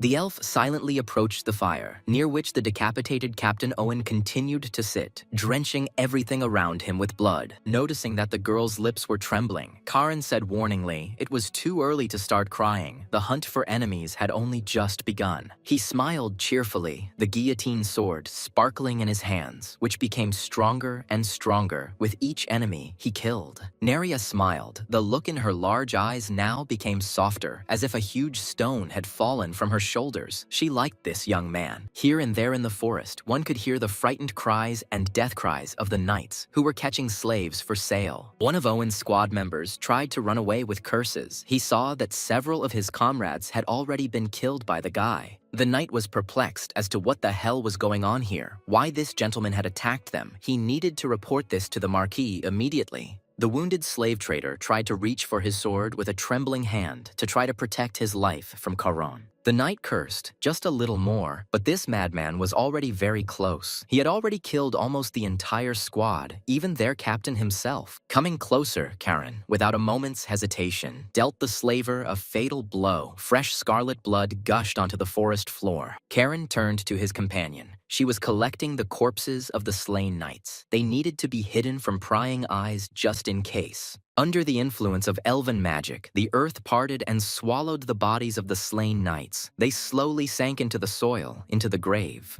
The guy asked Neria if she could handle it, or maybe she still found it difficult to use magic after the terrible captivity. She calmly replied that she was a little tired, but everything was fine. She could handle it. The main thing was that those monsters were dead. Karen smiled. Oh well. Karen suggested that she return to the camp and rest for now, and he would deal with the one who had escaped. He didn't want the Marquis to find out about it. Neria looked after Karn Reston with a smile. The elf quietly said that this young man seemed to be not bad. Turning around, she answered loudly to Charon. Okay, I'll go to camp then. I really need to rest a little and regain my strength. Suddenly, Neria saw a stranger in the clearing near the carriage. When she left there was definitely no one there. She knew that. The sixth prince, Revelio, asked the girl in surprise if she was alone here. The elf jumped to the side in horror. Who was this? She thought. Things are bad. I haven't recovered yet. And as luck would have it, the stranger appeared when I was completely alone. Rio said it wouldn't last long. The prince asked the girl where Karen Reston was. She was silent. It was unclear who he was, a friend or an enemy, and what he was doing here at night. The last knight from Owen's squad asked Karen in confusion how he had managed to get ahead of him since he had deliberately hidden his trail. Shaking with fear, the slave catcher asked his opponent if he had sold his soul to the devil or something. Karen snorted in response. How absurd. The guy answered sullenly, yes, I would rather sell not him, but his soul. Seriously, this is just nonsense. And how could such a thing even come into my head? The slave catcher said, otherwise you wouldn't have caught up with me so quickly. He swung his sword, getting ready to attack Karen, who had killed their squad. Duke Hylo's grandson smiled wryly. Oh, come on, is that really true? I wonder why that idiot decided he couldn't be caught. Karen swung the guillotine, repelled the attack of the slave catcher, and dealt the last member of Captain Owen's squad the fatal blow. Blood gushed out. The Knight of Regan screamed. He did not expect the battle to end so quickly. All the escort knights were dead. The last escaped member of Owen's squad was killed. Now we need to deliver his body to the clearing so that Neria can bury it with the others. Pona informed me through the crystal that I sent reinforcements to your coordinates. You'll like it. It's my special gift. Charon replied. After your words, I trust this even less, the elf laughed. Oh well, I answer. Everything will be just fine. Karen returned to the clearing and threw the corpse. Seeing Revelio near the fire, the guy was stunned. And where is the gift? Is this really a clown? The guy was furious. Pona said a gift. The sixth prince greeted his friend with a smile. Yersurlurs. Hadia and dirt race.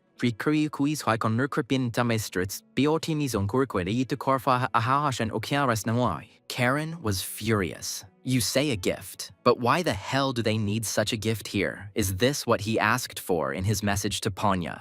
Revelio winked at Karen. Yes, I am the best present. You are probably happy to see your adopted brother after so many years. Karen exclaimed angrily. What the hell are you doing here, brother? Damn your leg. Even if it's supposedly a gift, there are too many questions. But what about the fact that Rio must be constantly watched by the Heiran Knights? The sixth prince drawled meaningfully. Well, he explained with a smile that he had simply quietly slipped away from them. That was all. Karen was indignant. Well, you, Revelio, are a complete idiot. Seeing his brother's anger, the sixth prince calmed him down. Yes, everything is fine. I didn't come here alone. Karen was confused. And who else? It seems there is no one else. Mason Paul appeared behind the Duke of Hilo's grandson and greeted him warmly, saying, Long time no see, Karen Reston. Mason was very surprised that the guy had already reached the level of 6 stars. At such an age, this is almost a unique case in history. Karen replied, As you can see. He looked closely at the knight and remarked, By the way, Lord Prime Lord, it seems that things are still not easy for you. Mason lowered his head silently. The young man noticed that he had firewood in his hands. He had collected it to warm Prince Revelio. After a pause, Mason replied, Well, yes, there is such a thing. Neria carefully watched these strong but kind people. After listening to the sixth prince, Karen concluded that everything was clear, meaning that the prince of the Orias Empire and the archmage Tibia were sworn relatives. Neria asked the prince what kind of person this Lady Pona was. Revelio answered with a smile that she was concerned about justice and was ready for anything, like Charon. Young Reston jumped up in indignation. What was Rio saying? He didn't care about justice, only profit was important. The sixth prince laughed and said to the elf, Even though he says so, you yourself understand everything perfectly well, don't you? Rio exclaimed, Yes, Charon Reston will tear anyone's ass if he sees injustice, then growled so that the prince would shut his mouth. The elf saved by Charon looked at her savior, who was puffing with indignation, with a smile, and replied that she knew it. The prince turned to the girl and said seriously, Oh, he also wants to tell her about what happened to the wise clan of the forest. He, as one of the princes of the empire, asks for forgiveness on behalf of His Majesty the Emperor for everything that happened and promises to punish everyone. Karen laughed. Revelio calls his father a puppet and still apologizes for him. It's very funny, the prince flared up. He indignantly shouted at Karen, How dare you insult my father? He is not just anyone. He is the ruler of the empire. Revelio turned to Mason and asked if he was really going to stand there like that. The knight shook his head silently, not wanting to interfere. Having calmed down a bit, the sixth prince said, Well, actually, that's true, of course, but it's still worth apologizing for the slave trade. Karen crossed his legs and indifferently told the sixth prince that he could do whatever he wanted. He basically didn't care about all of this. The prince turned to the elf, So that you can return safely to the great forest, I will help with all my strength, Lady Neria.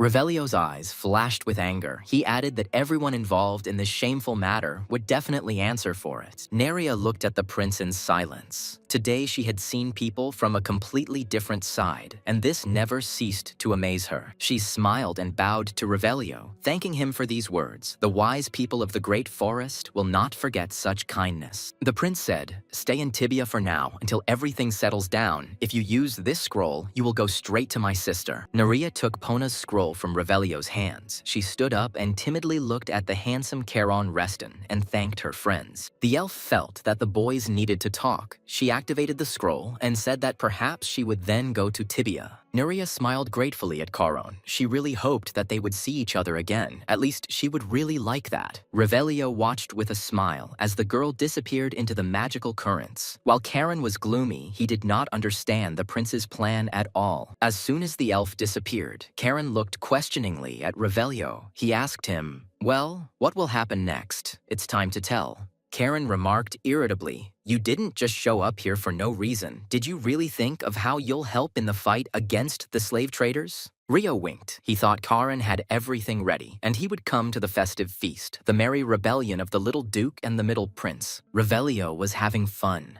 That was so cool. Karen was shaking with rage, looking at the sixth prince's unbridled joy. He was just making fun of him. Enraged, Karen attacked Rayo with his fists. You goat's ass, you came here to have fun? He laughed. But I'm just kidding, I'm kidding. The prince laughed and replied to the indignant Karen that in fact, he had a plan, and that it had been devised by Pale Reston. In the morning, Karen's father came to the head of the family and reported on the situation in the south of the empire. Halo noticed that Pale looked terrible. But he waved it off, saying that he was fine, and the Duke offered to bring the elixir to his son so that he could drink it to strengthen his strength. Halo assumed that Pelu probably got into trouble because of Quran, which meant that he transferred the troops of the Kingdom of Zion to the border. The Duke thought Karen's task is to suppress the monsters in the south and find out where Karua Act is, so why did he get involved in this story as well? The head of the family said with a smile that he thought that Karen had at least calmed down a little over the past 4 years. But now, Pale wanted to ask his father. Hilo asked what was going on. Pale said that the transfer of Zion troops to the border could harm the family, so why did the leader allow it? The Duke explained that Karen had gotten into so many troubles before, but in the end, everything he touched always brought benefits to the family. But that's not even the main thing. Pale raised his head and looked closely at his father. He hadn't seen the head of the Reston house like this for a long time. The Duke slammed his fist on the table and said, now that slaves are being traded openly, how can we simply ignore this fact? Pale asked his father, you violated the principle of non-interference in foreign affairs. Is it all because of the memories of your old friend? The head of the family replied sadly, Khan wanted slavery to disappear from the face of the earth forever, but I am only a cowardly atoning for my guilt. The Duke sighed heavily and added that he was a hypocrite who had stained his sword with the blood of a friend. That was all he could do now, unfortunately.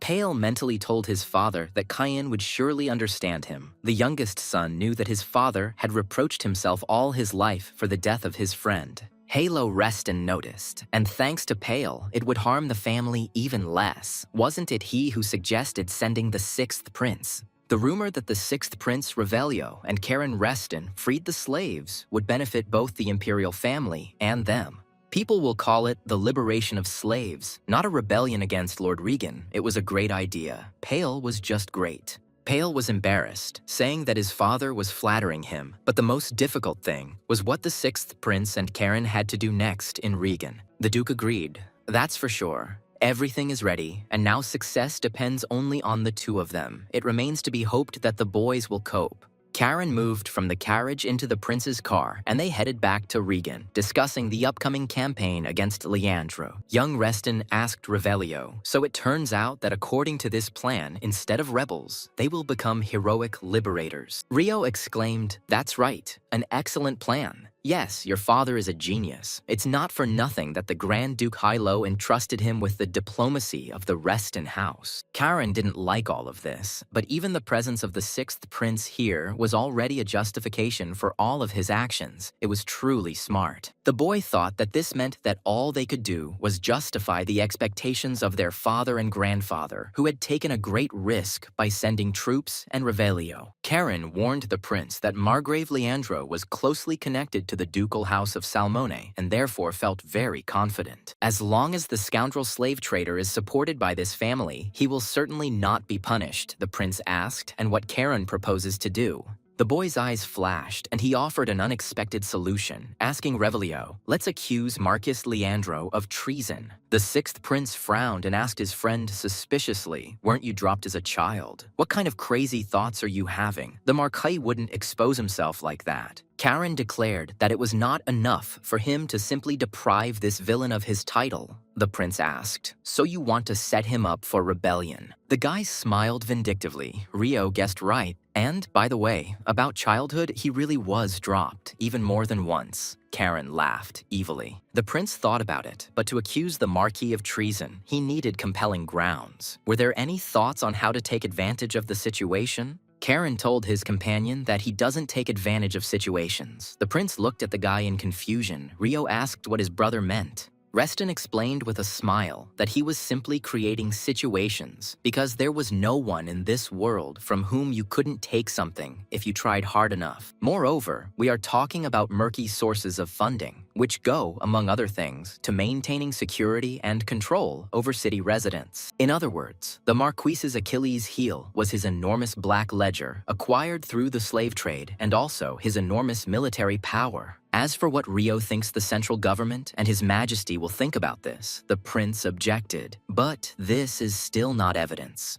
Karen smiled. Now watch your hands. What if an informant from Marquis Leandro's inner circle suddenly appears? The guy grinned. There is no loophole. Make one, Mason warned the passengers that Regan's guard knight was already approaching them. Revelio lowered the window and asked what had happened. The knight apologized and informed the gentleman that martial law had been declared. The prince asked why, and the knight explained that the Kingdom of Zion had recently deployed troops to the border of the empire. To prevent sabotage, entry and exit from the city is strictly limited, Reo snorted, and you're distracting me with such nonsense. The deputy commander of the city guard barked at the knight, calling him a fool. The boy was taken aback, not understanding what was going on. The vice captain smiled broadly at Revelio and apologized for his subordinate. The prince asked, "It seems you know who I am," the knight exclaimed. "Of course, you are the wonderful 6th Prince of Revelio." The ordinary guard shuddered. Did he really offend the prince? The deputy commander bowed respectfully and said, "Please enter the fortress." Revelio looked sternly at the city guards. Karen chuckled and quietly said, "Okay, sometimes you're useful, brother." These warriors almost wet themselves with fear when they saw the prince here. Revelio shuddered. Sometimes Karen was simply unbearably sarcastic, the prince growled. "Listen, be more careful on the turns." He told Mason to get into the city. It was time to put the plan into action since things had worked out that way. Rio asked if this was an auction house. Karen confirmed. Yeah, when there are no slaves, they pretend to sell jewelry here. Prince Revelio noticed a rare artifact on Karen's neck that could change the shape of his armor as desired. Even Pona would hardly have been able to get something like that. Rio asked if he could lend it to her. Karen sharply refused. Rio got angry and didn't even listen to the end. The guy explained that it was the head of the house's family heirloom, so if you want, you can be born in the Reston house in your next life. Rio snorted. The prince said that Karen's plan was rather ill-conceived, but the boy assured Revelio that there was no need to worry about it. Karen said that they were also spreading rumors through an acquaintance. The prince was surprised at what rumors and who that acquaintance was. The guy grinned. Familiar prince. About the Margrave of Regan preparing a rebellion, Rio remained silent.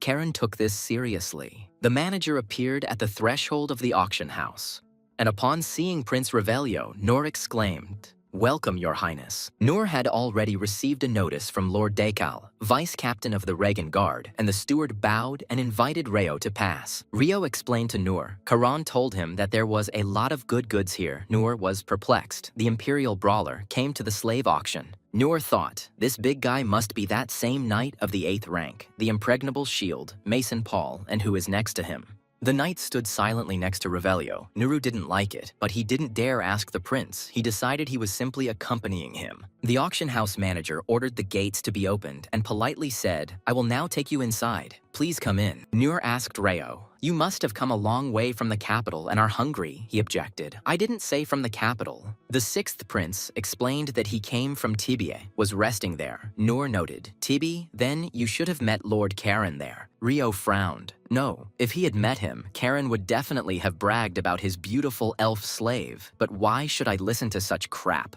Nur bowed and said, "I couldn't even imagine that Lord Karen would introduce such an outstanding person." Rio asked, "So what?" Nur found it quite unexpected that His Highness would visit such a place, since it was not a place that was approved of by society. Rio noted that for a man who traded slaves in defiance of His Majesty's prohibition, Nur did not seem particularly brave. He was not a chatterbox. Of course, there is no need to tell everyone that Nur saw Rio here. He bowed. "Protecting the identity of our clients is our pride." The manager asked the guest if he wanted to look at the goods. The 6th prince agreed. "Yes, let's go." Nur bowed and handed over the album. Rio was surprised. Tigermen and catgirls, so you sell that too? Nur bowed. Yes, we respect the preferences of our clients. Prince was unhappy with the album, but what are we to do with it? It's not what I need at all. I can't even choose anything to buy. The manager politely said that it would be wonderful if your highness could be more specific about your tastes.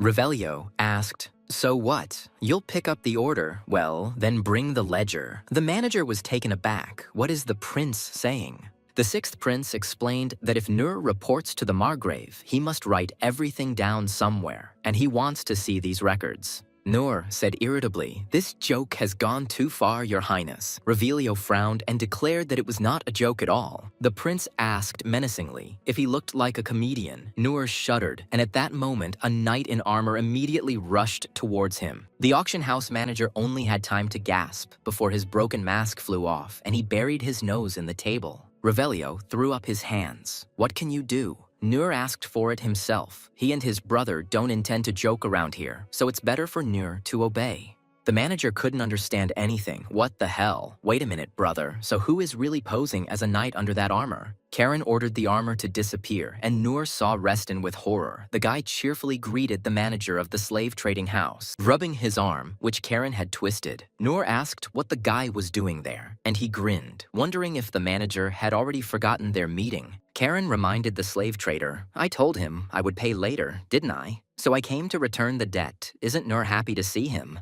The manager didn't understand what the hell was going on here. He glanced warily at young Reston, then at the sixth Prince Rio. The troops of the Kingdom of Zion set up camp near the very border of the empire, but behaved calmly and did not begin military action. The knights of Marquis Leandro kept a close eye on the enemy from their positions, preparing to repel a possible attack at any moment. The guard on duty reported that nothing unusual had happened yet, although the troops were very close. They were not crossing the border. The Marquis didn't understand why they were suddenly so furious. The secretary reported that a request for communication had been received from Lord Decal of Regan. Leandro was very surprised. From Regan, what could have happened there in such a short time? The secretary hesitated a little, indecisive. He timidly informed the gentleman that they said the sixth prince had arrived in Regan. Marquis Leandro shuddered in surprise. The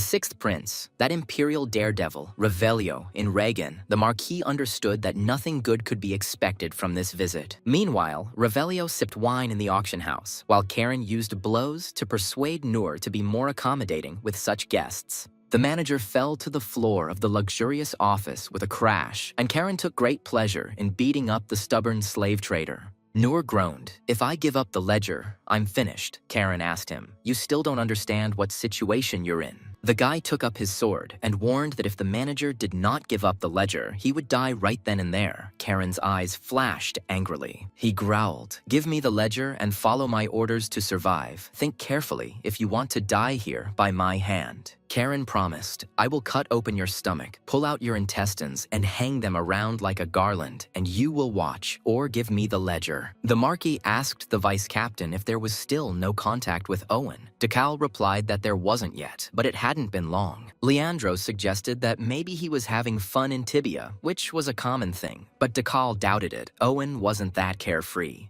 The ruler of Regan ordered the vice captain to ensure that the prince was received properly and that there were no complaints. Decal confirmed that he understood the Marquis and would try to make sure everything was as good as possible and would do whatever the sixth prince wanted. The vice captain sighed. "Well, I'll be damned. He came when the Margrave was away. I hope it won't cause any trouble. There are only 4 knights in Regan." Decal walked to the window and looked down. Near the special prison for Marquis Leandro's special personal slaves, a knight stood guard. The vice captain ordered the duty officer to go down and cut the prisoner's tendons again, and the knight readily responded. The temporary commander of the guard cursed that these half-humans would break everything and run away, killing all the guards in the city. Decal watched as the prison door opened and the knight walked inside. The vice captain sighed, wishing he could live in peace for at least one more day. Karen asked the manager, who was shaking from the many blows, "Do you want me to tell you how to live from now on?" He only groaned in response. A trembling Nur asked Karen,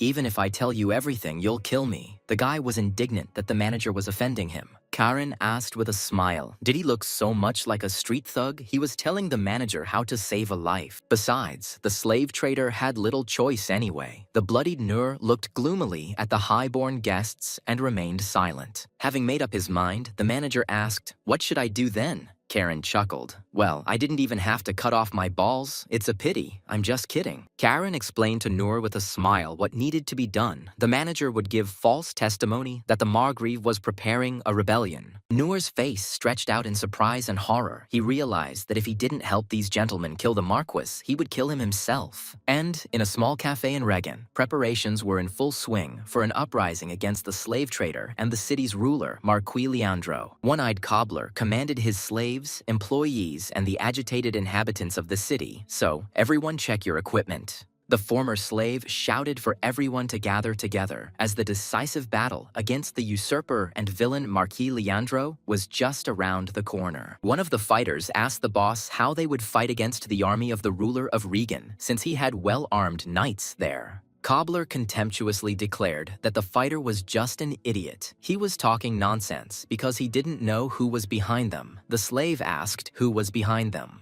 The slave trader answered importantly, "Those who don't want to be seen are very serious people. Do you think I'm going to tell you? A fool? Everything like that now." The one-eyed man proudly said that he was the most important here because he was the middleman. The slave clapped his hands, saying, "Boss, you are really cool." And only then did Cobbler notice that Karen had entered and contemptuously asked who was the tough guy here. The slave trader swore in surprise. He bowed and asked fearfully, "Have you already arrived, my lord? And we are here preparing for battle. We have armed ourselves and taken our equipment." Karen was surprised. Cobbler also equipped his slaves. He noticed that the one-eyed man spent a lot of money to fulfill the agreement. The slave trader confirmed that he couldn't allow the goods to lose value, which would lead to all his savings going up in smoke. Seeing the guy's face, he muttered, "Of course, not only for that reason." He asked, "If you are afraid that the goods will become cheaper, then why did you take them?" Cobbler was at a loss, mumbling thoughtfully, trying to figure out what to say to the hot-tempered but very rich Mr. Karen Reston. The slave trader smiled slyly and told the master that because they were pathetic, they were waiting for a chance to distinguish themselves and earn their complete freedom. Karen sighed. This former slave was as cunning as a snake, but still he was kind to his slaves and tried to do good for them. Reston slapped Cobbler on the back of the head and exclaimed, "Well done, shaggy one." The slave trader yelped. The slaves looked at their master in horror. Karen kindly informed the slave trader that all expenses for this operation should be written off to the Reston house. His father and grandfather would pay for everything. And the guy himself added another half from himself. Having heard this, Cobbler changed his mind about being indignant and respectfully replied, "Thank you." Karen approached the guy and tightened his armor. He said, "Tighten the equipment tighter. It shouldn't fall off in battle." He thanked him. Cobbler sighed heavily as he watched Karen help the slaves get equipped. The boy turned to the slave trader and asked what was going on. He replied that there were only 50 of us, poorly organized peasants. Karen was surprised, and so what if Cobbler sighed? The bald man asked, "Since we are going to go against the army of the Margrave, surely the Lord has a brilliant plan, Lord." Yes, young Reston was surprised at the brilliant plan the bald cobbler was talking about. Everyone looked at the famous aristocrat with hope.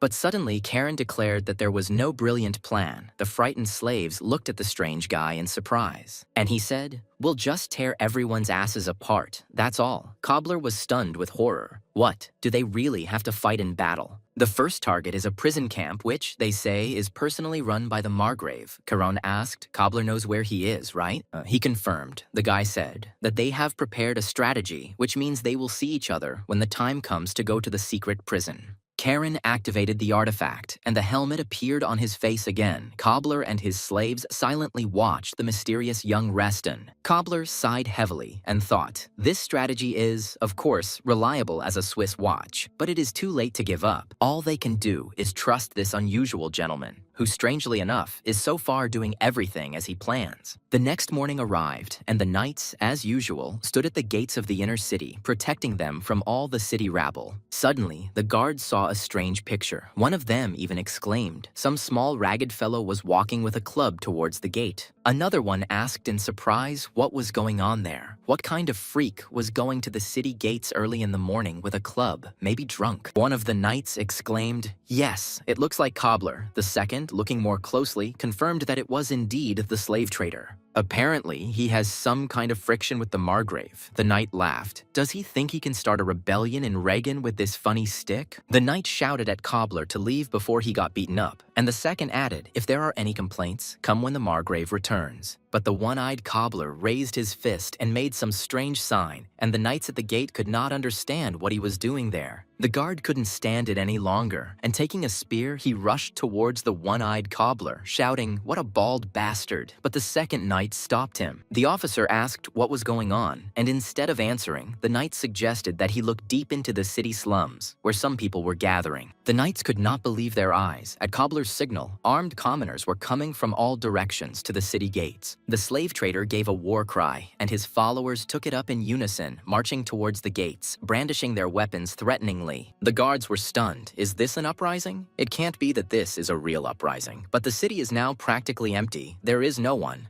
The two knights looked at the approaching crowd of commoners in confusion, all of them armed, their eyes gleaming with malice. Decal, having learned about the approach of an armed crowd of commoners to the city gates, could not believe that such a thing was possible in Regan. The vice captain asked his subordinate if there was a mutiny there, and he stuttered and confirmed that a crowd of ragged people with weapons was storming the gates. Decal ordered the soldiers to be quickly assembled, but his subordinate replied sheepishly that this was simply unrealistic at the moment. There were no free men. The officer explained, "You see, the 6th Prince Revelio said that he wanted to announce something. That's why most of the soldiers were in the square." The vice captain cursed silently. How inopportune, and this prince had arrived just when the mob had decided to start a rebellion here.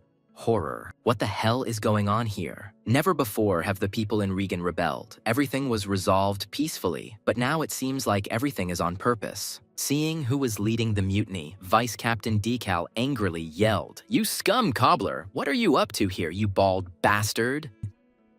Decal growled menacingly at the slave trader. "How dare you? I'll rip your guts out, you bastard." Cobbler chuckled. It seems the soldier doesn't understand. The one-eyed slave trader said calmly, "We are not trying to rebel at all." The vice captain barked, "Don't try to talk me into it." Suddenly, the commanding voice of Karen Reston was heard. The guy said that Cobbler was right, and then Decal remembered where he had heard that voice. Pushing the slave trader aside, young Reston calmly stated that they had no intention of starting a rebellion in this glorious city of Regan. The guy glared angrily at the knights and said, "We are here to stop him and cruelly punish the real rebels." The vice captain did not understand what kind of rebellion this was, what this young aristocrat was talking about. The knights were also puzzled by this. Enraged, Decal asked the guy, "Who are you to say such a thing?" Karen chuckled, "Didn't you know who I am?" The mask disappeared from the guy's face, and Karen answered with a smile to Dekalu, the mad dog from the ducal house, the junior lord of the Reston house.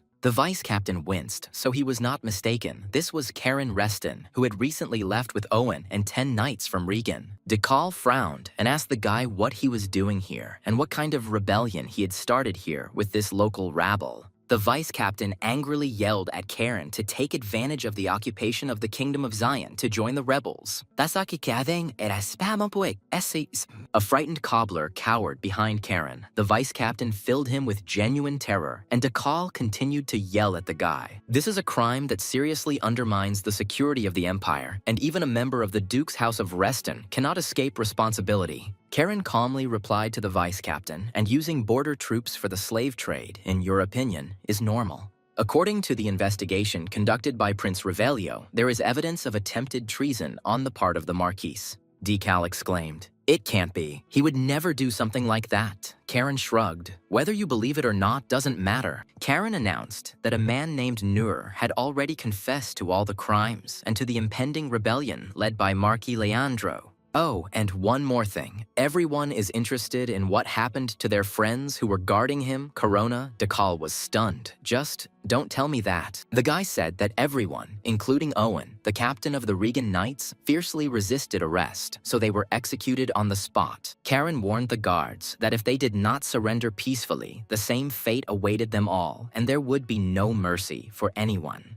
The knights behind Dekal's back began to whisper, "Is this really treason? This is serious. If we get involved, we'll die too, just like those 10 knights." Others supported it. "Then our families will suffer too. The emperor will not spare anyone for such things." The vice captain barked that this was nonsense. Dekal shouted to his men not to fall for this nonsense. They were not rebels, but honest knights, faithful to their duty and to the emperor. But the ordinary guards remained silent. Confused, the words of the young duke and the 6th prince carried more weight than the words of the vice captain. Dekal cursed. He was shaking with anger and excitement, feeling that he was losing control of his people. It seemed that this boy had calculated everything. Karen chuckled, and the soldiers seemed to be quick thinkers, much quicker than their slave-trading commanders. The guy told them, "You were just following orders from your superiors, so if you help suppress the Marcus's rebellion, it will count." Young Master Reston frowned and added menacingly, "But if you persist to the end like your commanders, expect no mercy." Karen swung his sword, his eyes flashing with magic. He threatened, "You will die as traitors. I swear by the name of my grandfather." The guards looked at the guy in silence. They understood perfectly well how strong he was. No one wanted to die because of their marquise's betrayal. The vice captain turned to his soldiers, who silently threw their weapons to the ground, not wanting to get involved in treason. Many did not dare to look Dekal in the eye. The vice captain realized that if nothing was done, the situation would get out of his control. Meanwhile, the city guard soldiers were throwing their weapons on the ground. Almost the entire detachment was ready to surrender to Karen Reston. The guy asked the vice captain if he still had doubts. Dekal, clenching his teeth, glared angrily at this strong and dangerous enemy. Karen smiled. Now was not the time to wait. Cobbler was amazed. The power of words was such that one phrase made one throw down one's weapon. The slave trader thought that the house of the Dukes of Reston was truly such an incredible family. Even the youngest offspring was so strong. Dekal asked the guy, "What you want from me? You will surely demand something. It's not for nothing that you came to the gate with such a crowd of people."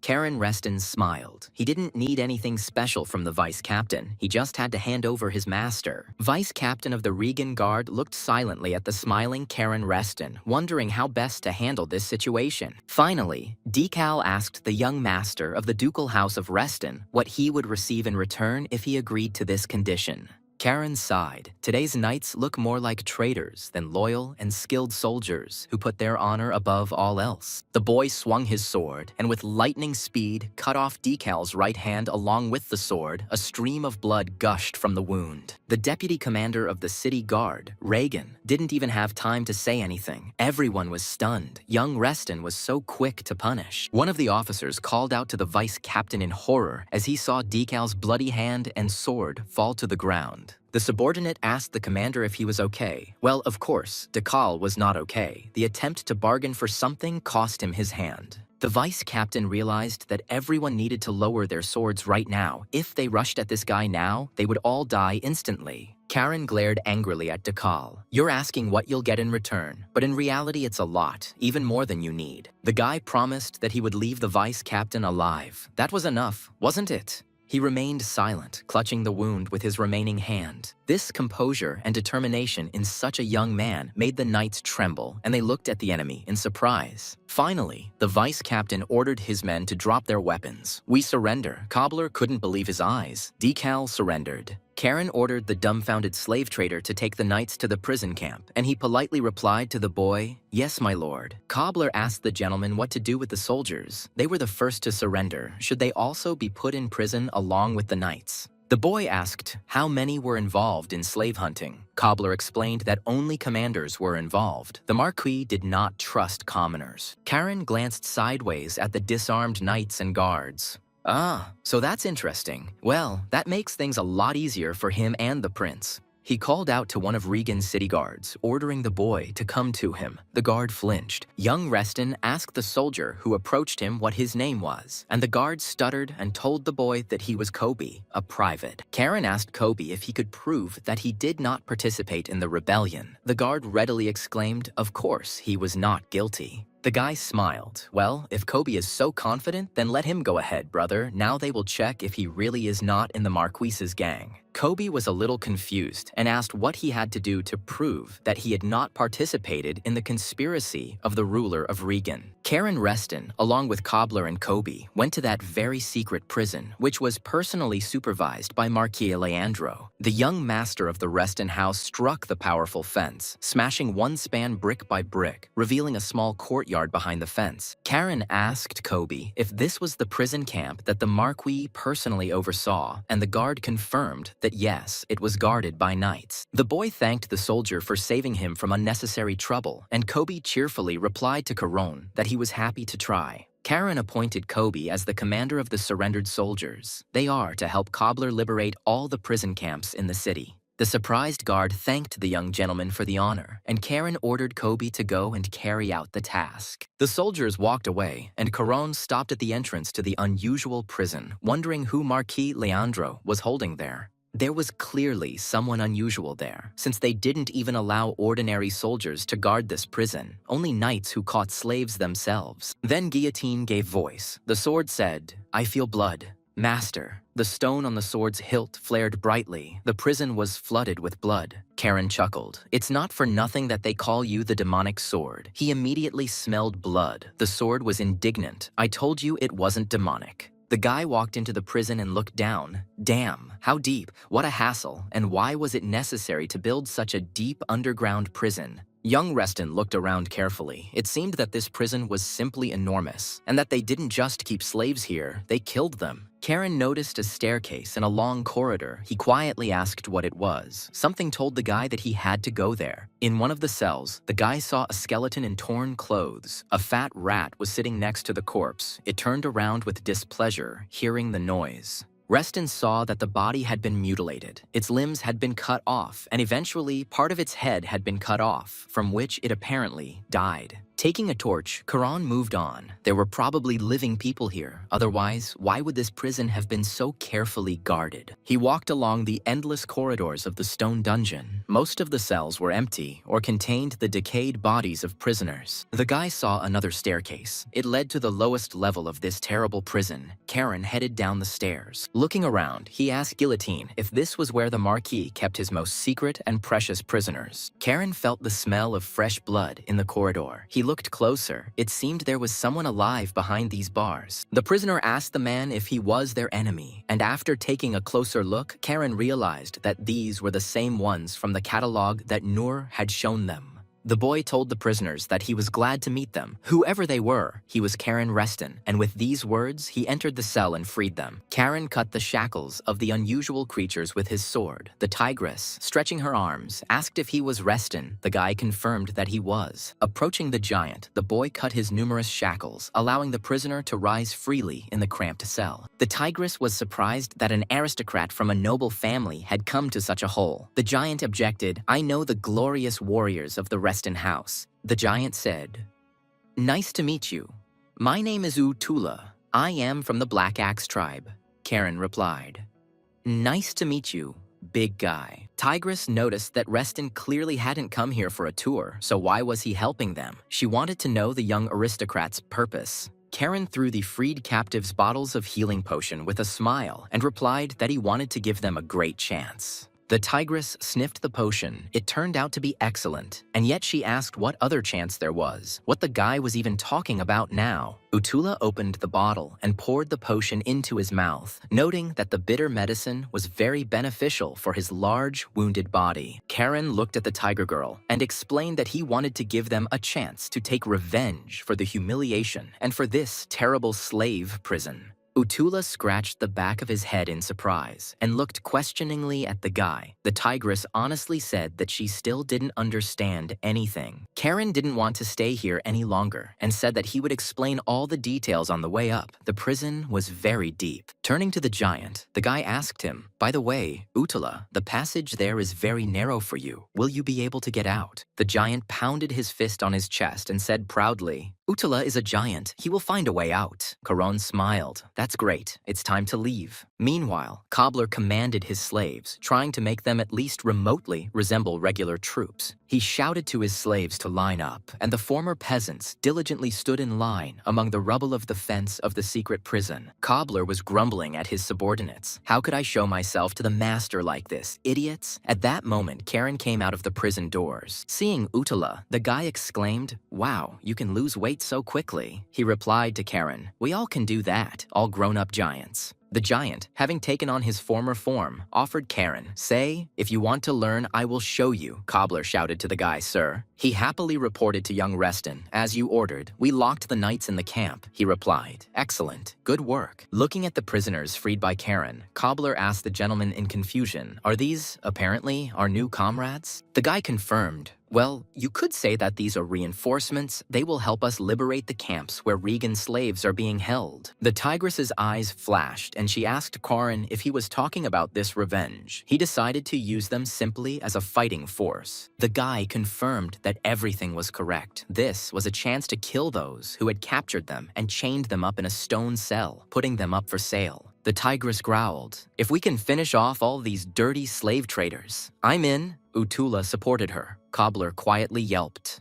Tigress noticed that this guy in armor looked like a slave trader, but since he's your subordinate, Karen Reston, I'll overlook it. The guy grinned. "I would have used him as fertilizer myself." The frightened Cobbler asked the gentleman in a trembling voice what he was talking about. Karen suggested splitting into two groups and attacking. Utala would go with Cobbler, and he would go with the tigress. That way, they would definitely finish faster. Utula took the slave trader under his arm and said good-naturedly, "I like you, Cobbler. For a human, you're quite attractive." Cobbler desperately called for the young master. Karen asked Utala to be easy on Cobbler and not to tear him apart. The tigress asked Karen if he would let her deal with one guy. Her claws were itching to tear him into very small strips. He asked who she wanted to deal with so much, and the former captive answered, with the captain of the Knights of Regan, the creature Owen, who had captured her. Karen grimaced. It seemed the late captain had a long list of admirers. The tigress worriedly asked the guy if something was wrong. He replied that he had already buried Owen. The girl frowned. What a pity. She would have liked to personally rip out the scoundrel's heart with her claws. Her eyes flashing, she asked Karen, "Then at least tell me where exactly you buried him. I'll at least mark his grave, since I can't kill him." Young Reston promised to show where the bodies of the murdered knights who were engaged in catching slaves for subsequent sale were hidden. Karen asked the tigress, and she didn't want to introduce herself. The striped lady, the fiery red tigress, answered, "Adina, my name is Adina." The grandson of Duke Hilo Reston answered the tigress with a smile. "It is very nice to meet you, Adina. Today, they will fight her together." Adina looked at the man with suspicion and silence. Her yellow eyes filled with suspicion. She didn't trust people after this captivity. But this man seemed surprisingly friendly. She sighed and asked him, "Well, let's go. It seems they have work." Karen asked, "Are you sure you can handle it?" "It doesn't look like you've recovered yet." She replied that she was used to working for her bread. She asked if the man in the square could be trusted. Karen replied that he would do what he had to. Adina snorted. It sounded dubious. Meanwhile, in the central square of Regan, Revelio spoke to the townspeople. The prince addressed them, "Dear citizens of the empire." The sixth prince declared that this place, Regan, was the empire's front line of defense, the most important place in the entire great state. Revelio, addressing the common people, told them that those of you who voluntarily make sacrifices are the true patriots of your state. Looking at the listeners, the prince thought with bitterness that all the townspeople had faces on which there was not a drop of hope. They were in terrible despair. Even the soldiers, who fear civilians more than enemies on the border, can see how terribly this place was run. Revelio thought bitterly, "Marquis Leandro, an aristocrat like you has no right to be here. Such a ruler is worse than an enemy." He declared, "I am the sixth prince, arrived in Regan, having received important information about those who are greedily devouring this city from the inside." He turned to Lord Mason and said to the people of Regan, "I present to you an accomplice who knows the whole truth about the Marquis." Revelio hoped that the truth that the people were about to hear about their ruler, Lord Leandro, would not be too much of a burden for them. Mason brought Noor onto the stage, stood him next to the sixth prince, and pulled the sack off the slave auction house manager. Revelio ordered the steward and confidant of Marquis Leandro to confess his crimes to the citizens of Reagan. The manager looked around in fear. He saw a square full of ordinary people and several soldiers around the perimeter. Noor shuddered, but he feared Karen even more, so he said, "I am Noor, a close assistant of the Marquis. By his order, I was responsible for the sale of his slaves." The auction house manager continued. He said that he had recently learned something, namely, that the Marquis was planning to start a rebellion. One of the knights guarding the square angrily asked what this freak Noor was talking about. What kind of nonsense was this about their ruler? It was just nonsense. Suddenly, an explosion was heard near the city wall of Reagan. Everyone shuddered. It became clear that something was happening near the city. Noor gasped in fright. He was very afraid that Marquis Leandro would return to Reagan and cruelly punish him for his vile betrayal. Revelio also turned in the direction where the deafening explosions were heard. The attention of all the residents was directed there. The prince mentally asked Caron to hurry. They must finish freeing the slaves before Marquis Leandro returned.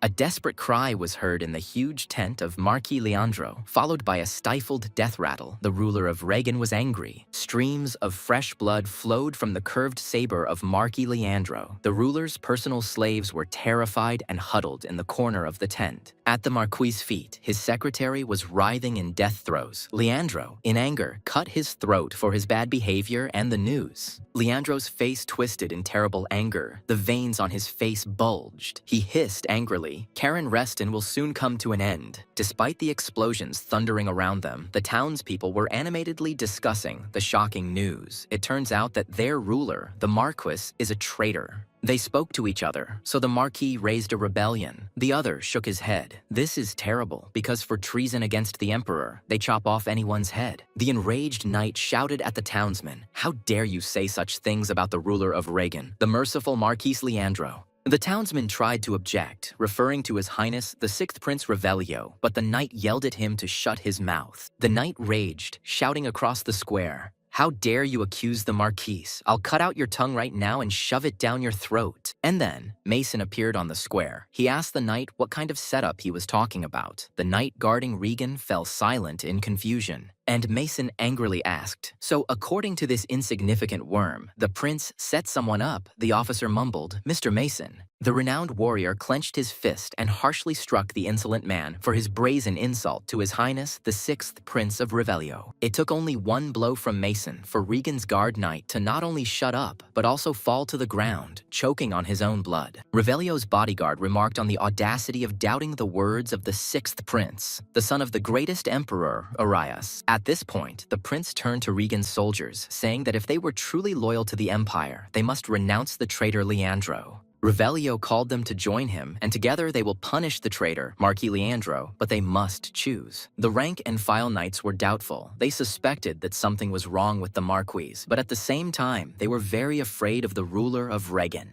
And Revelio escalated the situation, shouting, "Remain glorious soldiers of His Majesty and the Empire, or become traitors." The Sixth Prince was horrified at what he was doing now, to think that the Prince of the Empire was inciting the people against the Marquis. And suddenly, one of the townspeople raised his hand with a clenched fist and shouted loudly, "For His Majesty the Great Emperor of the country of Orias." Another ringing voice over the sleepy town square of Reagan took up the cry and shouted for our great and invincible empire. And now the rest of the townspeople joined in, shouting, "Death to the vile traitor! In the name of the emperor, give blood for the blood god." Revelio looked at the square in confusion, wondering if he had really succeeded, while the people enthusiastically shouted to him for His Majesty. Emboldened, the people were already chanting boldly, "Hang the Marquis, death to the slave traders, shame. Leandro must pay with his blood." Still gloomy, Mason heard loud cries from the square, people shouting, "For the empire, in the name of the emperor, death to the traitor." The face of the renowned knight broke into a smile. His master, Prince Revelio, had finally managed to wake these people up. And then the knight saw one of Cobbler's former slaves running towards him. The fighter turned to Sir Mason, who asked what was going on. Having caught his breath a little, the slave trader's messenger blurted out that Marquis Leandro would be here very soon, and something had to be done urgently. The ruler of Regan returned to the city with his troops. They are already standing near the city walls and are about to attack them.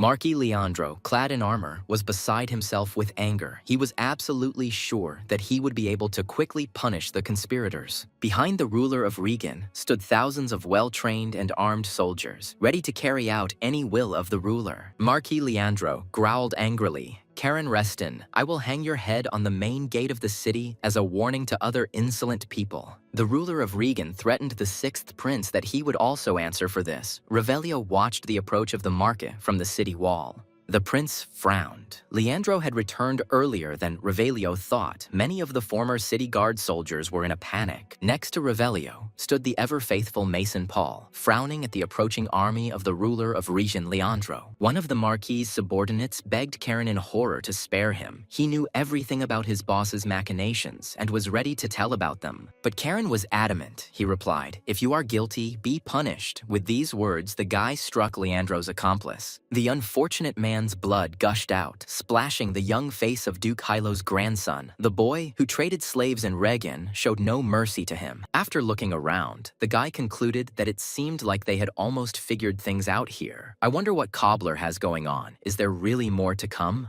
And then he heard the satisfied voice of the one-eyed slave trader. He called out to his master. Karen, chuckling, turned to Cobbler. He reported that they had finished. The smiling giant Utula walked behind them. Karen praised them, saying that they were great fellows. The young master of the Reston house, looking around, concluded that almost everything was here too. He looked at his cruel accomplice, the tigress. She was tearing apart another knight of the Marquise. Licking her lips, she asked Karen Reston with regret, "You say you're already finished." Adina sighed. "What a pity. Now I won't have anyone to take my anger out on." Cobbler hiccuped in fear and backed away towards the giant Utala. Karen, smiling, asked the tigress, "And the shaggy one will go?" Cobbler even jumped in fear. Would the gentleman really feed Adina? Cobbler, turning to the gentleman, reported that we had liberated all the camps, and what we were doing next was that people were standing in the street and waiting. The guy ordered that they were now going to the central square of Regan. The bald slave trader was stunned by what the guy was saying. He reminded them that the square was still full of the Marquis's soldiers, and even if we brought in the freed slaves, they would be of little use. Cobbler asked if it wasn't dangerous. Vice Captain DeCall sent most of the remaining soldiers of the Regan garrison there. Karen sighed and solemnly announced that the central square was probably the safest place in the entire empire. After all, Mr. Mason, one of the continent's greatest warriors and Prince Rio's personal bodyguard, is there now. So Karen was almost certain that there were no enemies left in Regan Square, because all these soldiers were no match for Mason. And then the guy felt the communication crystal vibrate. Someone was calling him. Most likely it was the sixth prince of Revelio. He was not mistaken. The prince asked Karen what was going on with the camps. He replied, "We just liberated the last camp. How are things with you?" Revelio reported that in the square, everyone except the noble commanders had gone over to our side, but now more important matters had arisen. Karen asked the prince why there was panic in his voice. Revelio answered that he had returned. Reston did not immediately understand who he was. The sixth prince explained that Marcus Leandro had returned with his entire army. Poor Cobbler had cowered in fear, and the prisoners were overjoyed. The bald slave trader muttered, "So quickly," but Karen reassured Reo, "No need to panic, brother. Everything will be fine." The guy said, "Sooner or later it would have happened." Surprised Prince Revelio noted, "Karen, I hear you smiling widely." The frightened prince asked Karen in horror, "Are you really gonna put that plan into action? But this is an adventure." Reston grimaced, "No? What are you saying? Why?" Revelio started shaking and exclaimed, "I'm not ready yet. What if it doesn't work out for us?" He rushed to Mr. Mason, asking, "Won't you stop him?" Karen said. Mr. Mason also approved of the plan. The sixth prince was in despair. Could it really be true? Karen calmly replied, "Yes, that's right. This is the best that could have been thought of." Young Reston advised his brother to stop fussing. The prince sighed and muttered uneasily, "I'm still not mentally prepared." To incite citizens, to illegally seize a city, to falsely accuse of rebellion. In the entire history of the empire, there has never been such a prince. Karen chuckled. Grandfather Rio would have asked to hold his beer. He even sold the soul of a subordinate it to a demon. He heard that story. Revelio growled. Don't you dare mention that man. Karen smiled. How shameful it is to talk like that about your own grandfather. Rio asked what he thought the Marquis would do, and Karen replied that he would try to break into the capital and declare his innocence. In the capital, Marquis Leandro will most likely be acquitted. Revelio always wanted to ask Corona something. He allowed it. Go ahead while you're alive. The prince asked, even if the slave trade was prohibited, why go so far? Would it somehow help House Reston? Karen shook his head. No, it won't help. Then the prince didn't understand why all this had to be arranged here in Regan. Karen's face suddenly became very hard. He seriously answered the prince that he simply could not stand it when someone's freedom was taken away. Revelio looked at his friend silently. If he hadn't known that the boy had grown up in a wealthy family, he would have decided that he himself had experienced slavery. A horseman rode up to the gentlemen and informed them that Marquis Leandro wished to meet with them in person to clarify what had happened here. The sixth prince suddenly became very serious too. He told his friend that he understood him perfectly and supported him, but he had his own reasons. Revelio answered the messenger, "Tell him that I will meet him." The rider bowed in the saddle and respectfully replied, "Yes, your highness." Rio frowned and said to Karen, "I also hate those who tarnish the honor of my beloved great native empire, Orias. How dare these scum trade in slaves when his majesty has banned it?" Karen looked silently at the recently timid Rio, and the prince continued, and even used the troops that were supposed to guard the border for this purpose. Karen smiled. "Well done, brother."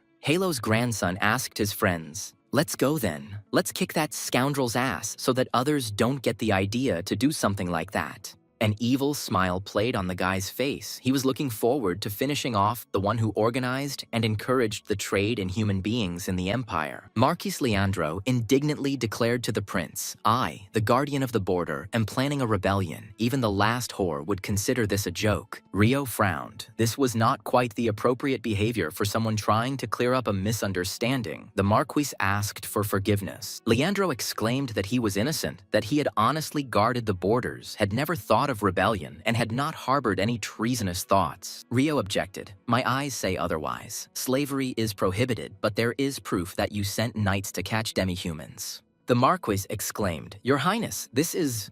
But the prince stopped him. "I don't want to listen to this, for I have already collected all the evidence." Revelio stated that he had no choice but to punish the Marquis according to the law, but he replied that even if so, it was not treason at all. Karen told Marquis Leandro, "Your close subordinates testified about the conspiracy, and you will still deny it." The ruler of Regan gritted his teeth. As expected, the political support of the sixth prince of Revelio is the ducal house of Reston.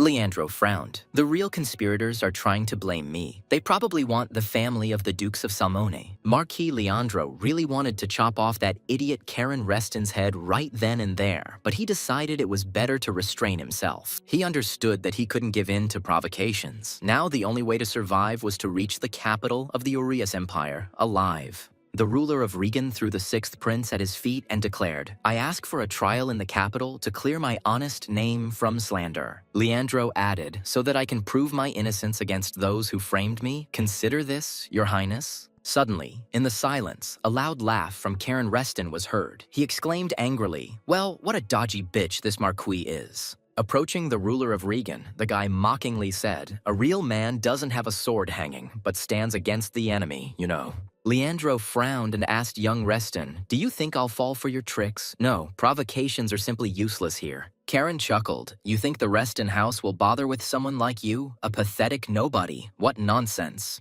The Marquis said the Restons needed a reason to expel Duke Salmone. Karan smiled. "Do you think we would bother for Salmone's sake?" The guy said, "Dear Marquise, I just have a grudge against you. Family has nothing to do with it." Leandro objected. "It doesn't matter. I'm innocent." Karen Reston shrugged. "Whatever you say, but you know what? Crime, sometimes it's just created by someone's will." The guy smiled mockingly and said to the Marquis, "A crime can appear at the will of a stronger one. Familiar logic, isn't it?" After all, it was precisely this logic that Leandro was guided by when he took away the freedom of others and made them slaves, selling them at auction. Karen asked the slave trader, "Do you think everything will be resolved safely if you go to the capital of the Orias Empire for trial?" Young Reston said, "Don't flatter yourself. This won't save you." The Marquis shuddered. What was this little wolf cub planning? Would he really kill? The boy's eyes flashed, and he promised Leandro that the Marquise's head would reach the capital of the empire only separately from the body. While Karen distracted the frightened ruler of Reagan with conversation, the sixth prince, unnoticed by everyone, used elven magic. Suddenly, the townspeople saw with horror that an arrow was flying straight at the sixth prince of Revelio from the direction of Marquis Leandro's army. Everyone froze. Rayo stared at the arrow approaching him. No one understood anything. Everything was happening as if in some kind of delirium. And then the arrow pierced the sixth prince's body. Everyone gasped. The emperor's son was wounded in Reagan. Now no one could escape punishment. Revelio fell to the ground along with his chair. Marquis Leandro stared at the prince, not understanding what all this could mean. Cobbler asked in fear, "Your Highness, how are you?" The trembling prince pulled the arrow out of his shoulder and groaned in pain. Everyone started making noise.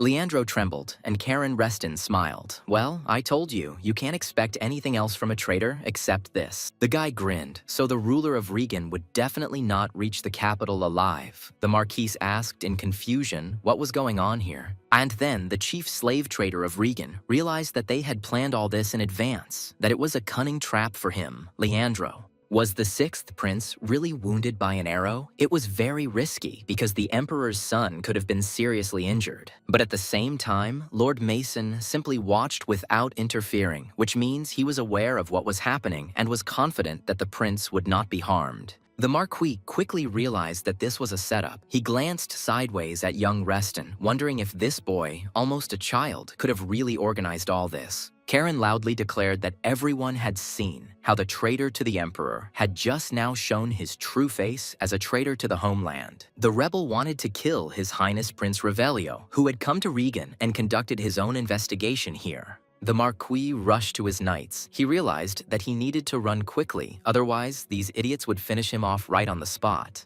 Leandro could not believe that Prince Revelio was really ready to risk his life to set him, the Marquis, up for battle. He shouted to the knights. The Marquis shouted to his warriors, "They are going to declare us traitors and kill us. The only way to get out is to fight." Karen Reston, looking at the panicking Marquise, said with a grin, "What a troublemaker. He's even dragging his knights into this. What a fool." He noticed that Rio should be performing on stage. The prince grumbled, "I didn't think I would go so far as to stage such stupid crap." Karen suggested that the sixth prince go inside the fortress and rest, promising that he would take care of everything else. Prince Revelio objected to his friend. "It doesn't matter how strong you are, there are 2,000 of them, and you say that you can handle it yourself. It's impossible." Young Reston explained, "I mean, Mason doesn't need to interfere with the fight, and if Revelio stays here, then Mason will too." The guy assured Rao that he had to go inside the fortress, that he was helping Karen, and he didn't say that he would do everything alone. The giant said, "Utula is a warrior. I help if this is a friend's battle." Adina added, "I want to scratch someone's eyes out until I die." Karan, taking up his sword, asked Revelio, "Did you hear this? These guys will be happy to destroy those who caught them, turning them into living goods." Reston turned to Cobbler, and the shaggy slave trader winced, but firmly answered his master that he was ready to carry out the order. The guy said, "Don't interfere, otherwise I'll die of shame looking at you in battle. Take care of the people we saved from the Marquis's camps." Cobbler breathed a sigh of relief, blurting out, "Yes, sir, everything will be done in the best possible way. Don't worry about it." Mason called to the prince, "Come, your highness," but he still stood there, watching as Karan and his two allies went into battle. Revelio asked Mason, "Everything will be fine. Yes, Karen is acting as always, but now there are too many enemies. How to defeat?" The renowned warrior assured his master that nothing would happen to Karen and that the sixth prince could rest assured. This mad dog of the Reston house is still very young, but has already reached 6 stars in the level of his combat and magical skills. He is strong.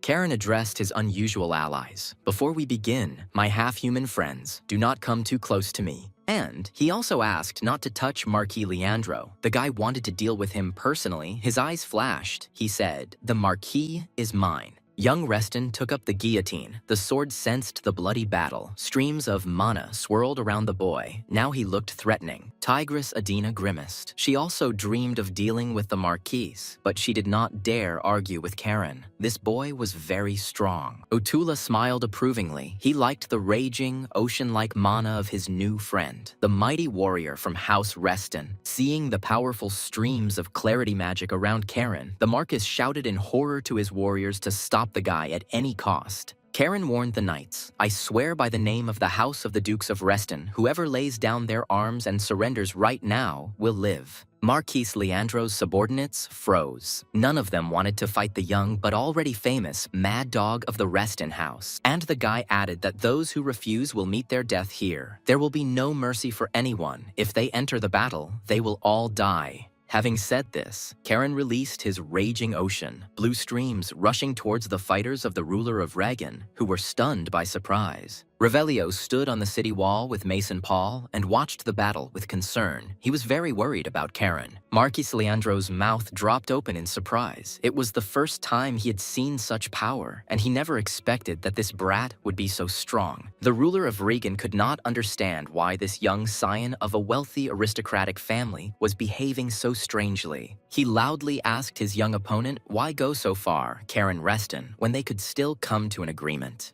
Yes, slave trading is prohibited by imperial law, but how dare you commit such an outrage against another nobleman?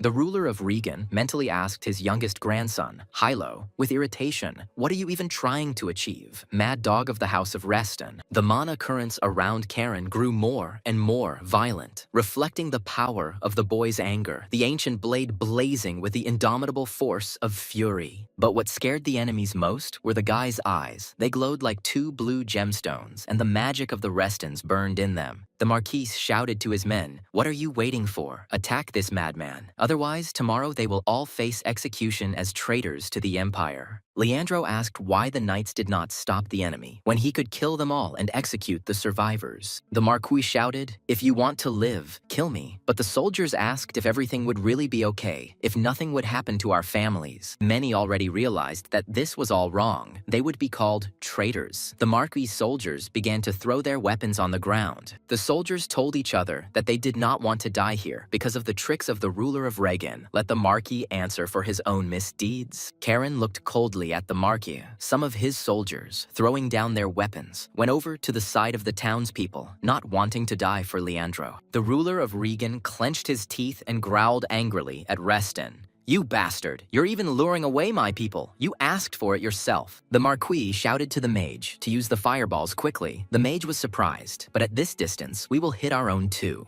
Leandro yelled at the mage. Le quai cusenses sosteninudia.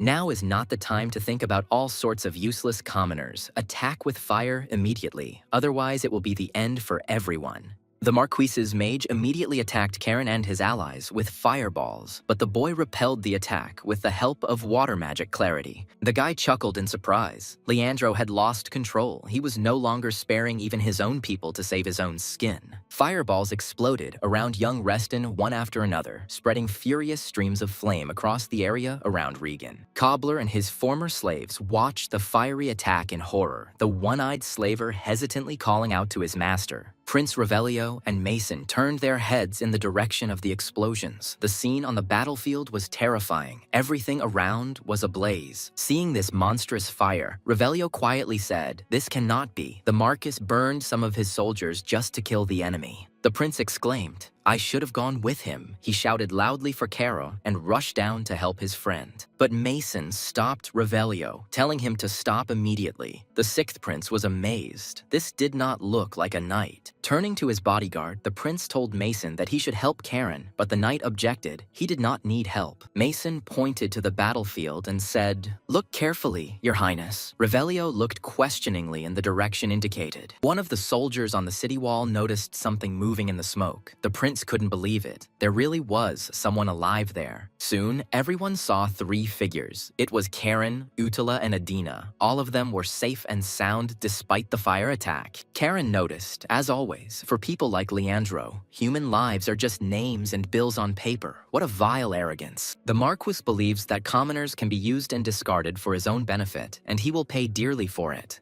Seeing that his enemies were still alive and not even wounded, the Marquis shook. How was this possible? They should have been burned alive. But Leandro wasn't going to just give in to some mad dog of the Reston Duke's house. He ordered everyone to activate. The knight turned to the ruler of Regan and asked Marquis Leandro in surprise what he was talking about that they should activate. Marquis angrily clenched his fist and explained, "Release all your mana, damn you all. Is there really anyone here who still doesn't understand this? We must kill him and flee the Empire. Now all we can do is hold out until Duke Salmoni clears our names." The knights hesitated, silently exchanging glances at each other. This move was too dangerous. They could all easily die here. The prince's bodyguard was the first to notice what was happening and was very surprised that Marquis Leandro and his knights were really in such despair. Revelio also saw flashes of energy. He asked Mason if this was really what he thought, but it was deadly. Mason confirmed, "Yes, it looks like the knights are burning out their mana cores. The Marquis is even ready to sacrifice all of his knights." He explained that now they were traitors, and in order to survive, they had to flee the Empire. The Marquis was buying security at the cost of the lives of his subordinates. The prince was shocked. Who would have to be to think that he could do this to his subordinates at any moment, kill them? Revelio could not calm down. He said bitterly to his protector, "I am the one who pushed Karen and the others into the Marquis' army." The prince asked Mason who he appeared to be in the eyes of those people who looked at the fighting Karen with fear and hope. And indeed, the city guard soldiers, frozen, looked at Karen and his allies. The guards saw how the guy saved people. Mason placed his hand on Rio's shoulder. History would judge whether today's events were dictated by the common good or whim. Meanwhile, Karen was attacked by the Marquis's knights, who released their mana to the maximum for the final, decisive battle. The guy hissed in displeasure. They were so stubborn, they decided to part with their lives. Well, that was everyone's free choice. Karen's eyes flashed. He reminded the knights that he had clearly said that he would kill on the spot those who interfered. No hard feelings this time. Knight Leandro was surprised to see the guillotine sword flash ominously as Karen used one of his favorite sword techniques. As soon as the sword touched the ground, the battlefield was filled with a sea of splashing energy, and an energy of astonishing power swirled around Karen Reston. In the boy's burning eyes, the Marquis' knights read their death sentence. This young wolf had no intention of taking prisoners. Karen used the Hiran Knight sword style, Form 5, High Tide, and the Marquis's men screamed as they lost their limbs. They looked at their feet in confusion. Instead of solid ground, water was splashing under their feet. No one knew what to do, how to fight. Leandro's fighters asked in bewilderment what it was, why they suddenly found themselves in the water among the seething streams, and it kept rising. In response, Karen Reston said menacingly, "Welcome to my sea, you worms, unworthy of being called knights. Slave traders."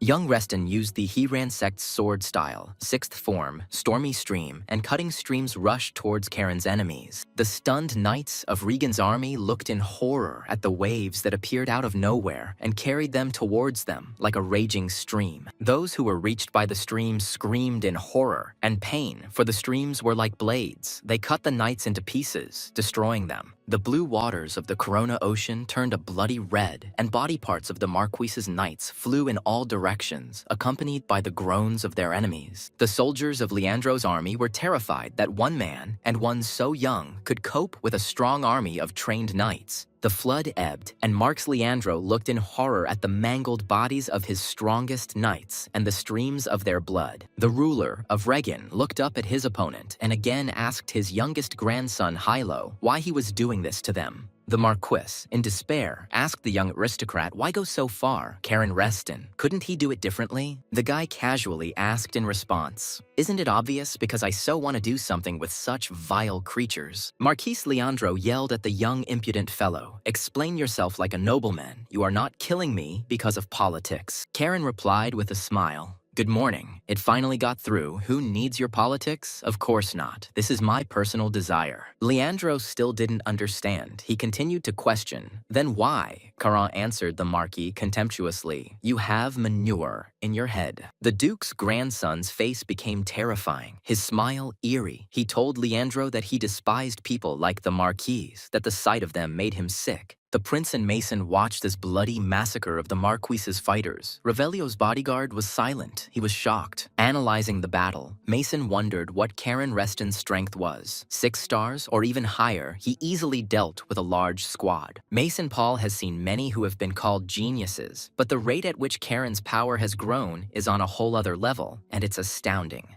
What heights will he be able to reach very soon? 8 stars or 9? It's just a matter of time. His potential is enormous. But Mason was worried about something else. Karen was completely uncontrollable, and if he was uncontrollable, he could be dangerous not only for the prince. And Revelio, looking at Karen, exclaimed with admiration, "What a huge force." It seems he didn't waste any time in captivity. Yes, Mason. The experienced Mason was very worried. He feared that Karen Reston could soon become a threat to the empire. The 6th prince stated that he could not simply stand by and watch his friend fight the Marquise's massive army almost single-handedly. Mason looked at young Reston and wondered if the boy would remain a loyal ally of Prince Revelio or become an enemy. If not, like an uncontrollable raging sea, Karen Reston could become a terrifying disaster that will engulf the entire world. Streams of mana swirled around young Reston again. He turned to Marquis Leandro and asked, "Well, shall we continue the battle?" Like a sea demon, the boy with a sword in his hands moved towards the army of the ruler Regan, ready to destroy all 2,000 fighters. The waves splashed again under the knight's feet. The terrified Marquis Leandro hid behind the backs of his warriors, afraid of Karen. But Regan's chief slave trader saw the gloomy young Reston approaching him inexorably, and the Marquis screamed in horror and began to shake. Mason advised the 6th prince, "It's best to stay away from Karen Reston, your highness." Rio chuckled in surprise. The prince looked questioningly at his bodyguard, who rarely spoke, and he explained to him that the Sea of Karen would swallow everything around. Mason added thoughtfully, "This moment will definitely come someday, and you will be no exception, your highness." Revelio listened to the knight, but did not answer. The emperor's bastard clenched his fists. He had already made his decision. Rio's beautiful golden eyes were filled with sadness and determination. Yes, he was weaker than Karen, but he still had to help his friend. Revelio approached the fortress wall and answered Mason, "He is still better than me. Because of me, everyone around becomes unhappy." After a brief silence, the 6th prince added with a sigh of relief, "But Karen, it doesn't look like he'll be unhappy because of me. Maybe that's why he, Prince Revelio, simply can't stand aside when his sworn brother fights alone on the battlefield." Revelio leaned over the city wall and spoke loudly to the people of Regan, asking them to listen to him, the emperor's messenger. The prince also asked to listen to those who were freed from captivity by Marquis Leandro only this afternoon by the warriors of Karen Reston. Revelio said that right now, outside the city gates, Karen is confronting the army of the slave trader, the ruler of Regan, Marquis Leandro. If people truly want to achieve true freedom, they must unite and fight back against the oppressor on the battlefield.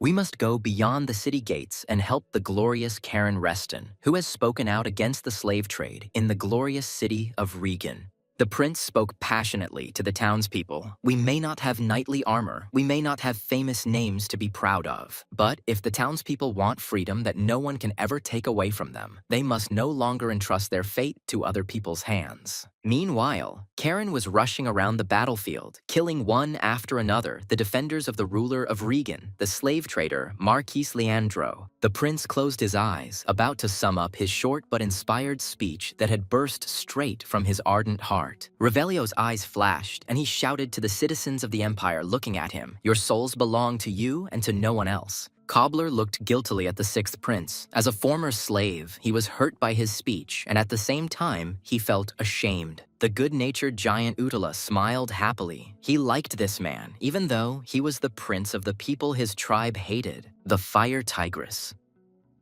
Adina turned around and looked at Revelio in surprise. It seemed the boy had decided to organize help for the 3 of them. Former slaves, peasants, and artisans, ordinary residents of Regan, listened attentively to the prince. They understood that Prince Revelio was right. If the Marquis returned, each of them risked becoming a slave. They looked at each other, realizing that everyone was thinking the same thing. Suddenly, one of the freed slaves exclaimed, "That's right." Another one immediately picked up, "We will fight for the right to be free." The crowd near the gate began to roar. People were inspired. Revelio shouted to them, "Get up and fight. Win your freedom with weapons." Mason was surprised. Karen, of course, neutralized the main forces, but Rio, with just a few words, ignited the will to resist in people. It seemed like there was another person here who could swallow everything around him, and the townspeople shouted with delight, "Long live the sixth prince." The prince asked cheerfully, "So what? We go straight to Emperor Decus's palace." Mason was stunned. That's high treason. And beyond the gates of Regan, the bloody battle continued. The Marquis' knights, trained in slave hunting, attacked Karen together. The guillotine in the boy's hands whistled merrily as he chopped down enemies left and right, growing stronger with every drop of blood he absorbed. Lord Regan's soldiers screamed as they received mortal wounds, but Caron's body still didn't have a single scratch. Young Reston's entire body was aglow as he made his way, hard and relentless, towards the hated slave trader, Marquis Leandro. Here is another knight of the Marquis who received a fatal blow. As soon as he swung his sword at Caron, this boy was simply terrible.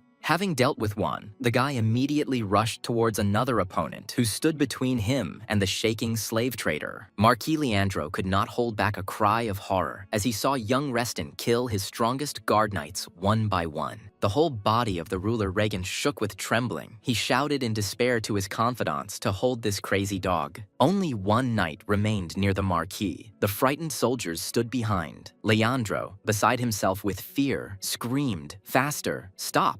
The last knight rushed at Caron, but the boy shouted at him to stay out of the way, throwing the guard away with a sea wave. Now they stood opposite each other, the one who had been a slave since childhood in a past life, and the one who, on a whim, deprived everyone of freedom. Caron Reston said, "Marquis Leandro, this is the price for what you have done, for the freedom you have taken away, and for the many lives you have lost." Approaching the smug, imperious ruler of Regan, Caron asked Marquis Leandro, with a smile, if his head was tight on his shoulders. And then Cobbler's voice was heard from behind. He was shouting to impale him. An army of townspeople and his friends were rushing to help Karen. Marquis Leandro gritted his teeth. Nothing could save him now. Such a crowd would trample anyone, and the troops were in no hurry to protect him. The ruler of Regan barked at the soldiers. "What are you standing for? Let's get to the fight. You must be prepared to die for these lands, as well as for your master." The soldiers remained silent. They did not want to fight with their fellow countrymen, the inhabitants of Regan, their brothers and sisters, their parents and friends. Karen chuckled. It seemed no one was in a hurry to die for the slave trader anymore. Leandro shook. His army retreated, leaving him. Young Reston frowned and hissed angrily. "Just die like a scumbag like you should. Stop dragging other people down with you."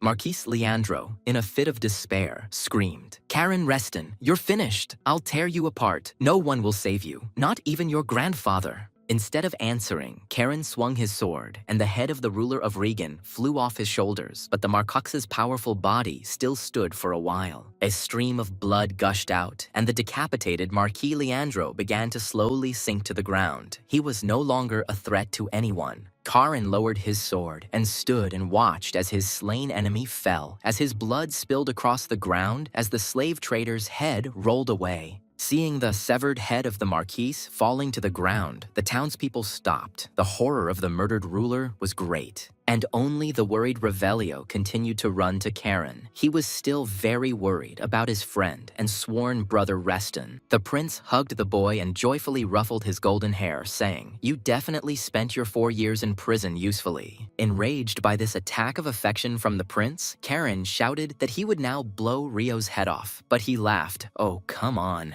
Having finally fought off the satisfied sixth prince, Karen looked at Mason. The knight was watching the guy closely, and Mason thought, "Brother, your grandson and Revelio. Thanks to them, the wind of change has blown across the continent. They will be the beginning of a new world." Halo remembered his conversation with Cain. He dreamed of ridding the world of slaves when he grew up, so that everyone could live the way they wanted. Cain asked his friend if this was even possible. Hilo corrected him. "Not to get rid of the slaves, but to abolish slavery, you idiot." Rathor flared up. The main thing is that you understood me. If I don't have a good education, this is not a reason to tease. Halo laughed. Young Halo Reston stood up and said thoughtfully that a world where everyone could live the way they wanted seemed almost an illusory dream. Without turning around, he asked his friend whether we ourselves would be happy in that world, since we are together only thanks to the struggle. Cain Rathor silently looked after his friend, the rich and noble scion of a ducal family, but in one way, Hilo was certainly right. Halo asked why Cain decided he would be captain. He laughed. Why not? I'm stronger. I can kick your ass. The head of the ducal house of Reston listened to the report and thoughtfully asked, so Karen defeated the ruler of Reagan, Marquis Leandro? The head butler Henry confirmed that this was indeed the case. He and the prince freed all the slaves that the Marquis had prepared for sale. Duke Reston ordered that all forces be thrown into the rapid stabilization of Regan. Henry bowed and replied, yes, sir. Halo thought to the late Cain, the path my grandson chose. I hope it brought you some comfort. Karen was furious. He growled at the smiling prince. What are you going to do? Keep touching me. Get your paws off me already. But Revelio paid no attention to his friend's grumbling. They walked arm in arm through the streets of Regan among the enthusiastic crowd. Cobbler, dressed like an ordinary citizen, said with a smile to Karen Reston, it's a pity you're leaving so soon, sir. The guy noticed, and you seemed happy about it. Shaggy. Cobbler was taken aback. This young gentleman understands everything incorrectly. The former slave trader objected. It's not true, I'm sad. Karen reminded him that this does not cancel out his past misdeeds, right? Cobbler bowed obediently to the young master Reston, begging him not to be angry with him, especially since the townspeople of Regan loved him. The bald man pointed to the people gathered in the square and said to Karen, look, many people here feel the same as I do. A little girl from among the freed slaves ran up to the guy with a wreath of daisies and turned shyly to Sir Karen. The girl said that these flowers grew near the shoemaker's house. He allowed her and her mother to live there for a while. The little girl wove this wreath for the sir. She blushed and muttered incoherently. I hope you will accept. Karen was stunned. He asked in confusion, did you weave this for me? The girl smiled happily and asked if I could put it on you. I tried very hard to make a beautiful wreath of daisies. Karen dropped to one knee and politely replied, I'd be honored, young lady. Cobbler clapped his hands. It suits you very well. The guy was touched almost to tears. He politely told the little girl, thank you. This is a wonderful gift, much better than any jewelry. Young Reston asked the confused girl her name. The former little slave replied that she was Leia. They were here with her mother. The guy said, since I received such a wonderful gift, when I return I will also give you something, Leia. She thanked him. The delighted girl ran to her mother, and Karen turned to Cobbler. Listen here, Shaggy One. Develop everything here properly. The former slave could not believe such happiness. Could it be that this strange gentleman, Karen Reston, would make him the ruler of Regan? He said, if you need to, use my name. You can even ask my father for help, but just do everything wisely. Cobbler thanked the gentleman with a bow, and he added, use your brain, otherwise you'll be looking at the surroundings while sitting on a stake. The former slave and slave trader shuddered. He had already managed to understand that this guy did not throw words to the wind and could carry out his threat. Karen Reston was stopped by the tigress Adina, who told her savior that she wanted to give him one very valuable item of the tribe. The guy was surprised. It was a horn, Adina explained. It was the sacred horn of the tiger tribe, a symbol of the oath. Those bastards kept it in the warehouse. Adina said that if you find yourself in the great eastern forest and ask for help, the tiger tribe will repay you for your kindness. Karen asked the tigress in surprise why you were giving it to me. Adina, without turning around, answered, because you are my benefactor. Already transforming into a beast, the girl explained that the tiger tribe always pays its debts, and now I will go. It is time for me to return to my home. At that very second, she turned into a powerful fiery red tigress, with fire blazing from her eyes, and headed towards her forest. Utula gasped. Karen looked after Adina in surprise. She created a fiery portal and soon disappeared into it, leaving the hated region. The guy still couldn't come to his senses. She became a tiger, the giant said. The tiger tribe is amazing. They turn into animals. Turning to the giant, Karen asked him, Utala, where are you going? The giant chuckled sheepishly, not knowing how best to say it. Finally, Utula hit himself in the chest with his fist and declared, Great warrior Karen Reston, I really want to become stronger by fighting beside you. The guy mentally grimaced. Could he really be serious? He just got rid of one, and then another companion appeared. What was this? Karen remembered the sixth Prince Revilio and thought irritably, why does everyone stick to me like flies to honey? It's infuriating. The guy agreed to take Utala with him, but warned the giant, just don't cause problems. He happily replied, okay, I won't. In a dense forest, there was a village surrounded by a high palisade. A clear moonlit night descended on the settlement. Everything was quiet. One of the guards noted that the monsters wouldn't run away from a glance. Relax, the second objected. We need to protect the village properly. The warrior tensed up. The second asked, did you see something? But he doubted it. Maybe I just imagined that there was someone there. Suddenly, a monster appeared near the village. The fighter exclaimed, it's a hellhound. This monster can easily jump over the village fence. The hellish beast, its gaping predatory mouth flashing, headed towards the people standing guard over the peace of the inhabitants of the small forest village. One of the guards stopped the warrior with a bow, saying, wait, there is a man behind the monster. It seems there are still knights in the forest. The archer pulled back his bowstring, just in case. You never know what might appear in the darkness of the night, in the thick of the forest, but there really were people in the thicket. The unknown person dealt the monster a fatal blow, plunging a sword glowing with mana into the hellhound. The defeated monster growled. Another warrior came out of the house and asked the guards, hey, what's all the noise? One of the guards reported that there were knights outside. The guard told that these unknown knights defeated the hellhound at the walls of the village. The warrior was very surprised where the knights came from. Having climbed the wall, the head of the village guard asked what the purpose of your visit was. The knights replied, we were just passing by. One of the knights asked if they could stay here for the night. They were ready to pay well. The head of the village guard thought about it. He asked the knights, they weren't from the kingdom of chaos, right? They confirmed it. The guards sighed with relief. That's what he thought. Otherwise, they wouldn't have spoken so politely and wouldn't have even ventured into a village like this one. There's nothing to gain here. It's all poverty. The boy shouted, good morning, Kirak. The warrior smiled. On his feet since the morning, Kamang, he said. Father finished what you asked for. Having delivered the message, the boy shouted, that's it, I have to go. Kirak warned him. If you run away from the village again like last time, there will be trouble. Kirak sighed. Oh, if only the boy would listen. He would do everything his own way again. He would run away secretly from everyone into the dark forest thicket. He explained to the guests that this was the son of the Smiths, our tanners, a real tomboy, but it was nice to see him running around, a very small child. The village guard said that he was a good boy, but he was a real hassle, and the woman suggested that Kirak take some bread and have a snack. Kirak thanked Aunt Dorothy, but she replied, you do so much for our village. This is the least I can do to thank you. The knight asked their companion, are you from here, Sir Kirak? He replied, no, he, like the others, came here from another village. He explained to the knights that this place, Yusla, is a village of refugees. Everyone here seems to have known each other forever. It's simply amazing. Kirak added that it's probably because we're all going through these difficult times together here and helping each other. He said he needed to go to the Smiths, and the knights could rest as much as they needed, and thanked them for taking care of them in the morning. The knight replied politely, no problem. Anyone in their place would have done the same thing, killing that bloodthirsty hellhound. The mysterious guests were given a spacious room in one of the houses, and one of them remarked that everything seemed to be in order with this village. But monsters can attack this village at any moment. In the depths of the forest, there is constant danger lurking. Monsters roam there. The knight was surprised. You speak about it so calmly. All 6 villages on the way here were destroyed to the ground, not a single soul.